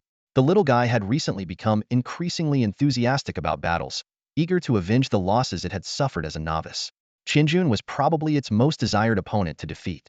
All right, don't be mad. There will be plenty of opportunities to battle Qianjun in the future, Luo Qingxiao reassured, gently poking Manju's cheek. Manju huffed and turned away, ignoring him. Luo Qingxiao didn't mind, knowing the little guy would soon forget about it. At this moment, Du Ming walked over to Luo Qingxiao, with Zhang Qing and Fang Xian rushing down from the stands. Luo bro, you're really getting out of hand, Du Ming complained. Manju is already strong enough, and now you've got Yema too. Zhang Qing and Fang Xian nodded in agreement, clearly impressed by Luo Qingxiao's strength. Luo Qingxiao just smiled without saying much. Suddenly, Zhang Qing hooked an arm around Luo Qingxiao's shoulder. Wait, aren't you a certified spirit breeder by the Spirit Association? Luo Qingxiao nodded. Why? Do you want me to help you breed a spirit? Not exactly. My family already hired a breeder, Zhang Qing said, winking. But I've been thinking of choosing a second spirit recently. You know what I mean, right? Du Ming and Fang Xian's eyes lit up, and they chimed in unison, Luo bro, we want to pick a second spirit too. Luo Qingxiao was momentarily taken aback, thinking they were all here to take advantage of his skills. After a moment of consideration, he nodded. All right, are you free tomorrow? We can go to the Spirit Center together. The three cheered and high-fived. Luo Qingxiao added, just to be clear, this service is not free. I can give you a 20% discount at most. Zhang Qing and Du Ming agreed readily, while Fang Xian asked softly, Luo bro, how much exactly will it cost? I usually charge 50,000, but with the discount, it'll be 40,000 for you guys, Luo Qingxiao explained. Over the past few months, his reputation as a breeder had grown, and so had his prices. 40,000 is manageable, Fang Xian sighed in relief. Though her family wasn't wealthy, this price was still within reach.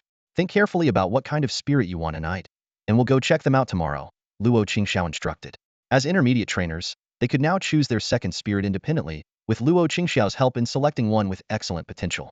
The next day, at a milk tea shop near the Spirit Center, Zhang Qing sipped his drink and grumbled, Luo bro, why aren't Du Ming and Fang Xian here yet?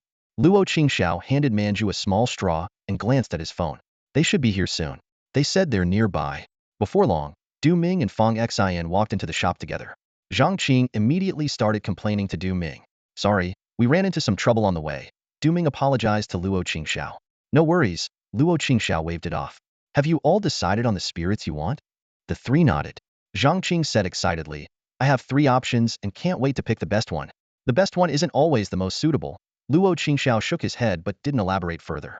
The 4 entered the Spirit Center, and as they rode the elevator, Luo Qingxiao asked, who wants to go first? Zhang Qing grinned. Since I have 3 choices, I'll go last. Fang Xian quickly spoke up. I'll go first. Luo Qingxiao nodded. All right, which spirit do you want? Hee, I'd like to choose a Qian dog, Fang Xian said shyly. The other powerful spirits are too expensive for me to afford. Luo Qingxiao couldn't help but smile knowingly when he heard the words, Qiyang dog. As the iconic creature of the Red Dragon Empire, Qiyang dogs were well known throughout the land. His gaze drifted into the distance, as if he could see the famous Qiyang dog breeding base in Qiyang City. Qiyang dogs may be common, but their strength is nothing to underestimate, Luo Qingxiao explained to his companions as they walked. Even the current Fire King of the Red Dragon Empire has a radiant Qiyang dog as his ace. They stepped into the elevator, and Luo Qingxiao continued. Thanks to advanced breeding techniques, Qiyang dogs are quite affordable. They're practically the people's champions of the Red Dragon Empire, making them a popular choice for many ordinary families and students. As the elevator doors slowly opened, the four of them followed a caretaker to the Qiyang dog territory. Before them lay an endless expanse of grassland, where countless Qiyang dogs ran and played. Their bright red fur and black markings created the illusion of racing flames from a distance. Suddenly, a sharp whistle pierced the air. All the Qiyang dogs immediately responded, surrounding Luo Qingxiao and his group in an instant. Fang Xian gasped in awe, overwhelmed by the magnificent sight. Luo Qingxiao chuckled and gave the caretaker a few instructions, who then blew the whistle again. In no time, about half of the Qiyang dogs dispersed, while the remaining ones looked at them expectantly. These Qiyang dogs are so well behaved. Fang Xian couldn't help but exclaim, subconsciously comparing them to her own mischievous rock sheep. Luo Qingxiao began to carefully observe each Qiyang dog, weighing the best choice for Fang Xian. The bone-burning flame trait would suit her better, he thought to himself, recalling the intimidating sticky flames characteristic of this trait. In the end, Luo Qingxiao selected 4 Qiyang dogs, 3 of which had the bone-burning flame trait, and 1 with the blazing flame trait. He thoroughly explained the characteristics of each dog to Fang Xian, highlighting the differences in their traits. After a careful examination, Fang Xian chose a Qiyang dog with a crescent-shaped white mark on its forehead. She knelt down and softly asked, "Qiyang dog, would you like to become my companion?" The Qiyang dog hesitated for a moment, but eventually nodded. Fang Xian was overjoyed and quickly ran to the caretaker to complete the paperwork. With a broad smile, the caretaker pulled out a tablet and began entering the information. He asked, "The contract fee for this Qiyang dog is 3 million. Would you prefer to pay in installments, or make a one-time payment?" "Let's do a one-time payment." Fang Xian was well prepared, swiftly pulling out a bank card and handing it to the caretaker. The caretaker produced a card reader from seemingly nowhere and, with a few swift swipes, 3 million yuan was deducted from Fang Xian's account. Subsequently, Fang Xian followed the caretaker to finalize a contract with the Qiyan dog. Luo Qingxiao turned to Du Ming and Zhang Qing, nodding toward the remaining 3 Qiyan dogs. "How about it? Do you want to pick one too? These are all top-notch." Zhang Qing shook his head, declining, while Du Ming chuckled softly and replied, "I did consider a Qiyan dog, but since Fang Xian chose one, I'll go for a different spirit." Luo Qingxiao shrugged and approached one of the Qiyan dogs, gently stroking its back. This was the one with the blazing flame trait, the most gifted among them. He explained its advantages to Fang Xian, but she politely declined. She already had a fiery-tempered Panyan sheep and didn't want another troublemaker. Before long, Fang Xian returned, beaming, with her new Qiyan dog companion by her side. She eagerly asked, "All set. What's the next spirit we should check out?" Luo Qingxiao looked at Du Ming, who responded, "I want a Mingxue cat." "A Mingxue cat? Huh? Those don't come cheap," Luo Qingxiao remarked, impressed, and then arranged for the caretaker to lead them to the snow-capped mountains.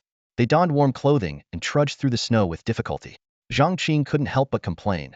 "The habitat of these Mingxue cats is really hard to reach." The caretaker explained, "Mingxue cats are very particular about their environment. If you can't provide a similar snowy habitat, they might get depressed." Zhang Qing, surprised, asked Du Ming if he would need to build an artificial snow mountain at home. Du Ming rolled his eyes at him. Luo Qingxiao chuckled and clarified that all it took was a special spirit ball and regular supplies of ice-type materials. Finally, they reached their destination. The caretaker rang a bell, and elegant cat-like spirits with white fur and black stripes emerged from the snow. They had deep blue eyes, delicate black markings, long ears, and tails tipped with snowflake-shaped crystals. Fang Xian couldn't help but exclaim, "They're beautiful." The caretaker rang the bell again, causing some of the Mingxue cats to retreat. Luo Qingxiao carefully observed the remaining ones and eventually selected 3. He quietly informed Du Ming of the most exceptional one and suggested he try to capture it. Du Ming nodded solemnly, approached the chosen Mingxue cat, squatted down, and introduced himself, asking if it would be willing to become his spirit. The Mingxue cat lazily responded that it would consider it if Du Ming could defeat it. Under the caretaker's supervision, Du Ming released his Qinjun Tot, ready to battle the Mingxue cat. Zhang Qing and Fang Xian cheered nervously for Du Ming, while Luo Qingxiao remained calm but hopeful that Du Ming would secure his desired spirit. Du Ming stood there feeling dejected. He had just lost a battle against the ice spirit cat. Luo Qingxiao walked over, patted him on the shoulder, and comforted him. "It's all right. That ice spirit cat has the snow cloak ability, which makes it a tough opponent in this weather. Don't dwell on it. The other two ice spirit cats also have great potential. Luo Qingxiao continued. The snow cloak ability gives the creature special invisibility and increased power in snowy weather and icy terrain. That ice spirit cat wasn't weaker than your spirit kid, and with the added advantage of the snowy mountain environment, it's normal for spirit kid to lose. Du Ming slapped his face lightly to perk himself up. The victorious ice spirit cat returned to its companions, and the three of them whispered among themselves. Soon, a smaller ice spirit cat approached Du Ming, blinked, and meowed softly. Meow meow meow, do you want to be my trainer? I'd love to be your companion. Du Ming stared at it in surprise before breaking into a bright smile. Yes, I'd be honored, Luo Qingxiao said with satisfaction. I didn't expect this little one to choose you. Its ability is Unmelting Ice, which might suit you even better.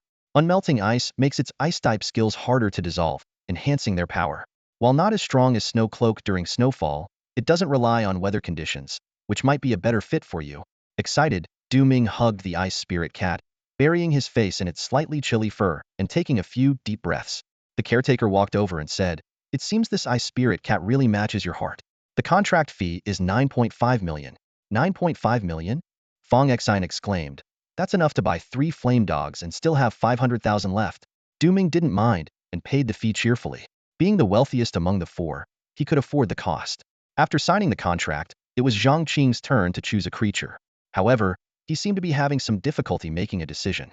Du Ming, sitting on the back of a wind scythe horse, complained. Zhang Qing, you didn't like either of the first two creatures? Zhang Qing scratched his head awkwardly. I'm just waiting for the last one.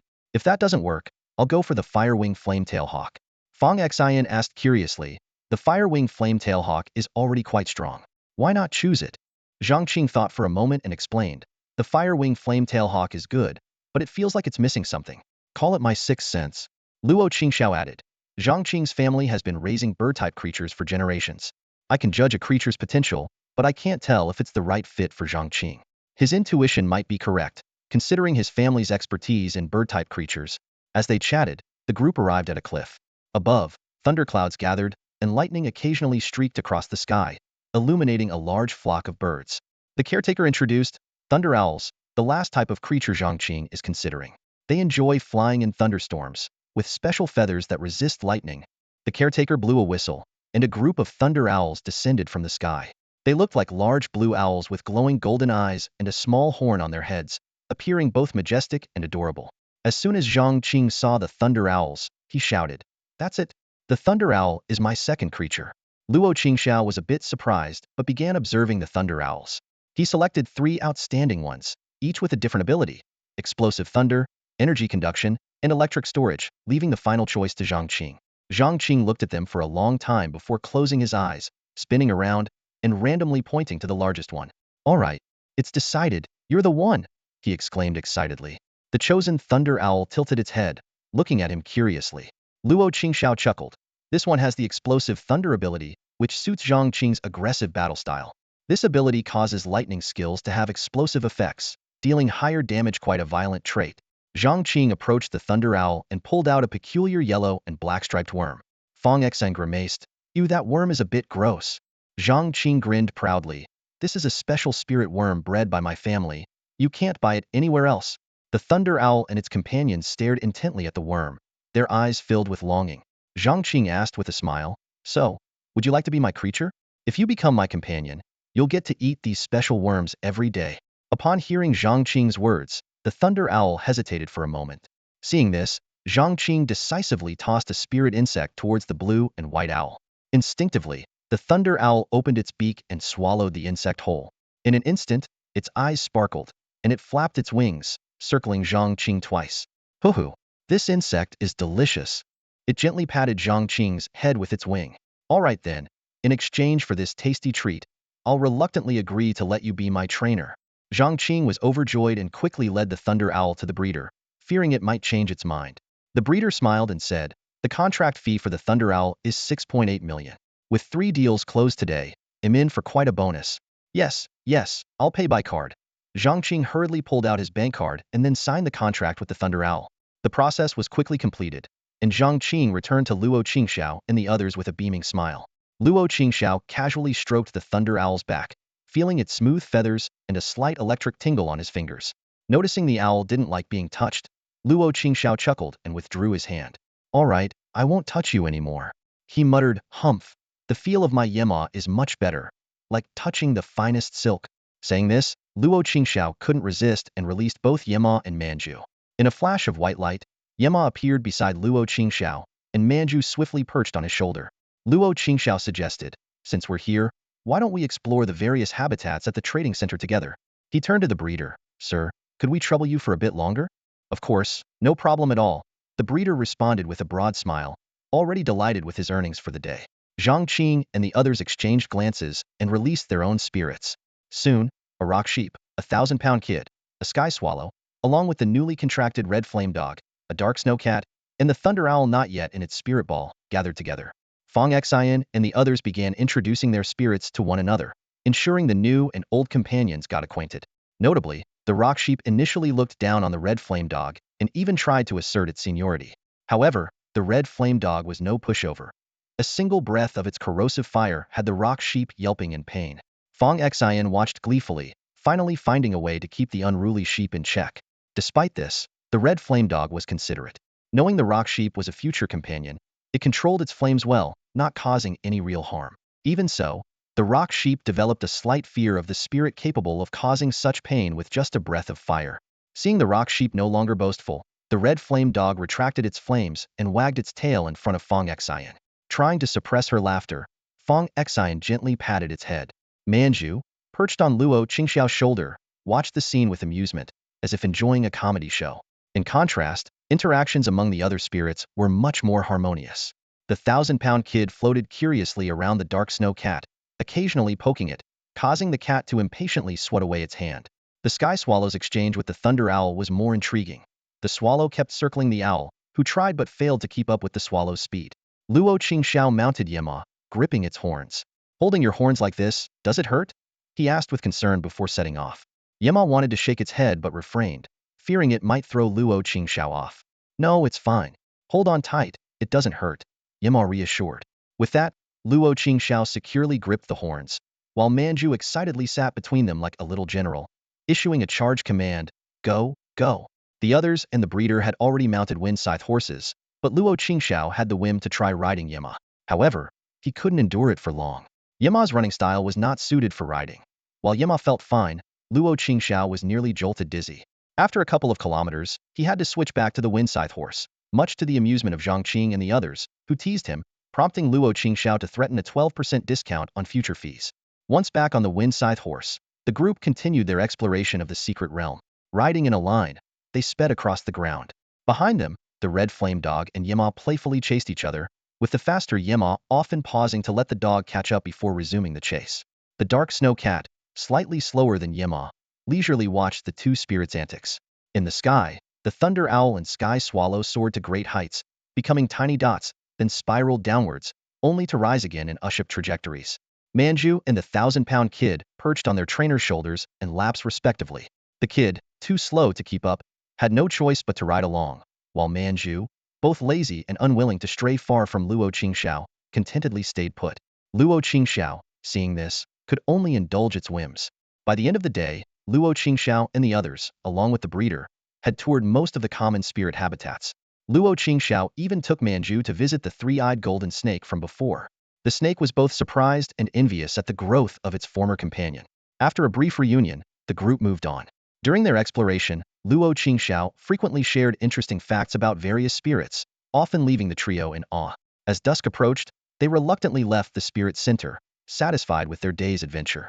And Qin's almond-shaped eyes were wide open, filled with anger as she stared directly at Luo Qingxiao and demanded, "So, you spent the entire day at the Elf Center's secret realm with Fong Xian and the others?" Luo Qingxiao chuckled nervously, gently patting Qin's head in an attempt to soothe her. "Well, you're not 16 yet. People under 16 aren't allowed into the secret realm." And Qin eyed Luo Qingxiao suspiciously. Really? Really? Luo Qingxiao nodded repeatedly, although he knew this was just a made-up excuse.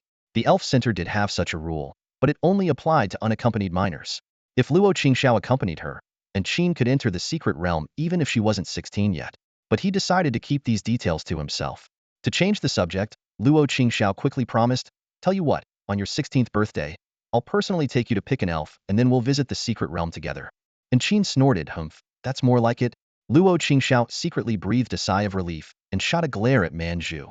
If it weren't for this little rascal vividly recounting their adventure in front of Qin, she wouldn't have suddenly wanted to go to the secret realm. Manju stuck out her tongue playfully and turned into a beam of white light, returning to her pokeball. Scene shifts to the school. Chun Huanyan, how many times do I have to tell you? I'm not interested in dating right now, Luo Qingxiao said, rubbing his temples, looking exasperatedly at the pretty girl in front of him. Chun Huanyan, seemingly unfazed, replied, "Oh, that's really a shame." With that, she once again walked away. Zhang Qing and Du Ming exchanged mischievous glances, their faces lighting up with knowing smiles. Fang Xian, however, was staring out the window, seemingly lost in thought. Luo Qingxiao knocked lightly on Zhang Qing and Du Ming's heads before turning to Fang Xian. Fang Xian, do you know that Chen Huanyan? Can you tell her to stop bothering me? Fang Xian snapped out of her thoughts, hesitated for a moment, then shook her head. Actually, I'm not really familiar with her. We've just met a few times. Du Ming curiously asked. So what's the story between you and her? Fang Xian sighed deeply. It's a long story. Flashback to 5 years ago, at a certain school. After school, a group of oddly dressed little girls surrounded a girl curled up in a corner, mocking her mercilessly. Hey, you little bastard. Why are you still in our class? Look at her ugly face, it's disgusting. Maybe her dad got taken away because she's so disgusting. I heard that her dad isn't even her real dad. So she really is a little bastard. The girl tried to lift her head to say something, but was immediately met with a flurry of kicks. Who told you to lift your head? Yeah, just looking at your face makes us sick. Next time you don't listen, see what we do to you. A few silent tears fell to the ground, forming tiny puddles. Suddenly, the classroom door was flung open with a loud bang. Fang Xian rushed in, shouting, "What are you doing?" The little girls sneered. "Oh, it's her again? Let's go, this is boring." They strutted out of the classroom. Fang Xian ran to the bullied girl, helping her up and asking with concern, "Are you okay?" The girl remained silent for a long time, just shaking her head. Fang Xian angrily said, "Those girls are really too much. Why haven't you gone to the teacher?" The girl continued to be silent, quietly leaving the classroom. Determined, Fang Xian went to the teacher's office to report what she had seen. The teacher was shocked and assured Fang Xian that the matter would be handled appropriately. However, in the following days, Fang Xian did not see the bullied girl in the classroom. Upon inquiring with the teacher, she learned that the girl would be taking a break from school, as decided by her guardian. 3 years later, when Fang Xian saw the girl again, she almost didn't recognize her. She was standing in the middle of the classroom, with 3 girls kneeling in front of her, the very ones who had bullied her. Fang Xian asked in surprise, "Are you taking revenge?" The girl shook her head and smiled. "No, I'm just teaching them that it's survival of the fittest. I was weaker before, so I deserve to be bullied. But now that I'm stronger, it's only normal for me to bully them a bit, right?" Fang Xian didn't fully understand her words, but after glancing at the kneeling girls, she didn't say anything more. They brought it on themselves, she thought, quietly leaving the classroom. However, the subsequent developments took Fang Xian by surprise. The girl who once punished the bullies had now taken them under her wing, forming a clique with herself at the helm. This group began to aggressively recruit other students, harassing those who refused until they gave in. Fang Xian also received an invitation but declined it decisively. Perhaps out of gratitude for Fang Xian's past help, the girl did not persist in bothering her. Nevertheless, this decision caused their relationship to grow increasingly distant. Fang Xian could only watch helplessly as the clique rapidly expanded within the school. Under the girl's leadership, more and more students joined, until nearly half of the student body was part of the group. She had become the school's uncrowned queen. This situation eventually caught the attention of the school administration. They issued a stern public reprimand to the girl, demanding that she disband the clique and cease any harassment of other students. After that, Fang Xian didn't see the girl again until she reappeared one day in high school. Fang Xian sighed deeply and took a sip of water. Luo Qingxiao, Zhang Qing, and Du Ming exchanged glances, falling into a prolonged silence. They couldn't fathom that Chen Huanyan had such a story behind her. "I suddenly don't know how to judge this Chen girl," Luo Qingxiao sighed again. "Who could?" Zhang Qing and Du Ming surprisingly agreed. "But why is she fixated on me? She's confessed to me almost 10 times this month." Luo Qingxiao complained, clearly frustrated. "Maybe she sees your strength?" Fang Xian guessed offhandedly. "What kind of reason is that?" Luo Qingxiao shot Fang Xian a look. Zhang Qing, however, grinned and threw an arm around Luo Qingxiao's shoulder. "What's the big deal, bro? Chen's quite a beauty. You wouldn't lose out if you went along with her." "Cut it out, you and your nonsense," Fang Xian interjected, seemingly uninterested in discussing Chen Huanyan any further. "By the way, did you guys hear? This year's final assessment is going to be completely different. It sure is different because this year, you'll all be taking turns fighting me. Luo Qingxiao slumped onto the table, sounding even more dispirited. Fang Xian poked Luo Qingxiao in surprise. How do you know that? Luo Qingxiao explained that teacher Ding Rong had personally informed him. Ding Rong believed that ordinary battles couldn't showcase Luo Qingxiao's true abilities, so he decided to pit him against 9 students at once. Luo Qingxiao recalled the conversation in the office a few days earlier. Ding Rong had told him that if he could defeat the other 9 students, the school might award him a spot to enter the Yanran secret realm. However, since Luo Qingxiao already had this spot, Ding Rong was reconsidering the reward. Anyway, the format for the final assessment is set, so it's unlikely to change, Luo Qingxiao concluded. Hearing this, Zhang Qing and Du Ming exchanged a knowing glance and smiled. Seeing through their thoughts, Luo Qingxiao said irritably, all right, there's still more than 3 months to go. Can't wait to get beaten up, can you? Zhang Qing retorted defiantly, bro, it's 9 against 1. Are you really that confident we won't beat you up? You'll see, Luo Qingxiao responded with a meaningful smile, sending a shiver down Zhang Qing and Du Ming's spines. Despite this, Zhang Qing stubbornly declared, who's scared? At worst, I'll let Du Ming go first. Du Ming silently grumbled to himself, is this guy for real? On the battlefield, Manju's face was filled with seriousness. Standing opposite, it was none other than Yema. It had been almost a month since both of them advanced to the basic level, and today was the day Luo Qingxiao had scheduled for their rematch. This time, there would be no energy overload assistance from Luo Qingxiao. Ready? Luo Qingxiao asked his 2 spirits with a smile. Seeing them both nod, he announced the start of the match. Manju took the initiative to attack. Countless vines, interwoven with sharp thorns, sprouted from the ground. After advancing, Manju's ability to control plants had strengthened, quickly covering the ground with a network of vines and thorns. Yema was not to be outdone. It stomped heavily, causing cracks to spread across the ground. However, this familiar scene made Manju smile smugly. Yema was shocked to find that the layered vines had formed a net-like structure, making it impossible for the cracks alone to break through. Not bad. It looks like you've been training seriously this month, Luo Qingxiao praised. Gumi. Of course, you can count on me, Manju said proudly, lifting its nose. However, Yema's next move surprised Manju. Facing the vine net, Yema directly used Earth Surge. The ground trembled, raising a massive wave of rocks. Gumi? Why are you using your ultimate move right from the start? Manju shouted in frustration. How? So, you're allowed to set traps, but I can't break them? Yema tilted its head with a mischievous smile. Riding the wave, Yema charged towards Manju, its front paws covered in rock. It leapt through the air, instantly closing the distance. Manju felt the sharpness of its claws and quickly used teleportation to dodge. At the edge of the battlefield, Manju let out a sigh of relief before angrily looking at the approaching Yema. It waved its hand, releasing a psychic force that sent Yema flying. Yema flipped and landed on its feet, its eyes flashing with a yellow glow. The ground rippled again, sending waves of sand towards Manju. Manju floated into the air, but saw the sand waves pause momentarily before countless sharp spikes shot out. Gumi? What's happening? Manju exclaimed in shock, barely teleporting away in time. Luo Qingxiao was also surprised. Wow, so you've mastered this move already. You were waiting for this match to show it off. This spike eruption was a special technique he had conceptualized based on Yema's earth energy control. The ground continued to surge, and spikes kept erupting. Manju was struggling to dodge, sometimes barely escaping and other times forced to use teleportation. But this move consumed a lot of energy, and Yema soon became breathless and had to stop. Seeing this, Manju's eyes gleamed. Its body turned transparent, transforming into Xiahua. Xiahua's eyes were deep and dark, and shadows suddenly appeared around Yema, with eerie tentacles slowly emerging. The tentacles pierced into Yema's body, but Yema's attempts to cut them were futile. Xiahua sang loudly, "Ha-soul screech." Yema quickly covered its ears, but such a direct soul attack was not so easily defended against. Yema felt dizzy, the world spinning in its vision. Xiahua quickly switched back to Manju. Manju showed no mercy, using psychic force to lift Yema high into the air and slam it hard onto the ground. More thorns grew from the ground, clearly enhanced by grass vitality. Manju then shifted back to Xiahua. The ghostly touch left Yema's body, becoming even more sinister. The tentacles solidified and whipped Yema fiercely. As the dust settled, Yema was already lying on the ground. It tried to get up, but could only collapse again, exhausted. Luo Qingxiao watched this scene, his mouth twitching.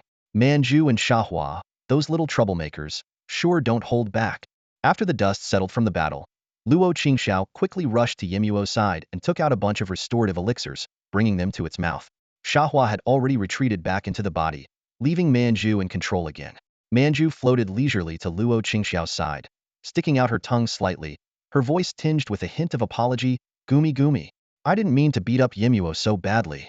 As she spoke, a faint green glow appeared in Manju's hand, slowly transferring the vitality of the grass into Yemuo's body, accelerating its recovery. She continued to explain. Gumi Gumi. It's just that Yemuo's abilities are so terrifying. If I didn't go all out, I wouldn't have been able to defeat it. Luo Qingxiao, seeing Manju so anxious and worried that he might blame her, couldn't help but smile. He gently patted her head, comforting her. Don't worry.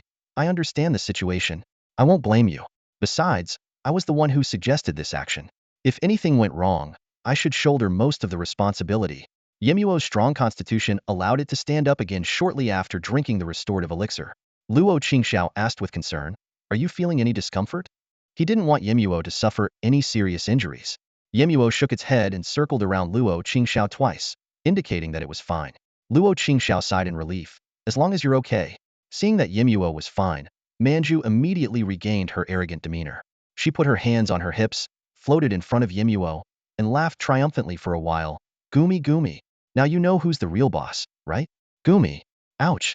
Luo Qingxiao, who had somehow gotten behind Manju, gave her a hard knock on the head. All right, enough with the boasting. Let Yemuo rest.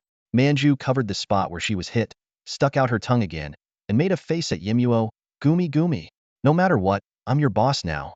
Yemuo couldn't help but find it amusing to listen to Manju's muttering. However, the recent battle had drained it, and it just wanted to rest. In a flash, Yemuo turned into a white light and entered its pokeball. Manju, seeing that Yemuo hadn't called her boss even at the end, puffed up her cheeks in frustration. Luo Qingxiao pinched her small mouth with 2 fingers, making a pop sound, and she could only glare at him, unable to speak. Luo Qingxiao gave a mischievous smile, released his grip, and took out a yogurt cube. Let's go fulfill my promise and get you a new phone. Manju's eyes lit up at his words, and she quickly floated onto Luo Qingxiao's shoulder, urging him, Gumi Gumi, what are we waiting for? Let's go. Even at that moment, she didn't forget to use her psychic powers to grab the yogurt cube and finish it in a few bites. She clapped her hands and kicked her little feet while sitting on Luo Qingxiao's shoulder. Gumi, off we go to buy a new phone. Luo Qingxiao shook his head with a smile and started walking out of the battle arena. Meanwhile, in another place, a graceful and elegant woman was lazily lounging on a sofa, carefully inspecting her nails. So, still haven't managed to win over that boy Luo Qingxiao? She asked nonchalantly. Chen Huanyan, sitting beside the woman, sighed and shook her head. That guy is nothing like other high schoolers. He doesn't need to attend classes, and it's already hard enough to see him. Plus, he's like a block of wood. No matter how I dress up and confess, he remains indifferent.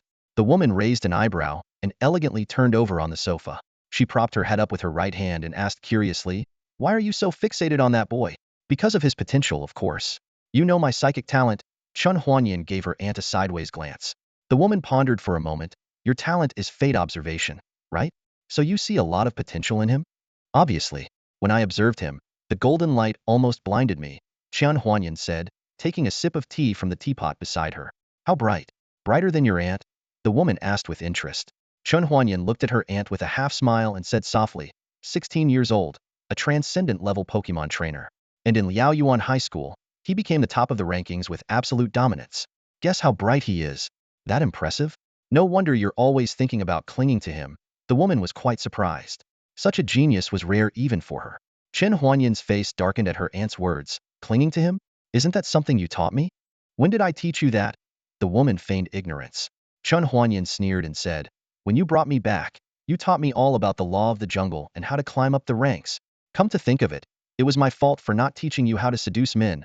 The woman laughed seductively, her voice enough to make most men feel a rush of heat in their lower abdomen. Chen Huanyan rolled her eyes at her aunt, not wanting to continue this inappropriate topic. Instead, she asked seriously, Should we inform Shadow about Luo Qingxiao's plan to go to the Yinran secret realm in a few months? The woman sat up slightly, as if something had occurred to her. Speaking of that, I'm curious why Shadow is so obsessed with that boy, even willing to hire me. Probably the same reason as me, seeing Luo Qingxiao's potential? Chen Huanyan guessed irresponsibly. Whatever, it's none of my business. You decide what to do with the information about Luo Qingxiao. The woman shrugged indifferently. Then she thought for a moment and added, But given Shadow's interest in that boy, he will find out sooner or later. You might as well sell the information to him for a high price now. Chen Huanyan thought about it and nodded, agreeing with her aunt. With Shadow's interest in Luo Qingxiao, This information could indeed fetch a good price. Deciding to act immediately, Chen Huanyan quickly grabbed a pen and paper and wrote a letter. She then summoned a peculiar-looking mouse from somewhere and handed the letter to it. The mouse bit the letter and slowly sank into the shadows, disappearing from sight. At this moment, in front of Dong Taisheng, a peculiar sprite was projecting something. From the sprite's direction, a flippant male voice could be heard. Hey, how much longer do I have to stay here? Dong Taisheng calmly picked up his teacup and took a sip. Soon. Those rats are bound to make a move within the next year or two. Another year or two? The voice on the other side suddenly escalated in frustration. You said it would only be 3 years, but now 3 years have turned into 9. Do you have any idea what these 9 years have been like for me? Every day is a battle, and I haven't had a single day to rest properly. Dong Taisheng remained composed. He picked up a cloth and meticulously wiped the few drops of tea that had spilled on the table. Then, he casually replied, "Do you think that just because I'm an inspector now, I don't know what's going on over there?" The voice on the other side fell silent. After a moment, the man grumbled, "I don't care. After everything is done on your end, I better get at least a year-long vacation." "All right, I approve," Dong Taisheng said with a smile. "I was planning on giving you a 3-year vacation, but since you're so dedicated, a year it is." The other side was momentarily speechless, the silence hanging in the air like a giant question mark. Dong Taisheng didn't wait for the man to respond. He laughed heartily and walked out the door, leaving the sprite behind, still echoing the man's indignant curses. Later that morning, Luo Qingxiao arrived at Ding Rong's office. "You're here," Ding Rong said, putting down the files in his hand. "Just in time, I have good news for you." However, Luo Qingxiao eyed him warily. "I remember the last time you said that. You told me I was going to be ganged up on 9-1. Ding Rong laughed awkwardly. "This time it's different. It's really good news." He rummaged through his desk and handed a document to Luo Qingxiao. Luo Qingxiao took a closer look and saw it was an announcement regarding the preparations for the 37th Annual High School Sprite Tournament in Liaoyuan City. Sprite Tournament? Yes, every year near the end of the semester, schools in Liaoyuan City organize a Sprite Battle Tournament. According to our school's rules, all students in the honors class must participate. Luo Qingxiao seemed uninterested. Ding Rong noticed and felt a bit puzzled. "What's with that look? The rewards for this tournament are quite generous." Luo Qingxiao sighed and explained. "With the seniors around, I don't stand a chance at getting good results." "Oh, don't worry about that. Seniors won't be participating in this tournament." Ding Rong chuckled.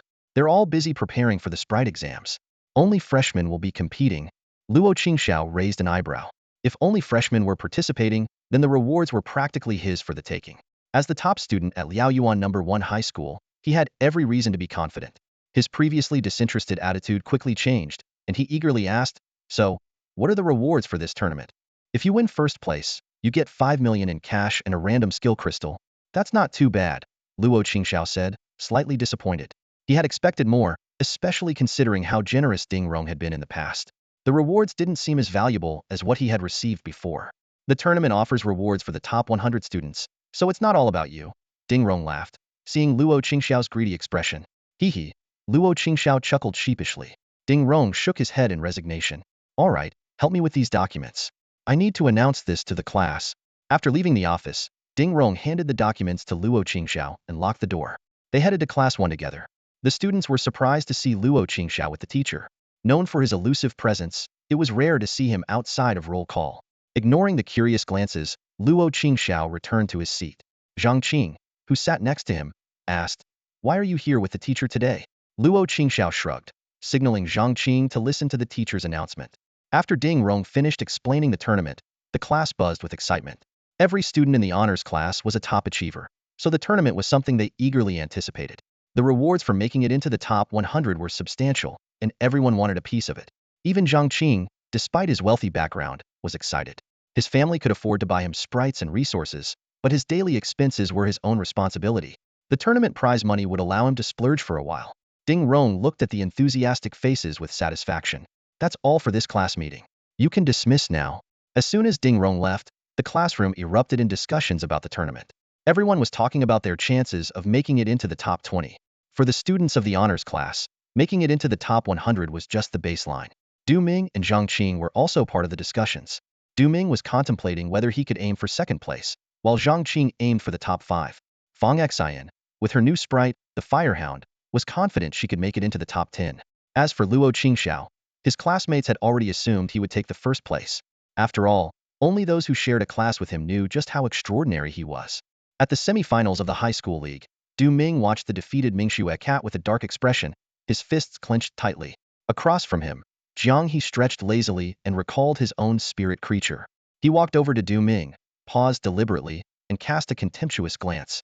So this is the real strength of the second-ranked student from Liaoyuan High School?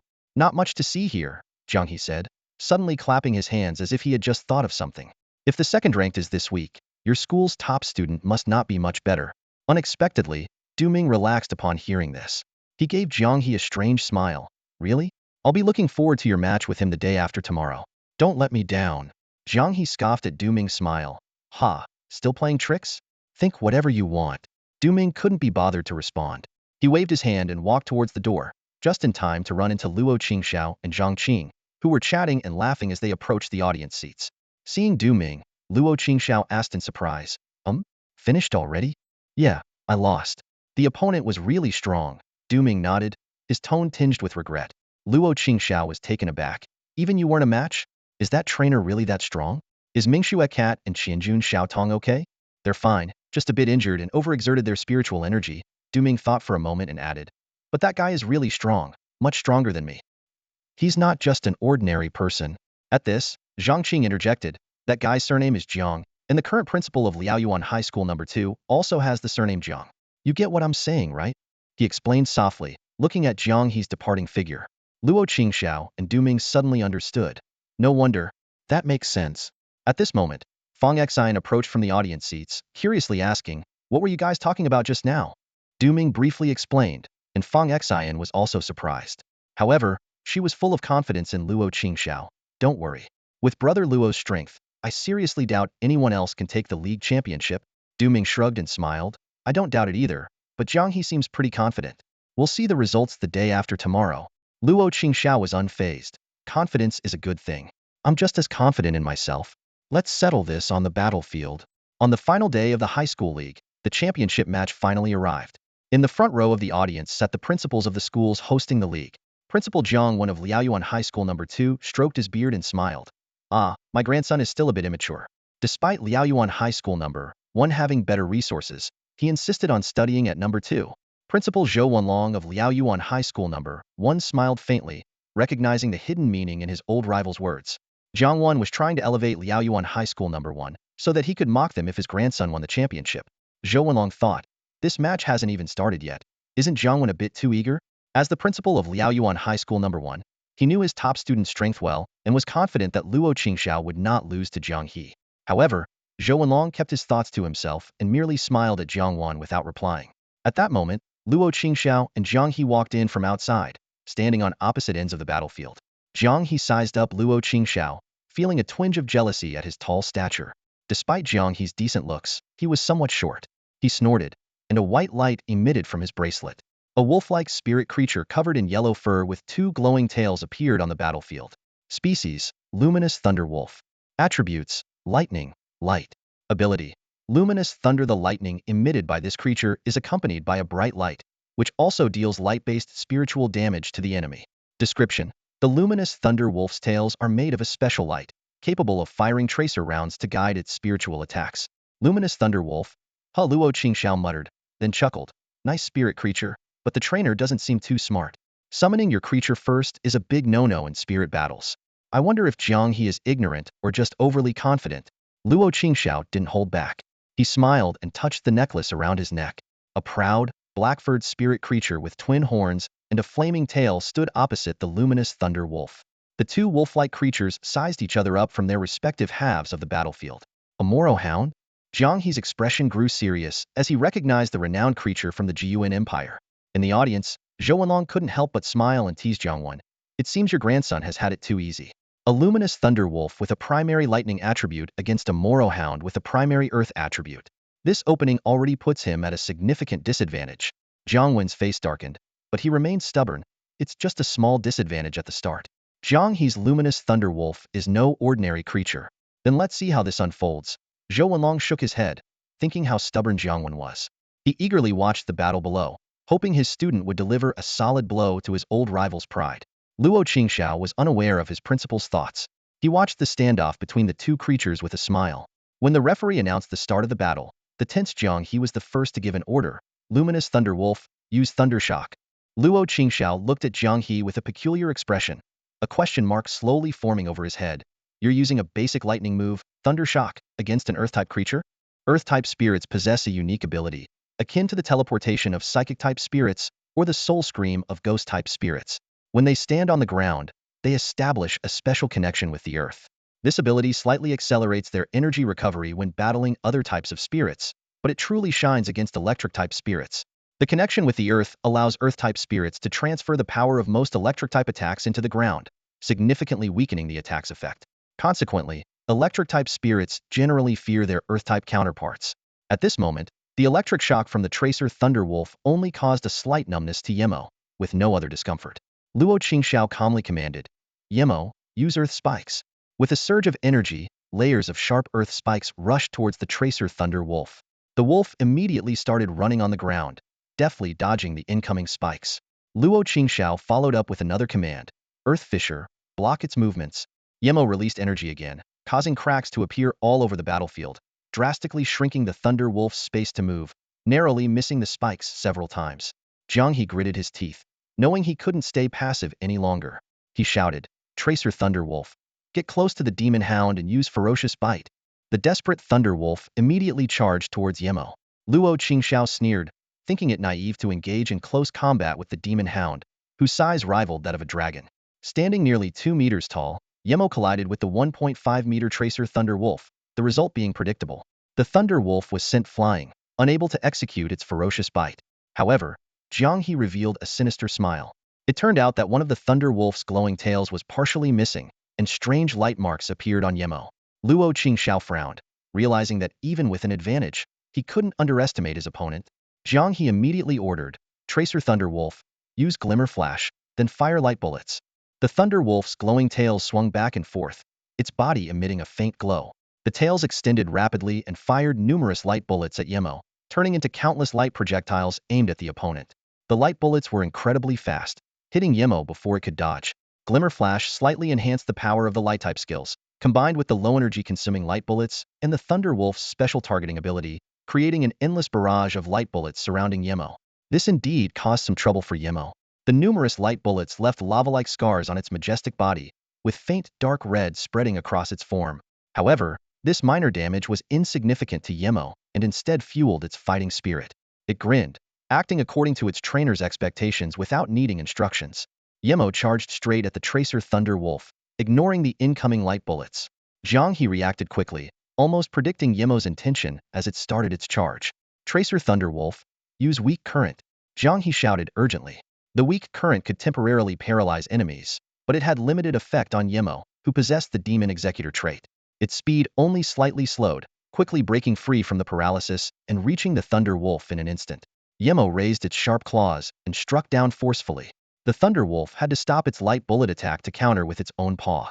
Unfortunately, its small forelimbs were no match for Yemo's powerful claws, and it was sent flying again. Yemo pursued relentlessly, instantly teleporting in front of the Thunder Wolf once more. Its fangs glowed a dark hue, gathering massive energy as it viciously bit towards the opponent's neck. The Thunder Wolf struggled frantically at first, then panted weakly. The referee declared Luo Qingxiao the winner of the first match. Although the Thunder Wolf hadn't completely lost its mobility, it was thoroughly subdued by Yemo, the outcome clear. Luo Qingxiao smiled and nodded to the referee. Come back, Yemo. Yemo released its grip, glanced at its defeated opponent, and happily ran to Luo Qingxiao's side, wagging its tail eagerly, a stark contrast to its fierce demeanor during the battle. Luo Qingxiao vigorously rubbed Yemo's head, praising it, excellent performance in the battle. The Tracer Thunder Wolf returned to Jiang He, dejected. Jiang He consoled it briefly before recalling it into its pokeball. He looked at Luo Qingxiao, no longer showing any disdain. This guy is on a completely different level from my previous opponents, Jiang He muttered seriously. Although the crushing defeat was largely due to underestimating the opponent, even setting aside the Earth type's advantage over Electric types, the strength of that Demon Hound was undeniably formidable. Jiang He took a deep breath and rotated the bracelet on his wrist. This time, he released his spirit first, not out of contempt, but because, as a standard trainer, he could only contract 2 spirits and had no other options left. Although Jiang He had lost the first match, his confidence remained unshaken. After all, the next Pokemon he was about to summon was his true powerhouse. Come forth, Steel Scale Dragon, Jiang He shouted. With a deafening roar, a a peculiar dragon-like beast appeared on the battlefield. This steel-scaled dragon was nearly 5 meters long, covered in metallic scales that gleamed menacingly. It had a fierce and imposing demeanor, with jaws full of sharp teeth, a tail bristling with spikes, and a massive black hammer at its end. Its dark scales complemented the two elongated horns on its head, and its golden, slit-pupiled eyes were truly terrifying. Except for its lack of wings, this steel-scaled dragon perfectly matched Luo Qingxiao's previous life's vision of a Western dragon. Luo Qingxiao was secretly astonished, thinking that Zhang He's family must indeed be wealthy. Not only did he possess a Tracer Thunderwolf with a secondary light attribute, but now he had summoned a steel-scaled dragon with a secondary dragon attribute. Information about the steel-scaled dragon instantly flashed through Luo Qingxiao's mind. Species: steel-scaled dragon. Attributes: metal, dragon. Special trait: iron body significantly increased body hardness and weight, but reduced mobility. Common trait: dragon's breath can unleash a powerful breath attack, with effects varying by dragon type. Description: an ironclad dragon, though a subdragon species, its defense ranks among the highest in all dragonkind. Luo Qingxiao breathed a sigh of relief, grateful that the steel-scaled dragon had only one common dragon trait. Despite this, the combination of the iron body trait and dragon's breath made it a formidable mobile artillery. But Luo Qingxiao chuckled lightly, his necklace shimmering slightly as a burst of white light appeared. The fairy-like Manju emerged onto the battlefield. As soon as Manju appeared, it felt the overwhelming presence of the steel-scaled dragon. Although the dragon lacked the intimidate trait, its ferocious appearance and massive size were enough to make many Pokémon tremble. However, Manju was not to be outdone. It used its psychic powers to float to eye level with the steel-scaled dragon, trying its best to put on a fierce expression. Seeing both Pokémon in position, the referee immediately announced the start of the battle. Manju reacted quickly, summoning a flurry of razor-sharp leaves. The leaves circled once before shooting towards the steel-scaled dragon. However, the dragon paid no heed to the leaves, letting them clatter harmlessly against its scales. After the attack, the steel-scaled dragon even let out a yawn. Roar! Seeing the dragon yawn, Manju puffed up angrily and summoned another barrage of leaves, this time aiming for the dragon's open mouth. The leaves shot into the dragon's mouth, causing it to widen its eyes. It chewed a bit, and then spat them out. Roar roar. Tastes awful. No flavor at all. Luo Qingxiao and Manju watched in silence, having to admit that the steel-scaled dragon's defense was indeed absurd, with even its mouth being as tough as steel. Zhang He laughed confidently. Ha ha ha. It's useless. Such weak attacks are nothing more than a tickle to the steel-scaled dragon. He then commanded, Steel-scaled dragon, metal slash. Instantly, a multitude of crescent-shaped metal blades formed around the dragon. With a roar, the blades shot towards Manju. Manju's eyes flashed with a purple glow as it teleported to another spot, avoiding the attack. Zhang He and Jiang Wen both narrowed their eyes simultaneously. A psychic-type Manju? Zhang He muttered, then sneered. Even if it has psychic abilities, a Manju's early-stage power isn't strong. I bet your ace is that demonic hound. Luo Qingxiao merely smiled in response. However, Manju was not pleased and glared at Zhang He. Gumi gumi. I'm the real boss here. Manju's grumbling was too quiet for Zhang He to hear. He only noticed its somewhat cute glare and found it amusing, not taking Manju seriously at all. Seeing itself ignored, Manju's anger flared. It teleported again to dodge the incoming blades, its eyes glowing even more intensely with purple light. Boom! A powerful invisible force suddenly struck the steel-scaled dragon, denting its scales. Roar! The steel-scaled dragon roared in pain, looking down at its injury. Silver blood was slowly oozing from the dented scales. One hit from Psychic had injured the steel-scaled dragon, leaving Zhang He in disbelief. Many main Psychic-type Pokémon couldn't achieve this, yet a Manju had managed it? This Manju's Psychic power must be at least 90 points, and it has learned Psychic. It seems your school has invested heavily this time. Jiang Wen remarked, his experienced eyes recognizing the move as psychic and estimating Manju's power level. Zhou Wenlong just smiled silently. Would he tell Jiang Wen that the Manju's strength was entirely due to Luo Qingxiao's efforts? The school had only provided some standard rewards, available to every top student each year. Jiang Wen's words hit Zhou Wenlong like a wake-up call, resonating in his heart. He pondered silently, realizing that upon returning to school, he should indeed give Luo Qingxiao some special treatment. After all, being able to cultivate the Rui seed to such an extent without any special assistance from the school, coupled with the performance of that Mara hound, Luo Qingxiao's potential was now unmistakable. Hope ignited in Zhou Wenlong's heart. Perhaps this year, they might have a shot at the national top 3 in the spirit exam. On the field, the battle between Manju and Steel-scaled dragon was still raging. The Steel-scaled dragon would frequently launch its metal slash, charging at Manju, only to be deftly dodged by Manju's instant teleportation. Meanwhile, Manju would counterattack with its psychic powers every now and then, leaving more and more wounds on the steel-scaled dragon. Though these were merely superficial injuries, the pain from each hit was very real, making the steel-scaled dragon increasingly irritable. Jiang He initially watched coldly, thinking that Manju's frequent use of teleportation and psychic powers would surely drain a lot of its energy while causing minimal damage to the steel-scaled dragon, seemingly a good trade-off. However, he hadn't anticipated that the steel-scaled dragon would be so tormented by the repeated psychic attacks. Perhaps it was because the steel-scaled dragon's defenses were so high that it rarely encountered opponents who could break through, making it somewhat spoiled. Then use Iron Wall, Jiang He said reluctantly. Upon hearing its trainer's command, the steel-scaled dragon perked up, and a thick iron wall gradually formed. With a loud clang, Manju's psychic power struck the iron wall, leaving a noticeable mark. The steel-scaled dragon peeked out from behind the wall with a smug look, as if saying, "See, you can't hit me now." This scene completely ignited Manju's fury. Just as it was preparing to gather its psychic energy for a fierce attack, Luo Qingxiao's resigned voice came from behind. "All right, they're just trying to provoke you. Can't you see that? With all that commotion earlier, you should have vented enough, right? It's time to use parasitic spores." Hearing this, Manju's eyes instantly cleared, and its anger dissipated.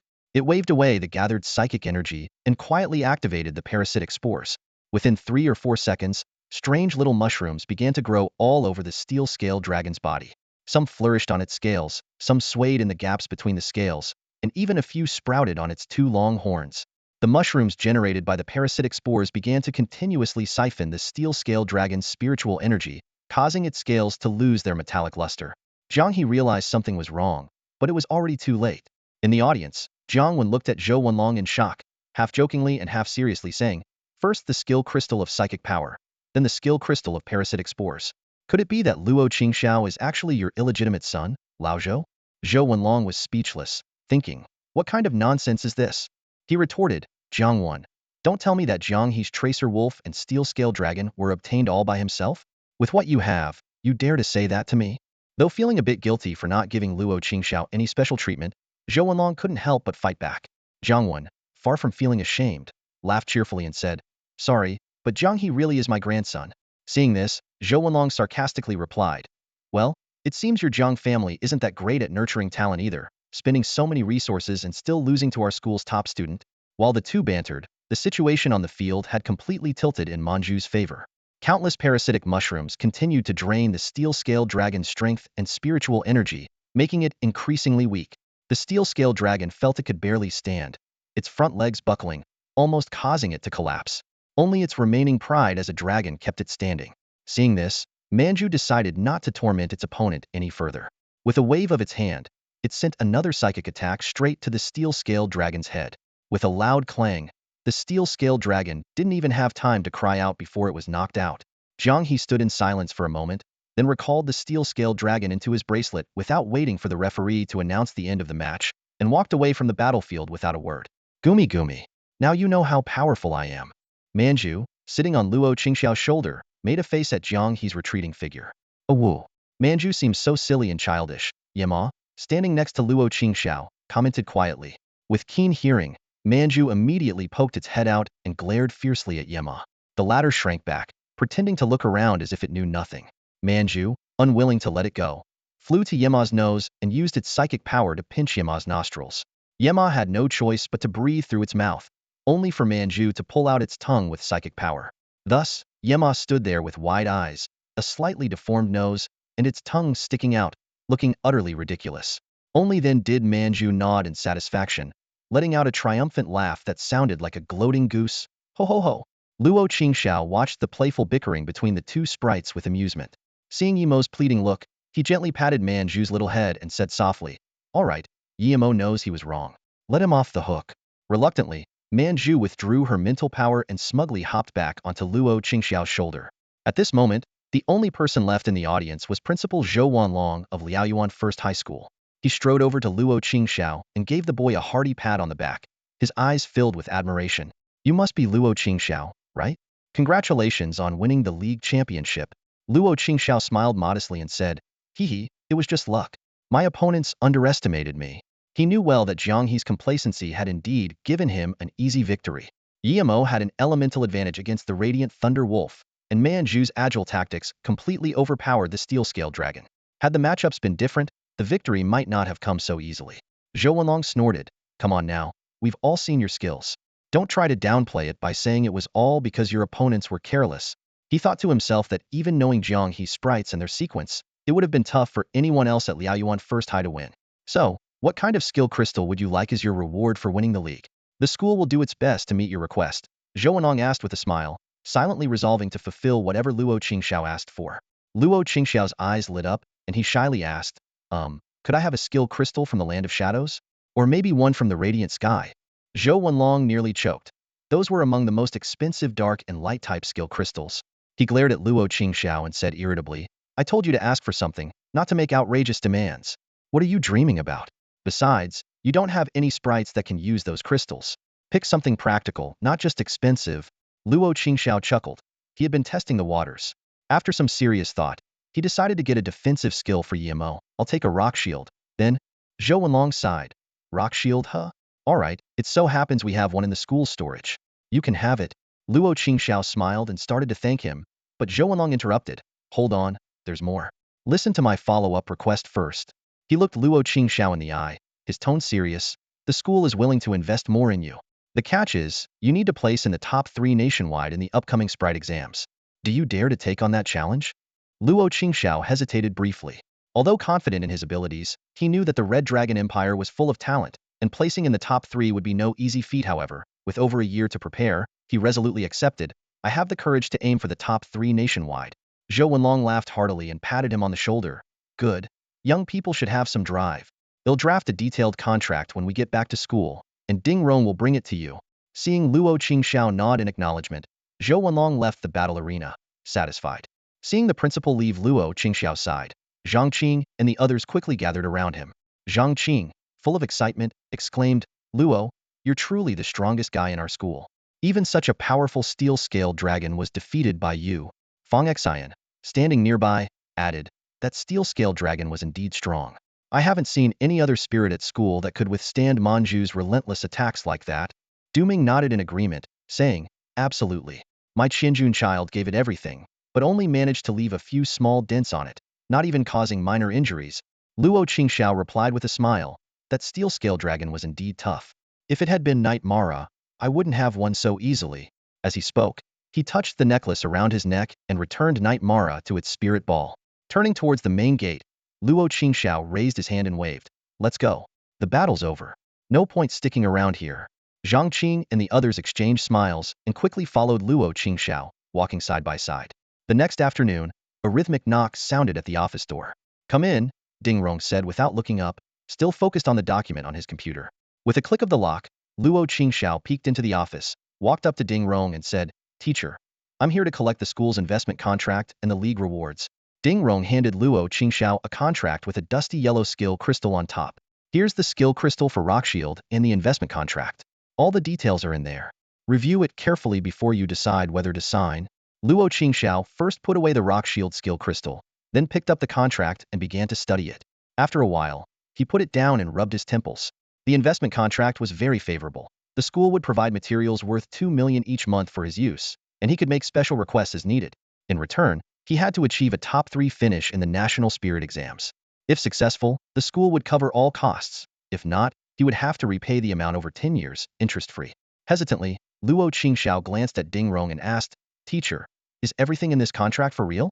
Ding Rong gave him an exasperated look and explained, yes, it's real. I had to promise the principal multiple times that you'd make it to the national top 3 to get these terms. Unbuttoning the top button of his shirt, he continued, I've already boasted to the principal. Now, it's up to your performance. He muttered under his breath, if you don't make it to the top 3, my bonuses for the next 2 years will be gone. Luo Qingxiao's keen hearing picked up on this, and he understood what it meant. His hand felt heavy as he prepared to sign. Seeing this, Ding Rong thought Luo Qingxiao was worried about the debt and reassured him, don't worry. By the time you've absorbed all these materials, even if you don't make the top 3, you can easily handle the debt. Luo Qingxiao stopped overthinking, quickly signed his name, and replied with a grin, don't worry, teacher. Getting into the national top 3 is a piece of cake. Confidence is good. I'll be waiting for your good news, Ding Rong said, waving him off. Luo Qingxiao left the office and headed straight for the training grounds. He couldn't wait to let Knight Mara use the Rock Shield skill crystal. Here, this is the Rock Shield skill crystal. Quickly activate and absorb it with your spirit energy, Luo Qingxiao said, releasing Knight Mara and patting its back to urge it on. Knight Mara placed its paw on the dusty yellow crystal, which quickly turned into a stream of light and entered its body. How does it feel? Luo Qingxiao asked expectantly. Knight Mara didn't respond verbally but slightly raised its paw, creating waves of spirit energy. Soon, a massive rock floated into the air, orbiting around Knight Mara. Sitting on Luo Qingxiao's shoulder, Manju excitedly said, "Gumi Gumi, I can do that too." With a small gesture, Manju lifted a large rock from the ground into the air. Luo Qingxiao chuckled and explained, "It's not the same. Knight Mara's rock shield is created with spirit energy, making it much tougher than ordinary rocks." He pointed to Knight Mara's rock shield and said to Manju, "If you don't believe me, try hitting Knight Mara's rock shield with your rock." Manju, a bit defiant, used her telekinesis to hurl the rock at the rock shield. As Luo Qingxiao expected, the rock shattered upon impact. Annoyed, Manju wrapped the ground's scattered stones in telekinesis and charged at the rock shield again. This time, the stones easily broke the rock shield, which then dissipated into spirit energy, leaving only some fragments on the ground. Seeing the rock shield shatter, Manju covered her mouth and giggled. Luo Qingxiao gave Manju a helpless glare before turning to Yema and reassuring him gently, "It's okay. You've just learned the rock shield. It's normal for it to be a bit weak." Besides, Manju here secretly used her telekinesis to protect the ordinary rocks. Yema had been lost in thought since his rock shield was broken. It wasn't until Luo Qingxiao waved a hand in front of him that he snapped out of it. Excitedly, Yema exclaimed, "A war. It's fine. I think I've figured out a bit of the technique." With renewed confidence, Yema cast the rock shield again. This time, a more solid rock appeared in front of him. Luo Qingxiao and Manju exchanged surprised glances. Luo Qingxiao turned to Manju and said, "Manju, use the same level of telekinesis as before and attack that rock shield again." "Got it." Manju eagerly raised her hand and released a burst of telekinesis towards Yema's rock shield. Boom. After a dull thud, the rock shield only had a few cracks instead of shattering completely like before. "Really? It's actually tougher than before?" Manju exclaimed in surprise. Unconvinced, she raised her hand again and launched another telekinetic attack. Although the cracks widened, the shield still didn't break completely. Now, Manju was getting a bit frustrated. She gathered much more psychic energy and forcefully rammed it into the rock shield. Crack. The rock shield finally shattered into pieces, dissipating into energy. Luo Qingxiao was both astonished and delighted. He hadn't expected Yema to improve his rock shield to this extent on the second try. "This level of rock shield is already somewhat practical for real battles," he said, patting Yema on the back. "Alright, next we'll focus on training your rock shield." Yema grinned, his tail wagging excitedly. After a period of intense and fulfilling days, Saturday finally arrived. Luo Qingxiao had been busy all day and finally finished all his cultivation tasks before nightfall. Rubbing his sore shoulders, he sighed. "Sigh, I'm worth millions now, yet I still have to work so hard." After the high school league ended, Luo Qingxiao returned to his routine of training and taking on cultivation orders. His savings had now reached 10 million, with 5 million from the league prize and the rest from previous savings and recent cultivation work. Thanks to a previous investment contract, Luo Qingxiao no longer needed to use his own savings to buy training resources for Manju and the others. He had plans for these savings, but that was for the future. For now, his priority was to pick up Manju and Yema from the training grounds. He found a wind scythe horse by the roadside and quickly rode back to the school gate. By now, the sky had darkened, cloaking everything in a thin veil of black. Luo Qingxiao hurried to the training grounds and found Manju's designated area. Opening the door, he looked around but didn't see Manju, who usually waited at the door at this time. "That's odd, Manju is usually here waiting for me," Luo Qingxiao muttered to himself. Could she be so dedicated today that she's still training? The thought amused him. With Manju's nature, unless there were special circumstances, she wouldn't normally behave this way. Maybe she's hiding in a corner somewhere, Luo Qingxiao thought, stepping into the training area and calling out loudly, "Manju, where are you? Time to go home for dinner." Despite calling several times, Manju didn't show up. Luo Qingxiao thought, not even the promise of dinner can lure Manju out? She must really not be here. Maybe she's with Yema. He left the battle area and headed to Yema's earth training room. The earth training ground was a wide open space with little to obstruct the view. However, the area was empty, with only a few rocks and the earth-colored ground visibly no sign of Manju or Yema. Not here either, Luo Qingxiao scratched his head. Where could those two have gone? Just then, a pleasant female voice came from the entrance. "Hello, are you Luo Qingxiao?" Luo Qingxiao turned to see a girl at the door and nodded. Yes, I am. What can I do for you? The girl giggled, covering her mouth, and handed Luo Qingxiao a letter, teasing, they say the top freshman at school is quite handsome, and it seems the rumors are true. Here, Fong Exine brought this letter along with a little girl earlier and told me to make sure it gets to you. Thanks, Luo Qingxiao said, puzzled, as he took the letter and thanked the girl before opening it. The letter contained a simple message. Big brother, your cute sister Xiaoanqin needs to borrow Manju and Yema for something. I've taken them with me, hee. Luo Qingxiao stared at the letter, thinking, what's she up to this time? If she needed to borrow Manju and Yema, she could have just called me. Now I had to come all the way back to school. Unable to fathom what Anqin was thinking, Luo Qingxiao shook his head and put the letter away. I wonder what that girl needs Manju and Yema for, he muttered, deciding not to dwell on it. After a long day, he didn't want to waste any more energy on this. Leaving the training grounds, Luo Qingxiao mounted the wind scythe horse again and headed home. When he reached his apartment building, he noticed the door was dark, with no light coming from inside, indicating that no one was home. Looks like they took Manju and Yema out to play. Luo Qingxiao shrugged, thinking about how Anqin would usually ask him before taking the spirits out. As he pulled out his key to unlock the door, he became lost in thought. Suddenly, a black object flew towards his face. Luo Qingxiao reacted quickly, catching the soft, doughy object in his hand. Curious, he gave it a squeeze, and to his surprise, it exploded, releasing several streamers. At that moment, the lights inside the house flicked on. Happy birthday! For voices and two spirit calls rang out in unison. Luo Qingxiao stood frozen, staring at the group of four and the two spirits, with streamers still floating above his head. Anqin, looking smug, turned to Fong Exine and said, see, Fong Exine? I told you my brother would forget his own birthday. Fong Exine covered her mouth, chuckling softly. Manju cheerfully flew to Luo Qingxiao's shoulder, carrying a plate of jelly-like food. Gumi. Master, happy birthday. Try the spirit jelly that Xiahua and I made. Xiahua quickly took control, saying, Gumi, don't listen to Manju. It only helped by the ingredients. I made the jelly. Manju, not to be outdone, retook control. Gumi, helping with the ingredients is still participating.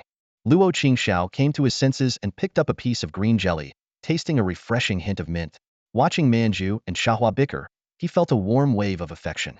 He gently patted their heads, turned to Yema and the others, and flashed a bright smile. Thank you, everyone. I really would have forgotten if you hadn't reminded me. Luo Qingxiao walked to the table, pretending to be surprised. Oh wow, you even got me a cake. Anqin immediately boasted. That was me. I bought the cake and planned this whole birthday party. She moved closer, looking expectantly for praise.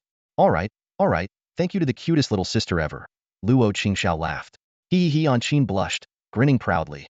At this point, Manju again took control, hopping to Luo Qingxiao's side. Gumi. I personally picked out this cake. And by the way, I'm the cutest in the house. The last part was whispered softly. Luo Qingxiao looked at the competitive little spirit and chuckled. Of course, our Manju and Xiahua are equally the cutest. Anqin laughed so hard she couldn't close her mouth. Ha ha ha, little Manju is just as competitive as you said, brother. Fong Xian and the others joined in teasing Manju. Even the usually aloof Yema couldn't help but smile. They mentioned how Manju ranked first on the school form's beauty list, making her both shy and annoyed. Gumi, stop laughing. Take this. Manju used her telekinesis to divide a piece of cake into small portions and stuff them into everyone's mouths, including Yema. Everyone chewed the cake, laughing non-stop. Zhang Qing said with a blissful expression, this cake is pretty good. Fong Xian brought over some chairs, and everyone sat down. Luo, you should try some too, she said. Hold on. Luo Qingxiao smiled. In my hometown, we have a tradition of making a wish before eating birthday cake. He explained while lighting the candles. Manju panicked. Gumi, did I ruin it? It's okay. It's mostly for the ceremony, Luo Qingxiao reassured her. He then closed his eyes, clasped his hands together, and made a wish in front of the cake. He silently wished for a series of things. For Manju to become the strongest flower spirit, for Xiahua to find traces of the world tree, for Yema to evolve into a Hell Mara, for Du Ming, Zhang Qing, and Fong Xian to get into their desired spirit universities, and for Anqin to grow up safely. Lastly, he wished to become the strongest trainer. After making his wishes, Luo Qingxiao opened his eyes and blew out the candles amidst everyone's expectant gazes. Yay! Let's eat. Where are the knives and forks? Everyone shouted excitedly. Can you all calm down a bit? Luo Qingxiao laughed, personally cutting the cake into 8 equal pieces and handing them out to everyone. The room was filled with laughter and joy. Luo Qingxiao looked at the heartwarming scene before him, feeling overwhelmed with happiness and gratitude. After a hearty meal, it was time for Qing's planned gift exchange. She was the first to present her gift, handing a delicate blue bracelet to Luo Qingxiao. Her fair fingers shimmered with the light of a few green beads. "Hey bro, here's a bracelet I made just for you," Qing said with a smile. Luo Qingxiao accepted the bracelet, a hint of surprise in his eyes. Thanks, Xiaoqing. The color suits my taste perfectly." Zhang Qing couldn't wait any longer and jumped in, winking at Luo Qingxiao as he handed over a USB drive. "Next up is me. Haha, this contains the rare footage of Yanzhu's public performance. Join me in the ultimate Yanzhu fandom." Luo Qingxiao took the USB drive with a mix of amusement and helplessness, thinking it was quite something for the fandom to reach him. Although the Yanzhu fandom was just an online community similar to the cat deity cult from his previous world, the footage was indeed precious since Yanzhu's performances were not publicly available online. "Thanks a lot. I'll make sure to watch it when I get some time," Luo Qingxiao said sincerely. Fang Xian stepped forward with a photo frame in hand. "This is a picture from the first battle between Manju and Yimo." Luo Qingxiao accepted the photo eagerly, admiring the moment captured when Manju used Leaf Blade against Yimo. He placed the frame lovingly in his room. Back in the hall, Du Ming had already revealed his gift, a peculiar-looking gemstone. "What is this?" Luo Qingxiao asked curiously. "It's a life gem from Huaming Corporation," Du Ming explained. "When placed on their necklace, it can further enhance the recovery effects of the spirit necklace." Luo Qingxiao had an epiphany and fitted the gem into the appropriate slot on his necklace, watching it adhere firmly. "Nice, it looks pretty cool. This thing must be expensive," he remarked. Du Ming shrugged. "Not really, as long as you like it." Luo Qingxiao turned to Yimo, who seemed a bit hesitant. "Yimo, do you have a gift for me too?" Yimo nodded and extended his paw, revealing a finely crafted gray-black stone sculpture, depicting the moment they had formed their pact. "Huh, did you carve this yourself? When did you learn to sculpt?" Luo Qingxiao asked in surprise. "Oh woo. I saw it online and decided to give it a try. It might not look that great," Yimo said shyly. "Awur. I hope you like it." "I love it," Luo Qingxiao said, examining the intricate details. "Who would have thought you had such a talent?" Yimo grinned proudly. Manju couldn't wait any longer and leaped off Luo Qingxiao's shoulder, floating in the air. "Gumi Gumi. Now it's our turn, Xiahua and I." It dashed into the room and returned with a crystal the size of a fingernail, which reflected a rainbow of colors and contained a twin flower inside. "Gumi. Gumi Gumi? Tada. This is a gem I've treasured for a long time," Manju said proudly. Luo Qingxiao paused, recognizing the gem. "This is the twin flower gem, right? It must be linked to you too."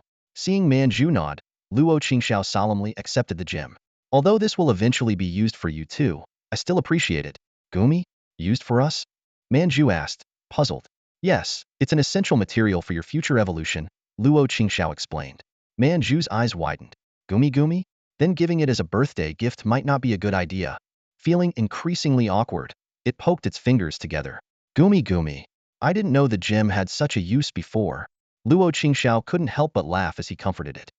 "It's okay, really. I'm just thrilled you kept this gem." Seeing Manju still a bit down, Luo Qingxiao walked over and gently patted its face.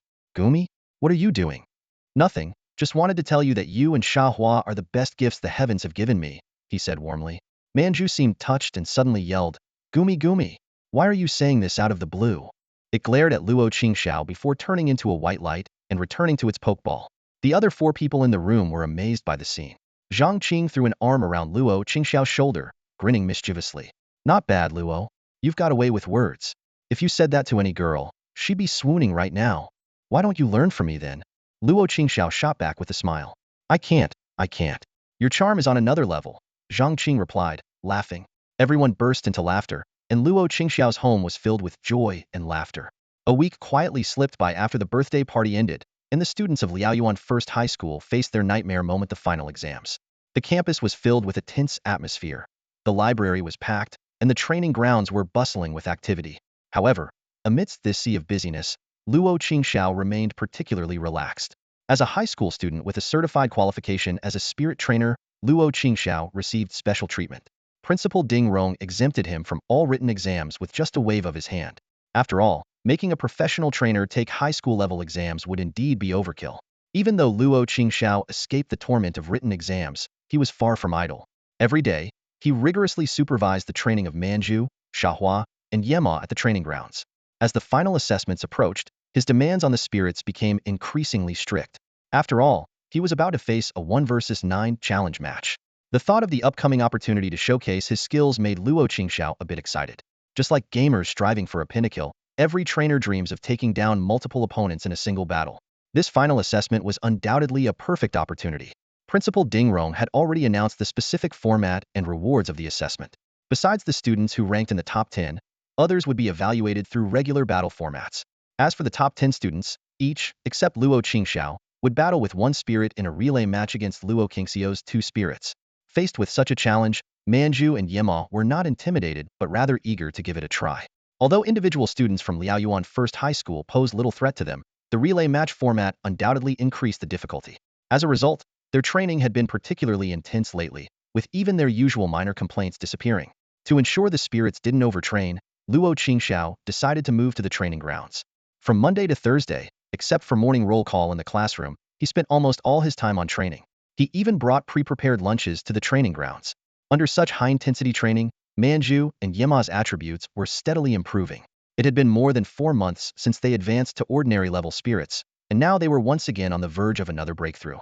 Luo Qingxiao planned to consider their advancement after the final assessment. At this moment, Principal Ding Rong announced the specific details and rewards of the assessment in class. For students not in the top 10, the first place in battles could win a yin-yin bear, provided they could capture it themselves. For the top 10 students, each would receive resources worth 2 million. If they could defeat one of Luo Qingxiao's spirits, everyone's reward would increase by 3 million. If they defeated both, an additional 4 million would be added.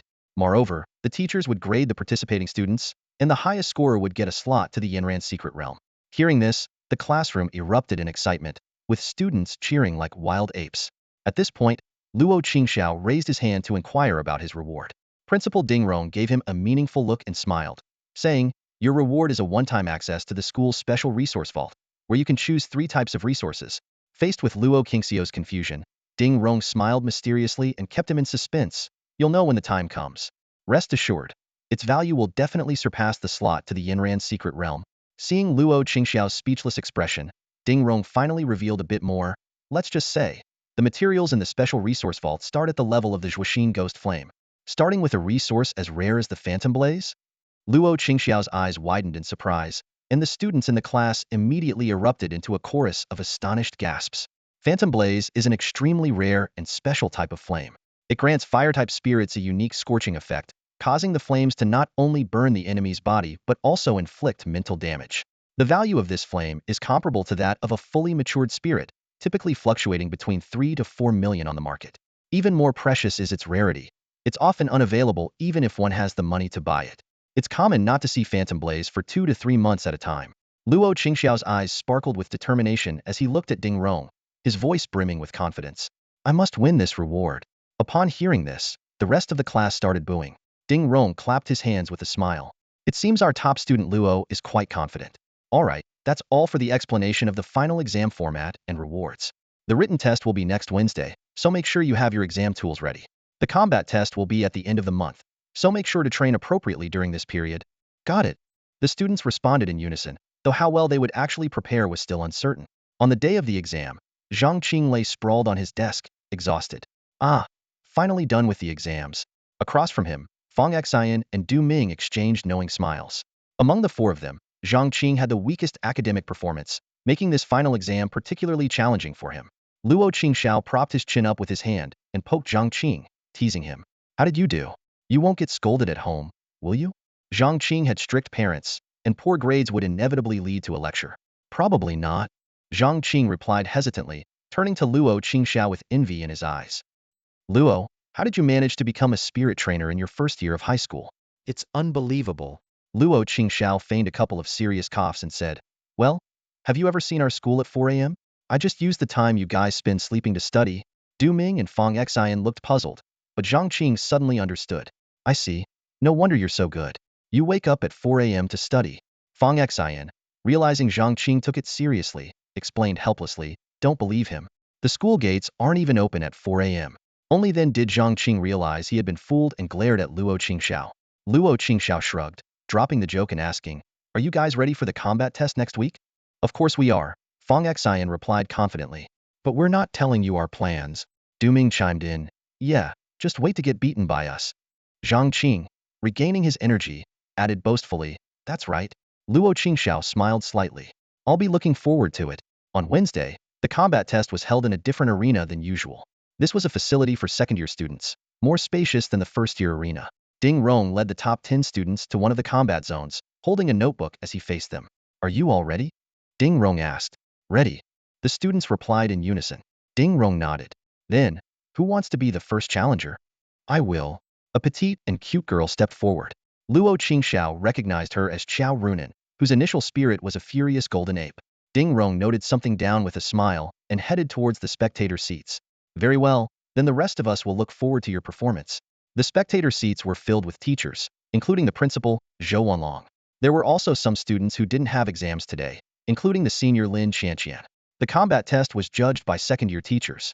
Luo Qingxiao and Qiao Runan walked to opposite ends of the arena, almost simultaneously murmuring, "Come out, Yema. Please, Xiaoyu." Yema stood at one end of the arena, facing a floating fish on the other side. The fish resembled a manta ray, with wing-like pectoral fins gently flapping in the air. Its flying posture was bat-like, but its body was a deep ocean blue, and its tail flowed like water, making it an extraordinarily beautiful spirit. A rain ghost fish? Luo Qingxiao muttered, recalling the spirit's information in his mind. Species, rain ghost fish. Type, water wind. Trait, rain prayer. Effect, causes raindrops to continuously form around the spirit, which will gradually heal its injuries. When enough raindrops accumulate, it can use them all at once to significantly boost the next skill's effect. Description, a spirit commonly found in coastal areas. It often appears near giant waves, earning it the name rain ghost fish, meaning the terrifying fish that brings giant waves. On the other side, Qiao Runan squinted her eyes with excitement. As expected, he sent out the demon hound first. Since learning the true content of the final combat test, she and the other 8 students had discussed how to deal with Luo Qingxiao. After all, defeating him would maximize their rewards. As for the slots for the Yinran secret realm, those were decided by the teacher's scores beyond their control, so they could only rely on their skills. The 9 top students had devised a meticulous battle plan. They accurately predicted that Luo Qingxiao would choose the demon hound as his first spirit instead of the wish seed. The reason was simple. The demon hound's trait, demon's proxy, made it stronger with each battle, making it the optimal choice for the first round in a series of battles. Having correctly guessed Luo Qingxiao's first spirit, formulating a counter-strategy became easier. After thorough discussions, they finalized their approach to dealing with him. Assigning Qiao Runan as the first challenger was the first step in their plan. The sky rain ghost fish floated leisurely in the air, with raindrops continually forming around its body. These drops quickly gathered into a small pool on the ground. With the ghost fish's movements, the entire battlefield was soon drenched. Meanwhile, Yema was setting up its terrain. Massive ground spikes erupted from the earth. Unlike their usual sharp appearance, they resembled towering stone pillars, transforming the battlefield into a stony forest. Qiao Runan observed Yema cautiously, ready for any attack. However, Yema seemed uninterested in striking first, focusing instead on reshaping the terrain. This unusual behavior made Qiao uneasy, prompting her to take the initiative. Xiaoyu, use water jet, Qiao commanded. The sky rain ghost fish gathered a large amount of water energy at its tail. It slightly lifted its tail and aimed at Yema, unleashing a powerful jet of water toward its opponent. Yema sneered and instantly summoned a massive rock shield in front of itself. Rock shield. The water jet slammed into the shield, leaving only a few cracks and proving ineffective. Qiao's pupils contracted as she realized the situation. Facing the demonic Yema, she felt unprecedented pressure. This was the second time she had faced it, and she was determined not to lose as badly as before. The ghost fish continued to flick its tail, sending arrow-like streams of water, but each attack was effortlessly blocked by Yema's rock shield. After a month of training, Yema's control over the rock shield had become flawless, combined with its sharp reflexes, making the ghost fish's water jets futile. Seeing her attacks failing, Xiao's eyes dimmed. Meanwhile, the other 8 challengers sat in the audience, watching intently and occasionally discussing their thoughts with each other. Why is Runan still using water jet? Isn't that just wasting energy? Yeah, sticking to the plan would be the best choice. Let her fight her own way. Stop criticizing.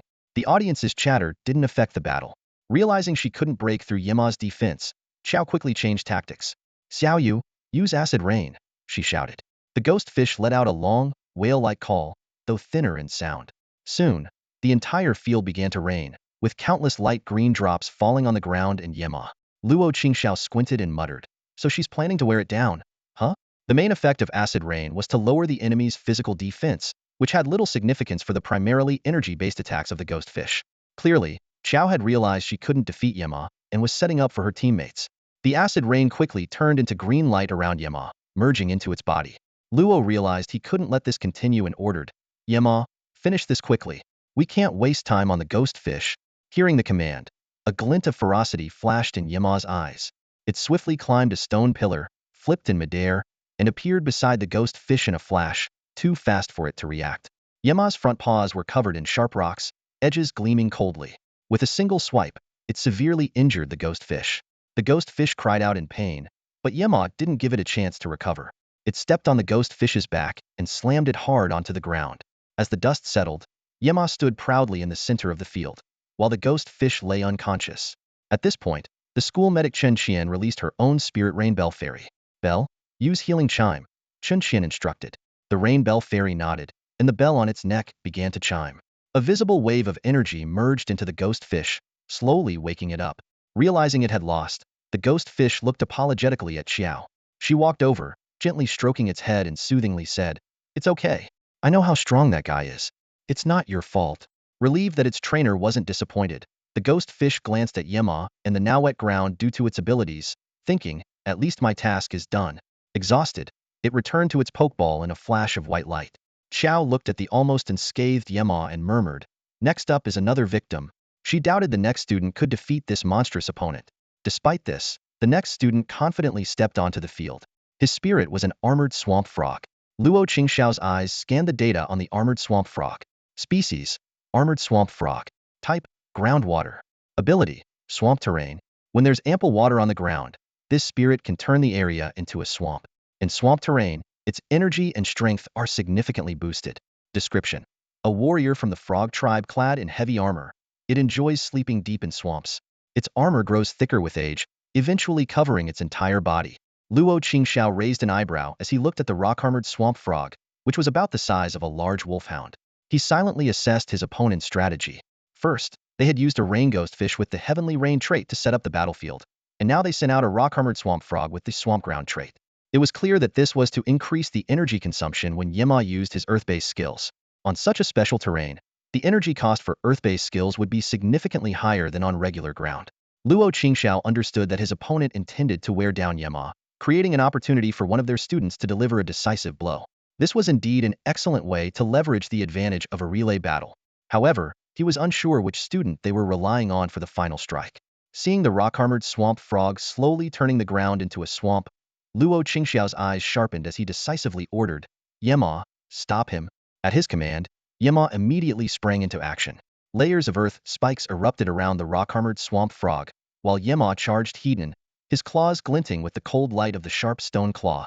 Caught off guard by the earth spikes, the rock-armored swamp frog was too late to react when it saw Yema closing in. It widened its eyes and let out a bewildered croak before hastily preparing to counterattack. A crisp thud echoed through the air. Yema shook his paw, seemingly feeling some pain. The rock-armored swamp frog, however, was in a pitiable state, a noticeable crack appearing in the rocky armor on its head. The opposing trainer panicked and shouted, "Rock-armored swamp frog, use burrow." Obeying the command, the rock-armored swamp frog dived into the ground like a frog into water. In the audience, Duming shook his head in resignation, while Fang Xian nodded in agreement. Zhang Qing, however, was puzzled and asked, "What's the problem with that?" Before an explanation could be given, the answer played out on the battlefield. Luo Qingxiao, without hesitation, commanded, "Yema, Earth Surge. Hit that rock-armored swamp frog hard." Yema immediately responded, his energy surging. The ground trembled violently, rolling like ocean waves. The rock-armored swamp frog, struggling to evade underground, was ultimately struck by a wave of earth. Continuous impacts left it unable to escape, forcing it to endure the relentless assault. The rock-armored swamp frog's trainer, Bai He, watched helplessly from the sidelines, filled with regret. After a while, the rock-armored swamp frog finally resurfaced, only to collapse from exhaustion. Bai He was stunned. A healing bell sprite quickly approached, shaking its bell to emit a soothing sound. The rock-armored swamp frog awoke, looking around in terror before sighing in relief upon realizing it was no longer underground. Bai He angrily scolded it, but the rock-armored swamp frog, annoyed, shoved him aside and returned to its pokeball with a glare. Feeling humiliated, Bai He didn't return to the audience like Xiao Runan, but left the battle arena directly. Ding Rong, observing this, shook his head and, after a brief conversation with a nearby teacher, marked Bai He as mentally unqualified on the score sheet. Luo Qingxiao paid no attention to these details, his focus already on the next challenger. Clearly, his opponents had no intention of giving Yima any respite. As soon as the previous match ended, the next student stepped up, sending out a murky sea night butterfly. Luo Qingxiao was slightly surprised. Another water-type creature, he thought. The previous rain ghost fish and rock-armored swamp frog both had water attributes, and now there was another water type. Something seemed off, but there was no time to ponder. The murky sea night butterfly had already started setting up the battlefield. To prevent the entire arena from becoming a dark, damp environment, Luo Qingxiao decisively ordered Yema to launch an immediate attack. The murky sea night butterfly was indeed formidable, and it took Yema several attempts to find an opening and defeat it with earth spikes. Considering that the murky sea night butterfly could only fully utilize its abilities after setting up the battlefield, its ability to hold out against Yema for so long was a testament to its trainer's diligent cultivation. Yema stood on the battleground, panting heavily. Its body was covered in wounds, indicating it was nearing its limit. In the fierce battle just moments ago, it had defeated 5 opponents in a row. The first 3 were water-type spirits, and the last 2 had ice-type abilities, leaving the entire arena covered in thick frost. The ground beneath Yema's feet was the only spot it could stand on, created by breaking the ice with earth spikes. The 6th opponent walked in slowly. It was Du Ming, an old acquaintance of Luo Qingxiao. A mysterious smile played on Du Ming's lips, as if he had planned this all along. Luo Qingxiao smirked, thinking to himself, just as I suspected, he had a vague feeling Du Ming would show up during the previous battles, and now his premonition had come true. Well, using the spirits I helped you pick to fight against me, huh? Luo Qingxiao said helplessly. Although Du Ming had not yet summoned his spirit, the setup was obvious, using water and ice-type spirits to create the perfect battlefield for his Dark Snow Cat. With the strength of Du Ming's Dark Snow Cat, this meticulously planned strategy was well worth it. Du Ming laughed nonchalantly at Luo Qingxiao's remark. Doesn't that just show your good taste? With that, he summoned the Dark Snow Cat. A graceful, beautiful black and white cat appeared on the frost-covered battleground. Knowing the Dark Snow Cat so well, Luo Qingxiao's expression turned grave. Species: Dark Snow Cat. Type: Ice Ghost. Ability: Unmelting frost ice type. Skills used by this spirit do not melt easily and have increased power. Description: The Dark Snow Cat is a spirit that has lived in snowy mountains for years, possessing a special ability to hide in falling snow. This is going to be a tough fight, Luo Qingxiao muttered in frustration. Yema was already exhausted from prolonged combat, with little energy left. In contrast, the Dark Snow Cat was in peak condition and had the advantage of the ice-covered battlefield prepared by the previous spirits. While Luo Qingxiao was lost in thought, Du Ming decisively ordered, Shuer, use Frost Claw. The Dark Snow Cat licked its paw, instantly freezing the ground around it. In a flash, it appeared next to Yema, slashing fiercely with its sharp claws. Clang! A suddenly appearing rock shield blocked the attack. The moment Frost Claw hit the shield, the edges of the rock quickly froze and shattered into pieces. Du Ming was not surprised and immediately gave a new command. Use Ice Ball. The Dark Snow Cat gracefully landed and quickly formed 4 or 5 ice ball-like projectiles around it, launching them swiftly at Yema. Yema couldn't take them hidden. It summoned new rock shields while dodging. The shields froze upon being hit by the ice balls and fell helplessly to the ground. 2 ice balls continued to chase Yema until it rolled on the ground to evade them. The ice balls hit the ground, leaving a thin layer of ice. Yema, use earth spikes to restrict its movement, Luo Qingxiao shouted. The Dark Snow Cat's speed was noticeably faster than Yema's, showing Du Ming's recent rigorous training. Countless earth spikes emerged from the ground, breaking through the ice and surrounding the Dark Snow Cat. The Dark Snow Cat moved gracefully, jumping on the ice to avoid most of the spikes. When it couldn't evade, it used Frost Claw to break the spikes. However, it failed to notice its available space gradually shrinking. Du Ming saw through Luo Qingxiao's intention but had no immediate solution. He could only watch as the Dark Snow Cat was trapped in a small space by numerous earth spikes, unable to leverage its speed advantage. Shuer, use Cold Wind, Du Ming ordered through gritted teeth. The Dark Snow Cat's eyes flashed blue, and a wind filled with ice shards swept across the battlefield, rushing towards Yema. The wind was too fast and wide in range for Yema to dodge, forcing it to endure the attack. Soon, a thin layer of ice covered Yema, slowing its movements. Although Yema's Executor of the Demon Lord ability allowed it to quickly break free from control, the continuous cold wind from the Dark Snow Cat limited its effectiveness. As Yema's movements became increasingly sluggish, the blue light in the Dark Snow Cat's eyes grew brighter. An even stronger cold wind rushed towards Yema, forcing it to let out a low, rumbling growl. At the very least, I must make you stay, Yema growled, its eyes glowing yellow. The ground began to roar, and waves of earth surged up. Take this, Yema roared, using the last of its energy and spirit power to unleash an unprecedented earth surge. The executor of the demon lord ability became stronger at its limit, making this earth surge far more powerful than previous battles. Countless earth waves surged around the dark snow cat, leaving it with no place to stand. It could only use the recoil from attacking the waves with Frost Claw to barely leap over one wave after another. However, this earth surge seemed endless. Dodging one wave only led to another immediately following. The dark snow cat's stamina was not infinite. When it paused to catch its breath, a wave slammed it out of the air. Subsequent waves continued to batter it like a relentless badminton shuttle. Eventually, the dark snow cat closed its eyes and fell unconscious. Seeing this, Yema finally closed its own eyes in relief and gently fell asleep. Rain Bell Fairy floated gracefully to the two elves, a melodious chime resonating as healing power gently flowed.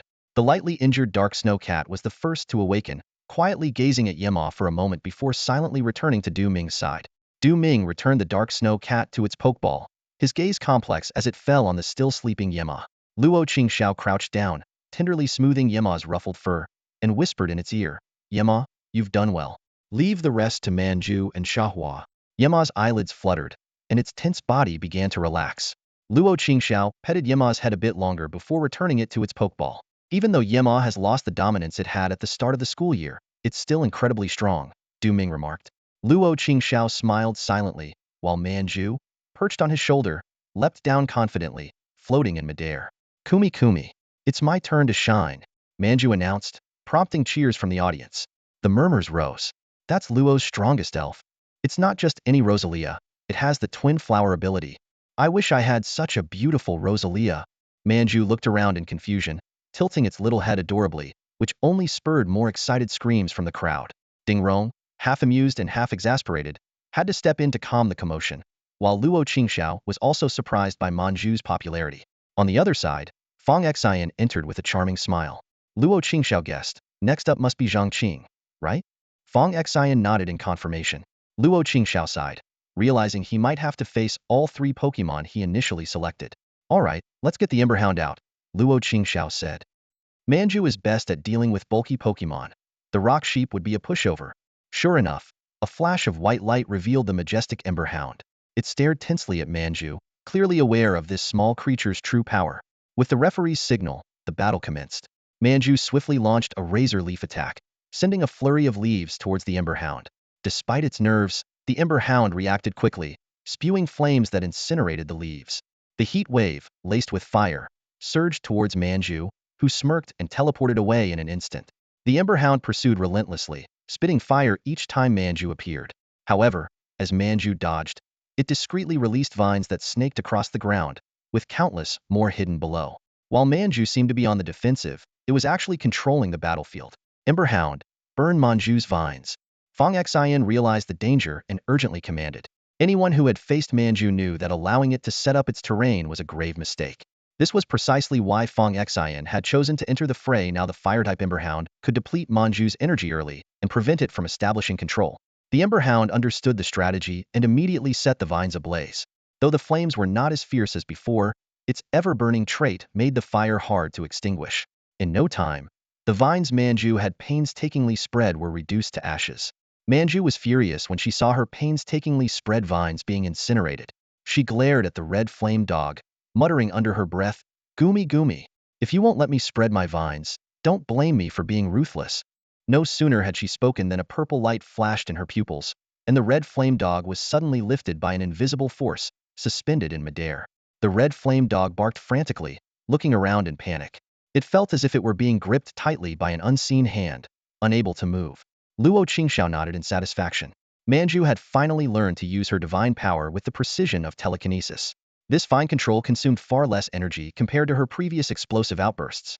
Seeing this, Fang Xian broke out in a cold sweat and shouted anxiously, "Red Flame Dog, use Burning Fire Ring now." With a roar, the Red Flame Dog summoned a ring of fire around itself.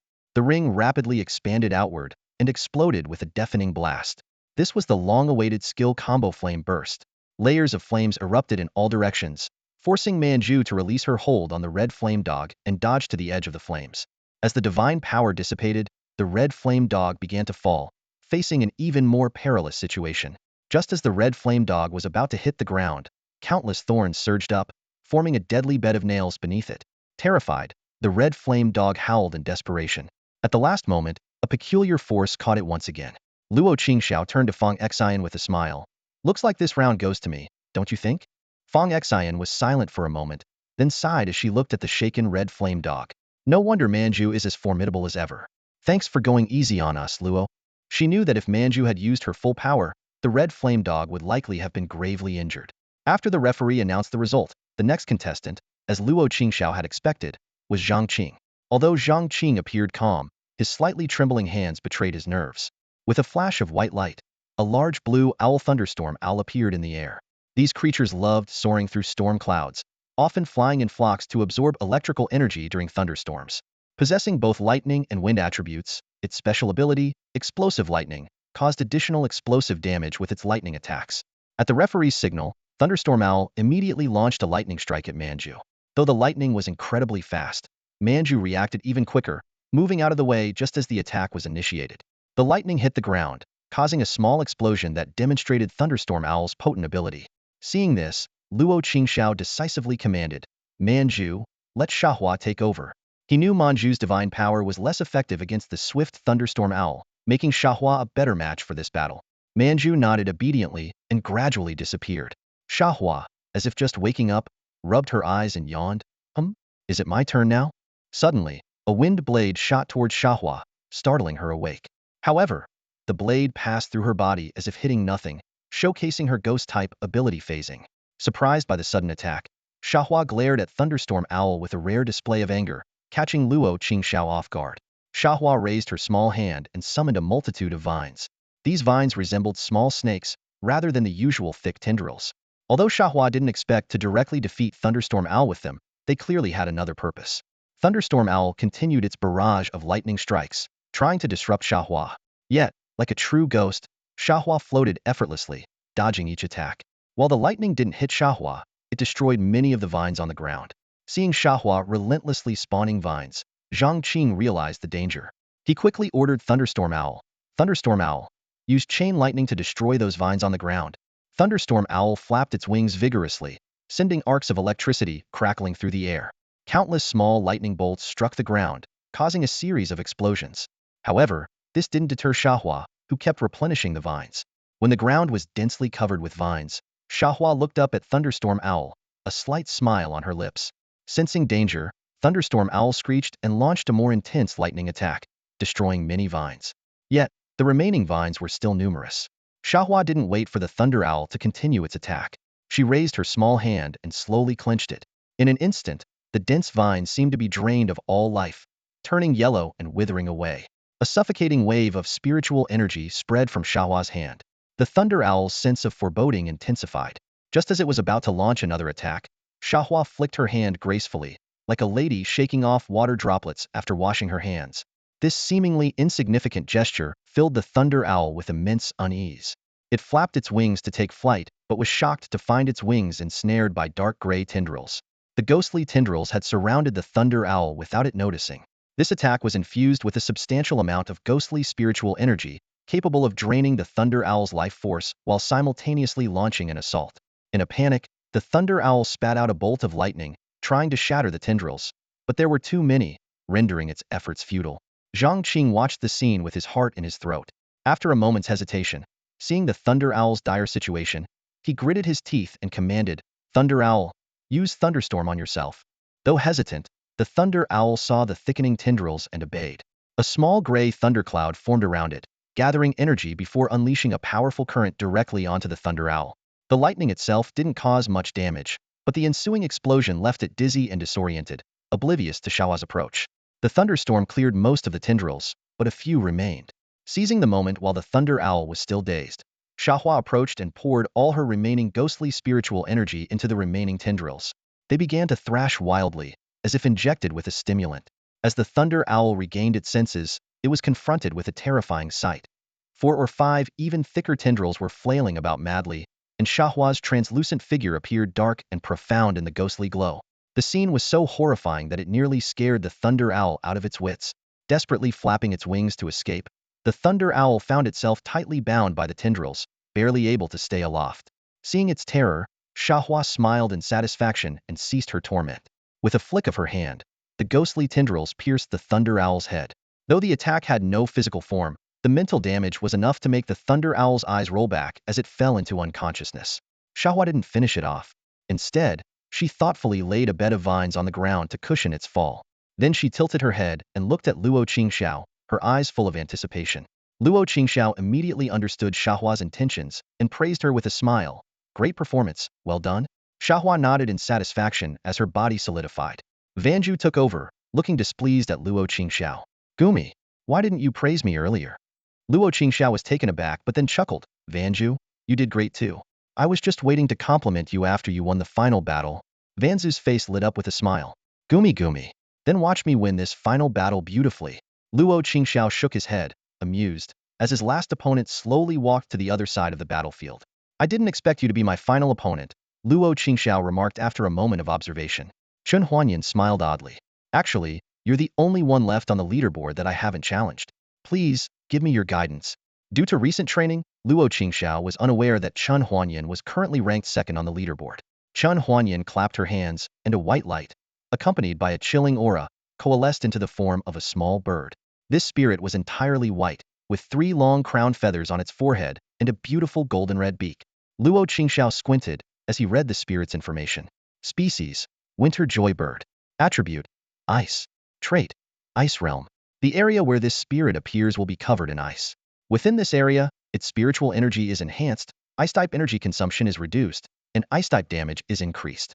Description: A commonly seen bird-like spirit, its call brings a unique sense of joy, attracting many spirits to live around it. A winter joy bird with the Ice Realm trait. Luo Qingxiao's expression grew serious. Though common, this trait was formidable. As the winter joy bird appeared, the temperature of the battlefield dropped sharply. Even the spectators, including Du Ming, felt the chill. Thin sheets of ice began spreading from the ground around the winter joy bird, turning the entire field into a snowy landscape in mere moments. Vanju sensed the strength of the winter joy bird's spiritual energy and grew serious as well. This was a formidable opponent. As soon as the referee announced the start of the battle, Vanju unleashed a flurry of vines toward the winter joy bird. The bird took flight immediately. Though it wasn't fast, Vanju decided to pursue it with telekinesis. Meanwhile, Chun Huanyan maintained her intense gaze on Luo Qingxiao, making him uneasy. Strangely, she seemed unaware of the battle yet appeared to understand everything happening. Her eyes never left Luo Qingxiao, but a crisp sound emanated from her direction. Donger, frost breath. As soon as Chen Huanyan's voice fell, the winter bird opened its beak, emitting a blue glow from its throat. Just as Manju approached, a blast of icy air mixed with shards of ice rushed towards it. Manju remained calm in the face of the sudden attack. It quickly summoned a thick vine, much sturdier than its own arm. The vine collided with the frost breath, dispersing the icy blast, but the vine shattered into icy fragments. Without missing a beat, Manju's hands glowed green, channeling energy into flying leaf blades. In an instant, 4 or 5 leaf blades, sharp as long knives, formed in the air and sped toward the winter bird, empowered by the vitality of the grass. The winter bird calmly spread its wings, forming a barrier of ice in front of it. The leaf blades struck the barrier with a crisp clang, causing it to crack. However, the blades did not dissipate and continued their fierce advance. A hint of surprise flashed in the winter bird's eyes as it hastily released another frost breath, finally shattering the leaf blades. At that moment, Manju's stealthily released divine power struck. The winter bird, caught off guard, was sent flying. Although this strike didn't defeat the winter bird, it tumbled through the air, letting out an angry cry. Guji! With this cry, snow suddenly began to fall across the battlefield. Countless snowflakes appeared out of nowhere, carried by a howling wind towards Manju. Blizzard! Luo Qingxiao pondered for a moment before shouting, Manju, surround yourself with thorns and vines on the ground. Manju quickly descended, waving its hands to form a thick fortress of vines around itself. Thorns soon covered the outside, creating a seemingly impregnable defense. The blizzard raged on, and countless snowflakes settled on the thorn fortress, soon freezing it into an ice sculpture. The winter bird continued the blizzard until its energy was nearly depleted. Seeing the frozen sculpture, the winter bird flew above, conjuring several massive prismatic ice blocks with sharp ends aimed at the ice sculpture. Luo Qingxiao, seeing this, immediately initiated a mind link. Through this connection, Manju sensed the danger above, widened its eyes, and teleported out of the ice sculpture. Boom! The ice blocks crashed heavily onto the frozen fortress. Reappearing in the air, Manju looked at the shattered fortress and felt a chill. Gumi gumi. That would have hurt a lot if it hit. Manju looked up at the high-flying winter bird and unleashed an invisible divine power. The winter bird was instantly immobilized, its head shaking in panic. Chun Huanyan frowned, her expression serious. Donger, use Frozen Realm. With the command, an intense cold burst from the winter bird. The already icy ground thickened further. After the blizzard and the Frozen Realm, the battlefield was now a vast expanse of white. And now, use Winter Song, Chun Huanyan said with a slight smile.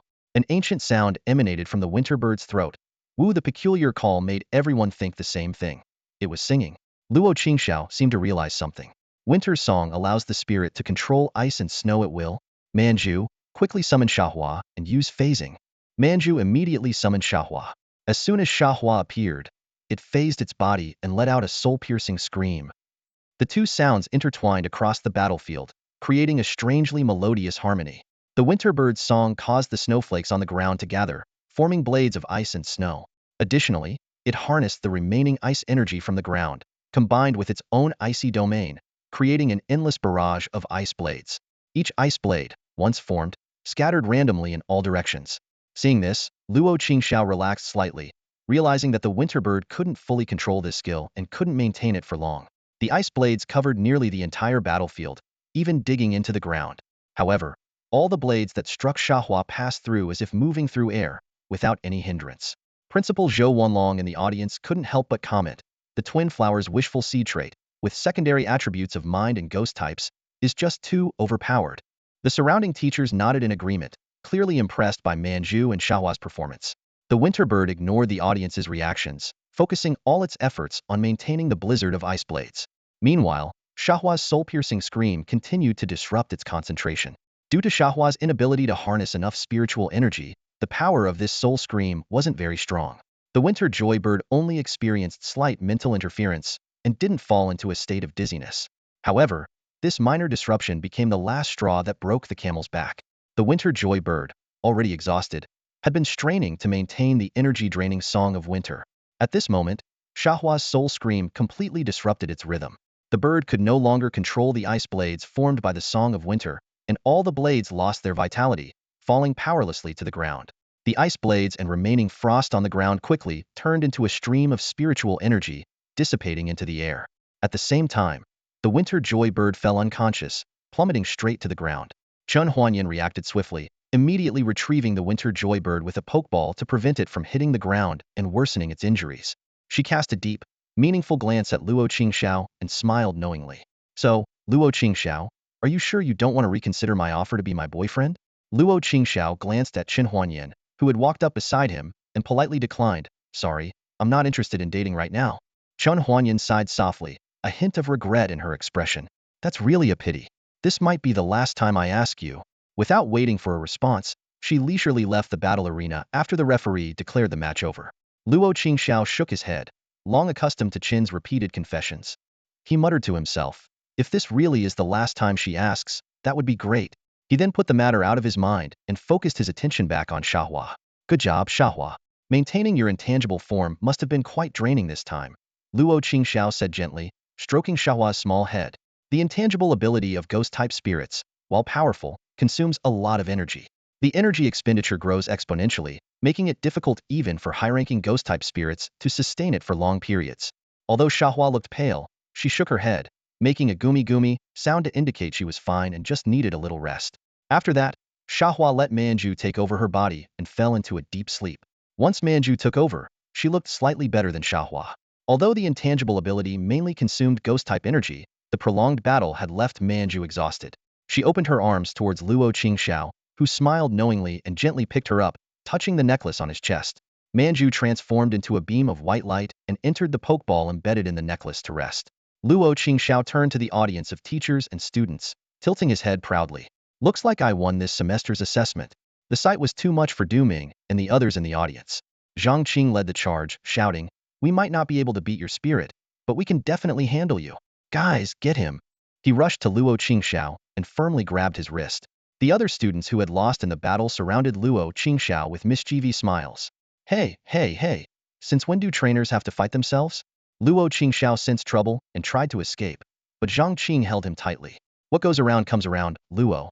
Zhang Qing chuckled, and with Duming and a few others, they lifted Luo Qingxiao and tossed him into the air. Zhou Wenlong and Ding Rong watched the scene, shaking their heads and laughing. Ah, youth. All right, this is where our special resources are stored, Ding Rong said, leading Luo Qingxiao into what seemed like an empty room. The room was spacious inside, but the door was simply locked with no other security measures. Luo Qingxiao looked around, puzzled. Teacher, I don't see any special resources here. Ding Rong smiled slightly. Be patient, you'll see soon enough. He took out a uniquely designed remote control and pressed a series of buttons in a specific order. What happened next left Luo Qingxiao dumbfounded. Various glass cabinets seemed to appear out of thin air, each containing numerous peculiar items. Fiery ghost flames, nether water, gleaming feathers, floating light stones, tainted metal, and some items whose purposes Luo Qingxiao couldn't even guess. In one of the glass cabinets against the wall was an ancient broken sword, with only half the blade remaining. In the central cabinet of the room, a seemingly ordinary red stone was heavily protected by multiple layers of glass, standing out prominently. After studying the stone for a while without discerning anything special about it, Luo Qingxiao pointed to it and asked, Teacher, can I choose this stone? Ding Rong, who had been admiring the various curiosities in the room, turned to look in the direction Luo Qingxiao was pointing. Ding Rong's gaze swept over the glass cabinets and quickly locked onto a plain yet striking red stone. He was silent for a few seconds, frowning slightly, and said with a hint of exasperation, Why are you interested in this thing? Luo Qingxiao chuckled, his eyes sparkling with anticipation. It's displayed so prominently. There's no way it could be cheap, right? Ding Rong's face showed a look of helplessness as he shook his head. Forget about this stone. There's no way I can give it to you. Curious, Luo Qingxiao pressed on.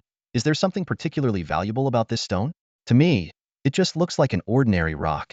Rubbing his temples, Ding Rong pondered for a moment before explaining, the stone itself is quite ordinary, but it has been imbued with something extraordinary. Anyway, it's of no use to you. He paused and added, at least, not until you become a monarch-level trainer. Luo Qingxiao gazed at the red stone in amazement, thinking that something seemingly so ordinary required a monarch-level trainer to utilize. No wonder it was so carefully preserved.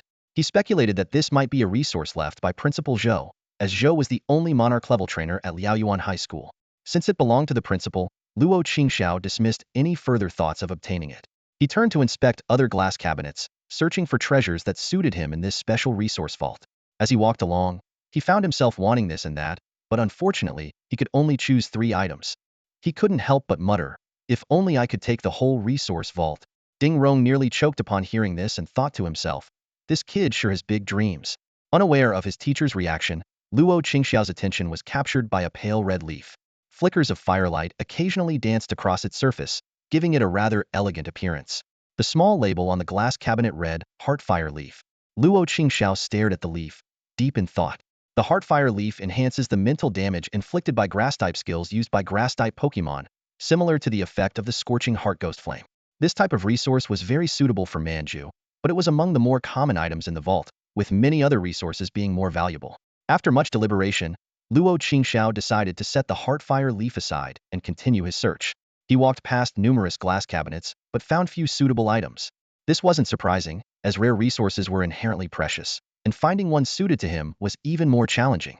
Suddenly, Luo Qingxiao stopped in his tracks, took a few steps back, and halted in front of a glass cabinet. Inside was a round, earth-colored beaten Earth Life bead. This bead could enhance Yema's control over Earth-type energy and strengthen its connection with the ground. With the Earth Life bead, Yema could continuously restore its stamina and energy while standing on the ground. This bead was not only perfect for Yema, but also one of the most valuable items in the resource vault. Luo Qingxiao continued searching, hoping to find a suitable item for Xiahua or another option for Manju. However, after examining all the rare items, he felt perplexed. He approached Ding Rong and asked, Teacher, why haven't I seen any ghost-type resources? Ding Rong realized his oversight and explained, Oh, the ghost-type resources. I forgot to mention that the principal took them all for some reason. I think the Tower Master of Liaoyuan Spirit Tower needed them. Luo Qingxiao was even more puzzled. The Tower Master? As far as I know, his main Pokemon aren't ghost-type. Even if he's raising new ones, why take so many resources? Ding Rong shrugged. I have no idea. If the Tower Master took them, he must have his reasons. Anyway, there's no ghost-type resource left in the inventory now, so you might as well pick something expensive. He grinned mischievously, offering the suggestion without a hint of guilt. Luo Qingxiao gladly accepted. All right, let me see which item is the most expensive. Since there was nothing suitable for Xiahua, he decided to go for the priciest option. Ding Rong pointed in a direction. There, that should be the most expensive item, aside from a certain stone. Following Ding Rong's direction, Luo Qingxiao saw a peculiar piece of black wood in a glass cabinet. Intrigued, he asked, "What's this?" Despite his broad knowledge, he had never seen such wood before. Ding Rong smiled mysteriously and said, "For some trainers, this thing is invaluable. Strictly speaking, it's not a magical artifact. It's just so rare that it was placed in this resource vault." As Ding Rong walked to the glass cabinet where the wood was stored, he explained in detail. His fingers lightly tapped on the cabinet's surface, his eyes gleaming with professional knowledge. "This wood is called Anhun wood." Leaning against the glass cabinet, Ding Rong's gaze fell on Luo Qingxiao's contemplative expression. With a slight smile, he asked, "Seems like you already guessed its purpose just from hearing the name, didn't you?" Luo Qingxiao nodded, a hint of uncertainty in his voice. "Is it the special resource used to repair soul damage?" "Congratulations, you guessed right." Ding Rong blinked, his smile meaningful. "You should be aware of its value then." Luo Qingxiao's brows relaxed as he made a quick decision. This is it. He knew that while a true spirit contract could be broken, both the trainer and the spirit would suffer significant soul damage. And Hunwood was the rare resource that could repair such damage. For various reasons, many trainers wanted to break their true spirit contracts, which made Anhun highly sought after.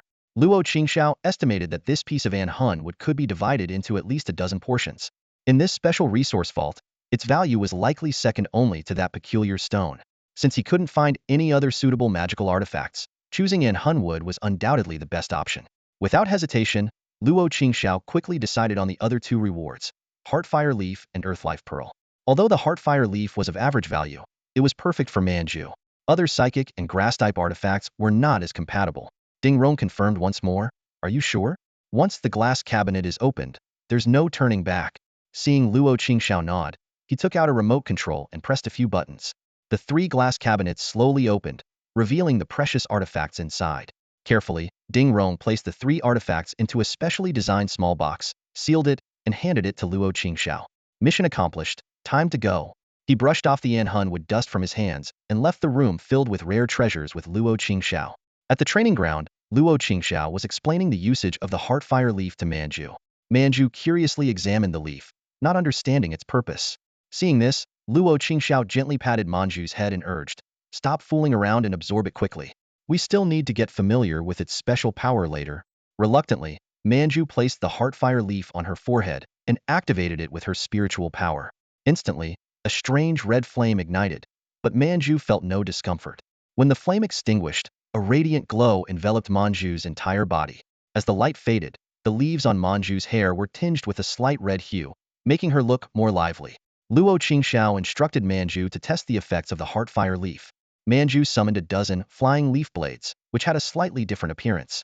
With a wave of her hand, the leaf blades shot towards the ground like arrows. Observing this, Luo Qingxiao shook his head. The Heartfire Leaf didn't significantly enhance the power. To test the true effect of the Heartfire Leaf, its impact on an enemy's mental state, Luo Qingxiao summoned Yema. He instructed Manju to attack him with the weakest flying leaf blade and use a normal attack on Yema. Manju was shocked. "Gumi, you want me to attack you?" Luo Qingxiao nodded firmly. "I need to understand the specific effects on mental damage." "Don't worry, I know what I'm doing." Hearing Luo Qingxiao's words, Manju reluctantly raised her hand and conjured a leaf about half the size of her palm. The leaf wobbled as it flew toward Luo Qingxiao, appearing unsteady but moving swiftly. Manju deliberately aimed the leaf upright, letting it strike Luo Qingxiao's arm without leaving a mark.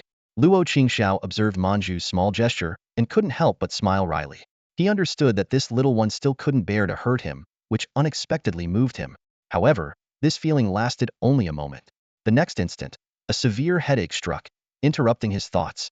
Luo Qingxiao's eyes widened as he felt a burning sensation in his mind. The power of the Heartfire Leaf far exceeded his expectations, but since Manju hadn't infused it with much energy, the pain quickly subsided. Gasping for air, Luo Qingxiao's smile returned. He patted the worried Manju and said, "Don't worry, I'm fine. This kind of mental attack can't harm me. I just didn't expect it to hurt this much."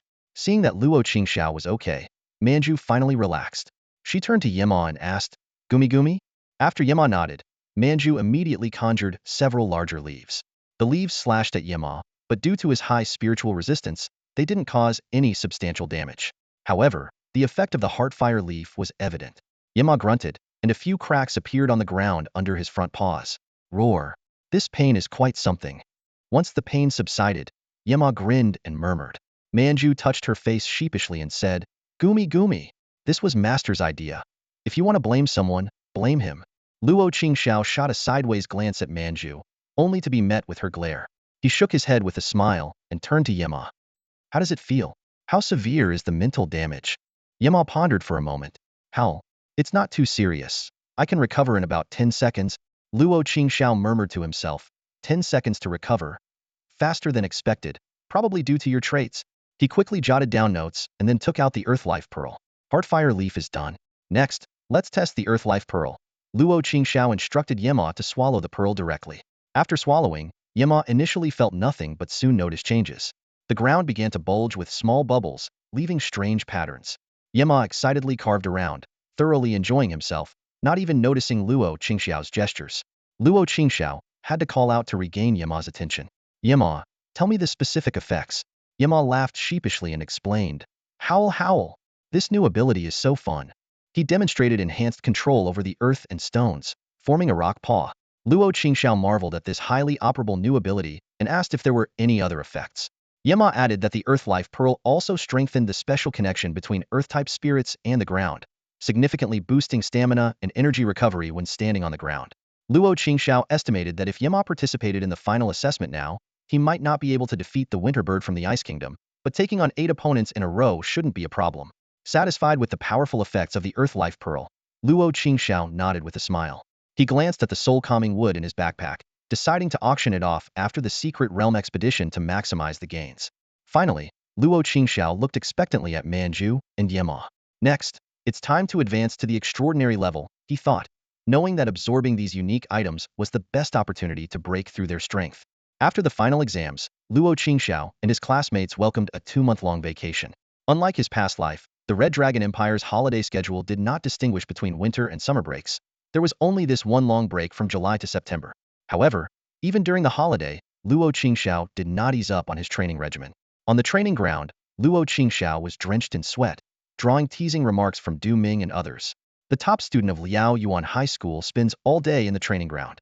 "Are you aiming for the stars?" Du Ming joked half seriously. Luo Qingxiao just smiled slightly and didn't elaborate.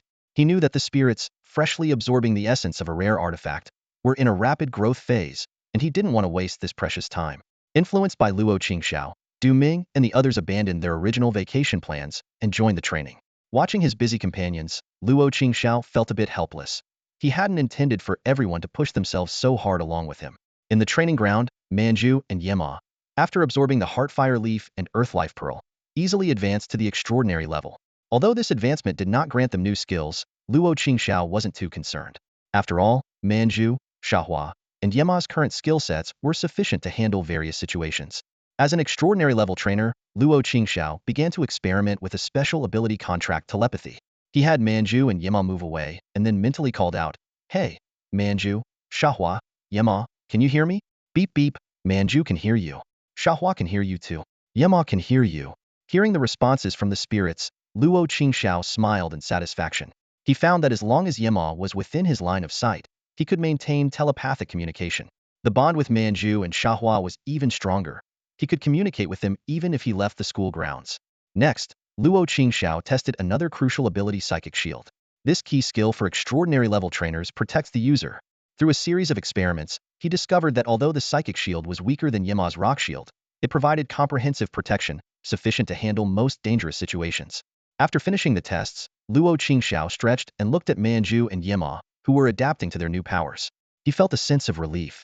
Luckily, we advanced before the Inferno Secret Realm opens. Otherwise, we would only be able to explore the beginner area, he thought. According to the regulations of the Human Federation, trainers below the extraordinary level could only operate in the safe zones of a secret realm, where resources had long been depleted, leaving only some newly generated spirit items. Back home, in Luo Qingxiao's room, Aji was hopping around on the desk. Luo Qingxiao looked at it and asked calmly, "Tell me, what exactly did Luya leave inside me?" Facing the potential threat from the Shadow Church, Luo Qingxiao knew he had to confront this issue eventually.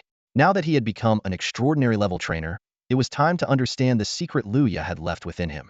Aji tilted her head slightly, and a hint of purple light flickered in her emerald gold pupils. In an instant, Luo Qingxiao was astonished to find his room enveloped in a peculiar purple glow. fluttering her wings, as Ji chirped, "Chirp, chirp. This is a small barrier I set up to prevent any aura from leaking out." After speaking, Ji gracefully flew to Luo Qingxiao's chest, her eyes turning completely purple. Luo Qingxiao looked down to see a glowing purple portal slowly appearing on his chest. Driven by curiosity, he cautiously reached his hand into the portal. "This feels so strange," Luo Qingxiao thought. "Like I'm about to pull out my own heart." He fumbled around inside the portal for a while, eventually touching something. When he pulled it out, he found a delicate little wooden box with no lock. "Is this what Luya left inside me?" Luo Qingxiao asked. Seeing Ji nod, he carefully examined the black wooden box. The surface was engraved with intricate patterns, but nothing seemed particularly special about it. "What's so special about this thing? Why did it have to be inside me?" Luo Qingxiao questioned as he placed the box on the table and prepared to open it. Ji tapped the box lightly with her wing and explained, "Chirp, chirp.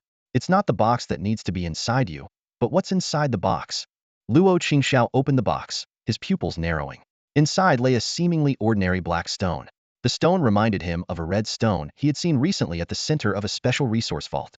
Though they looked different, they gave off an inexplicable sense of similarity. Luo Qingxiao picked up the black stone, feeling an indescribable sense of majesty. "So, this is what Luya left behind," he wondered, examining the stone before noticing a letter inside the box. The envelope was addressed to a certain unknown gentleman. Luo Qingxiao had a premonition that this letter might contain the reason why Luya had entrusted him with Qin's care. He quickly opened the envelope and unfolded the letter, which was filled with messy handwriting. To his surprise, the handwriting was even worse than Qin's when she was a child. Luo Qingxiao carefully read the letter's contents, falling into deep thought. The letter mentioned that Qin should be 16 years old now, and Luo Qingxiao couldn't help but think about how she was fair-skinned but not chubby. More importantly, the letter revealed the secret of the black stone in the box. It was a divine stone, capable of granting a spirit the potential to ascend to the rank of a saint without any barriers. This information shocked Luo Qingxiao. He carefully placed the stone back in the box, even wiping off the dust. He began to contemplate the stone's value, which far exceeded that of a naturally born monarch-level dragon hatchling. The letter also mentioned that the Shadow Church had been eyeing this stone greedily. Luo Qingxiao recalled the previous stalking incidents and frowned. Although the stalking had ceased after Ding Dong intervened, he still felt uneasy. Could it be that Ding Dong had directly dealt with those intelligence peddlers? Considering the power of the Enforcement Bureau, this speculation didn't seem impossible. After finishing his guess, Luo Qingxiao continued to look further down the letter. His eyes scanned the lines of text, and his brow furrowed slightly. "If the people from the Reflection Church do find out, there's no need to worry too much," the letter read. "If that happens, AG will directly contact someone for you. I hate this guy. We have a deep-seated grudge. But with his strength, he can definitely help you resolve any issues with the Reflection Church." Luo Qingxiao raised an eyebrow, clearly intrigued by this part. However, the letter didn't divulge any more details and continued. "But by doing this, you probably won't be able to keep the stone. That despicable fellow will surely covet the God-blessed stone. Still, if there's no other way, you can contact him. Don't worry, even if you lose the stone, he'll definitely compensate you. After all, he owes me." The letter then shifted topics. "Sigh, that's enough about the stone. Thinking about that guy makes me sick. Let's talk about something else. First, why I chose you. Well, it was Ajin's decision. He's Aji's brother, another Destiny Sparrow. Based on his observations of fate, giving Qin to you was the best choice." Luo Qingxiao continued reading, learning why Qin was not suitable to be directly cared for by AG or others. When he read, "Given Qin's condition, she is not suitable to be entrusted to certain people," he squinted, as if he had realized something. Qin's constitution was indeed special, but he wasn't entirely sure how.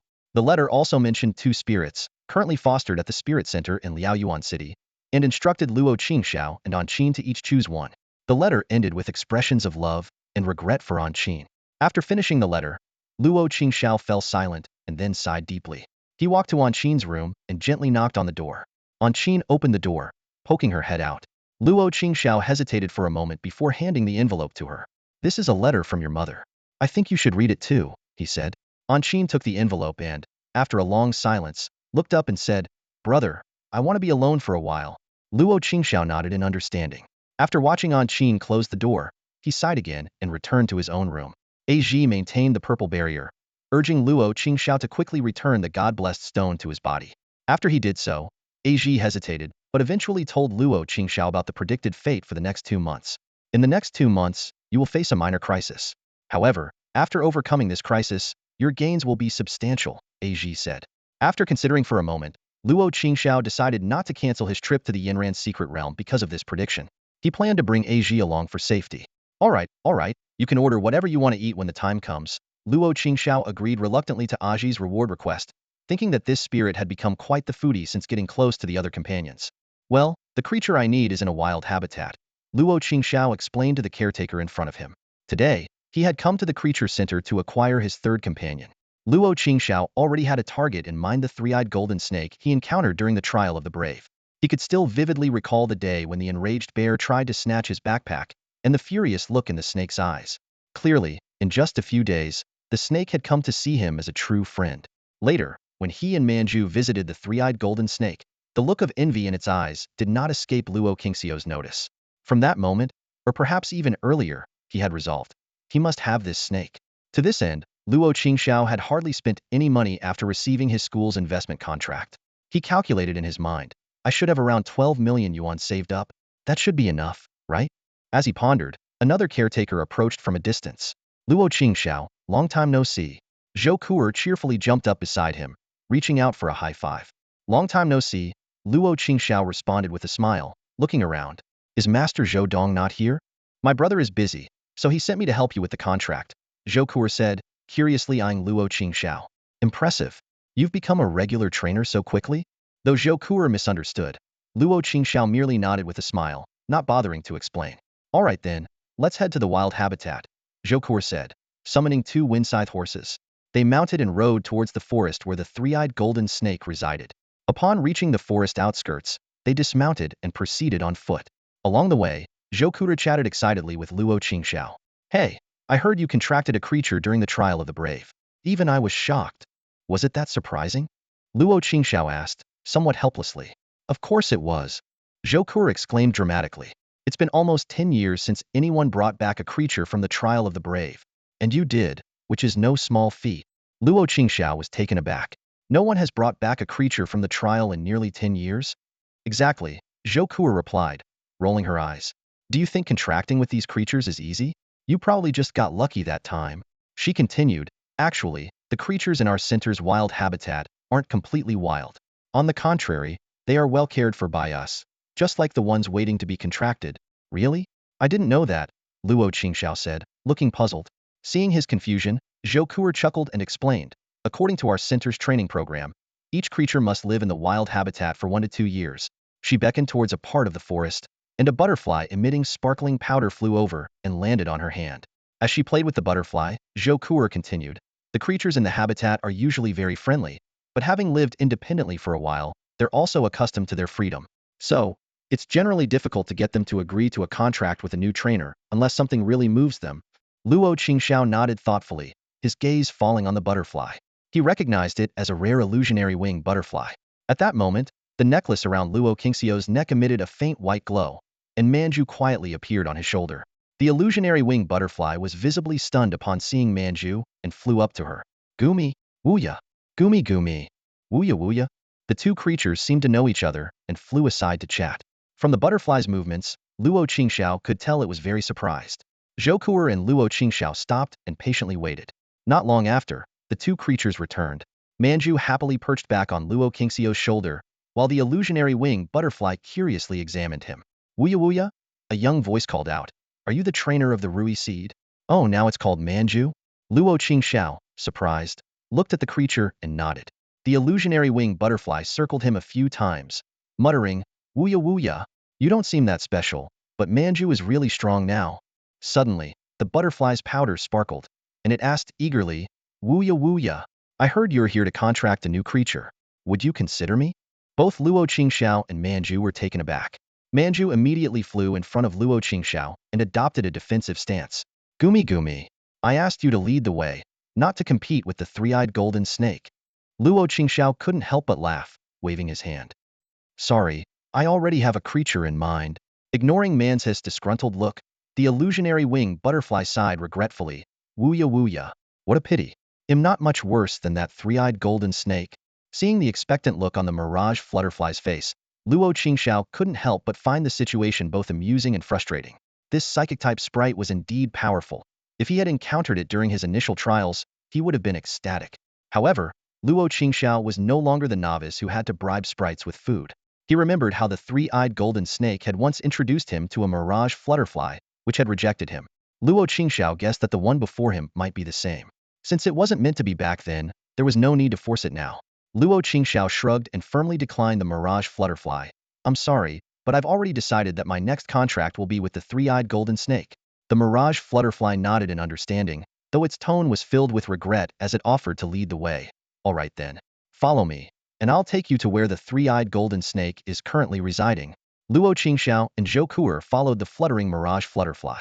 Manju didn't return to the sprite ball but instead curiously looked around, muttering, "It doesn't seem like the forest has changed much." Luo Qingxiao replied with a smirk, "We were here just a few months ago. How much could it have changed?" After some distance, the mirage flutterfly led them to a massive tree. It flew around the tree once and said puzzledly, "The three-eyed golden snake doesn't seem to be here. Maybe it went out to hunt." At that moment, Luo Qingxiao felt something and quickly turned around. A massive golden snake was coiled around the branches of a nearby tree, watching them with a complex gaze. The snake had a distinctive eye-like mark on its forehead, and its tail swung like a sharp blade. This was the very three-eyed golden snake they were searching for. The three-eyed golden snake seemed genuinely pleased to see Luo Qingxiao and his companions. It swiftly slithered down the tree, approaching them excitedly, its forked tongue flicking as it asked, "Are you here to play with me again?" Luo Qingxiao gently patted its head and smiled, "Not exactly. We have something important to do this time." The three-eyed golden snake lowered its head in disappointment and was about to leave when Luo Qingxiao stopped it. "Wait, this important matter involves you." Under the snake's puzzled gaze, Luo Qingxiao crouched down and sincerely said, "Three-eyed golden snake, you once refused to form a contract with me because I wasn't strong enough. Now that I've become an extraordinary level trainer, will you become my sprite?" The three-eyed golden snake was stunned, its tail swaying side to side. Just as Luo Qingxiao thought it might refuse, the snake suddenly sprang up and wrapped around his neck. This startled Manju, who angrily swatted at the snake. Ignoring Manju, the three-eyed golden snake excitedly licked Luo Qingxiao's face and exclaimed, "I accept. I accept." Feeling the wetness on his cheek, Luo Qingxiao quickly stopped the snake from licking him again. He wiped his face with his hand, and then extended his right hand to the snake. As his inner energy began to flow, a glowing mark appeared on the back of his hand. The three-eyed golden snake gently lowered its head, aligning the mark on its forehead with the one on Luo Qingxiao's hand. A unique sensation filled both their minds as they silently chanted, "Contract accepted."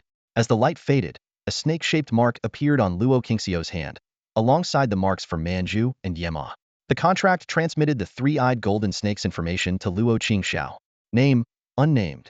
Species, three-eyed golden snake. Attributes, metal psychic. Level, novice. Special trait, shapeshifter. This sprite can freely change its size within certain limits. It can also copy another trait, with the copied trait replacing the previous one until a new trait is copied. Skills, metal slash, metal body, psychic link, steel tail, serpent beam. Growth stats, strength 82, constitution 99, psychic power 75, psychic resistance 100, speed 63, vitality 91. Seeing the three-eyed golden snake's special trait, Luo Qingxiao was astonished. "So your trait isn't intimidate?" The snake proudly shook its head. "Nope. I copied intimidate from a bloodthirsty lion." Luo Qingxiao murmured. A shapeshifter trait is much stronger than intimidate. He realized that this trait was top tier among all sprite traits, allowing for flexible tactical changes, which was a huge advantage. However, when Luo Qingxiao turned to see Zhou Kuer registering the three-eyed golden snake's information, a chill ran down his spine. He knew the Sprite Center would be aware of the snake's precise trait, and contracting a sprite with a shapeshifter trait would undoubtedly cost much more than one with intimidate. Luo Qingxiao suddenly felt his wallet might not be as full as he had hoped. "All right, the contract fee for this three-eyed golden snake is 35,380,000. Would you like to pay directly?" Zhou Kuer asked with a questioning smile as she finished the registration on her tablet and looked up at Luo Qingxiao. Luo Qingxiao's expression froze instantly. He quickly did some mental calculations, and his heart sank. If he remembered correctly, he only had about 12 million in his account. This stark contrast to the required amount left him deep in thought. His mind began to wander. Did the Spirit Center need someone to wash dishes? No. He quickly dismissed that idea. Washing dishes to pay off debt was clearly unrealistic. What about running away? Luo Qingxiao glanced around, estimating his chances of escape. But he soon realized that the seasoned security personnel outside were way beyond his capability to handle. The odds of successfully escaping were practically zero. After a mental battle, Luo Qingxiao finally abandoned these impractical thoughts. Clearing his throat awkwardly, he asked Zhou Kuer, does the Spirit Center offer any loan services? Zhou Kuer looked him up and down curiously. This was the first time she had encountered someone asking for a loan after signing a contract. Yes, we do, but you'll need a guarantor, she replied, her tone tinged with curiosity.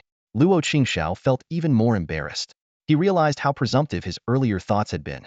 He had assumed that the three-eyed golden snake's characteristic was intimidation, which would have meant a contract fee between 8 to 10 million, well within his budget. Seeing Luo Qingxiao's helpless look, Zhou Kuer thought for a moment and then cheerfully said, how about I ask my brother if he's willing to be your guarantor? He has praised you quite a bit before. With that, she took out her phone and dialed Zhou Dong's number. When the call connected, Zhou Kuer got straight to the point. Hey bro, it's me. There's a bit of an issue with the task you assigned. Luo Qingxiao seems to be short on funds. Luo Qingxiao's face turned even redder at her blunt description. Zhou Kuer continued. He wants to apply for our loan service but doesn't have a guarantor. My level isn't high enough, so I'm asking if you'd be willing to be his guarantor. The voice on the other end was indistinct, but Zhou Kuer kept nodding in agreement.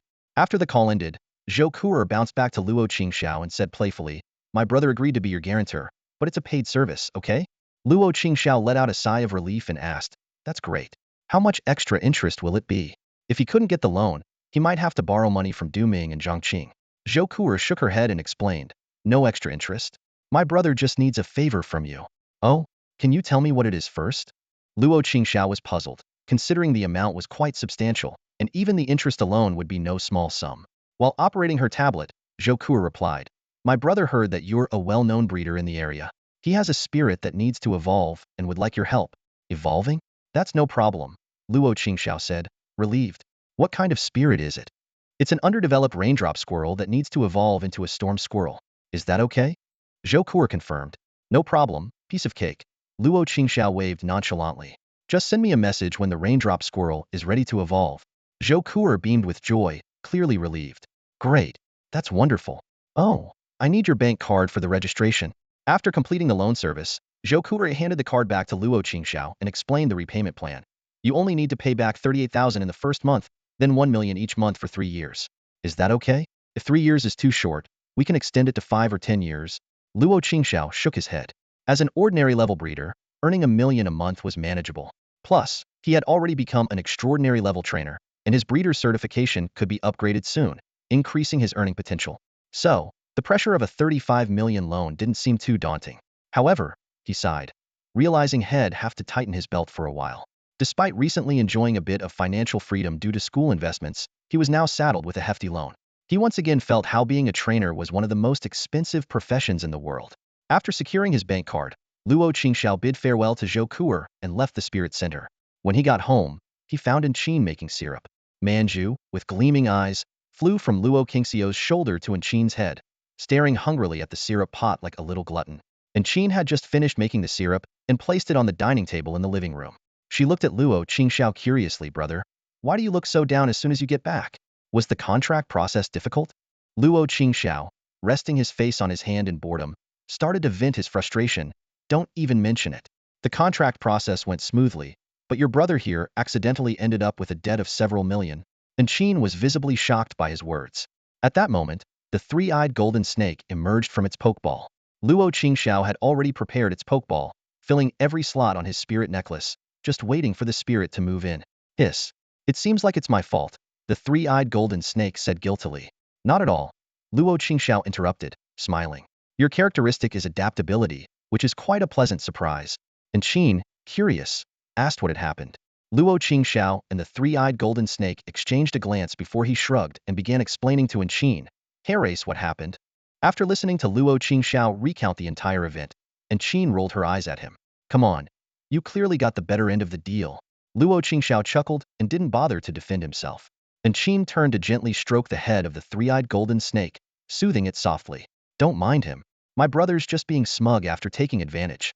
This is definitely not your fault. She paused, her eyes lighting up. By the way, welcome to our family. How about some sweet soup?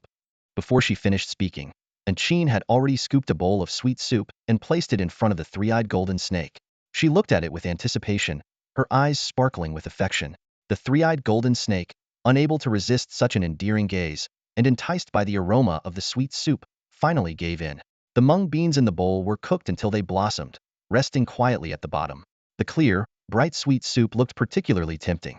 The three-eyed golden snake tentatively extended its small tongue and gave it a lick.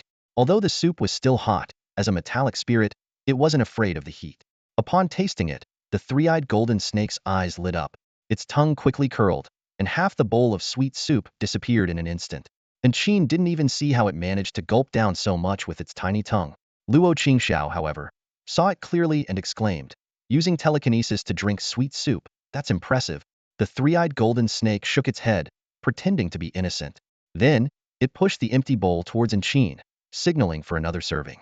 Beaming with delight, Qin immediately filled another bowl and handed it over. To her, the snake's fondness for her sweet soup was a source of pride. Seeing this, Luo Qingxiao shook his head and released Yimo, come out and have some sweet soup and meet our new friend. Yimo had little interest in sweet soup, preferring bitter foods like black coffee. Meanwhile, Manju was in the kitchen, happily indulging in sweets and playing around with Qin. Yimo's attention was entirely on the new companion, curiously observing the three-eyed golden snake. Despite drinking the soup quickly, the snake maintained an air of elegance. After finishing, it used telekinesis to pick up a napkin and gracefully dabbed at its mouth. Luo Qingxiao was stunned, wondering where it had learned such manners. The three-eyed golden snake then slowly turned to Yimo, tilting its head. Hiss hiss? Hello, if I'm not mistaken, this is our second meeting, right? Oh, hello, I'm Yimo, the second spirit under our master. Yimo extended its paw for a handshake, but then realized the snake had no hands and awkwardly withdrew. The snake didn't mind, touching Yimo's paw with its tail as a friendly gesture. Hiss hiss Yimo, is that your species name? I've never heard of such a spirit before, the three-eyed golden snake asked curiously. Yimo shook its head and explained, Awu. Yimo is a name given to me by our master. It's my unique name. Hearing this, the three-eyed golden snake looked envious and turned to Luo Qingxiao, eyes pleading, forgetting about the sweet soup. Hiss hiss, I want a name too. Luo Qingxiao smiled, resting his head in thought for a moment. What kind of name would you like?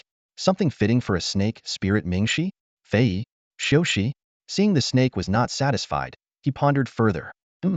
I once heard a legend about a snake that bit its own tail and could encircle the world. This snake was later called Jormungandr. How about we take the first part and call you Jorm?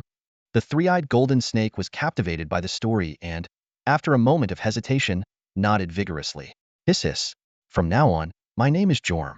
Its tail wagged happily, showing its excitement.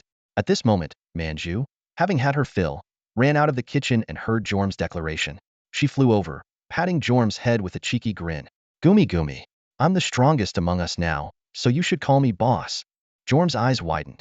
Hiss hiss. You used to call me boss. Manju stuck out her tongue at Jorm, smugly saying, Gumi, you were stronger than me before, so I called you boss. Now that I'm stronger, it's only fair you call me boss, right?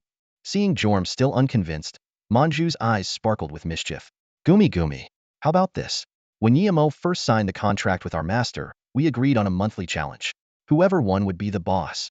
Her fox tail swayed as she smiled slyly. Gumi? So, how about a monthly challenge between us two? Whoever wins gets to be the boss.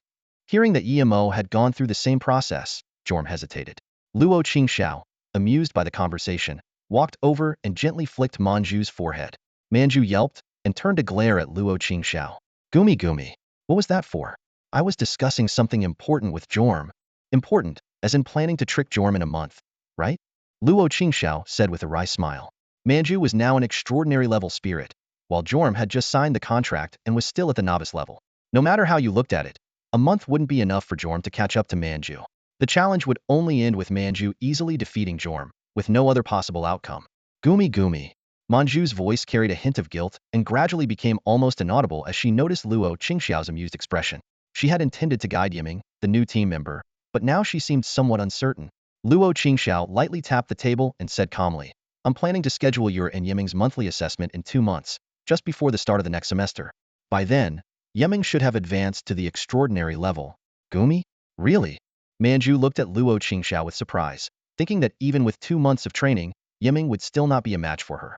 With an enigmatic smile on his face, Luo Qingxiao continued, Don't get ahead of yourself. Listen to me.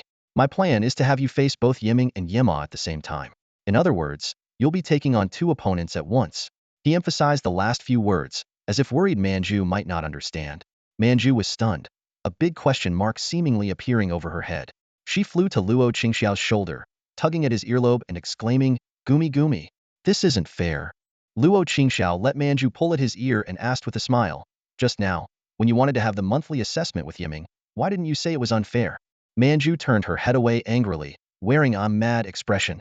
Amused, Luo Qingxiao explained, "Don't worry. After our journey to the flaming secret realm, I'll let you and Xiahua evolve." Upon hearing this, Manju turned sharply, her round eyes widening in disbelief.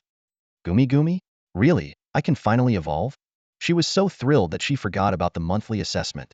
Seeing Luo Qingxiao nod, she jumped up happily and flew around him twice before gradually calming down.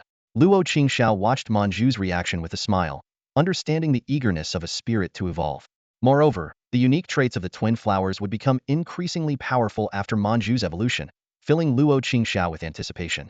A week later, in the school's metal training ground, Luo Qingxiao stood beside Yiming, channeling evolutionary energy to it through their bond. The room had a metallic gray hue, with metal blocks everywhere and even the floor coated in metal, giving a cold, austere feel. Manju and Yima, having just advanced to the extraordinary level, needed to consolidate their strength. Given Yiming's significant gap from them, Luo Qingxiao decided to allocate all recent evolutionary energy to Yiming, aiming to help it reach the extraordinary level as quickly as possible. As an extraordinary level trainer, Luo Qingxiao could now provide much more evolutionary energy than before, estimating that Yiming would need just over a month to evolve to the extraordinary level. Under Luo Qingxiao's observation, Yiming demonstrated its 5 skills: Metal Slice, Metal Body, Psychic Link, Steel Tail, and Divine Beam. Luo Qingxiao meticulously recorded each skill's performance. He then called Yima for a combat drill, mainly to study Yiming's combat strategies. As Luo Qingxiao expected, Yiming's fighting style hadn't changed much. This was a common weakness among wild spirits. Without a trainer's guidance, they often relied on straightforward skill usage, rarely considering skill synergy. At this moment, Yiming was continuously attacking Yima, forming numerous blades around itself and launching them at Yima. Yima, appearing bored, lay on the ground wagging its tail and even yawned. It raised rocks from the ground, forming a thick earth wall. Yiming's metal slice struck the wall but got stuck and soon dissipated into energy. Undeterred, Yiming teleported in front of the wall, raising its tail high. The tail's sharp edge shimmered with a cold light, turning from golden to gray. Using Steel Tail, it struck the wall hard, creating a small crack but not breaking through. Disappointed, Yiming looked at Luo Qingxiao, feeling frustrated with the result. Luo Qingxiao wasn't surprised. He knew that spirits often had minor issues with their combat techniques. He advised Yiming, try using Metal Body first, then Steel Tail. Although puzzled wasn't Metal Body for defense, Yiming followed Luo Qingxiao's instructions, using Metal Body before striking Yima's newly raised wall with Steel Tail.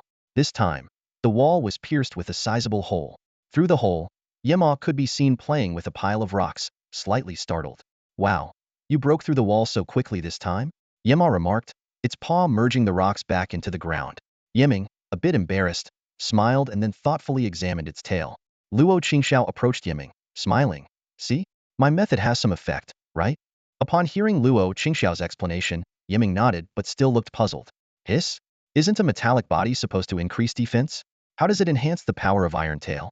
Seeing Yiming's curiosity, Luo Qingxiao patiently explained, "A metallic body boosts defense by turning your body into metal. Iron Tail, on the other hand, covers your tail in metallic energy, making it as hard as steel." Noticing Yiming's continued confusion, Luo Qingxiao tried a different approach. Simply put, Iron Tail just hardens your tail, increasing its striking power. But with a metallic body, your entire body turns into metal. Imagine how much heavier you'd become when metallized. Swinging such a heavy body would make your tail strikes incredibly powerful. Plus, with double protection, you wouldn't worry about the recoil hurting you. A metallic body isn't just about defense. Yiming suddenly understood, realizing it had overlooked these details before.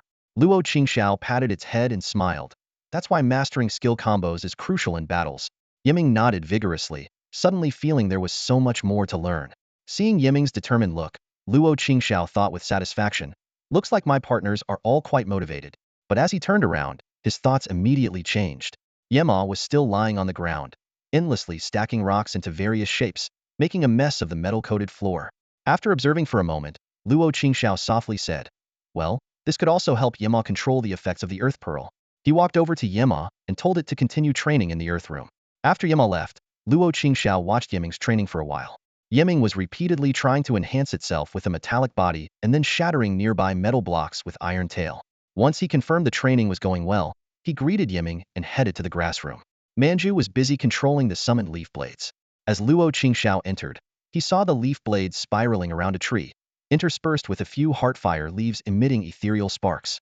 Luo Qingxiao had instructed Manju to control the heartfire leaves efficiently, using their psychic attack effects only at crucial moments to conserve energy. Seeing Luo Qingxiao enter, Manju stopped training, and the leaves fluttered to the ground. Luo Qingxiao urged, "Why are you looking at me? Keep training." Manju pouted and flew in front of Luo Qingxiao, tugging at his hair playfully. "Gumi, I don't want to. I've been training for so long. Gumi, I want yogurt cubes now." Luo Qingxiao sighed and went back to Yiming's room to fetch 2 yogurt cubes for Manju. "Happy now? If you are, get back to training." Manju hugged the cubes, took a small bite, and then with a swift motion, absorbed the entire cube in a flash of light. Satisfied, it wiped its mouth and cheerfully flew back to the grass room. Shaking his head, Luo Qingxiao took out a few energy cubes. One type was the bitter tea cubes for Yema, and the other was special mint cubes for Yiming. The mint cubes contained a large amount of metallic essence, especially an important component called heavy iron. This essence increased Yiming's weight, making its scales more metal-like. However, there was a drawback: eating too many mint cubes could make Yiming too heavy to fly. While it could still float using psychic power, high-speed flight would be impossible. Considering Yiming's flight speed was already slow, Luo Qingxiao decided to use heavy iron as the main ingredient for the energy cubes. Throughout the week, Luo Qingxiao often took Yiming to the Huaming battle platform to observe its fighting style. Yiming preferred close combat, using long-range skills mainly through Serpent's Gaze, a unique skill of the three-eyed golden snake species, whose power was linked to psychic energy. Luo Qingxiao decided to have Yiming give up the high mobility of psychic skills and instead focus on enhancing the damage of Serpent's Gaze. To compensate for the lost mobility, he needed to boost Yiming's defense capabilities. Heavy iron was the perfect solution, effectively increasing Yiming's physical and magical resistance. "Hey bro, we're heading to the Yinran's secret realm in a few days, and you're still going to the battle center now?" And Qin asked while carefully stepping only on the center of the sidewalk tiles, making sure to avoid the edges. Luo Qingxiao couldn't help but smile at her antics. He crossed his hands behind his head and answered leisurely, "It's precisely because we're going to the Yinran's secret realm soon that I want to check out Yiming's progress this week. Also, I need to assess how well Manju and Yema are handling their extraordinary level powers." Luo Qingxiao explained that he had been channeling almost all the evolution energy into Yiming lately, which limited the progress of Manju and Yema. They had only just managed to grasp the abilities of the Heartfire Leaf and the Earthlife Pearl. Before heading to the Yinran's secret realm, it was crucial to get some combat practice to familiarize themselves with their powers. The Huaming battle platform was crowded with people as Luo Qingxiao and Qin lined up to enter. As the largest battle center in Liaoyuan City, it was always bustling. After entering the hall, Luo Qingxiao completed the registration and chose a battle time an hour later. During the wait, Luo Qingxiao decided to watch other trainers' matches. Coincidentally, a high-profile figure was about to perform Luo Tianshi, the Earth King of the Red Dragon Empire. The title King originated from the World Spirit Battle Championship of the Human Federation.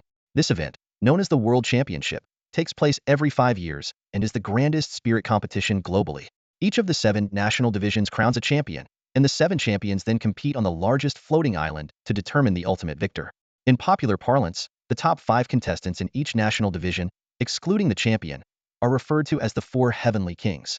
Luo Qingxiao and Qin took the elevator to the battle arena, paid the fee, and entered the spectator seats. This advanced battle arena was vast, with special glass protection for the audience and spirit power maintaining the internal defenses. The Huaming battle platform was renowned for its impeccable safety measures, making it the most widespread, large-scale, and popular battle platform.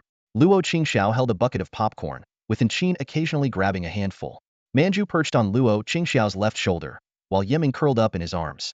Due to its large size, Yima had to watch from within its pokeball, but the deluxe version provided an experience almost identical to being there in person. After a long wait, a young and handsome man stepped onto the field, Luo Tianshi himself. Despite being nearly 40, he looked like he was in his early 20s, a common trait among trainers. As Luo Tianshi appeared, the audience erupted in cheers. Soon, Luo Tianshi's opponent emerged. She was a stunning woman in a black dress, her bare back fully exposed. Her entrance was met with a chorus of whistles. From the surrounding chatter, Luo Qingxiao learned that her name was Ding Muya, and she specialized in water-type spirits. Ding Muya quickly released her spirit, a massive white python. Coiled up with blood-red eyes, it glared at Luo Tianshi.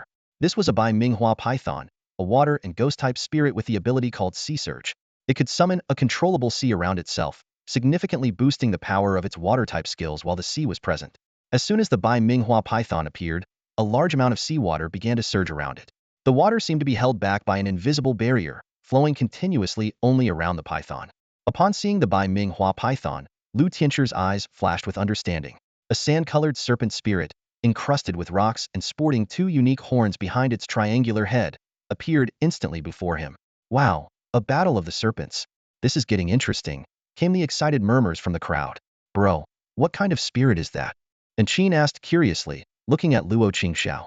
Luo Qingxiao patted Yiming's head, signaling it to observe the other serpent spirit's fighting styles carefully, before explaining to Qin. That's a Wu Yin Hui, a spirit unique to the Hongshan Principality. Its attributes are earth and martial, and its special trait is ferocity. When attacked, it significantly increases the damage dealt to the attacker.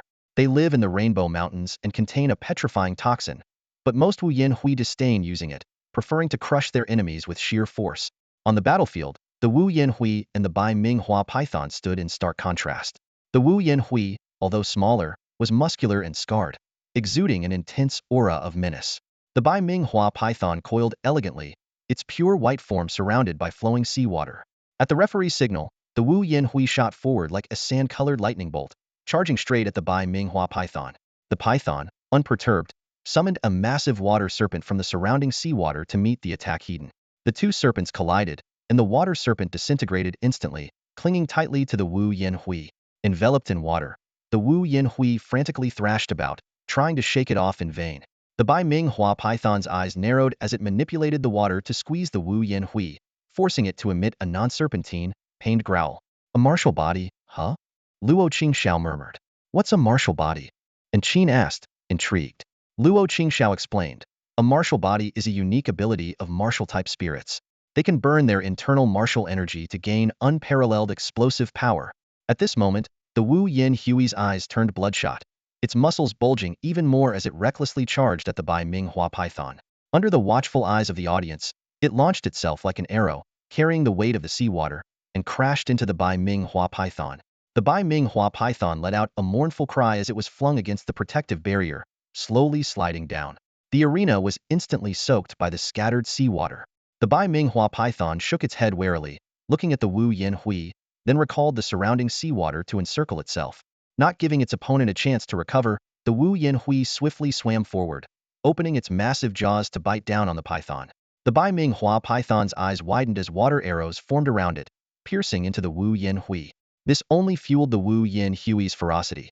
It coiled around the python, attempting to crush it.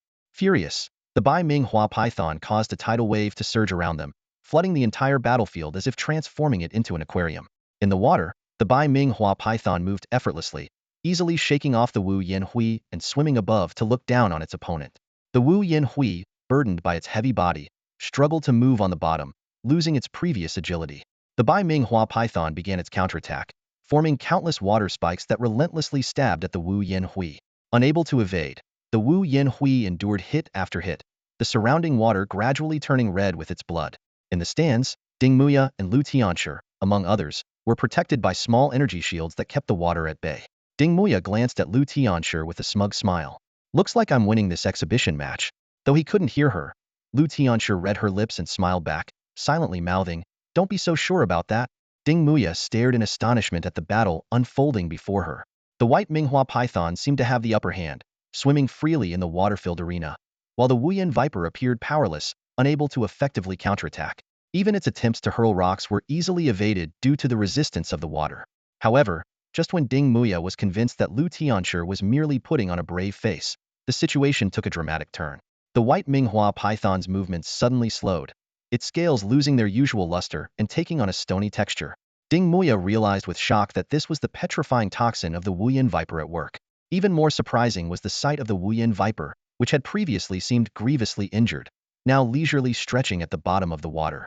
Its wounds had somehow stopped bleeding, and it looked invigorated, showing no signs of being hurt at all. Ding Muya finally understood that the Wuyan viper's injuries had been a well-executed ruse. The white Minghua python struggled desperately, trying to cut away the petrified scales with water blades, but to no avail. As soon as one scale was removed, the surrounding scales began to petrify. Seeing the increasing number of wounds and the deepening petrification, Ding Muya sighed and decided to concede. "All right, Bai Ming, retract the water. We concede," Ding Muya urged. "This is just an exhibition match. There's no need to go all out." Withdraw the water before the injuries get worse. Reluctantly, the white Minghua python obeyed its trainer. The water in the arena surged back towards the python, some of it dissipating into spiritual energy, while the rest surrounded it once more.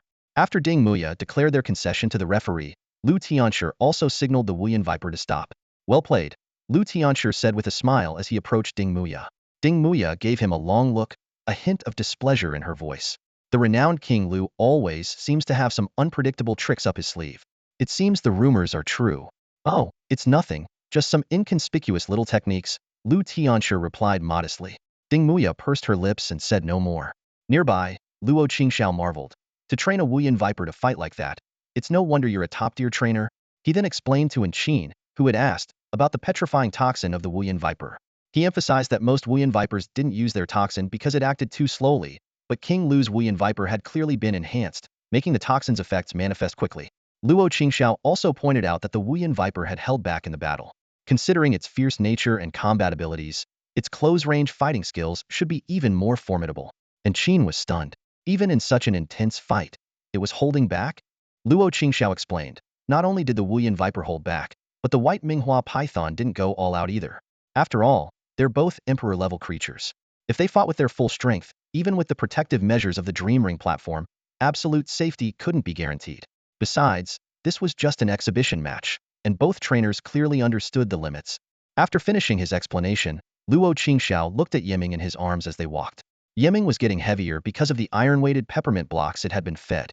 Fortunately, Luo Qingxiao was an extraordinary level trainer with enhanced physical strength, or he might have struggled to carry Yiming. Did you see the Wuyan Viper's battle stance? Luo Qingxiao said to Yiming. It didn't show too many techniques, but that constriction ability is something you should learn. Yiming recalled the scene of the Wuyan Viper constricting its enemy and nodded. Luo Qingxiao continued, that constriction ability would suit you well. As you grow larger, your sheer weight alone could crush your opponents. He had some new ideas about Yiming's shapeshifting abilities, but that was for the future. For now, he needed to focus on the upcoming battle. As the broadcast announced his name, the screen on the Dream Ring platform displayed Luo Qingxiao's name, signaling that it was time for him to enter the preparation area. Good luck, brother. And Qin shouted from the stands, cupping her hands around her mouth to amplify her voice. Luo Qingxiao waved in acknowledgement and stepped onto the Dream Ring platform. A sense of pride filled him as he turned to Manju and said, this time, we're stepping into the extraordinary level battlefield. As time passed, Luo Qingxiao's opponent hurriedly arrived at the scene. His opponent was a dashing middle-aged man, dressed in a white tank top and beach shorts, with a sun hat on his head, exuding a relaxed vibe. The man whistled in surprise upon seeing his opponent was a young lad. Wow, today's youth are something else. You don't look a day over 20, kid. Luo Qingxiao smiled slightly as Manju, perched on his shoulder, nimbly jumped down. I'm 17, sir. Please go easy on me. Ha ha ha, let's see what a 17-year-old prodigy can do. The man laughed heartily, and a gorilla-like creature appeared before him. This creature had thick fur all over its body, with a tuft standing upright on its head. Its forearms were exceptionally robust, and its hands were enormous. Luo Qingxiao estimated it could grasp him with just one hand. Luo Qingxiao's gaze revealed the creature's brief information. Species, Giant Hand Kong. Type, Martial. Ability, Furious Fist gains a boost to punch type moves based on its anger level. Description.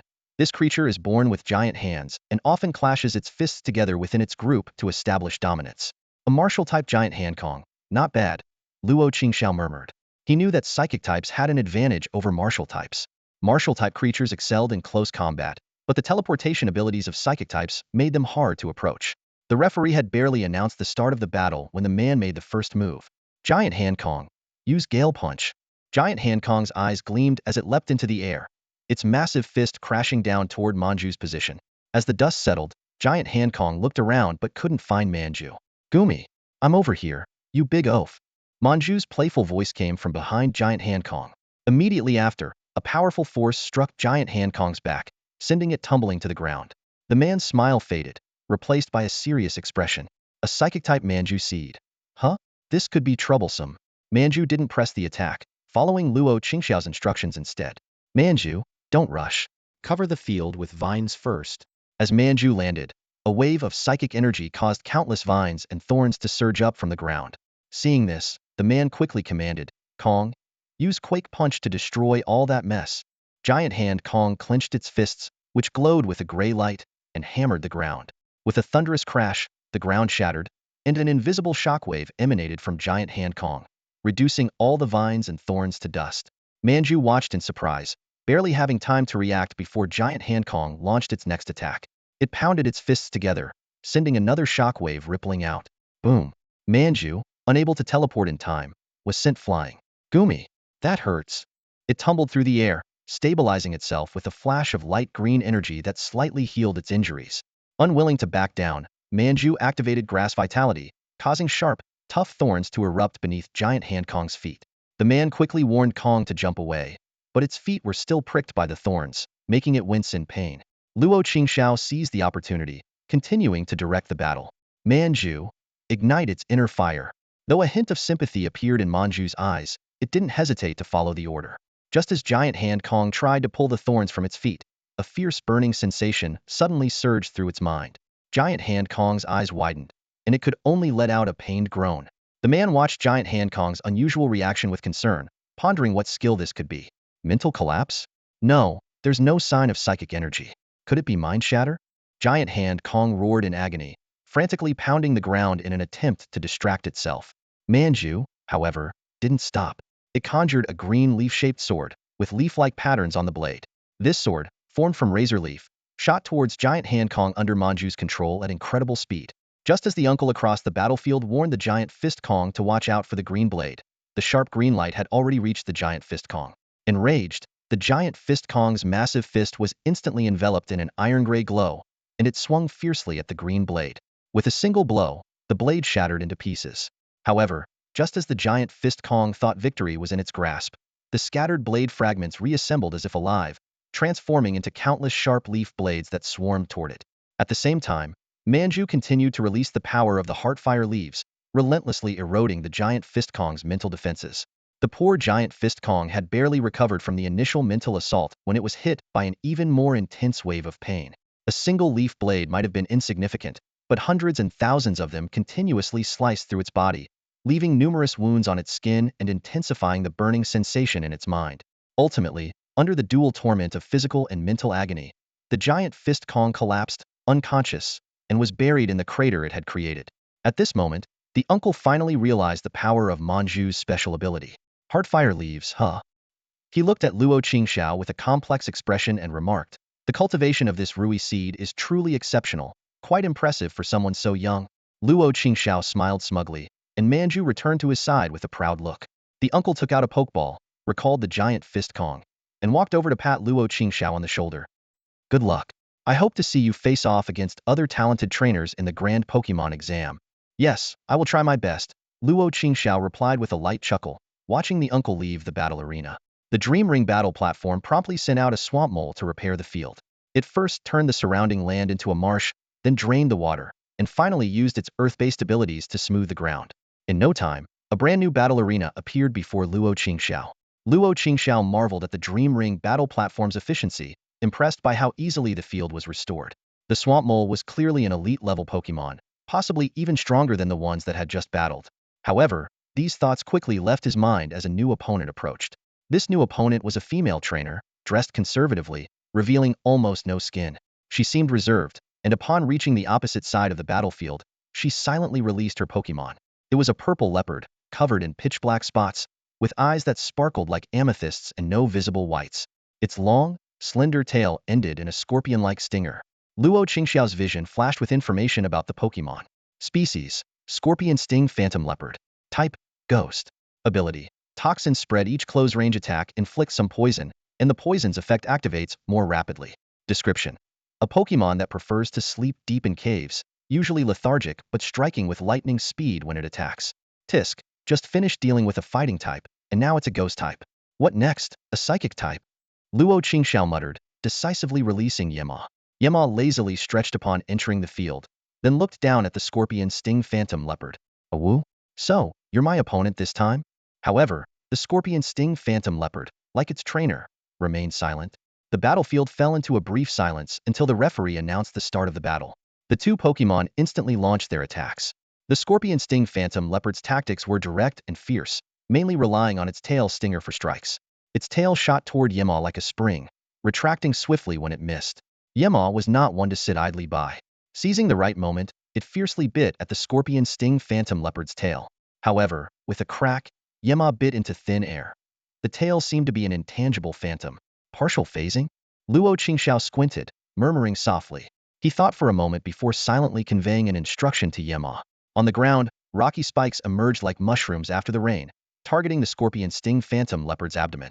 The leopard's form flickered, instantly appearing elsewhere, leaving only a faint shadow behind. As Yema turned its attention to the new location, the shadow suddenly attacked, its phantom tail stabbing into Yema and injecting the scorpion sting phantom leopard's unique poison. Luo Qingxiao watched in astonishment. As a rare Pokemon, the scorpion sting phantom leopard's combat style was unfamiliar even to him. He hadn't expected the shadow to have offensive capabilities. Although the shadow was quickly dispelled by Yema, turning into a wisp of purple smoke, the poison had already infiltrated Yema's system. Yema's black and white eyes periodically flashed with an eerie purple light. No, we need to end this quickly. Watching the intense battle, Luo Qingxiao frowned in thought. While Yema's ability allowed it to maintain strong combat power even when poisoned, it couldn't completely negate the poison's damage. Worse, the scorpion sting phantom leopard kept reinforcing the poison with each toxic needle attack, making the toxin in Yema's body ever more potent. Luo Qingxiao stood quietly at the edge of the arena, his gaze sharp and focused on the intense battle unfolding before him. Despite the scorpion needle phantom leopard appearing to have the upper hand, he showed no sign of panic. His mind raced, searching for the key to turning the tide. Suddenly, inspiration struck.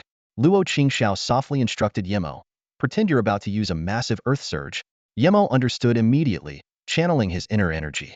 His aura shifted dramatically, causing the ground to tremble as if a colossal disaster was imminent. The scorpion needle phantom leopard retreated warily, quickly putting some distance between them. Luo Qingxiao continued to direct, "Scare it with the earth surge, then use earth spikes to force it to phase out." A wave of earth surged forward, sweeping towards the scorpion needle phantom leopard. The agile creature dodged easily, but Yemo had already anticipated its landing spot. A row of sharp earth spikes shot up from the ground, cutting off its escape route. The opposing female trainer finally broke her silence, urgently commanding, "Phase out to dodge." The scorpion needle phantom leopard's form became ghostly, the spikes passing through it as if it were a mist. Luo Qingxiao's lips curled into a slight smile as he murmured, "Yemo, it's time to show your new ability." With a low growl, Yemo caused the ground to shake violently. In an instant, a thick, circular earthen wall rose up, enclosing the two creatures. The female trainer's face paled as her view was completely obstructed. Through his mental link with Yemo, Luo Qingxiao could clearly see inside the enclosure. The scorpion needle phantom leopard tried to break through the wall, but Yemo immediately pounced. In the confined space, the leopard's speed advantage was nullified. Each time it attacked the wall, the surface quickly healed. The Earth Life Pearl's abilities are truly versatile, Luo Qingxiao thought to himself, impressed. As the earthen wall continued to shrink, the scorpion needle phantom leopard's space to maneuver dwindled. Eventually, it was forced into a direct confrontation with Yemo. The two beasts clashed fiercely, with Yemo biting down hard on his opponent's neck. The leopard fought back desperately, its tail spike and claws leaving deep gashes on Yemo. In the heated struggle, the scorpion needle phantom leopard was the first to falter, collapsing unconscious. But Luo Qingxiao, ever vigilant, warned Yemo, "Don't let go, it's faking." Indeed, the leopard's eyes suddenly snapped open, its tail spike striking Yemo again. After another round of intense combat, the scorpion needle phantom leopard finally lost consciousness for good. Only then did Luo Qingxiao allow Yemo to release his grip. However, as soon as the earthen wall dissipated, Yemo too collapsed from the effects of the poison. Luo Qingxiao immediately called for a healing creature. A medic bunny quickly arrived, administering emergency treatment to both unconscious creatures. Under its care, they gradually revived. The moment the scorpion needle phantom leopard regained consciousness, it tried to attack again but was stopped by the female trainer. She gave Luo Qingxiao a long, meaningful look before silently recalling her creature. As he watched her leave, Luo Qingxiao analyzed the battle. Yemo's strength was originally inferior to the scorpion needle phantom leopard's, so achieving a draw was already remarkable. Without the support of the Earth Life Pearl, it would have been difficult to attain such a result. This battle clearly demonstrated the crucial role the Earth Life Pearl played for Yemo. After the treatment, Yaobao Rabbit's long ears perked up cheerfully, and it hopped away from the field. Luo Qingxiao watched the still wounded Yemo, gently scratching its chin, and whispered, "You've worked hard." Yaobao Rabbit's healing abilities only provided slight relief to Yemo's injuries, far from complete recovery. To fully heal Yemo, Yaobao Rabbit would need to expend a large amount of spiritual energy, which it couldn't afford due to other responsibilities. Luo Qingxiao took a few healing cubes from his pocket, fed them to Yemo, and then returned it to its pokeball to rest. A swamp mole, perhaps the same one as before, came to repair the battlefield. Luo Qingxiao paid little attention as he was about to leave this battle area. The final match belonged to Yiming, who had just advanced to the novice level and needed to compete in another arena. Luo Qingxiao and Qin arrived at the novice level battlefield to find their opponent already in the command position. The opponent was a boy who appeared to be around Luo Qingxiao's age, with a fierce-looking, blood-red lion as his Pokemon. Bloodthirsty savage lion? Luo Qingxiao thought to himself. What a coincidence. He recalled that Yiming had mentioned its intimidation trait was copied from a bloodthirsty savage lion. He wondered if this one had the same trait. Information about the Pokemon flashed in Luo Qingxiao's mind. Species: bloodthirsty savage lion. Type: martial. Trait: blood frenzy greatly enhances physical attributes and numbs pain. Description: despite its name, bloodthirsty savage lions are not inherently murderous. Their killings are usually for sustenance. However, their terrifying appearance and blood-red bodies have led to widespread misunderstanding. Luo Qingxiao had to admit, if he had seen a bloodthirsty savage lion for the first time in his previous life, he might have made the same mistake. Its appearance was indeed intimidating. Blood-red fur, exposed fangs, and completely black eyes without any whites. He imagined that encountering such a creature up close in his previous life might have caused him to faint on the spot. However, now he was accustomed to various strange Pokemon, some of which could easily star in a Lovecraftian tale. Therefore, Luo Qingxiao calmly released Yiming. Yiming raised its body, looking up at the bloodthirsty savage lion. Luo Qingxiao instructed, Yiming, make yourself a bit bigger. With its shape-shifting ability, Yiming could freely change its size to some extent, although its weight remained constant. Under Luo Qingxiao's careful training, Yiming's weight was already considerable, so increasing its size wouldn't hinder its combat capabilities. Yiming's body gradually expanded until it reached 8 or 9 meters in length, resembling a giant python, staring down the bloodthirsty savage lion and occasionally flicking its forked tongue. The boy and his bloodthirsty savage lion watched Yiming intently. As the referee announced the start of the battle, the boy made the first move. Xiaoxue, get close and use Blood Claw. The bloodthirsty savage lion roared and charged towards Yiming. Luo Qingxiao responded calmly. Reinforce yourself with metal body first. Yiming's scales, originally shimmering with a golden hue, turned a steely gray. The bloodthirsty savage lion's claws, glowing red, slashed at Yiming with a screeching sound of metal. Both trainers winced, but after the attack, the bloodthirsty savage lion's claws only left shallow marks on Yiming, without drawing blood. Seeing its attack fail, the bloodthirsty savage lion quickly retreated. The boy was surprised, but Luo Qingxiao didn't give him a chance to recover. Use Metal Slash to restrict its movement, then follow up with Iron Tail, Luo Qingxiao commanded coolly. Yiming summoned numerous metallic blades, sending them flying at the bloodthirsty savage lion. As it dodged, it was gradually forced closer to Yiming. Yiming lifted its tail and, like a heavy truck, slammed it into the bloodthirsty savage lion, sending it flying. Before it could recover, Yiming struck again with its tail, leaving a deep gash and drawing blood. Xiaoxue, the boy called out in concern. The bloodthirsty savage lion shook its head and refocused on Yiming. Xiaoxue, use Blood Heal, the boy ordered. The wound on the bloodthirsty savage lion began to glow red, staunching the blood flow. Luo Qingxiao observed with interest. Blood Heal? Huh? That's a rare skill. Blood Heal not only stops bleeding and restores some health, but also grants a special vampiric effect, allowing the Pokemon to regain health and energy when injuring enemies. However, the bloodthirsty savage lion's subsequent fierce attacks failed to penetrate Yiming's defense. Yiming's scales, enhanced by Metal Body and Luo Qingxiao's meticulous training, were incredibly resilient. Each time the bloodthirsty savage lion approached, Yiming easily repelled it with a flick of its tail. The bloodthirsty savage lion looked dejectedly at Yiming, its attacks unable to breach Yiming's scales. The boy realized that his Pokemon seemed unable to deal with Yiming, but he still wanted to make one last attempt. Xiaoxue, activate Blood Frenzy, the boy shouted. After the bloodthirsty savage lion activated its bloodthirsty rampage, its mane bristled and its body suddenly doubled in size.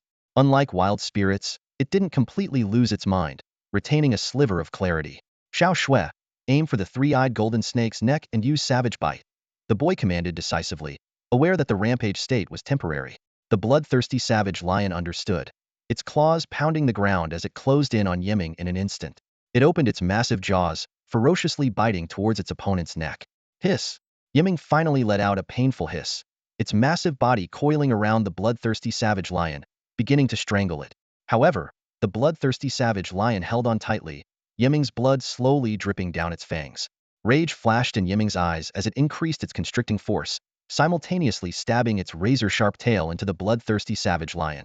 Yet, under the influence of the bloodthirsty rampage, the bloodthirsty savage lion seemed impervious to pain, continuing to bite down relentlessly. Luo Qingxiao frowned as he observed. As a trainer, he knew the bloodthirsty savage lion would undoubtedly lose if this continued. But as a nurturer, he weighed his options and finally shouted, "Enough, Yeming, we concede." Ignoring the astonished look from the boy opposite him, he turned to the vine-like creature on his shoulder. "Manju, separate them." Though a bit weary, Manju mustered the energy to fly over to the two spirits. It yawned and waved its hand, an invisible force prying the bloodthirsty savage lion's jaws off Yeming's neck. Yeming also released its grip, swimming back to Luo Qingxiao's side. Luo Qingxiao gave Yeming 2 healing cubes before recalling it into its spirit ball, then walked towards the boy. The boy watched nervously as a healing rabbit treated the bloodthirsty savage lion. "What's this? Finally starting to care about your spirit?" Luo Qingxiao asked, arms crossed. "What's with the sarcasm? I clearly won that battle," the boy retorted defiantly, glaring at Luo Qingxiao. "Ha, you know full well whether you really won or not." Luo Qingxiao chuckled, glancing at the unconscious bloodthirsty savage lion. "Just remember, your next opponent might not be as merciful as I am. This bloodthirsty savage lion is unlucky to have a trainer like you." "What do you mean by that?" the boy shouted angrily, rushing forward to grab Luo Qingxiao's collar. Seeing this, Manju discreetly used its psychic powers to suspend the boy in midair. The boy flailed his limbs in vain, trying to break free. "That's enough, Manju. Let him down." "He can't hurt me," Luo Qingxiao said. Manju nodded and released its hold, causing the boy to fall heavily to the ground, kicking up a cloud of dust. He scrambled to his feet, still glaring at Luo Qingxiao but no longer daring to approach. "I mean, it's a shame that the bloodthirsty savage lion has a trainer who doesn't value it." Luo Qingxiao shrugged. Seeing the boy's angry stare, he added, "Don't look at me like that. You let the bloodthirsty savage lion use bloodthirsty rampage and refuse to concede. Do you understand the consequences of that?" "What consequences?" "It just passes out, right? There's death protection. Xiao Shui won't be harmed," the boy instinctively retorted. Luo Qingxiao sighed, understanding the situation.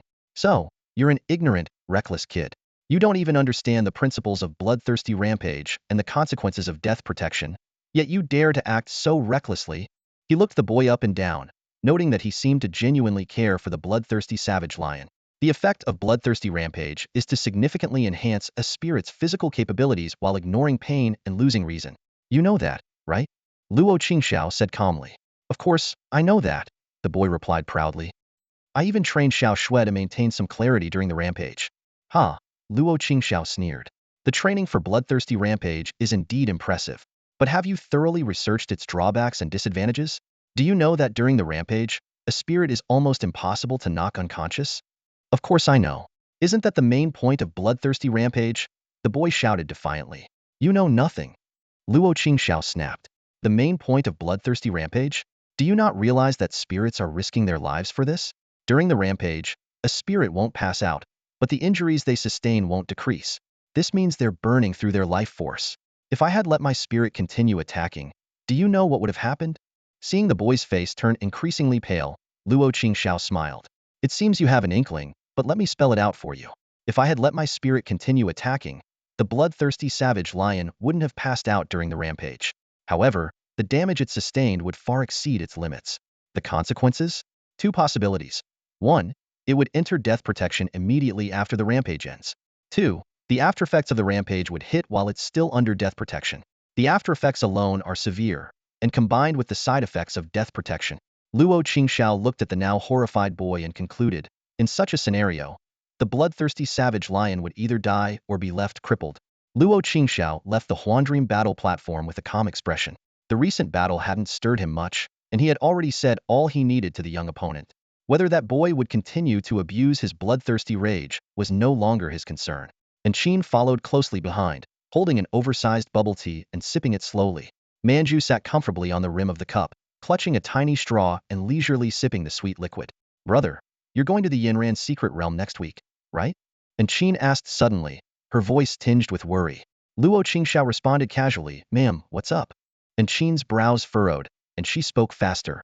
"I heard the secret realm is quite dangerous. You need to take care of yourself. Don't let Manju and the others stray too far from you, and avoid dangerous areas. Also, don't get impulsive when you see precious spiritual items. The more valuable something is, the stronger the spirits around it.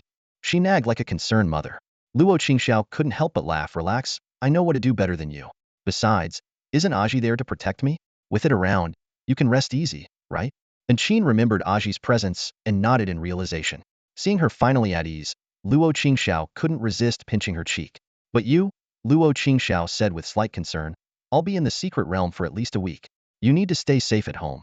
How about this? I'll leave Yeming with you to protect you. Seeing in Qin's reluctance, Luo Qingxiao patted her hair and explained, with Aji around, Yeming wouldn't be much help to me. It's just of ordinary grade with limited combat power. It's better suited to stay with you. After a moment of thought, and Qin finally agreed. Just then, Manju took a big gulp of bubble tea and said contentedly, Gumi Gumi. Don't worry, with me and Yema around, our master won't be in any danger. And Qin lifted the bubble tea cup to make eye contact with Manju and smiled. Then I'll leave my brother in your care, Manju. Luo Qingxiao muttered from the side. Why does it sound like I can't take care of myself? I'm just worried about you. And Qin retorted, giving him a look before ignoring him and whispering with Manju, occasionally letting out clear, bright laughter. Meanwhile, elsewhere, a chubby man in a white tank top was leisurely sitting opposite Emoing, occasionally tossing a cherry into his mouth. Are you ready on your end? The chubby man asked nonchalantly. Emoing replied respectfully, everything is arranged. As long as there's no issue with the Liao Yuan Spirit Tower, it should work. The chubby man leaned back, causing the sofa to sink under his weight. Whether you succeed or not doesn't concern me, it's just an attempt. If it works, great. If not, no big deal. But remember, this plan was your suggestion to the saint. If it fails, you know the consequences. Emoing forced a smile, I understand. If it fails, I will personally seek forgiveness from the saint. The chubby man clicked his tongue, and a jet-black kitten appeared beside him. As he petted the kitten, he lazily said, whatever your reasons for proposing this plan, since the saint agreed, we won't question it. Just don't let it affect the real operation, not even a bit. His eyes turned sharp and cold as he finished. Emoing felt a chill down his spine and laughed dryly. My goal is to ensure the success of the upcoming operation. Otherwise, the saint wouldn't have approved my plan. Let's hope so, the chubby man said before disappearing into the darkness. Emoing broke into a cold sweat, gritting his teeth. All that talk just to squeeze some benefits out of me? And that bitch Chen Mingyao, trading a worthless piece of information for a silent ice crystal? What a deal. He spat angrily, kicking over a table. Damn it, a piece of news anyone could find out, and it cost me a silent ice crystal. Great trade. After venting, Emoing calmed down and sat back on the sofa. Suddenly, a sinister smile appeared on his face. But it was worth it. Who would have thought that the lost divine stone from the church would end up in the hands of a high school student? He let out a maniacal laugh that echoed through the room. On the other side, Chun Huanyan looked helplessly at her aunt, Chun Mingyao. So, you're coming to the Yanran secret realm with me this time? Of course, I have a spot. Why wouldn't I go? Chun Mingyao pinched her niece's cheek with a smile. What, afraid I'll get in the way of you finding that crush of yours? Chen Huanyan pouted and pinched Chun Mingyao's cheek in return. If I really wanted to find him, I'd have reported Mo Ying's group long ago. Chun Mingyao broke free and glared at her. Shoo, you little rascal. So, you're giving up on Luo Qingxiao? What else? He doesn't want to be my boyfriend, Chun Huanyan said matter-of-factly. Chun Mingyao's expression turned complicated as she rubbed her temples. Is it possible, even if you can't be lovers, that you could still be friends? Chun Huanyan tilted her head, making her hair accessories sway adorably.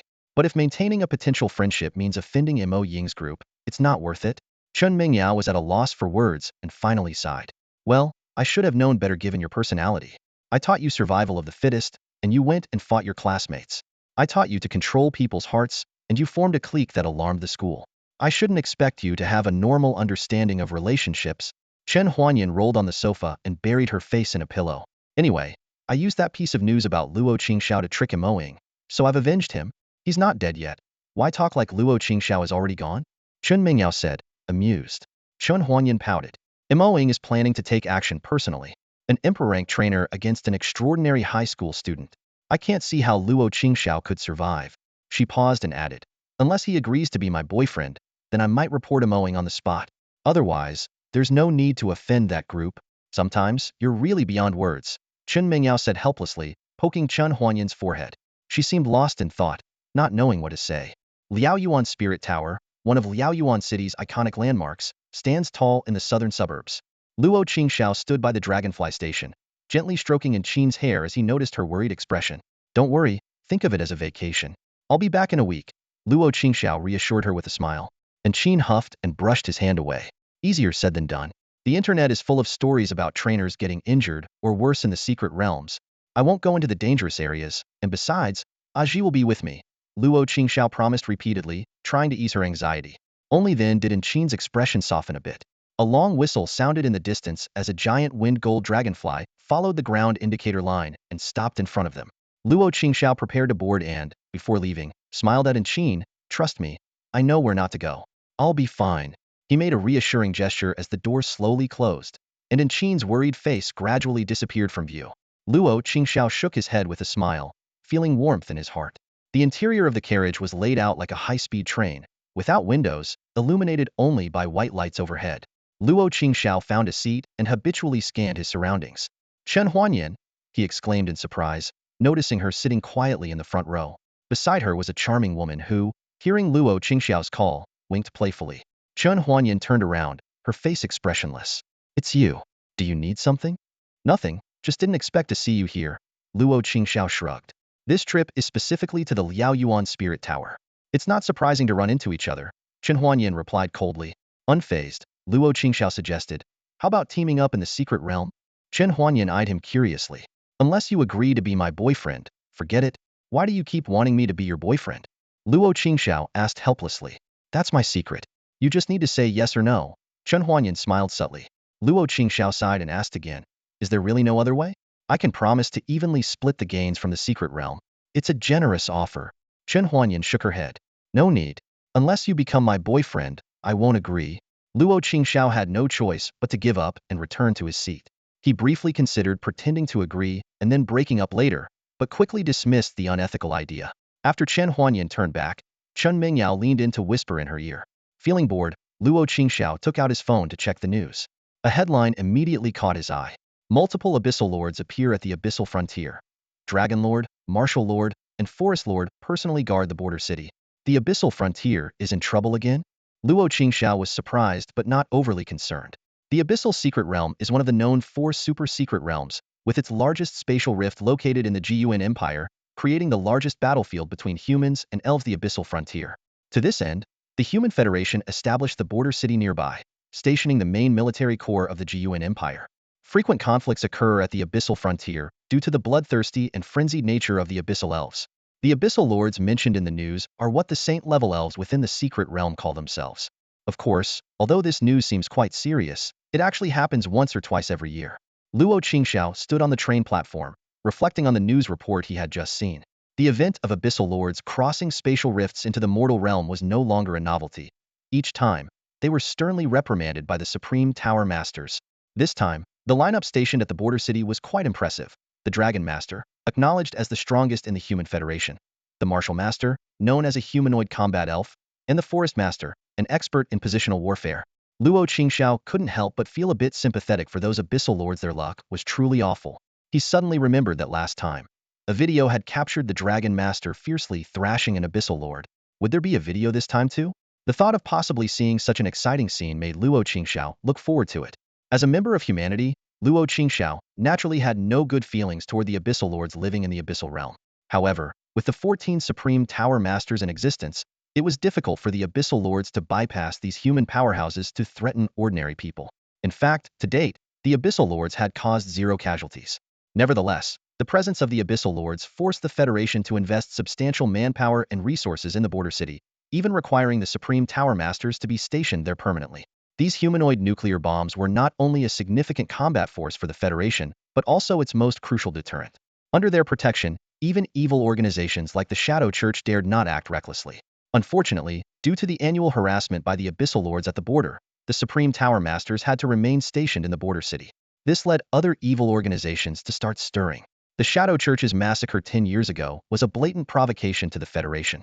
Although the Federation launched a severe crackdown immediately, the special abilities of the Shadow Church members meant that only a few small fry were captured by the Enforcement Bureau. The actions of the Shadow Church seemed to embolden other illegal organizations. This year alone, Luo Qingxiao had seen over 100 major criminal cases in the news. Of course, the outcomes for these criminals were all grim. The Enforcement Bureau's investigators were called hellhounds for good reason. As Luo Qingxiao's thoughts wandered, a long whistle pulled him back to reality. He realized the train had arrived. As the other passengers stood up, Luo Qingxiao stretched and leisurely walked off the train. Upon disembarking, the sight before him left Luo Qingxiao stunned. Standing before him was a grand fortress, with ancient crescent-shaped walls extending outward, encircling a towering spire that soared into the clouds. Luo Qingxiao looked up, unable to see the top of the tower. This was the most important structure in Liaoyuan City, the Liaoyuan Spirit Tower.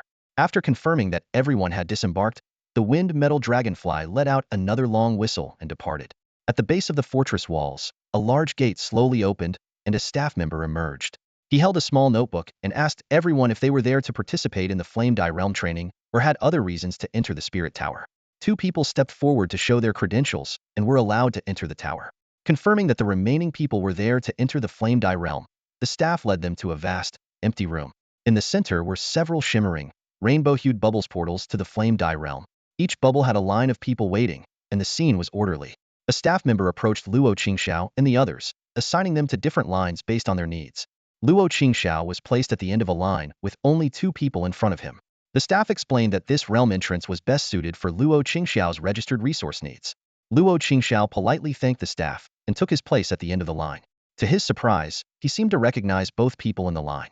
Luo Qingxiao stood among the group, his gaze sweeping over the two people beside him. One was Luo Tianshi, the Earth King of the Red Dragon Empire whom he had recently watched in an exhibition match. The other was the familiar Gao Xuezhi. Sister Xuezhi, what a coincidence. Are you also heading to the Yinran secret realm? Luo Qingxiao greeted Gao Xuezhi with a smile. Gao Xuezhi had been standing with her arms crossed, quietly waiting for the secret realm to open. She turned her head in surprise when she heard Luo Qingxiao's voice. Qingxiao, how did you end up in this group? Gao Xuezhi asked in astonishment, even catching the curious eye of Luo Tianshi. Luo Qingxiao felt a sudden sense of foreboding but still explained. Of course, the staff brought me here. Before he could finish his sentence, a multicolored bubble suddenly expanded in front of them, enveloping all three. The staff member who had led Luo Qingxiao into the group wore a peculiar smile, while two people in another team had mysteriously vanished. Without time to ponder Gao Xuezhi's words, Luo Qingxiao was swept into the secret realm's passage. Unlike the specially crafted passages at the Spirit Center, this ordinary secret realm passage made him feel like he was tumbling inside a washing machine. Luo Qingxiao felt dizzy and his stomach churned. When he finally exited the passage, his face was pale, and it took him a moment to regain his composure. Phew, this really does feel just like they said, Luo Qingxiao muttered to himself. He looked up, ready to ask Gao Xuezhi about her earlier remark, but was stunned by the scene before him. Under the dim sky, the land seemed corroded, with withered trees clawing at the air in the distance. The entire environment was eerie and foreboding, like the underworld. Luo Qingxiao looked around, his unease growing. The resources he had applied for couldn't possibly be in a place like this. Turning to Gao Xuezhi, he saw that both she and Luo Tianshi were staring intently in the same direction. Following their gaze, Luo Qingxiao saw a small black on the horizon. As time passed, the black dot became clearer. Luo Qingxiao recognized it as a fangtooth dragon, and his heart sank. He recalled the hellish wasteland he had seen upon first arriving in this world, reportedly caused by a fangtooth dragon. Do they really need such a big display to deal with me? Luo Qingxiao joked bitterly. However, both Luo Tianshi and Gao Xuezhi gave him strange looks. Gao Xuezhi smiled wryly and said, I don't know why you ended up in our group, but it's very likely that I dragged you into this mess. I'm sorry. Luo Qingxiao thought of the divine stone on his chest and glanced at a certain pokeball with frustration. Is this your idea of a small crisis, Aji? He looked back at the secret realm passage, asking hopefully, can we use that passage to return to the Liaoyuan Spirit Tower? Luo Tianshi patiently explained, don't even think about it. I checked earlier. We came through a random one-way passage that's now destroyed. Forcing our way through would mean getting shredded by spatial turbulence. Gao Xuezhi nodded in agreement and summoned a fire-emitting spirit Yanba. This dog-lion hybrid spirit had an exaggerated flame burning around its neck, with fin-like protrusions on its back that glowed blood red. Uncle Yin, we'll need your help this time. That fangtooth dragon's aura feels off, Gao Xuezhi said to Yanba. Yanba let out a low growl in agreement. Gao Xuezhi rubbed her temples in resignation, looking worriedly at the rapidly approaching fangtooth dragon. If it were easy to handle, I wouldn't have called you out. Inside the Liaoyuan Spirit Tower, in a modestly decorated office, the Tower Master was intently reviewing documents. He had an elegant appearance and was the true master of the tower. Suddenly, a knock on the door interrupted his thoughts. Come in, the Tower Master said, his tone calm. The door opened, and a staff member rushed in, looking flustered. Master, there's been an incident. Miss Gao just entered the secret realm passage, and something went wrong. The The tower master stood up abruptly and demanded, "What happened? Speak clearly." The staff member stammered. The entrance to the Yinran's secret realm somehow switched to another realm's passage and what? Speak up, the tower master urged impatiently. A strange smile suddenly appeared on the staff member's face, and a flash of white light enveloped him. A peculiar spirit appeared in the office, radiating intense energy. A red light flashed, followed by a massive explosion that shook the entire Liaoyuan spirit tower. Alarms blared throughout the tower, and personnel from all departments rushed towards the tower master's office. When they arrived, they found the tower master unscathed, gripping the staff member by the neck. "Tell me, what happened to Xuezi?" the tower master demanded, his face pale with anger, his eyes bloodshot. The staff member struggled to speak. "If Lord Gao Qianfeng doesn't rescue your precious daughter soon, she won't survive. The secret realm she's in, the nearest passage from here is—" He mouthed something silently, then began to laugh maniacally. "Praise the reflection," were his final words. His eyes exploded, leaving only bloody sockets that gushed blood. Gao Qianfeng, expressionless, tossed the corpse aside. A male secretary approached and asked quietly, "Master, should I send someone to rescue Miss Gao? Or will you go personally?" Gao Qianfeng took a deep breath and replied, "Sen Jingfeng, then? Activate the highest alert for the Liaoyuan Spirit Tower." "The highest alert?" the secretary confirmed in surprise. Gao Qianfeng nodded, his gaze serious. "The Reflection Church wouldn't just kidnap Xuezi. They're probably already outside the tower." Just then, another staff member burst in and reported, "Master, the Liaoyuan Spirit Tower has completely lost contact with the outside world." Gao Qianfeng frowned. "Have you tried using the spirits to communicate?" Upon receiving a positive response, Gao Qianfeng sighed. As expected, the Reflection Church is targeting the Liaoyuan Spirit Tower. He looked around and ordered, "Everyone, prepare for battle. We're in for a tough fight." He continued, "Concentrate all combat personnel in the outer city. As for Xuezi, once this is over, I'll personally go save her. I hope with Yenba by her side, she can hold out until then." Meanwhile, in a forest far from the outer walls of the Liaoyuan Spirit Tower, a group of people in black robes stood silently. A tall, burly man asked, "Saint, why don't we just launch a direct attack on the Liaoyuan Spirit Tower?" A man in a purple robe chuckled and replied, "Shadow, you underestimate the Liaoyuan Spirit Tower. It's the pinnacle of human Federation technology. Even its barrier alone completely suppresses our fundamental plans." The purple-robed saint's eyes were filled with hatred for the Liaoyuan Spirit Tower. In the hidden realm, Luo Qingxiao and his companions were completely unaware of the outside world. Suddenly, a colossal dragon with fangs descended before the three of them. Its massive wings stirred up fierce winds, and its cold gaze locked onto them. Unlike ordinary dragons, its pupils were shrouded in a strange black mist rather than the usual golden hue. This dragon had a unique bluish-gray body, with two enormous and peculiar wings that emitted a red glow at their bases. Its face was adorned with two sharp fangs, surrounded by light gray spiral patterns. The horns on its head resembled those of an antelope, but they were thicker and longer. At this moment, the dragon was enveloped in an eerie black mist. Standing on the dragon's back was a man dressed in a black robe and wearing gold-rimmed glasses. Despite his calm expression, his slightly trembling hands betrayed his inner excitement. "Lord Lu Tianwang, it's been a while," the man said. Well, if it isn't Imoing." Lu Tianshi was slightly surprised. Behind him, a massive Wuyan snake coiled up, staring directly at the dragon. "I didn't get your bounty last time. Are you planning to deliver it to me now?" Lu Tianshi asked with a smile. Mo Ying's mouth twitched as he sneered. "Last time, I didn't have my two main spirits with me. This time is different." "Fine, let's see if your words are as strong as your power." Lu Tianshi chuckled, a white light emanating from him. One by one, powerful spirits appeared behind him. Flame King Eagle, Meteorite Jade Tiger, Molten Core Earth Dragon, and the Tyrant Blaze Beast, all exuding an aura of imperial might. Luo Qingxiao stared in amazement at these giant beasts, each one an emperor-ranked spirit. Mo Ying, seeing this, jumped down from the dragon's back and summoned his own powerful spirits: Ghost Bloodbat, Dark Shadow Vulture, Nightmare Rat, and Celestial Demon Bird, all emperor-ranked as well. The two teams of spirits faced off, their styles distinct. Gao Xueji's face turned pale as she quickly pulled Luo Qingxiao back. "Mo Ying has indeed grown stronger," she muttered. However, Mo Ying's attention was fixed on Luo Qingxiao. As the two retreated, the dragon suddenly folded its wings and dived towards them. "Uncle Yin!" Gao Xueji shouted, sensing the dragon's peak emperor-ranked aura. Just as the dragon was about to strike, a giant beast engulfed in flames, Yin Za charged out, roaring in fury and knocking the dragon away. The clash of the two peak emperor-ranked spirits created a shockwave that surged towards Luo Qingxiao and Gao Xueji. A white light flashed around Gao Xueji, and a three-turtle humanoid spirit with a shield armored ghost appeared in front of them. It raised its shield, forming an invisible barrier that blocked all the shockwaves. Shield armored ghost? Xueji, what kind of family do you come from?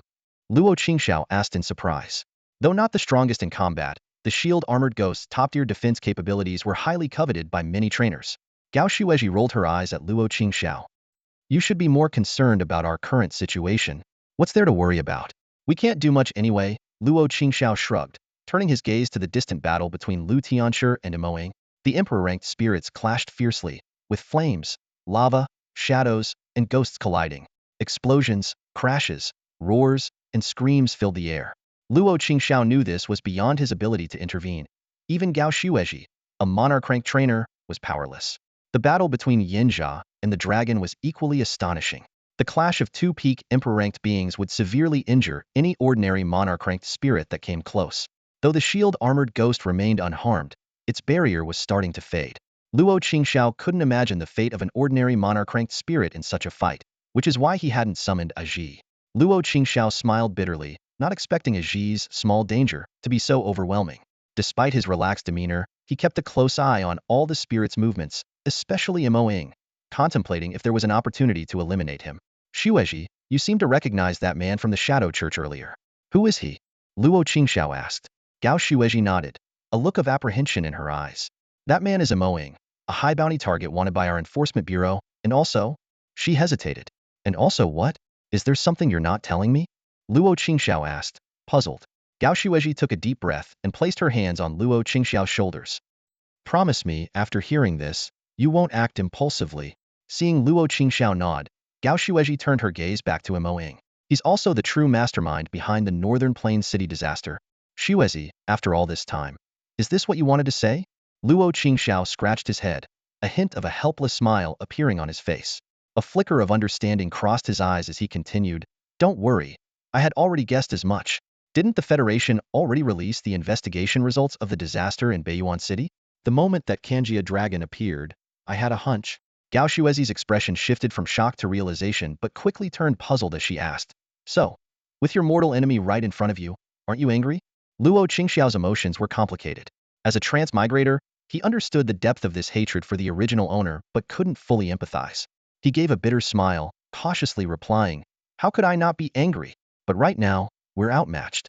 Charging in would just be a death wish. Gao Xuezi nodded gently, her voice soft. I'm relieved you think that way. Right now, revenge isn't the priority. We need to figure out how to survive. Her gaze never left the battle between Yinba and the Kanjia dragon. The two colossal beasts fought fiercely, the Kanjia dragon exchanging blows recklessly, tearing at Yinba's flesh even while being scorched by its flames. It abandoned its aerial advantage, fighting like a berserk beast on the ground. The battle raged on, flames spreading to the Kanjia dragon's wings while Yinba was covered in wounds. Soon, Yinba began to falter, its movements growing sluggish and its flames losing intensity. Meanwhile, the Kanjia dragon remained as ferocious as ever, pinning Yinba down with its powerful forelimbs and biting at its neck. Suddenly, Yinba's mane burst into towering flames, forcing the Kanjia dragon to release its grip. With a roar, Yinba's golden fur turned red, and a red hemispherical wave of energy emanated from its body, pushing the Kanjia dragon back and forcing it to shield itself with its wings. Even under the protection of the shield-armored ghost, Luo Qingxiao could feel a wave of intense heat. He murmured, Looks like the Kanjia dragon is about to go berserk. Sure enough, the Kanjia dragon stared at Yinba for a moment before folding its wings behind it. Gao Xuezi's face turned pale as she quickly summoned back the shield-armored ghost and called forth the wind dragon steed, pulling Luo Qingxiao away at high speed. At that moment, the tips of the Kanjia dragon's wings began to glow brightly, and it shot up into the sky like a jet fighter. Gao Xuezi explained gravely, This is the Songhua drop, the same move that destroyed Beiyuan City. In the distant sky, a red glow appeared. The Kanjia dragon, carrying countless burning meteors, dived down like an agent of destruction. The sight brought back memories for Luo Qingxiao, reminding him of the scene the original owner had witnessed from the rooftop, leaving him stunned. Seeing this, Gao Xuezi quickly pushed him to the ground, and the shield-armored ghost reappeared, forming a thicker, pale blue shield in front of them. The Kanjia dragon, with its meteor swarm, crashed down, turning the entire secret realm into a hellscape. The air burned, the ground screamed, and the area was engulfed in flames and fiery craters. The intense heat distorted the air, blurring human vision. Meanwhile, Luo Tianxia patted the body of the Wu Yin snake, signaling it to release its grip. He looked at the distant Kanjia dragon, his tone filled with admiration. Ha! Lu Tianwang's strength is as formidable as ever. In shadow emerged from under the wings of the sky demon bird, brushing off feathers with a wary gaze fixed on the unscathed Luo Tianxia. Luo Tianxia gave a meaningful smile, cracking his knuckles. Since I'm so strong, why don't you just surrender? Honestly, I've had my eye on your bounty for a long time. Inshadow's mouth twitched. He took a deep breath and said in a low voice, how about this? I'll tell you the exit of this secret realm. You can leave without any hindrance, and you can even take Gao Shuezi with you. Just leave the boy behind. Luo Tianxia laughed dismissively, his eyes locking onto Inshadow like a predator eyeing its prey.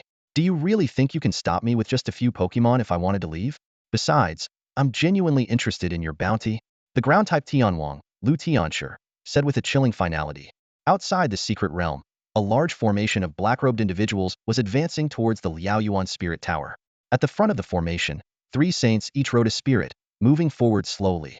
The murmur of discussions occasionally emerged from the ranks, but the 3 saints and some priests, though they heard these conversations, did not intervene. Never thought in my lifetime that we would take the initiative to attack the Spirit Tower. It's all for the will of the reflection. For the reflection. Praise the reflection. As time passed, the scattered discussions gradually unified into a loud and resonant chant. The red-robed saint lazily reclined on the seat on the back of his spirit, half closing his eyes as he asked, how much longer until we reach the Liaoyuan Spirit Tower? The purple-robed saint glanced up and replied nonchalantly, about half an hour to go. The yellow-robed saint, who appeared like a child, asked cheerfully, isn't it a bit too bold of us to blatantly head to the Spirit Tower to cause trouble? The red-robed saint cast a glance at the yellow-robed saint, seemingly too lazy to respond, and closed his eyes to sleep. The purple-robed saint, with a subtle smile, said lightly, well, that broken tower is blocking our way. The yellow-robed saint, sitting on a spirit that resembled a bull, swung his little feet excitedly and said, hee hee, then let's hurry and smash that broken tower down. I can't wait to see what Liaoyuan City looks like in ruins. Meanwhile, inside the Liaoyuan Spirit Tower, the male secretary Qiuzong was reporting to Gao Qianfeng, Tower Master. We have spotted reflection cultists 3 kilometers away from the Liaoyuan Spirit Tower. Should we activate the spirit cannon? Gao Qianfeng pondered for a moment and shook his head, rejecting the suggestion. Not yet. The spirit cannon is most powerful within a kilometer. We'll wait until they enter that range.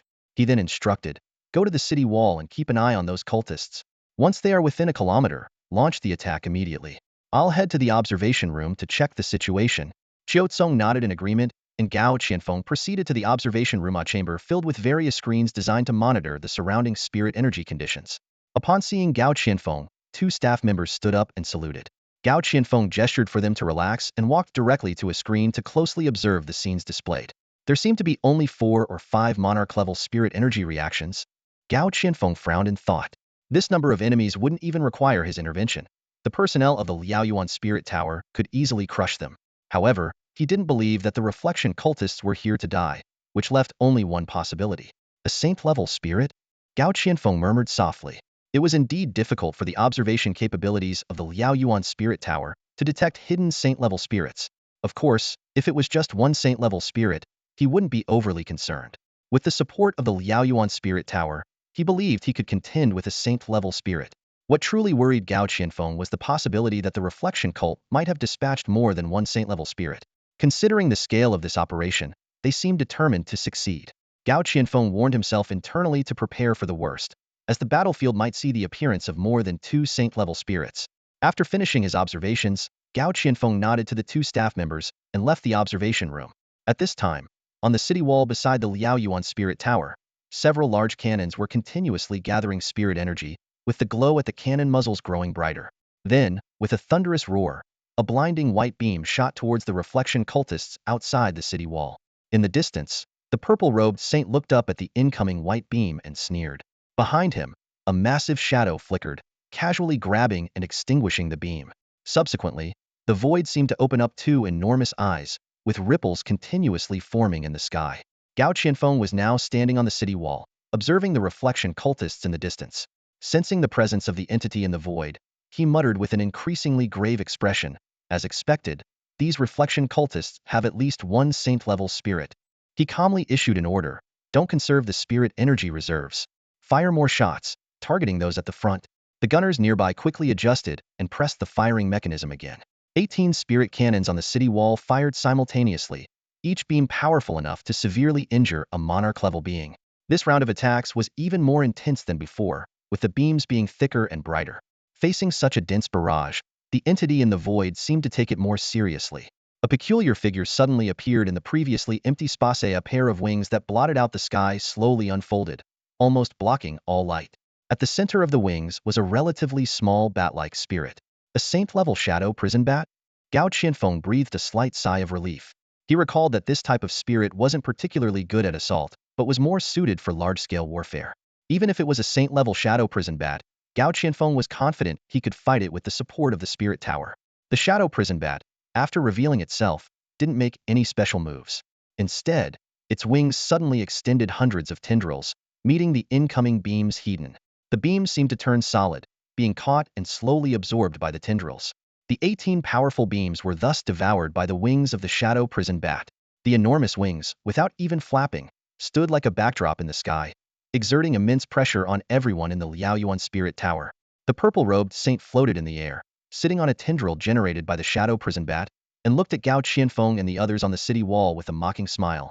It seems that Tower Master Gao is prepared to completely disregard the life of his daughter? Even breathing felt like inhaling fire, a searing heat burning Luo Qingxiao's throat. He began to cough violently. Manju, perched on his shoulder, had somehow emerged and was using her powers to restore him, her little face full of worry. Gumi Gumi, are you okay? Are you badly hurt? Manju asked anxiously. Luo Qingxiao forced a wry smile and struggled to stand. It's not too bad, just a bit dizzy. He looked ahead at the shield-armored demon, noticing its protective barrier had shattered, and it was also panting heavily. Clearly, the shield-armored demon wasn't in good shape either. Beside him, Gao Xuezhi seemed relatively unscathed. As a sovereign-rank trainer, her physical condition far surpassed Luo Qingxiao's. At the moment, her expression was tense, her gaze fixed on the inferno turned black by the azure dragon's blue flame fall. At the center of the charred area, Yinba lay weakly on the ground, barely breathing. Uncle Yin. Gao Xuezhi bit her silver teeth in frustration, but didn't rush forward rashly. This was because the azure dragon, having just unleashed the blue flame fall, was panting heavily as it slowly approached Yinba. Though the attack had consumed a great deal of its energy, its condition was still far superior to Yinba's. Luo Qingxiao knew that the situation was extremely dangerous. He doubted the azure dragon would spare them after finishing off Yinba, and he didn't think they stood a chance against it, even in its weakened state. The gap between the emperor rank and sovereign rank was simply too vast. Luo Qingxiao estimated that even if Gao Xuezhi's entire team and AG attacked together, they wouldn't be able to withstand a single blue flame fall. In fact, they wouldn't even need such a powerful move. The azure dragon's bite alone could end them.